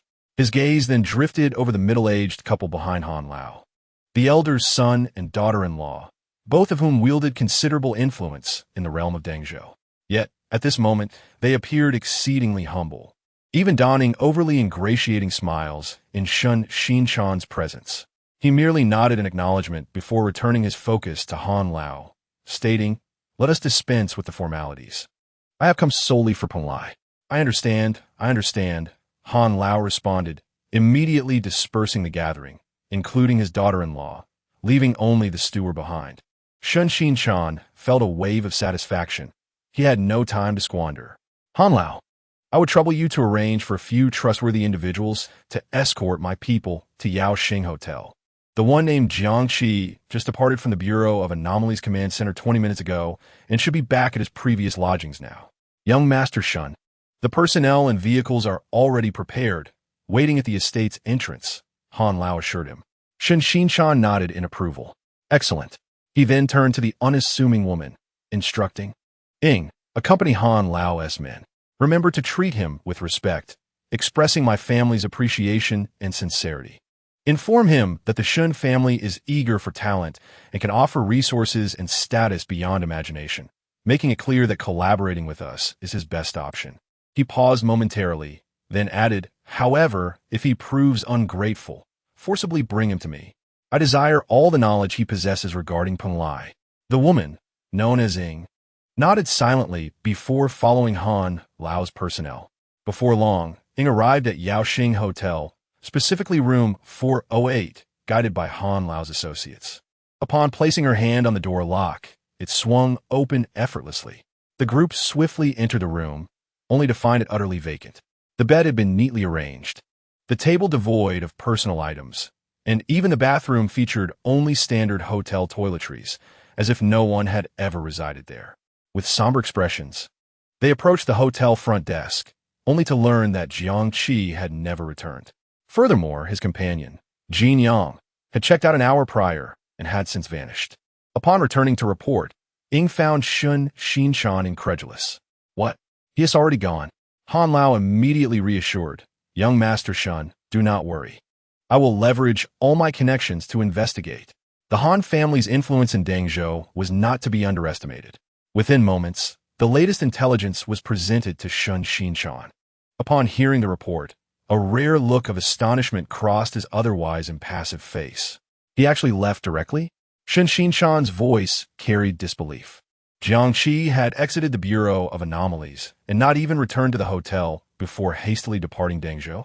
This completely disrupted his expectations. He had anticipated Jiang Qi would at least return to the hotel to recuperate or reunite with his companion, providing him ample time to prepare.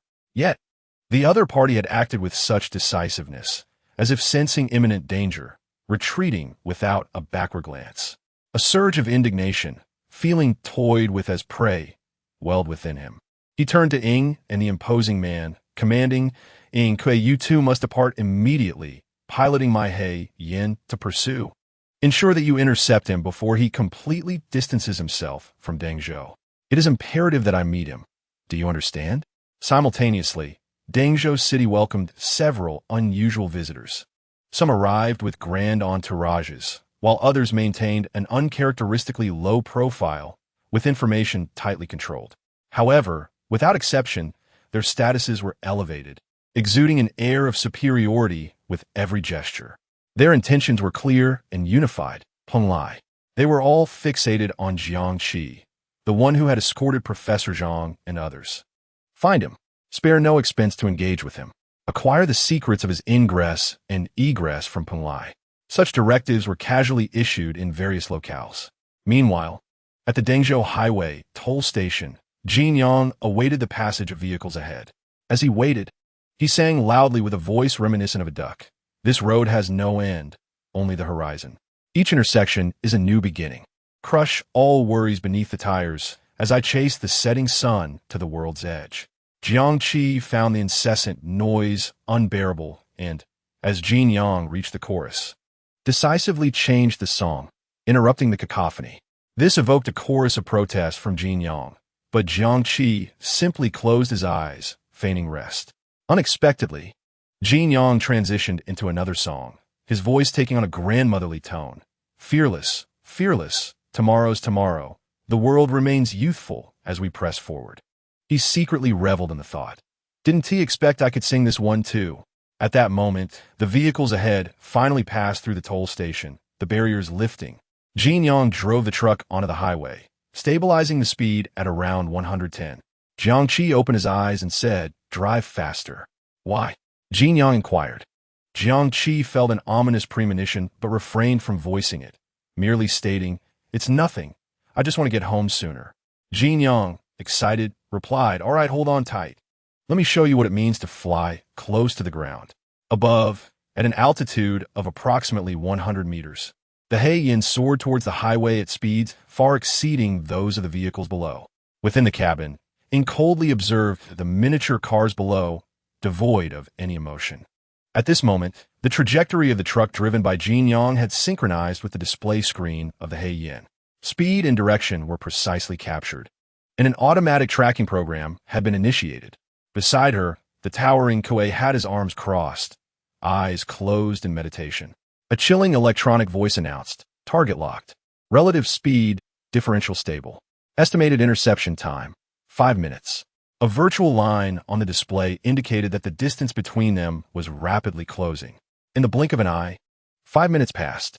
The cold electronic voice chimed again, entering optimal interception distance. Ing could now visually discern the truck driven by Jin Yang. On the Heian screen, the image was magnified to reveal every detail, even the 2 human thermal signatures within the cabin. Target confirmed. Vehicle information matched. Thermal signatures verified. 2 individuals. At this moment, Kuei opened his eyes, ready for action, blue arcs of high-energy electricity crackling between his fingers. Ing instructed, "No need to rush. The Songtao service area is 23 kilometers ahead. Let us wait until they enter the service area before we act." The chaos of the early days of anomalous powers was long gone. The Bureau of Anomalies was no mere decoration. Even if they were shunned family members, they could not freely wield their abilities on the highway. Otherwise, should any collateral damage or severe accidents occur, the Shun family would find themselves in serious trouble. Moreover, they seek to first engage in diplomacy before resorting to force, although the latter may not necessarily be required. The black kite maintained its distance, patiently waiting for its prey to enter the ambush zone. Soon, the display screen indicated that the target vehicle was about to pass the entrance of Songtao's service area. However, there was no indication that the vehicle intended to slow down as it approached. All of this lay well within Ying's expectations.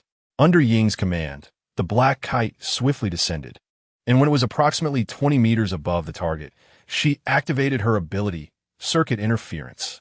Circuit Interference. This ability causes a portion of electronic devices to malfunction or, to a certain extent, allows the user to take control of those devices. In this era, traditional fuel vehicles have been completely abandoned. Petroleum is now primarily utilized in industrial and construction sectors. Naturally, the truck driven by Jin Yang was an electric vehicle and fell under Ying's dominion. Inside the cockpit, Jin Yang suddenly exclaimed, "What is happening?" He realized that the steering wheel was unresponsive and the data on the dashboard was wildly fluctuating. He turned to Jiangqi, saying, "Quick, look, the vehicle is out of control." Jiangqi immediately grasped the situation. However, the truck did not crash into the guardrail or collide with other vehicles. Instead, it smoothly veered off the main road, entering the access lane of the Songtao service area. It drove itself in. Jin Yang watched in astonishment as the vehicle executed a series of maneuvers akin to those of a seasoned driver, finally coming to a steady stop in an empty parking space. WOC, has the vehicle gained sentience? Have we been targeted? Jiangqi swiftly concluded, speaking in a low voice. The other party has the ability to remotely control our vehicle. This is not a malfunction. Someone has invited us in. Jiangqi sighed internally. He had left Dengzhou at the fastest speed possible, yet he still found himself pursued. Indeed, he shook his head, realizing that the capabilities of certain forces were beyond his comprehension. The ability to so swiftly locate and pursue him must have stemmed from within the Anomaly Management Bureau. It may not have been directly from Director Qinzhong, but likely from personnel at a lower level. After all, in a department with so many eyes and ears, information leaks were quite normal. However, the ability to infiltrate the Anomaly Management Bureau was indeed astonishing. It seemed that even in the age of extraordinary abilities, the past elites and families had not diminished. Rather, they had grown even more powerful. Those in positions of power remained so, while ordinary individuals continued to be just that, ordinary. Jiangqi felt a wave of sentimentality and told Jin Yang, "Stay in the vehicle and lock the doors. They are looking for me." Though he knew that the vehicle was under their control, locking the doors would provide at least a semblance of psychological comfort. Jin Yang initially wanted to argue, but swallowed his words upon seeing Jiangqi's serious profile. He simply said, "Qi, you must be careful." Jiangqi nodded, then opened the car door and jumped out of the cockpit. At that moment, the black kite also descended gracefully. As the hatch slid open, Ying and Kuei emerged. One after the other, Jiangqi observed them, muscles taut, ready to spring into action at any moment. "Mr. Jiangqi," Ying addressed the young man before her. "There's no need to be tense. My master greatly appreciates your abilities. Now that Penglai has descended, you're the only one capable of entering and exiting Penglai. My master is eager to recruit talent and warmly welcomes you to join us in exploring Penglai." Jiangqi inquired, "Who is your master?" Ying shook her head, her tone neutral. "I cannot disclose that." Jiangqi further asked, "What is your master's surname?" Ying shook her head again, remaining tight-lipped. "That too cannot be revealed." "Is there nothing you can say?" Jiangqi declined. "I apologize, but I have no intention of joining any faction at this time." Ying insisted, "I kindly ask Mr. Jiangqi to reconsider." Jiangqi replied, "There is no need. I have no interest in addressing anyone as master. Moreover, I must disappoint you. I have signed the Lingxi agreement, and I cannot divulge any information regarding Penglai." "The Lingxi agreement?" Ying shook her head once more. "That is of no concern. The Lingxi agreement restricts information, not individuals. You need not reveal any information. Simply lead the team into Penglai." Jiangqi asserted, "But my decision remains unchanged." "Please consider it," Ying persisted. Kuei stepped forward as well. Jiangqi calmly stated, "Thank you, but I truly will not reconsider." Ying gazed at Jiangqi in silence for a few moments, a hint of regret in her eyes. A cordial exchange could have transpired between them, one that might have even led to future collaboration. Alas, it seemed now that she would have to take more drastic measures. Using the miniature communicator hidden within her collar, she reported to Shun Xinjian back at the manor, "Master, the recruitment has failed. The other party has declined." On the other end of the communicator, Shun Xinjian's voice was filled with fury, unappreciative. "In that case, seal off the area and forcibly bring him back." Ying acknowledged understood. When she lifted her head again, her eyes were charged with electricity. Circuit interference area, silence. With a hum, all cameras in the service area automatically shut down. and all communication devices malfunctioned. What is happening? My wrist communicator has no signal. The surveillance is down. Numerous individuals within the service area were taken aback and momentarily bewildered, resulting in chaos. However, they quickly became aware of the situation but chose not to approach. Instead, they opted to flee the scene. Some hurried towards their vehicles in panic, while others abandoned their cars altogether, racing towards the exit of the service area. For 5 years, countless battles between those with extraordinary abilities, both domestically and abroad, have taught ordinary people a harsh lesson. Encountering a battle between extraordinary individuals is akin to facing a natural disaster. One must flee at the first opportunity, running as fast as possible without looking back. Yet, a small minority chose to remain and watch, exclaiming, "What a thrill! What excitement!" To witness a battle of extraordinary abilities is worth the price of admission, even if it ends in death. Meanwhile, in the manor, Shun Xinjian dialed a phone number. "Director Liu, please assist me in sealing off all information regarding the Songtao service area across all platforms. Do not be misled by the notion that in the age of the internet and big data, where everyone has access to terminals, information cannot be completely sealed. On the contrary, the advancement of internet technology has paralleled advancements in network regulation. When certain forces or individuals resolve to impose a lockdown, their power is unfathomable to ordinary people. Network control, content filtering, keyword searches, and information interception can create an absolute information black zone within a specific area. What does it matter if several hundred or even thousands witness the events? In the face of immense capital power, the truths observed by these individuals would stir not a ripple. At this moment, the Songtao service area transformed into such a secluded black zone, isolated from the world. Shun Xinjian scoffed. "If you refuse to acknowledge the offer, then witness firsthand the chasm of power and the futility of your cries for help." He then instructed his companions. "In Kuei, act swiftly. Bring him back before my patience runs out." At the service area, Kuei let out a low roar of excitement. "It's about time." In an instant, his upper garments exploded, revealing his bare torso. Muscles bulging as blue arcs of electricity traced peculiar patterns across his entire body. This was one of his abilities, Thunder Body, which enveloped him in lightning, achieving a fusion of defense, enhancement, and attack. He then lunged forward with tremendous force, shaking the ground beneath him. In no time, he was upon Jiangqi, launching a direct assault aimed at Jiangqi's face. Jiangqi felt a surge of indignation within him. If they could not utilize him, they would forcibly take him back. Such tyranny and arrogance bore no difference from the ancient aristocratic families. Indeed, this was the era of supernatural abilities where the law of the jungle prevailed. He was aware of the world's inherent darkness. Yet, knowing was one thing, confronting it was another, and he found himself struggling to accept it, giving rise to an unyielding spirit. This world, after all, adhered to certain rules.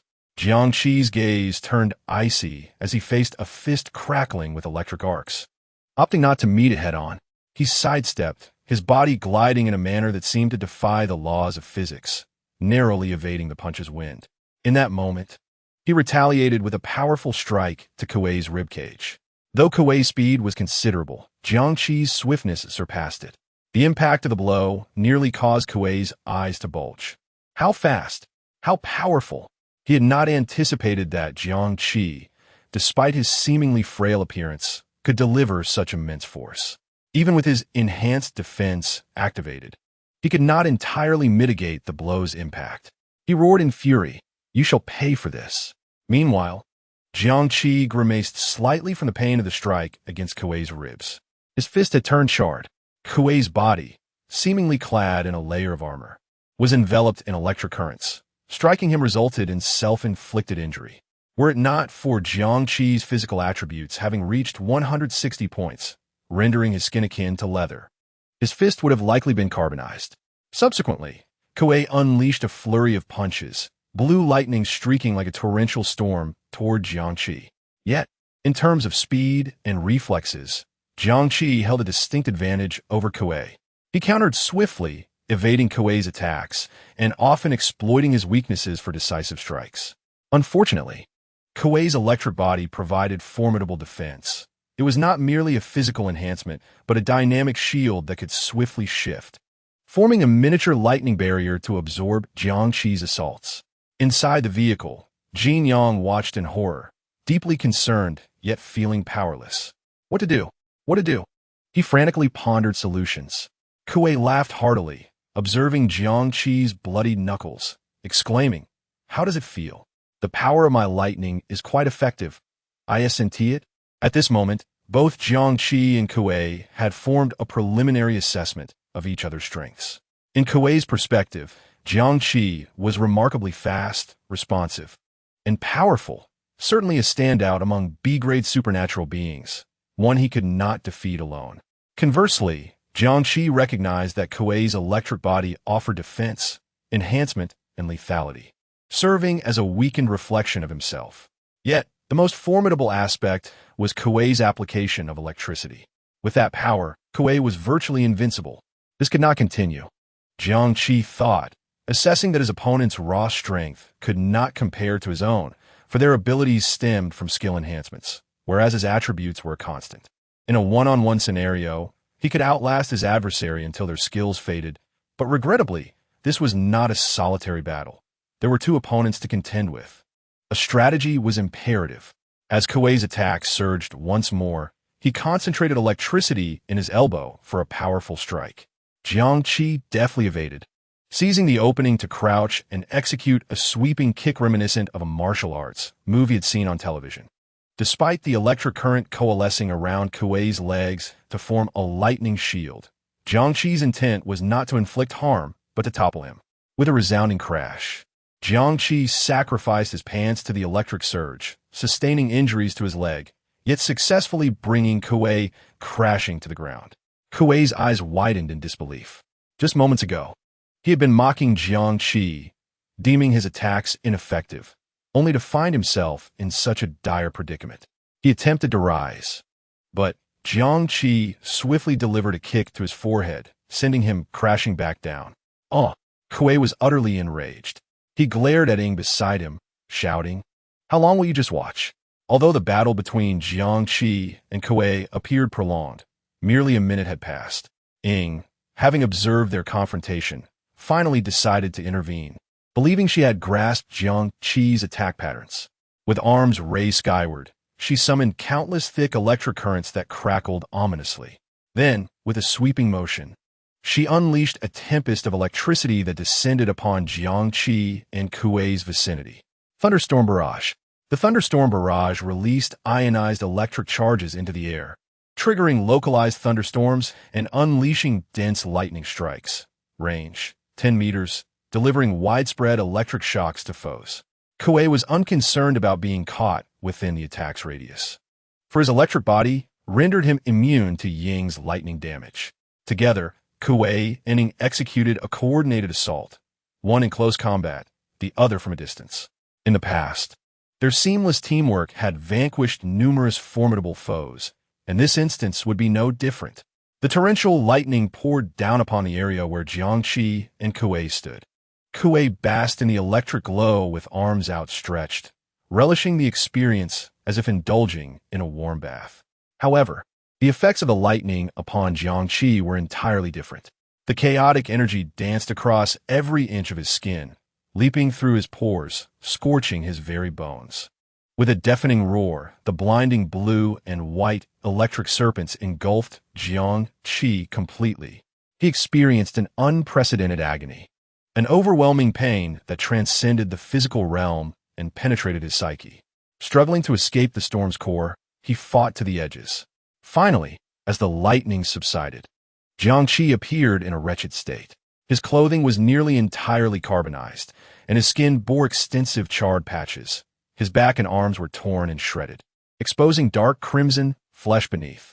Cheesy. Inside the vehicle, Jin Yang's eyes welled with tears. Ing watched him passively, remarking, "Oh, still standing?" While she felt a flicker of surprise at Jiangqi's resilience in enduring the onslaught, she was certain he was at his limit. Raising her hands once more, the electric energy began to coalesce anew, denying Jiangqi any respite. If one strike was insufficient, then let there be two.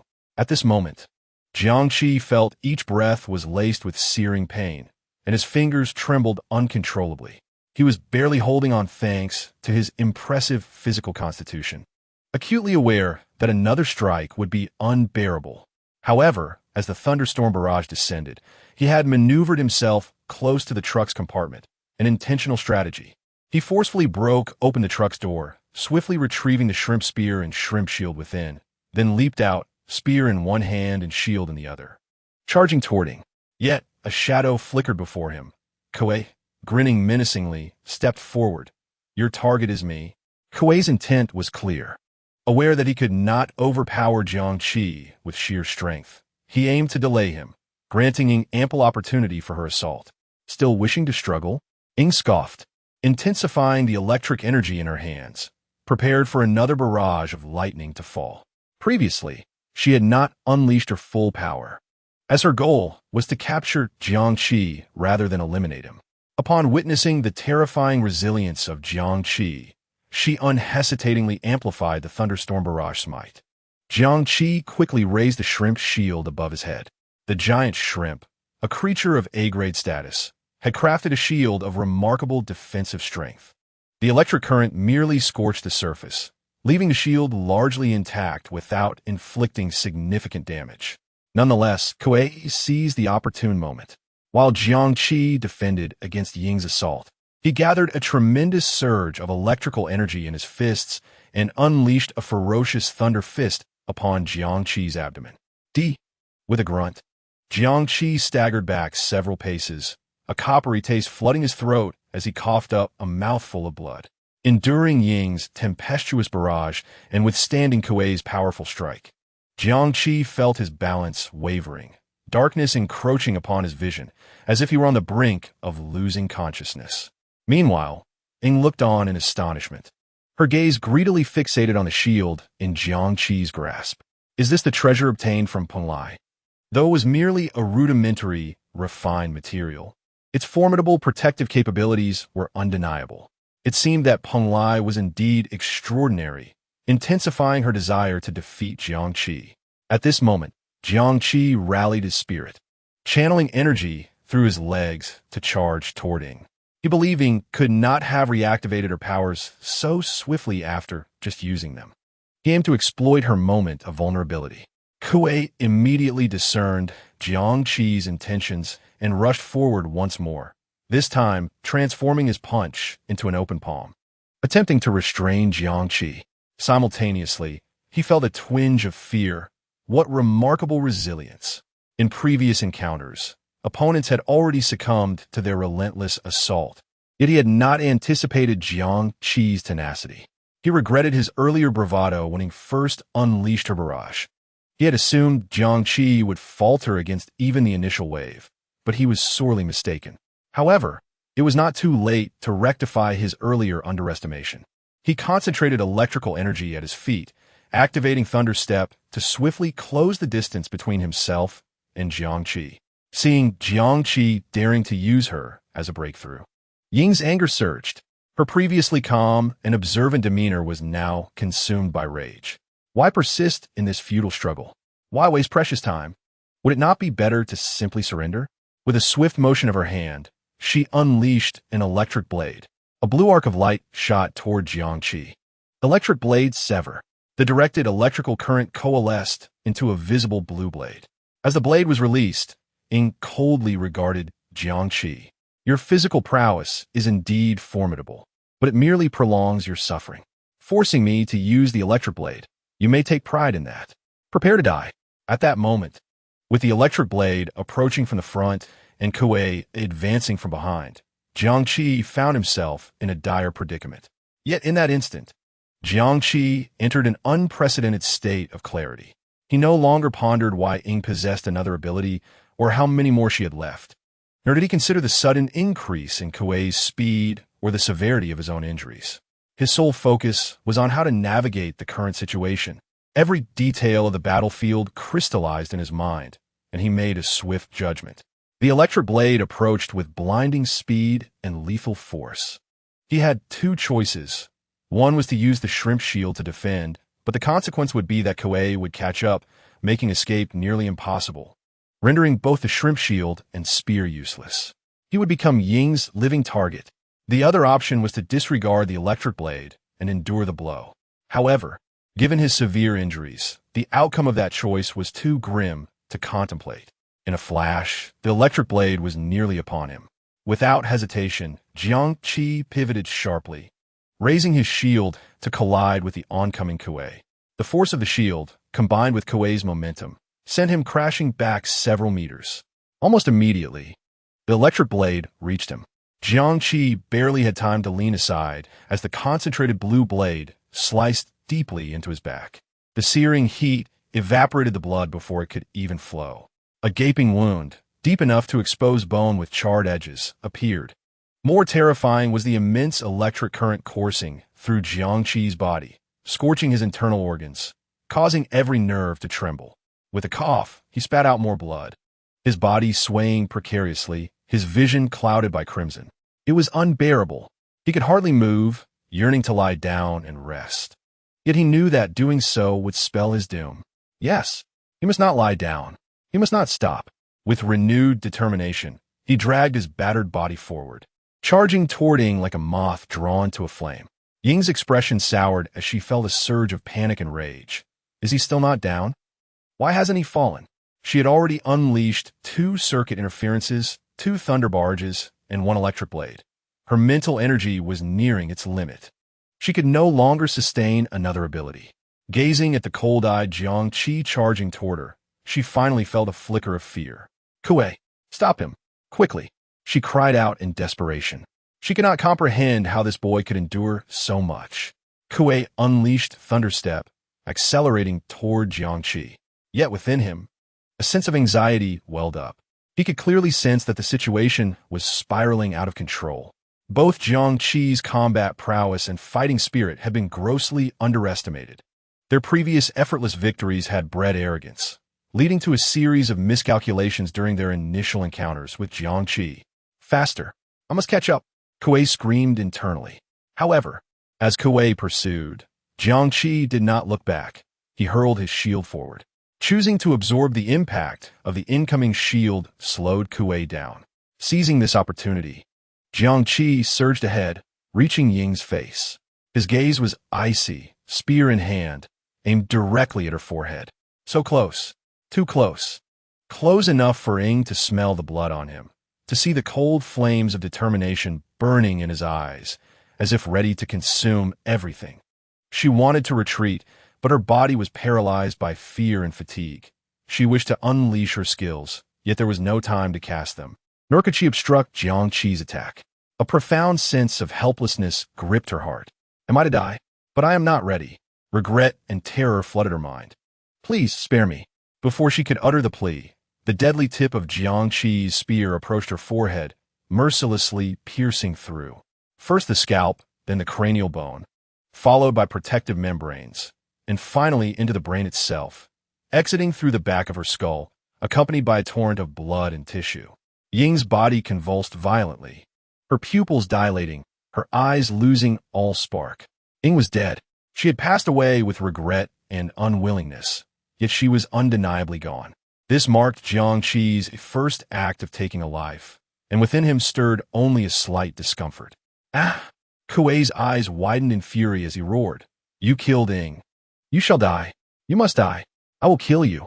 He and Ying had both gained their powers together, discovering a twin-leaf thunder lotus, each absorbing 1 flower to acquire different abilities. He had received the balanced offensive and defensive thunder body, while Ying had gained control over various lightning techniques. Later, they joined the Shun family, cooperating through countless missions. In truth, Kuei had always harbored feelings for Ying, but she did not reciprocate. To her, Kuei was not her type, and she had always believed he had stolen her chance. Had it not been for him, she might have absorbed both flowers entirely. Although Kuei harbored an affection for Ying, he did not indulge in a lovesick wait. In fact, he had never truly been single, currently entangled with 3 lovers. That affection may lack purity, yet in the face of this moment's loss, it pierced his heart. I want you to accompany her to the grave. He had completely lost his mind. At this instant, he had forgotten his mission disregarding his own exhaustion, propelling his thunderous body to its limits, akin to a colossal beast of thunder, charging towards Jiangqi. At this moment, Jiangqi was already exhausted, and facing Kuei's furious onslaught, he lacked even the strength to evade. He could only watch helplessly as Kuei barreled towards him. Boom! However, at that moment, Jin Yang drove a vehicle directly into Kuei, sending him crashing sideways. It turned out that while Jiangqi was embroiled in his fierce battle, with no one to assist him, Jin Yang had stealthily started the truck and, at the last moment, collided with Kuei. The tremendous impact lifted Kuei off the ground. Amidst a flash of lightning, he crashed heavily onto the earth, struggling to rise for a time. His thunderous body had reached its limit. The truck screeched to a halt before Jiangqi, and Jin Yang jumped down, trembling as he asked, "Qizi, are you all right?" Jiangqi, with blood seeping from the corner of his mouth, replied, "I'm fine." Jin Yang said, "Let me help you to the vehicle. We must leave quickly." Just as Jin Yang finished speaking, another flying craft descended from the sky. "Don't rush off." A girl with twin ponytails emerged from the cabin, her eyes sparkling with admiration as she gazed at Jiangqi, clapping her hands and exclaiming, "Magnificent! Simply magnificent! This battle is extraordinary. You single-handedly faced the Shun family's thunderous duo and even countered one of them. Wow, you are even more impressive than described in the records." She extended her delicate hand, introducing herself. "Hello, I am Hong Yiya from the Hong family. You may call me Yiya. Are you interested in coming with me?" Jin Yang cautiously positioned himself in front of Jiangqi. Though his legs trembled slightly, he mustered the courage to say, "What do you want? We are not going anywhere." "Little girl, don't act dumb just because you see a handsome guy," a slightly hoarse female voice suddenly interrupted. Yet another flying craft landed, and a voluptuous red-haired woman in a tight black combat suit stepped out. A thin, unlit cigarette hung from her mouth as she glanced at the wary Kuei in the distance, then at Hong Yiya, before fixing her gaze on Jiangqi. "Hey, handsome, come with me. I will take care of you." "Wen Hong, are you from the Wen family? Join in the fun?" Hong Yiya shot her an indignant glare. Wen Hong chuckled lightly. Who wouldn't he want the secrets of Peng Lai? Moments later, several other factions arrived, their timing impeccable, as though they had been watching from above, waiting for Jiangqi's battle with the thunderous duo to conclude. These factions included not only Hong Yiya and Wen Hong, but also 4 men in matching attire. A middle-aged man in a Taoist robe and a poised young man. Jiangqi did not recognize the young man, but Jin Yang did. He was a rising star among the powerful, one of the top influencers. In an instant, this small service area was bustling with numerous factions, all vying for Jiangqi. Jin Yang, supporting Jiangqi, trembled as he said, "Qizi, what do we do now?" At this moment, Jiangqi, surrounded by multiple forces, found himself in a dire predicament, like a trapped beast. Listening to Jin Yang's words, Jiangqi gazed towards the horizon, awaiting another flying craft's arrival. He thought, "Is it not here yet?" Chapter 49. The mantis hunts the cicada while the yellow bird awaits. Jiangqi gritted his teeth against the excruciating pain and whispered, "Let us not discuss what to do yet. First, I need some clothing." "Oh, right," Jin Yang responded, quickly shedding his outer coat to drape over Jiangqi. However, when his eyes fell upon Jiangqi's wounds, his hands trembled uncontrollably. At that moment, the poised young celebrity stepped forward, smiling, "Brother Jiangqi, with your looks and strength, if you join our Xingyao media, I guarantee to transform you into a superstar of the new era, placing you in the spotlight, adored by countless fans. Well, fame, influence, all of it will be within your grasp. Isn't that better than fighting?" His words were laden with temptation, painting a picture of a glamorous future. The leader of the 4 uniformed men scoffed. "Humph, an actor is merely an actor. True strength lies in pursuing the ultimate power and exploring the truths of the world, not in seeking the pitiful vanity and resources that please the masses." He turned to Jiangqi and continued, "Join us at Jiuzhou Group. We can offer you a professional growth path and top-tier resources. As soon as you join, you will attain a ministerial position." When Hong huffed, "Minister? That sounds nice.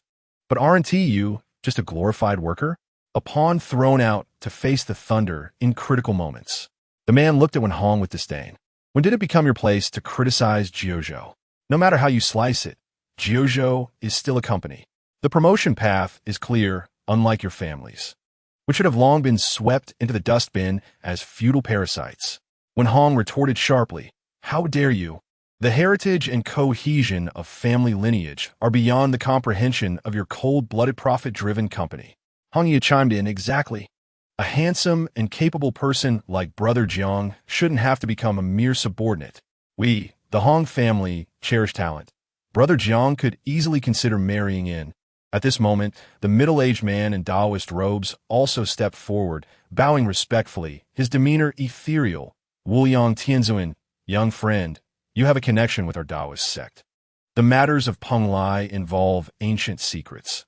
Why not accompany me back to the mountain to explore profound principles, lest a precious pearl be tarnished?" As soon as he finished speaking, the previously bickering factions turned their focus towards him. Return to the mountain? Explore profound principles? Taoist, what era do you think this is? Without top-notch laboratories, vast resource pools, or the latest genetic technology, closing the door to create will only lead to merciless obsolescence. Joining the Taoist sect requires abstaining from this and that, living a life of simplicity. How is it any different from imprisonment? A young talent like Jiang Qi, wasting his prime years with your flickering lamps and Buddha scriptures. What a waste. Finally, all eyes converged on Jiang Qi. Ultimately, their disputes and accusations were directed at him, hoping he would make the right choice. Jiang Qi shook his head. Companies, families, marriages, stardom, and priesthood all essentially require him to relinquish parts of himself, don different shackles. He could never agree to such a thing. He said, "How about you all fight among yourselves first?" As soon as the words left his mouth, a brief silence enveloped the scene. Then, several chuckles erupted simultaneously. Jin Yang, unable to contain himself, laughed. "Brother Jiang, you are quite cunning. You want us to turn on each other? That one do. You will not be fooled." Wen Hong, her fiery red lips curling into a cold smile, countered, "You think we would expend our strength against each other while you seize the chance to escape? Do not be so naive." The Taoist-clad, middle-aged man shook his head slightly, sighing, "Young friend, such scheming is not the way of cultivation." The Jiuzhou representative stepped forward, stating, "There is no need for further words. Since he does not recognize the opportunity, let us rely on our abilities to see who can bring him back first. That suits me just fine." Wen Hong's surroundings ignited with dark red flames. Hong Yi produced several delicate metallic spheres from seemingly nowhere, declaring, "Brother Jiang is mine." Almost instantaneously, multiple factions surged towards Jiang Qi from various directions. Energy fluctuations instantly stirred the air. "It's over." Jin Yang felt a surge of panic. Jiang Qi's scheme to sow discord had failed. Jiang Qi's emotions sank slightly as his attention focused on the toxic water within the Shank shell. "Ha ha ha, I am still faster." Hong Yayao had already lunged in front of Jiang Qi, her metallic sphere transforming into an iron net, enveloping him like a celestial trap. This was one of her abilities, metal shaping, which allowed her to manipulate the forms of metals such as gold, iron, and copper, altering their surface textures and structures on a microscopic level.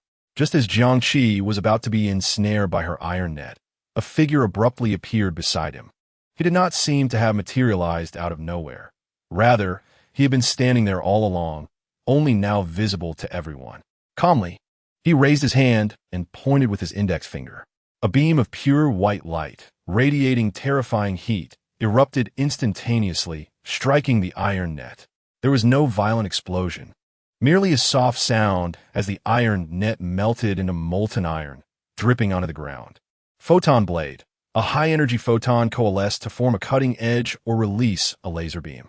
Upon seeing the suddenly revealed face, the triumphant expression on Hong Yao's face froze in shock as she screamed in terror. "Chunzhong." Indeed, the person who appeared was none other than the head of the Eastern Coastal Defense, the director of the Dengzhou Anomaly Bureau, Chunzhong. He had been here all along. Or rather, he had followed Jiang Qi out of the Anomaly Bureau. The skill he employed was optical camouflage, achieving invisibility by refracting surrounding light or projecting false images. Hong Yao's face turned pale, as if she had encountered a ghost, and she turned to flee. Chen Zhong made no movement, but simply raised his hand again, pointing, and a shroud of darkness engulfed Hong Yao. Dark domain absorption, absorbing surrounding light to create an area of absolute darkness. Visibility reduced to zero. Within this dark domain, the target would become utterly disoriented. A humanoid shadow formed around Hong Yao, as if she had been erased from reality. It was evident she was thrashing about in the darkness, but she could not escape the darkness that ensnared her. She could not even formulate an effective means of escape. Her range of movement limited to a mere square meter. When Hong, witnessing this scene, turned pale and cried out, "Chen Zhong, so this was your trap?" The head of the Jojo group shouted angrily, "Chen Zhong, you are fishing for law enforcement." Fishing for law enforcement? Chen Zhong merely shook his head, dismissively, uninterested in rebutting such a childish accusation. He pointed at Wen Hong, and a second sphere of absolute darkness instantly formed, swallowing her as well. Wen Hong's voice echoed from within the dark domain, "Ah, Chen Zhong, I am from the Wen family. How dare you treat me this way?" Chen Zhong calmly replied, in Dangzhou territory, openly using abilities to forcibly abduct and coerce civilians. It matters not who you are. Wen Hong, frantic, retorted, "You are just a branch director. My grandfather will not let you off." In response to Wen Hong's threat, Chen Zhong unleashed a photon blade, cutting through the dark domain that ensnared her.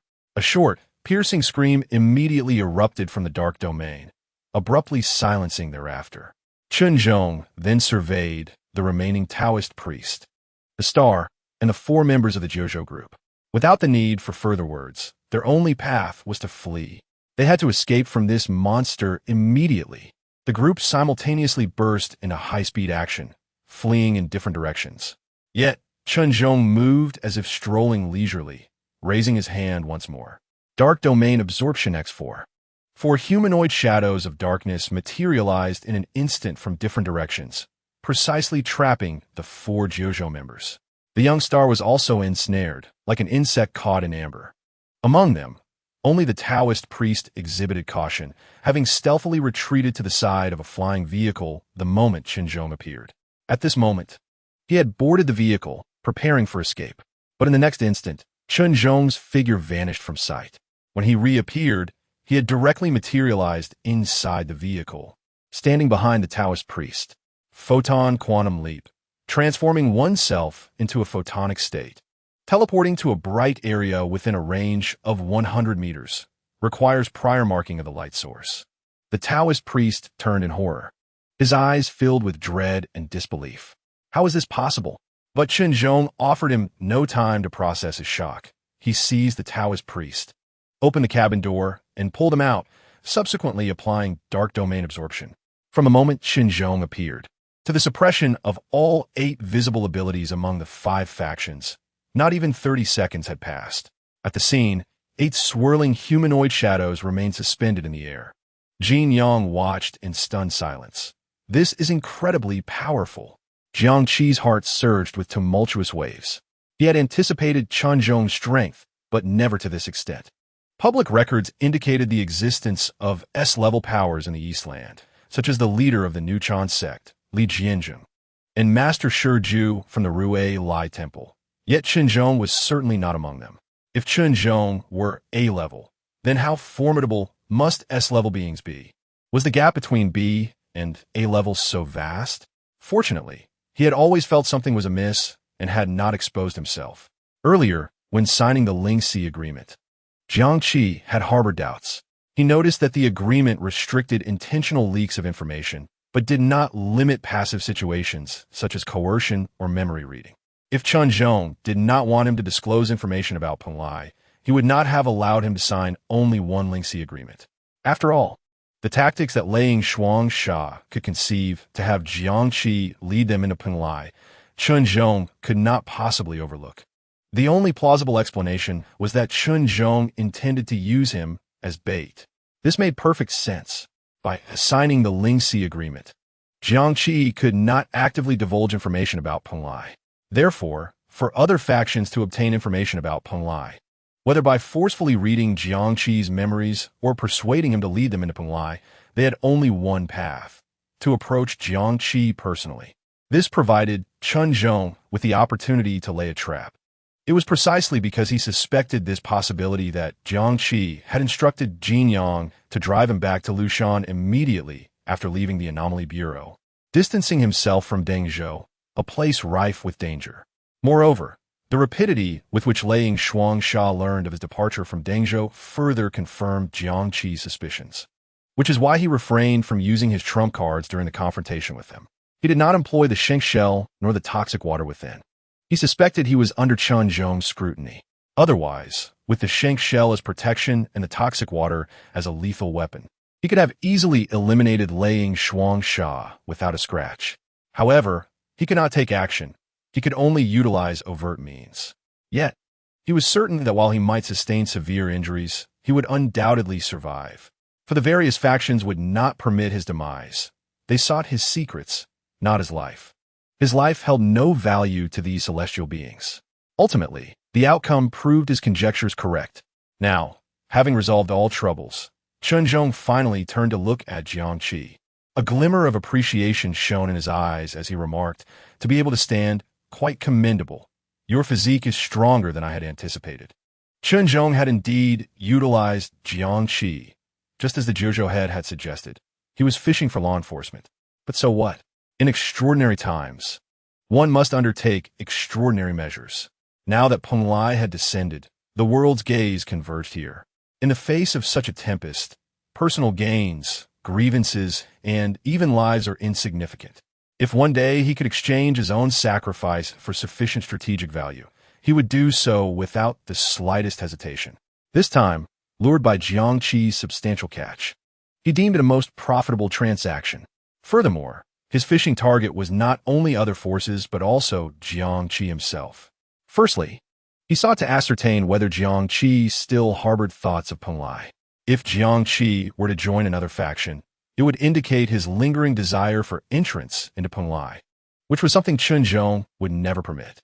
Secondly, he wished to see whether, under the siege of multiple forces, Jiangqi might reveal some undisclosed trump cards, possibly originating from Penglai.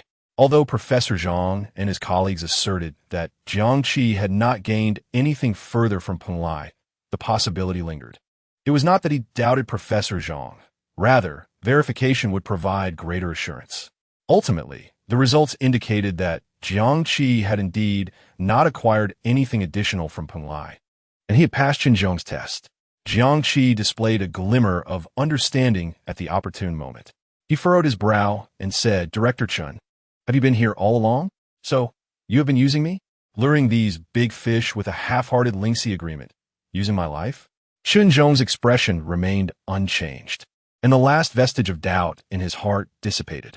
To him, it was entirely normal for Jiangqi to reach this conclusion. It would have been abnormal had he not. Having interacted with Jiangqi, he understood the extent of his intelligence. Were Jiangqi to remain silent at this moment, it would have led Chen Zhong to suspect that Jiangqi had been feigning ignorance all along. In that case, his thoughts would have been far too meticulous and frightening. However, that was impossible. He stated, "Maintaining order and eliminating hidden dangers are all necessary sacrifices. Some hidden pests will not reveal themselves unless sufficient bait is cast." A flicker of anger flashed in Jiangqi's eyes, a blend of genuine and feigned indignation. "So I have become a necessary sacrifice?" Chen Zhong showed no sign of remorse, replying, "You may blame me, but this is not the time for such discussions. You are gravely injured and require immediate medical attention. We shall converse after your treatment." With that, he did not allow Jiangqi an opportunity to respond, directly issuing commands through his internal communicator. "The target has been secured. The threat has been neutralized. Teams 1 and 2. Proceed to the scene immediately. Additionally, dispatch 2 medical teams. There are 3 injured individuals on site." Soon, the medical teams arrived, and Jiangqi was lifted onto a stretcher. Jin Yang wished to accompany him, but Jiangqi stopped him, saying, "Bring the truck over." Jin Yang suddenly remembered, his concern causing him to panic. The shrimp corpses were still in the vehicle, and he absolutely could not let them be lost. Chapter 50. A turn of events after Jiang Qi was placed on the stretcher, the personnel from the Iguan Bureau began to clean up the scene. The body of Ying was placed into a specially designed body bag. Kuei was fitted with custom handcuffs and a headband, and together with several others trapped in the dark domain, they were escorted onto different sealed vehicles. Before boarding, Kuei's bloodshot eyes fixed menacingly on the stretcher, holding Jiang Qi. Filled with profound hatred, Jiang Qi lay on the stretcher, indifferent to this impotent rage. Beside him, Jin Yang was thoroughly incensed, giving Kuei the middle finger, his mouth spewing a torrent of invective. This only fueled Kuei's anger further. Crackling with electricity, he seemed ready to break free and eliminate the two. The officer escorting him merely pressed a button on Kuei's headband, and he immediately cried out in pain, the electricity dissipating. Chen Zhong did not linger, giving a few instructions to his deputy regarding subsequent actions before leading his group to the vehicle, headed towards Han's Manor. In the outskirts of Dangzhou, at Han's Manor, Shun Xinchan was no longer the picture of composure and pride. His expression darkened ominously. He had learned about the events at the Songtao service area through the portable communicator carried by Ying. He heard of Ying's demise, as well as the emergence of other factions, and later, Chen Zhong's appearance. Jiang Qi, Chen Zhong, Shun Xinchan muttered these two names, his eyes nearly bulging with rage as his fist slammed down on the mahogany table. He realized he was finished. The true assets under his command were the Lei Ying Shuang Sha, and now, with one dead and the other captured, he had suffered catastrophic losses among his trusted subordinates. Now, even if he returned to Xinyang, his standing within the family would likely be greatly diminished. You little bastard, lowly scum, beasts! Shen Xinchan cursed vehemently. After venting his fury against Jiang Qi, he turned to berate Chen Zhong, watchdog, hunting dog. Who do you think you're working for? Yet, he was not entirely a fool. After a brief fit of rage, fear began to take precedence. Since Chen Zhong had orchestrated this trap, he would undoubtedly not be satisfied with merely capturing Ying and Kuei. He would surely follow the clues to find him. Remaining in Dangzhou would be akin to sitting in a trap. He must leave immediately. He then summoned Old Han. Upon entering, Old Han was exceedingly respectful, still unaware of the unfolding events. Young Master Shun, how may I assist you? Shun Xinchan feigned calmness, saying, Old Han, prepare a flying vehicle immediately. I need to leave Dangzhou at once. Now, instantly. Old Han's heart sank. He was no fool. Shun Xinchan had just sent his subordinates on errands. Yet now he was so frantically demanding an immediate departure, indicating that something had gone terribly awry. Tentatively, he inquired, Young Master Shun, what has happened? Can you disclose it, so that I might think of a solution? Perhaps we can negotiate. No time for nonsense. Shun Xinchan growled, his gaze fierce. I told you to arrange the flying vehicle immediately. Do you not understand? I must leave at once. He found it laughable that Old Han thought he could negotiate for him. Did he even comprehend what he was saying? What leverage did he possess to negotiate? Old Han, seeing the murderous intent in Shun Xinchan's eyes, dared not speak further, quickly bowing and saying, Yes, yes, yes, I will arrange it right away. At this moment, Old Han regretted his decision, realizing he had likely backed the wrong horse. Nonetheless, he dared not slight Shun Xinchan, knowing well his background. Such a person, even if embroiled in major trouble, would have someone to handle it from behind. After Old Han departed, Shun Xinchan remained restless. Each passing second felt like tormenting agony. Finally, after more than 10 minutes, the flying vehicle was ready. Just then, a cacophony erupted at the manor's entrance, followed by a lineup of vehicles adorned with the insignia of the Iguan Bureau, smoothly entering without obstruction. Subsequently, a squad of elite agents from the Iguan Bureau disembarked, swiftly working in unison to secure the scene. Lastly, from the lead vehicle, Chen Zhong emerged. He stood firm and inquired, Young Master Shun, planning to depart without notice? Shun Xinchan's face darkened, and he barked, Chen Zhong, what do you want? Chen Zhong replied, Shun Xinchan, you instructed your subordinates Ying and Kuei to openly employ high-threat abilities in public areas, attempting to kidnap and coerce citizens, resulting in injuries to innocent civilians and severe damage to public facilities. Please come with me to the Iguan Bureau for investigation. Shun Xinchan, playing the rogue, retorted Director Chun. One must speak with evidence. I do not know any Ying or Kuei. Moreover, even if there is some misunderstanding, do you really need to come personally to invite me? Chun Zhong shook his head, signaling to an agent beside him. The agent promptly raised his wrist, projecting a light screen that began displaying a series of evidence, showcasing Shun Xinchan's acquaintance with Ying and Kuei in various circumstances. Shun Xinchan countered, "What does this prove? It only shows that I know them. The law adheres to the principle of presumption of innocence. You have no direct evidence proving I masterminded this." Chun Zhong stated, "Whether you orchestrated this is not for you to decide. We will determine that after investigation." As he spoke, two agents from the Yiguan Bureau approached Shun Xinchan. Having already locked onto him, Shun Xinchan, in a state of agitation, exclaimed, "Chun Zhong, are you not showing any respect to the Shun family with your actions?" Chun Zhong replied firmly, "Here, only the law and regulations matter. Your lineage and connections are irrelevant to this case. Now, will you leave on your own accord, or shall I escort you out?"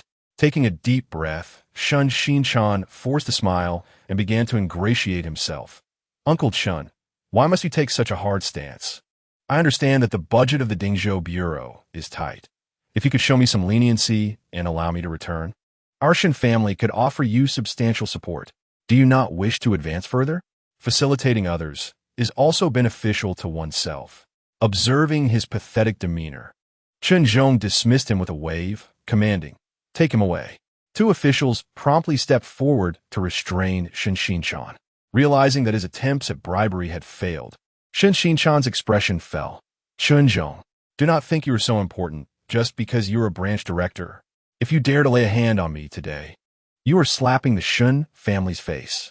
You are shaming my grandfather and all our uncles." Chun Zhong remained unfazed. "My duty is to uphold order. If your father, grandfather, or uncles believe my methods are flawed, they are welcome to confront me here in Dingzhou." With that, he ignored Shun Xinchan further. Shun Xinchan was escorted into a vehicle. Just before the door closed, he shouted, "Chun Zhong, remember what I said today. You will pay for your actions. I will ensure you beg to be released." With a thud, the door shut, sealing Shun Xinchan's voice within. Chun Zhong cast a final glance at Han Lao, who appeared frail and desperate, pleading, "Director Chun, I did nothing. All of this was forced upon me by young Master Shun." Chun Zhong looked down at him, his expression devoid of sympathy.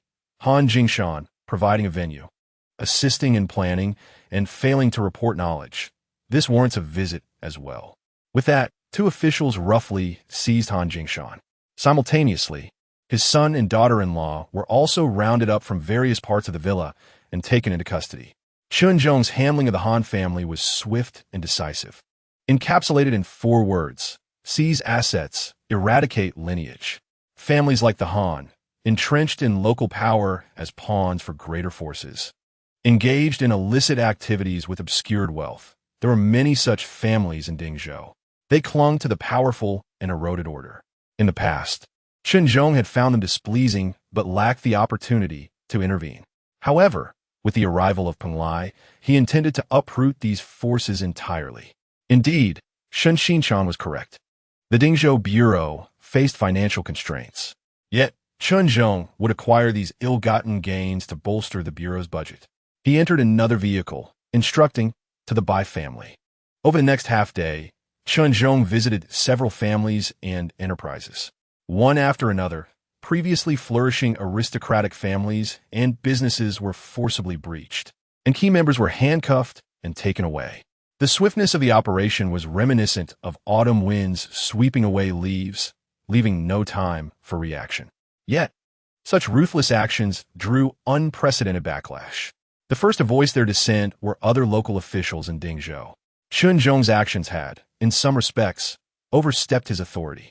This reflected the past 5 years, as the Bureau's expansion began to encroach upon traditional law enforcement jurisdiction. Yet, the Bureau's unique nature and formidable power left traditional departments unable to voice their grievances. Soon, resistance from the city and provincial levels followed suit. Several calls flooded into Chun Zhong's private terminal, demanding an immediate cessation of his actions. Some calls from Xinyang subtly suggested maintaining unity. indicating that a few young individuals had made mistakes, advocating for criticism and education, and hinting at the release of Shen Xinchan and Wenhong. However, Chen Zhong remained resolute. There was no turning back. He was prepared to face all repercussions. With the arrival of Peng Lai, he needed to thoroughly restore order to eliminate obstacles for future development. Certain hornets' nests must be disturbed. Certain pressures must be endured. Old grievances must be settled. He issued a directive to his deputy, commanding the expansion of the search radius, placing all recent arrivals in Dingzhou under surveillance, and to detain any who exhibited unusual behavior without warning. If there were any acts of resistance, they could be dealt with on the spot. Understood, Director. The deputy responded immediately. By the time Qin Zhong returned to the temporary command center, it was well past midnight. The office was empty save for him. After a while, the red, secure, encrypted communicator on his desk finally rang. Qin Zhong sat up straight almost immediately and picked up the receiver. This is Qin Zhong. A gentle voice came through the line, laced with a hint of amusement. Xiao Chun, your actions have stirred quite a commotion, even attracting attention from Xinyan. Several old-timers have called me, indirectly pleading for leniency. Despite the distance, Qin Zhong instinctively bowed slightly as he responded. Director Zhou, the circumstances necessitated my actions. With Peng Lai's arrival, all manner of creatures have emerged, and the local issues in Dingzhou must be addressed. It may have been a bit excessive, and I apologize for any trouble caused. The only person who could be addressed in such a manner was Zhou Jinyu, the director of the bureau. Zhou Jinyu replied, addressing the issues and maintaining order cannot be deemed troublesome. Xiao Chun, you're doing the right thing. Those old-timers are merely parasites, and I have never regarded them highly. Proceed with your efforts without hesitation. The establishment of the bureau was not intended for you to act with trepidation. Hearing these words, Qin Zhong felt his exhaustion and loneliness dissipate. He expressed his gratitude. Director Zhou, I understand. Zhou Jinyu continued. Support is on the way and will arrive in Dingzhou by tomorrow afternoon to fully cooperate with your actions. Your responsibility is to maintain control of the situation and ensure the thorough cleansing of what needs to be addressed. Qin Zhong affirmed, yes. Director Zhou, rest assured. I will fulfill my mission. Also, take care of yourself. I have faith in your determination and ability. Zhou Jinyu added as the call concluded. After hanging up, Qin Zhong rose with renewed resolve. He intended to fortify Dingzhou into an impregnable fortress. He then exited the office and entered Jiang Qi's resting quarters. At this moment, Jiang Qi had undergone treatment and was recovering well, possessing a remarkable constitution of 160 points and astonishing self-healing abilities. He could recover from injuries that would take an ordinary person 3 to 4 months to heal and leave permanent scars in just a week. Furthermore, with the Bureau's medical care, this time could be shortened to 3 days. Jiang Qi was still awake, contemplating the events of the day when Qin Zhong entered. He propped himself up with his arm and slowly sat up. His gaze towards Qin Zhong was calm, revealing no anger for being exploited. Qin Zhong pulled up a chair and sat beside the bed, the atmosphere resembling an equal conversation rather than an interrogation. He stated plainly, you now understand the secret of Peng Lai, and with the abilities you've demonstrated, you have become the focus of various powerful factions. Are you truly not considering joining the Bureau? It is currently the safest choice for you. Jiang Qi shook his head. Director Chun, thank you for your consideration. Perhaps I will consider it in the future, but at this stage, I have no such intention. Very well, Qin Zhong nodded. In that case, you should leave tonight. I have cleared out the forces in Dingzhou. No one dares to show their face now. Departing now is your best option. His unfinished words conveyed a clear meaning. When the support from the general administration arrives tomorrow, the variables will increase, and for Jiang Qi to leave so easily may no longer be a simple matter. Ultimately, Jiang Qi has fulfilled the role of bait adequately, demonstrating sufficient value and character. Although Qin Zhong operates with a ruthless and iron-fisted approach, he is not devoid of compassion. In fact, he secretly holds a deep admiration for Jiang Qi. He does not intend to discard him after use, but rather is willing to offer this young man an opportunity within the confines of the rules. Furthermore, he added, I will do my utmost to conceal your identity. Once the exploration of Peng Lai commences, your significance will diminish. After delivering these words, Chun Zhong ceased further conversation and directly exited the hospital room, delegating the subsequent handover affairs to others. Jiang Qi sat alone on the hospital bed, his brow slightly furrowed. Did Chun Zhong truly intend to let him go so easily? Was this visit merely to confirm his willingness to join, with no ulterior motives or additional tests? Jiang Qi found himself increasingly unable to grasp Chun Zhong's nature. His methods were ruthless and his strategies meticulously crafted, yet at times, he seemed to exhibit a degree of protection and softness. Nevertheless, Jiang Qi remained vigilant. After a while, a knock sounded at the door. It was the same Li Ganshi who had previously interacted with him, wearing frameless glasses, who stepped inside. She said, "Mr. Jiang Qi, Director Chun has indicated that you may leave, but there are some formalities to address." Jiang Qi gathered his thoughts and inquired, "What formalities?" Chapter 51, Chun Zhong's Gift. Jiang Yang Haligansha replied, "There are primarily the following items. First, regarding your subsequent treatment and rehabilitation arrangements. Given the speed of your recovery exceeding expectations, you will only need to use our specially formulated healing agents periodically, and no further intensive treatment is necessary. The agents have been prepared for you and will be delivered shortly." Jiang Qi nodded, responding with a simple, "Thank you." Li Ganshi continued, "Second, based on the critical intelligence you provided to the Bureau regarding the mysteries of Penglai and your cooperation in eliminating unstable factors in subsequent actions, you have made a significant contribution. Director Chun has approved granting you the status of a secondary contributor to the Bureau." She presented a certificate and a badge emblazoned with the Bureau's emblem to Jiang Qi, explaining, "Holding this status, you will enjoy certain privileges within Donglu, such as priority passage and border crossing rights. Additionally, your immediate family will be included in our basic protective observation scope, shielding them from unnecessary disturbances by external forces." Jiang Qi accepted the certificate and badge. Although the so-called cooperation in eliminating unstable factors was passive and not voluntary on his part, the benefits were tangible, particularly the potential protection for his family, which Jiang Qi greatly needed at this moment. This added complexity to his perception of Chun Zhong. He asked Li Ganshi, "Could you briefly explain the criteria for awarding contributor status? For instance, the levels and general standards." "Certainly," Li Ganshi responded, "currently. The Bureau's contributor system is divided into 5 levels, from level 5 to level 1, and above that, there are special honorary titles. The evaluation criteria comprehensively consider factors such as the value of the intelligence, assistance in actions, scientific research achievements, and more. Generally speaking, to achieve a level 3 contributor status, one typically needs to provide crucial clues or significant assistance during a major event. Level 2 contributors often imply that they have provided important intelligence capable of influencing regional situations or have played an indispensable role in significant operations. Your contribution this time, in terms of intelligence value and operational cooperation, meets the Level 2 standard." Jiang Qi nodded, realizing that the Level 2 contributor status within the Bureau indeed held substantial weight.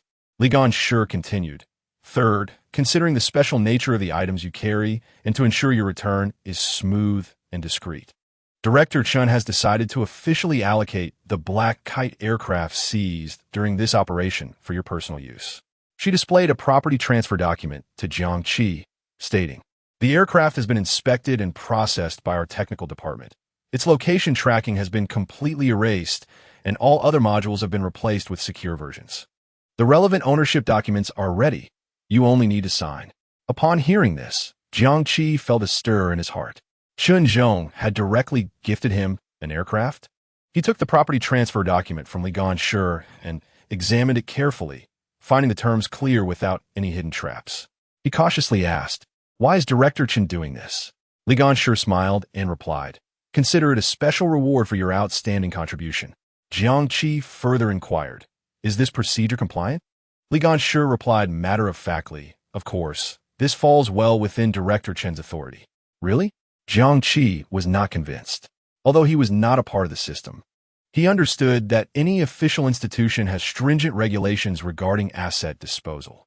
To so easily transfer a seized aircraft to another party certainly did not align with standard procedures, especially since this aircraft had been confiscated from the young master of the Lei Ying Shuangsha. Chen Zhong did not possess the authority to dispose of it. This further clarified Jiang Qi's understanding of Chen Zhong. Chen Zhong adhered to a personal code of conduct. Within this framework, he would stop at nothing to achieve his goals, treating anyone as mere pawns, ruthless and unyielding.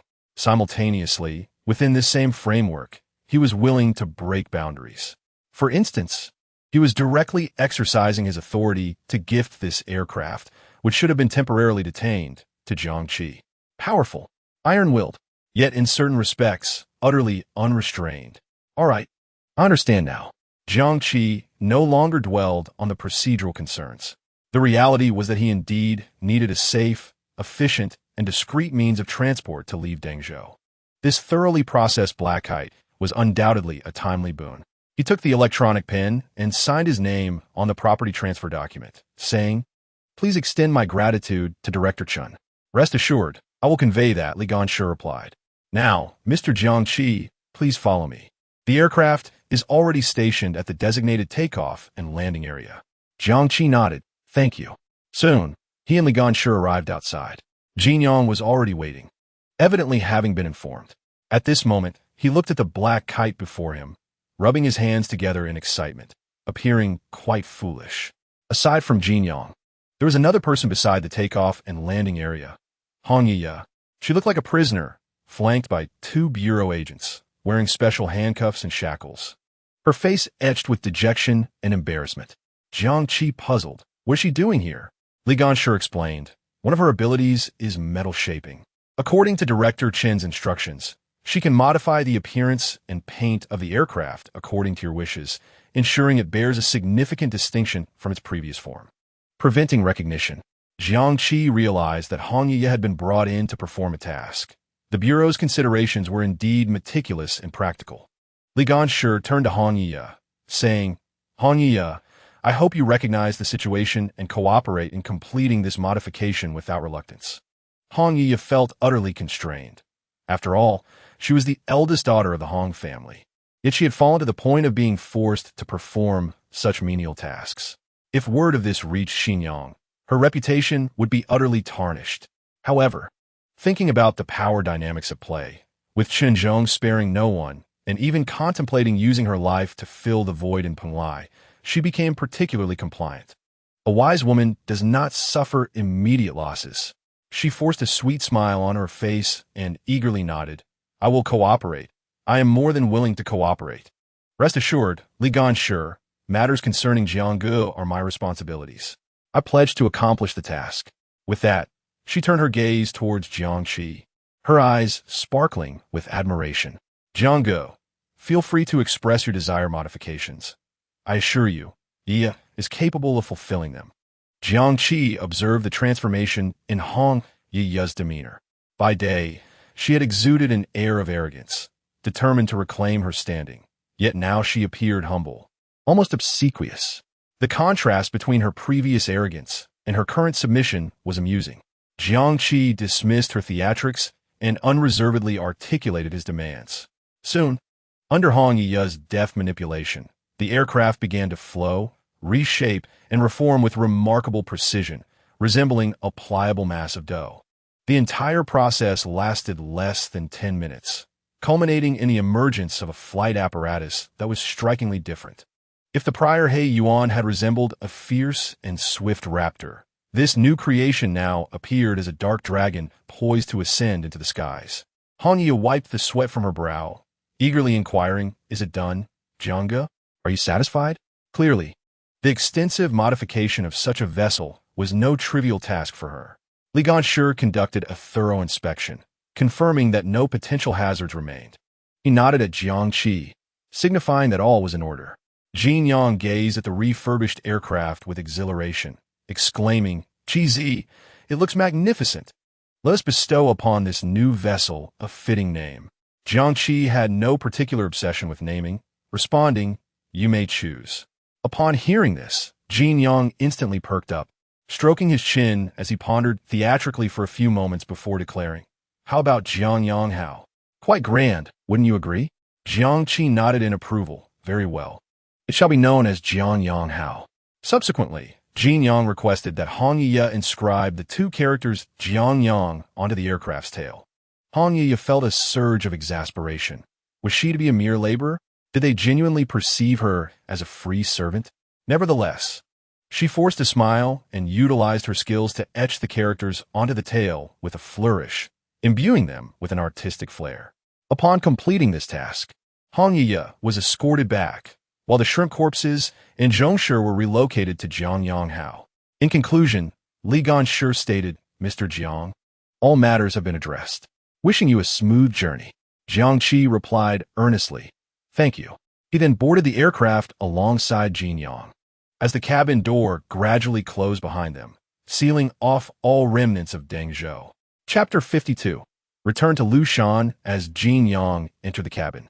He was filled with an excitement akin to that of a child entering a grand garden, his eyes wide with wonder. Wow, this ceiling light. Wow, this control panel. Wow, this observation deck.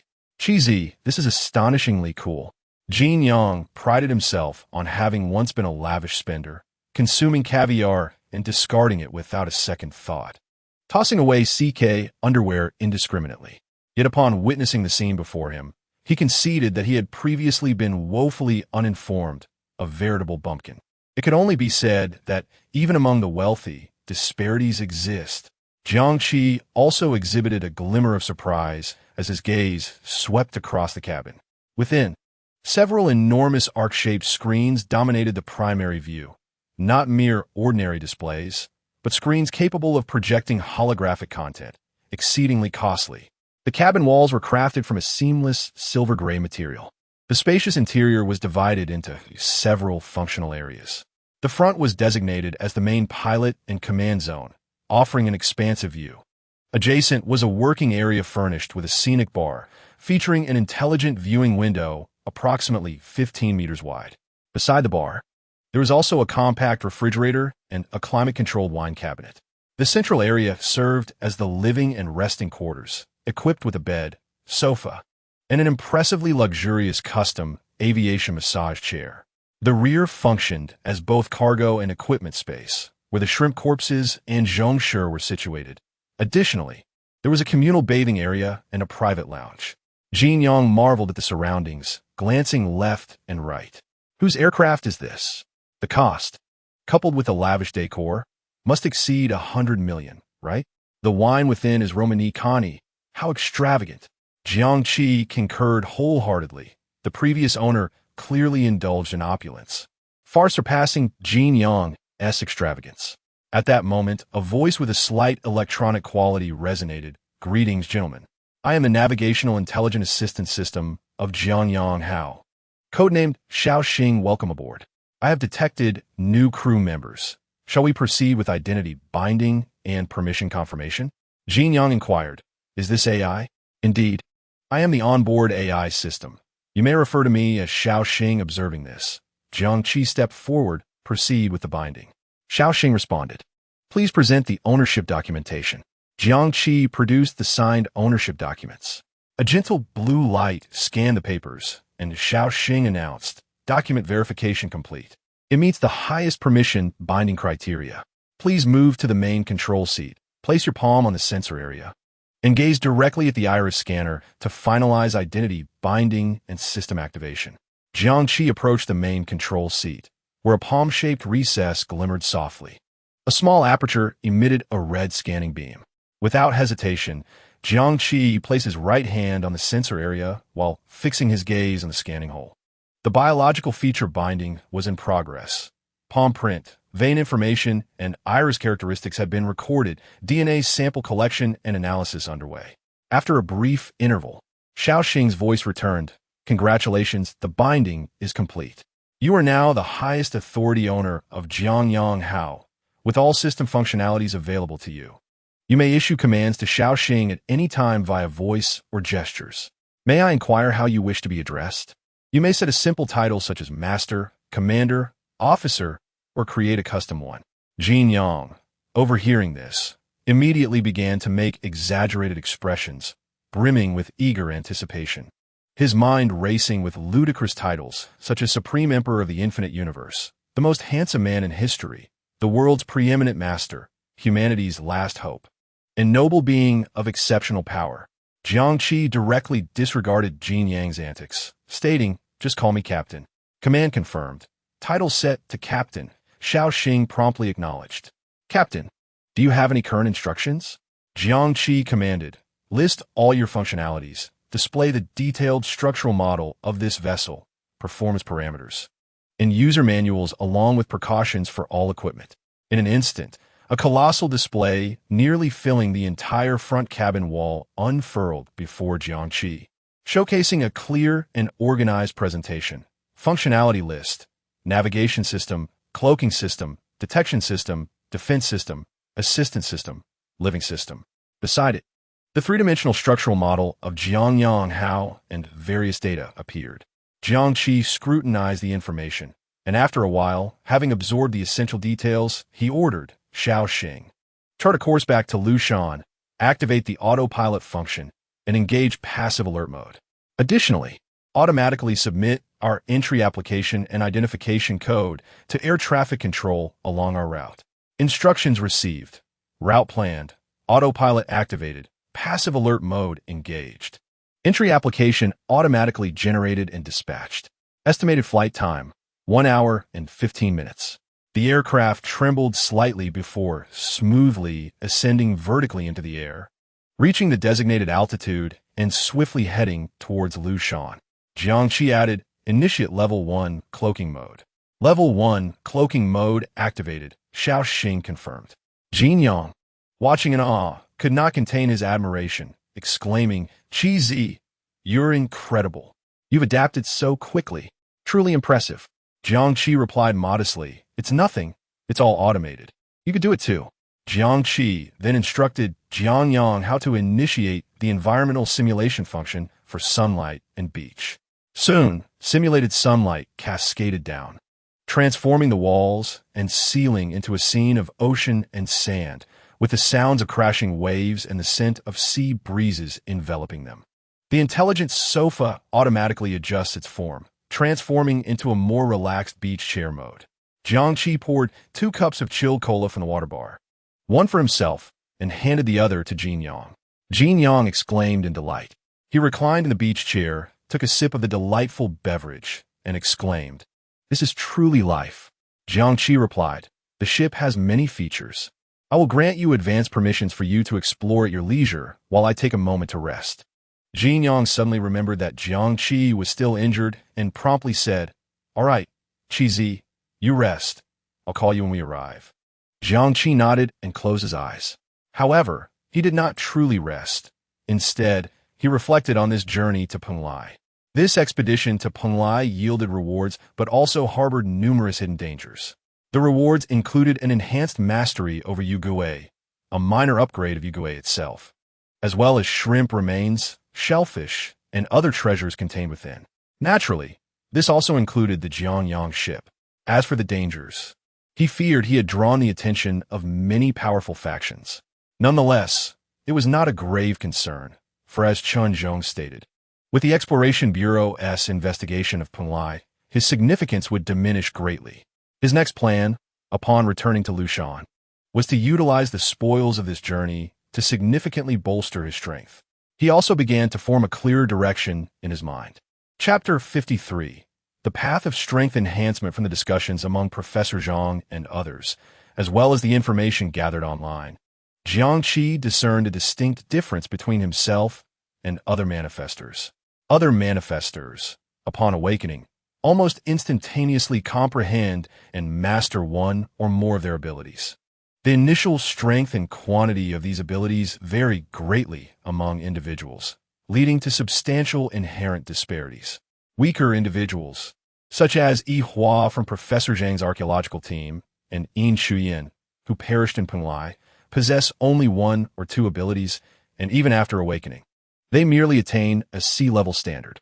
Conversely, stronger individuals, like Chun Zhong and the rumored leader of the New Interpretation sect, Li Jianjin, as well as Master Shi Ju from the Ru Lai Temple, reportedly awaken with 4 or 5 powerful and practical abilities, starting at least at a B level. As they deepen their understanding and mastery of their abilities, their strength rises correspondingly, potentially reaching A level or even S level. The current consensus on the reason for the differences in strength upon awakening is believed to be linked to the brainwave patterns of the individual. The higher, more intense, and more ordered the waves during awakening, the more powerful and diverse abilities can be manifested.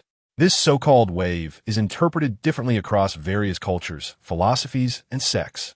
Taoism regards the wave as the primordial spirit mentioned in Taoist texts, and the enhancement of the wave is seen as a process of refining the primordial spirit, harmonizing essence, energy, and spirit to achieve a state of unity with the natural way and cosmic laws. Buddhism interprets it as the degree of enlightenment of the mind, considering the enhancement of this internal fluctuation as a process of dispelling ignorance, revealing one's true nature, and unlocking supernatural powers. In India, it is explained through the concept of the union of the individual soul with the cosmic essence and Kundalini energy, asserting that the intensity of wave activity reflects the depth and strength of this connection. Western interpretations also exist, but these various explanations remain diverse and unscientific. In contrast, Jiangqi did not acquire abilities in the broad sense. Instead, he merely obtained the gift of immortality from Yu Gui, alongside a rudimentary ability to control water. This water-controlling ability is basic and primitive, usable only in the presence of water and incapable of creating it out of thin air or controlling the water within living beings. He can only manipulate unclaimed water. To draw a simple analogy, while other manifestors wield a sword and instantly master various techniques, Jiangqi, though capable of using a sword, can only wield it clumsily without any finesse. Ultimately, Jiangqi believes the root cause of this disparity lies in the fact that he has never truly absorbed the flowers. They were absorbed by Yu Gui, and he merely assimilated what Yu Gui filtered. Thus, his path to strength enhancement lies in researching how to develop his own techniques. An hour later, Jiangqi and Jinyang finally arrived at Lushan. Under the guidance of Shao Xing's autopilot, the Jiangyang ship parked in a multifunctional parking lot. It was already 2 in the morning, and Jiangqi suggested to Jinyang, "Let us just sleep here tonight." Jinyang readily agreed, exclaiming, "No problem. This place is far more comfortable than home." He had long praised the comfort of the Jiangyang ship, especially when sharing it with a brother. Many boys, during their student years, often wished to sleep over at a friend's house, viewing it as a step further in friendship. Moreover, staying at a friend's place typically involves less parental interference, allowing for greater freedom to stay up late in one room, chatting about admired sports stars, new video games, or the prettiest girls in class, which is a pure joy. During high school, Jiangqi frequently stayed over at Jinyang's house. Now, 5 years later, though times have changed, in this moment aboard the ship, Jinyang felt a rekindling of that past sentiment. Next, Jiangqi messaged Jianglu to inquire about her situation. Soon, Jianglu replied that their group had been picked up by the school and immediately returned to Lushan, where they were placed under protection. After all, they were among the first to emerge from Penglai, making them highly valuable and the subject of much envy. In the short term, Xiao Lu and her companions would likely be confined within the school to cooperate with various investigations and research tasks, restricting their personal freedom. However, Jiangqi felt somewhat reassured knowing that his sister was secure under official protection. After concluding his communication with Jianglu, Jiangqi reclined on the transformable sofa. The intense battles and subsequent relaxation after emerging from Penglai caused him to fall into a deep slumber almost as soon as his head touched the pillow. The next day, Jiangqi awoke at 10 o'clock. After a night of rest, he felt that his injuries had significantly improved, with his 160 points of physical constitution rapidly healing him. He cut some meat from a giant shrimp stored in the refrigerated cargo hold. Although the shrimp had been dead for several days, it still exuded a vibrant energy. The ship was equipped with a smart kitchen. Jiangqi placed the shrimp meat into the designated ingredient slot, selected the cooking method and flavor, and the kitchen quickly processed it. The enticing aroma of the shrimp soon wafted throughout the cabin. Jinyang was awakened by the delightful scent. his mouth watering in anticipation. Jiangqi presented a large plate of perfectly cooked, enticingly pink shrimp to the table, saying, "Give it a try." Jin Yong did not hold back, eagerly grabbing a fork. Spearing a hefty piece and shoving it into his mouth, his eyes widening in astonishment. "Wow, this is incredibly delicious," he exclaimed, feeling warmth radiate through his body, as if a wave of heat surged within him. Jiangqi remarked, "Yes, eat plenty. It might be beneficial for awakening your abilities." Jin Yong gave a thumbs up, saying, "Good brother, I've never regretted sticking with you." Jiangqi replied, "Just eat." Subsequently, the two began devouring the shrimp. This meat was also beneficial for Jiangqi, aiding in the recovery of his injuries. He could distinctly feel the itchiness at the wounds on his back intensifying, clearly indicating that the healing process was accelerating. However, Jin Yong, being an ordinary person, eventually reached his limit and could eat no more, watching as Jiangqi continued to consume the shrimp with unchanging composure. Resembling a bottomless pit, the greatest agony in life is to have an insatiable appetite while delicious food remains. After the meal, the matter at hand was brought to the forefront. Jin Yong directed his attention to the figure of Zhong Shi, who lay dormant in the warehouse. How could he awaken her?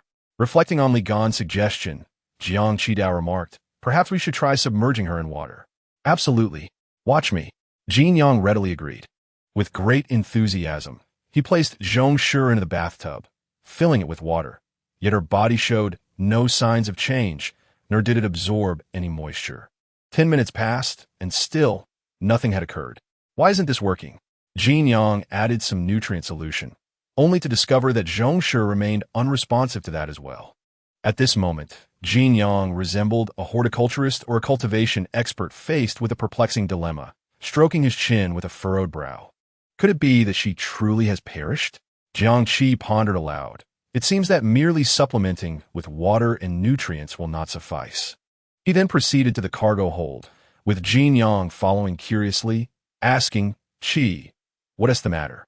Earlier that morning, Jiangqi had noticed that some vegetables in the cargo hold exhibited signs of wilting and yellowing leaves.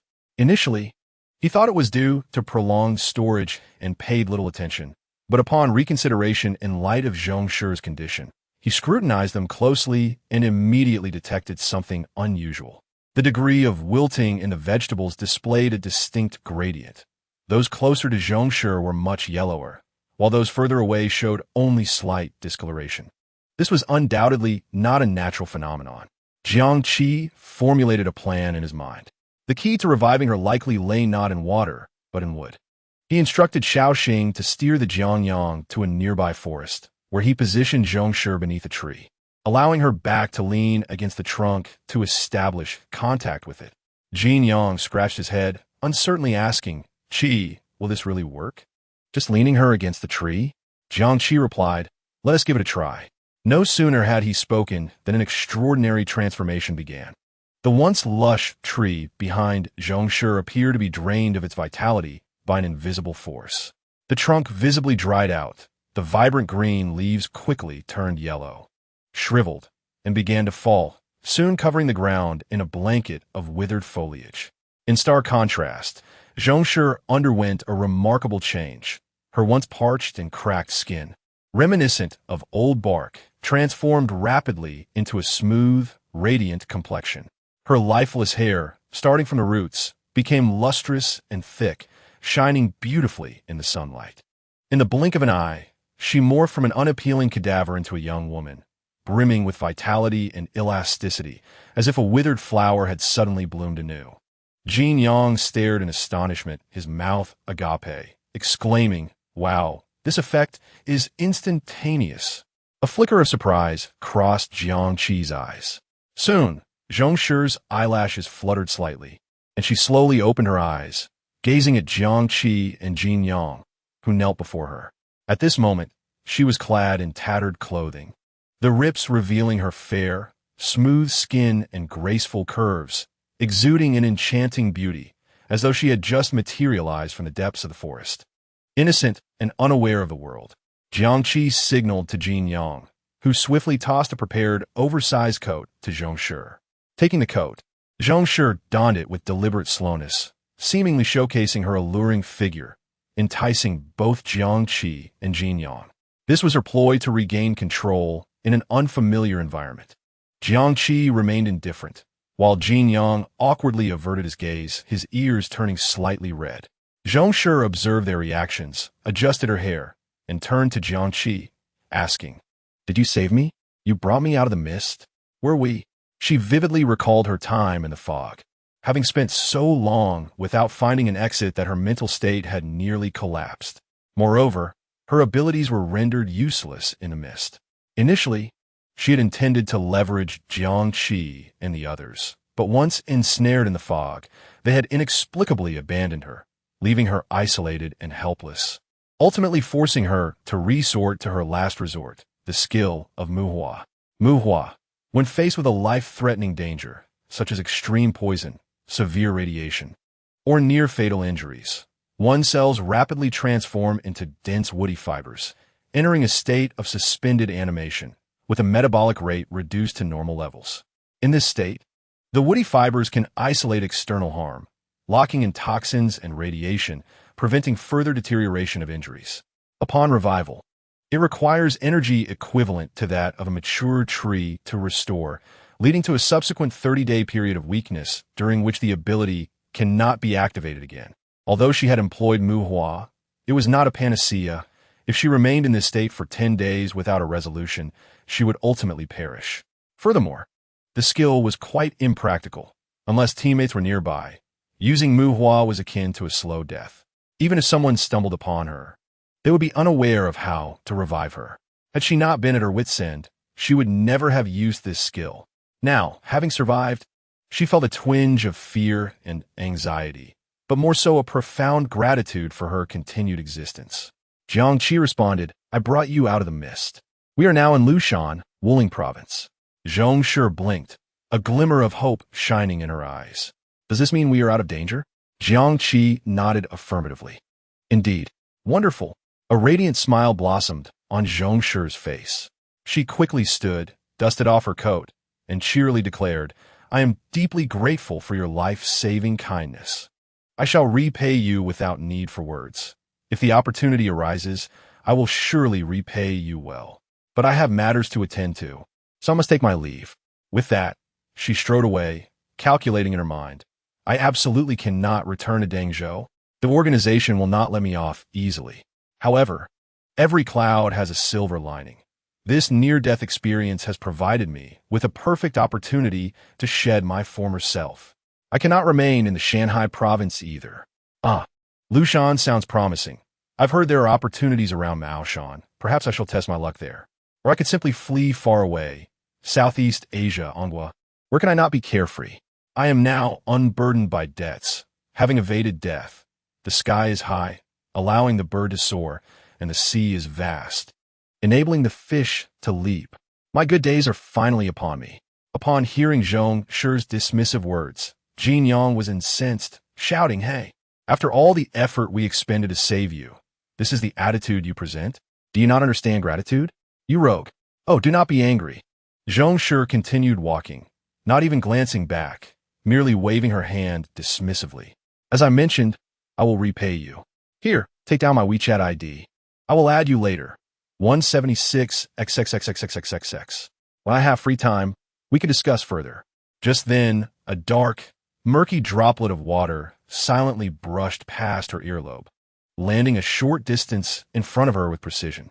A soft hissing sound of corrosion followed. What unfolded next was a horrifying scene.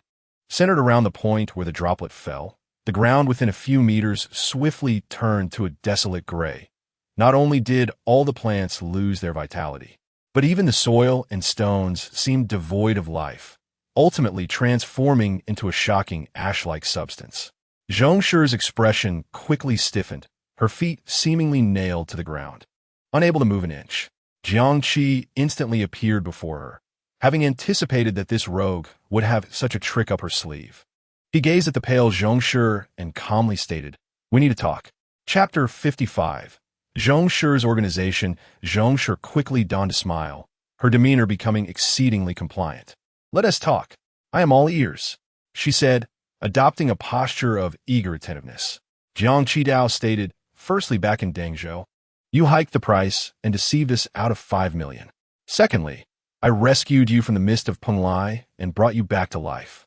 You cannot simply walk away from this, can you? Zhongshi awkwardly replied, well, how can that 5 million be called deception? At that time, the Penglai secret realm had just emerged, and the Iguan Bureau surrounded it like a fortress. What I provided was an exclusive channel. Furthermore, there was the one-time shielding magnetic strip. My initial quote of 5 million may have been a bit high, but cannot be deemed as deception, right? As she continued to justify herself, she muttered, besides, we did eventually enter, didn't we? Jin Yang could not help but interject enough. Initially, you clearly told me it was 3 million. It only became 5 million when we met face to face. Zhongshi averted her gaze. I meant to say, prices fluctuate daily, which is quite normal. Before she could finish her sentence, another drop of toxic water hovered threateningly at her brow. The destructive energy it contained causing her hair to stand on end. She promptly closed her mouth and raised her hands. Let us speak civilly. Let us speak civilly. Jiang Qi manipulated the misty water, uninterested in engaging her in futile debate, and declared, we originally agreed on 3 million, but you raised it to 5 million. You owe me the additional 2 million. Furthermore, since I brought you out of the mist and saved your life, that amounts to 8 million. In total, you owe me 10 million. Repay the sum, and you may leave. Zhongshi's eyes nearly bulged in disbelief. 10 million, she exclaimed, shaking her head vigorously. No, not even if I die. Jiang Qi's gaze turned icy as the misty water inched closer after being a scheming merchant for so many years. Do you truly have no savings? Zhongshi stepped back in fright. I genuinely do not. All my money is gone. Just before entering Penglai, our president, that old bastard, confiscated everything. All the savings I accumulated over the years were seized by him. I truly have not a penny left. Otherwise, do you think I would have insisted on entering that cursed place? The president forced me in, hoping I could find something to atone for my sins. Jiang Qi scrutinized her, assessing the veracity of her words. After a moment, he said, show me your accounts. If what you say is true,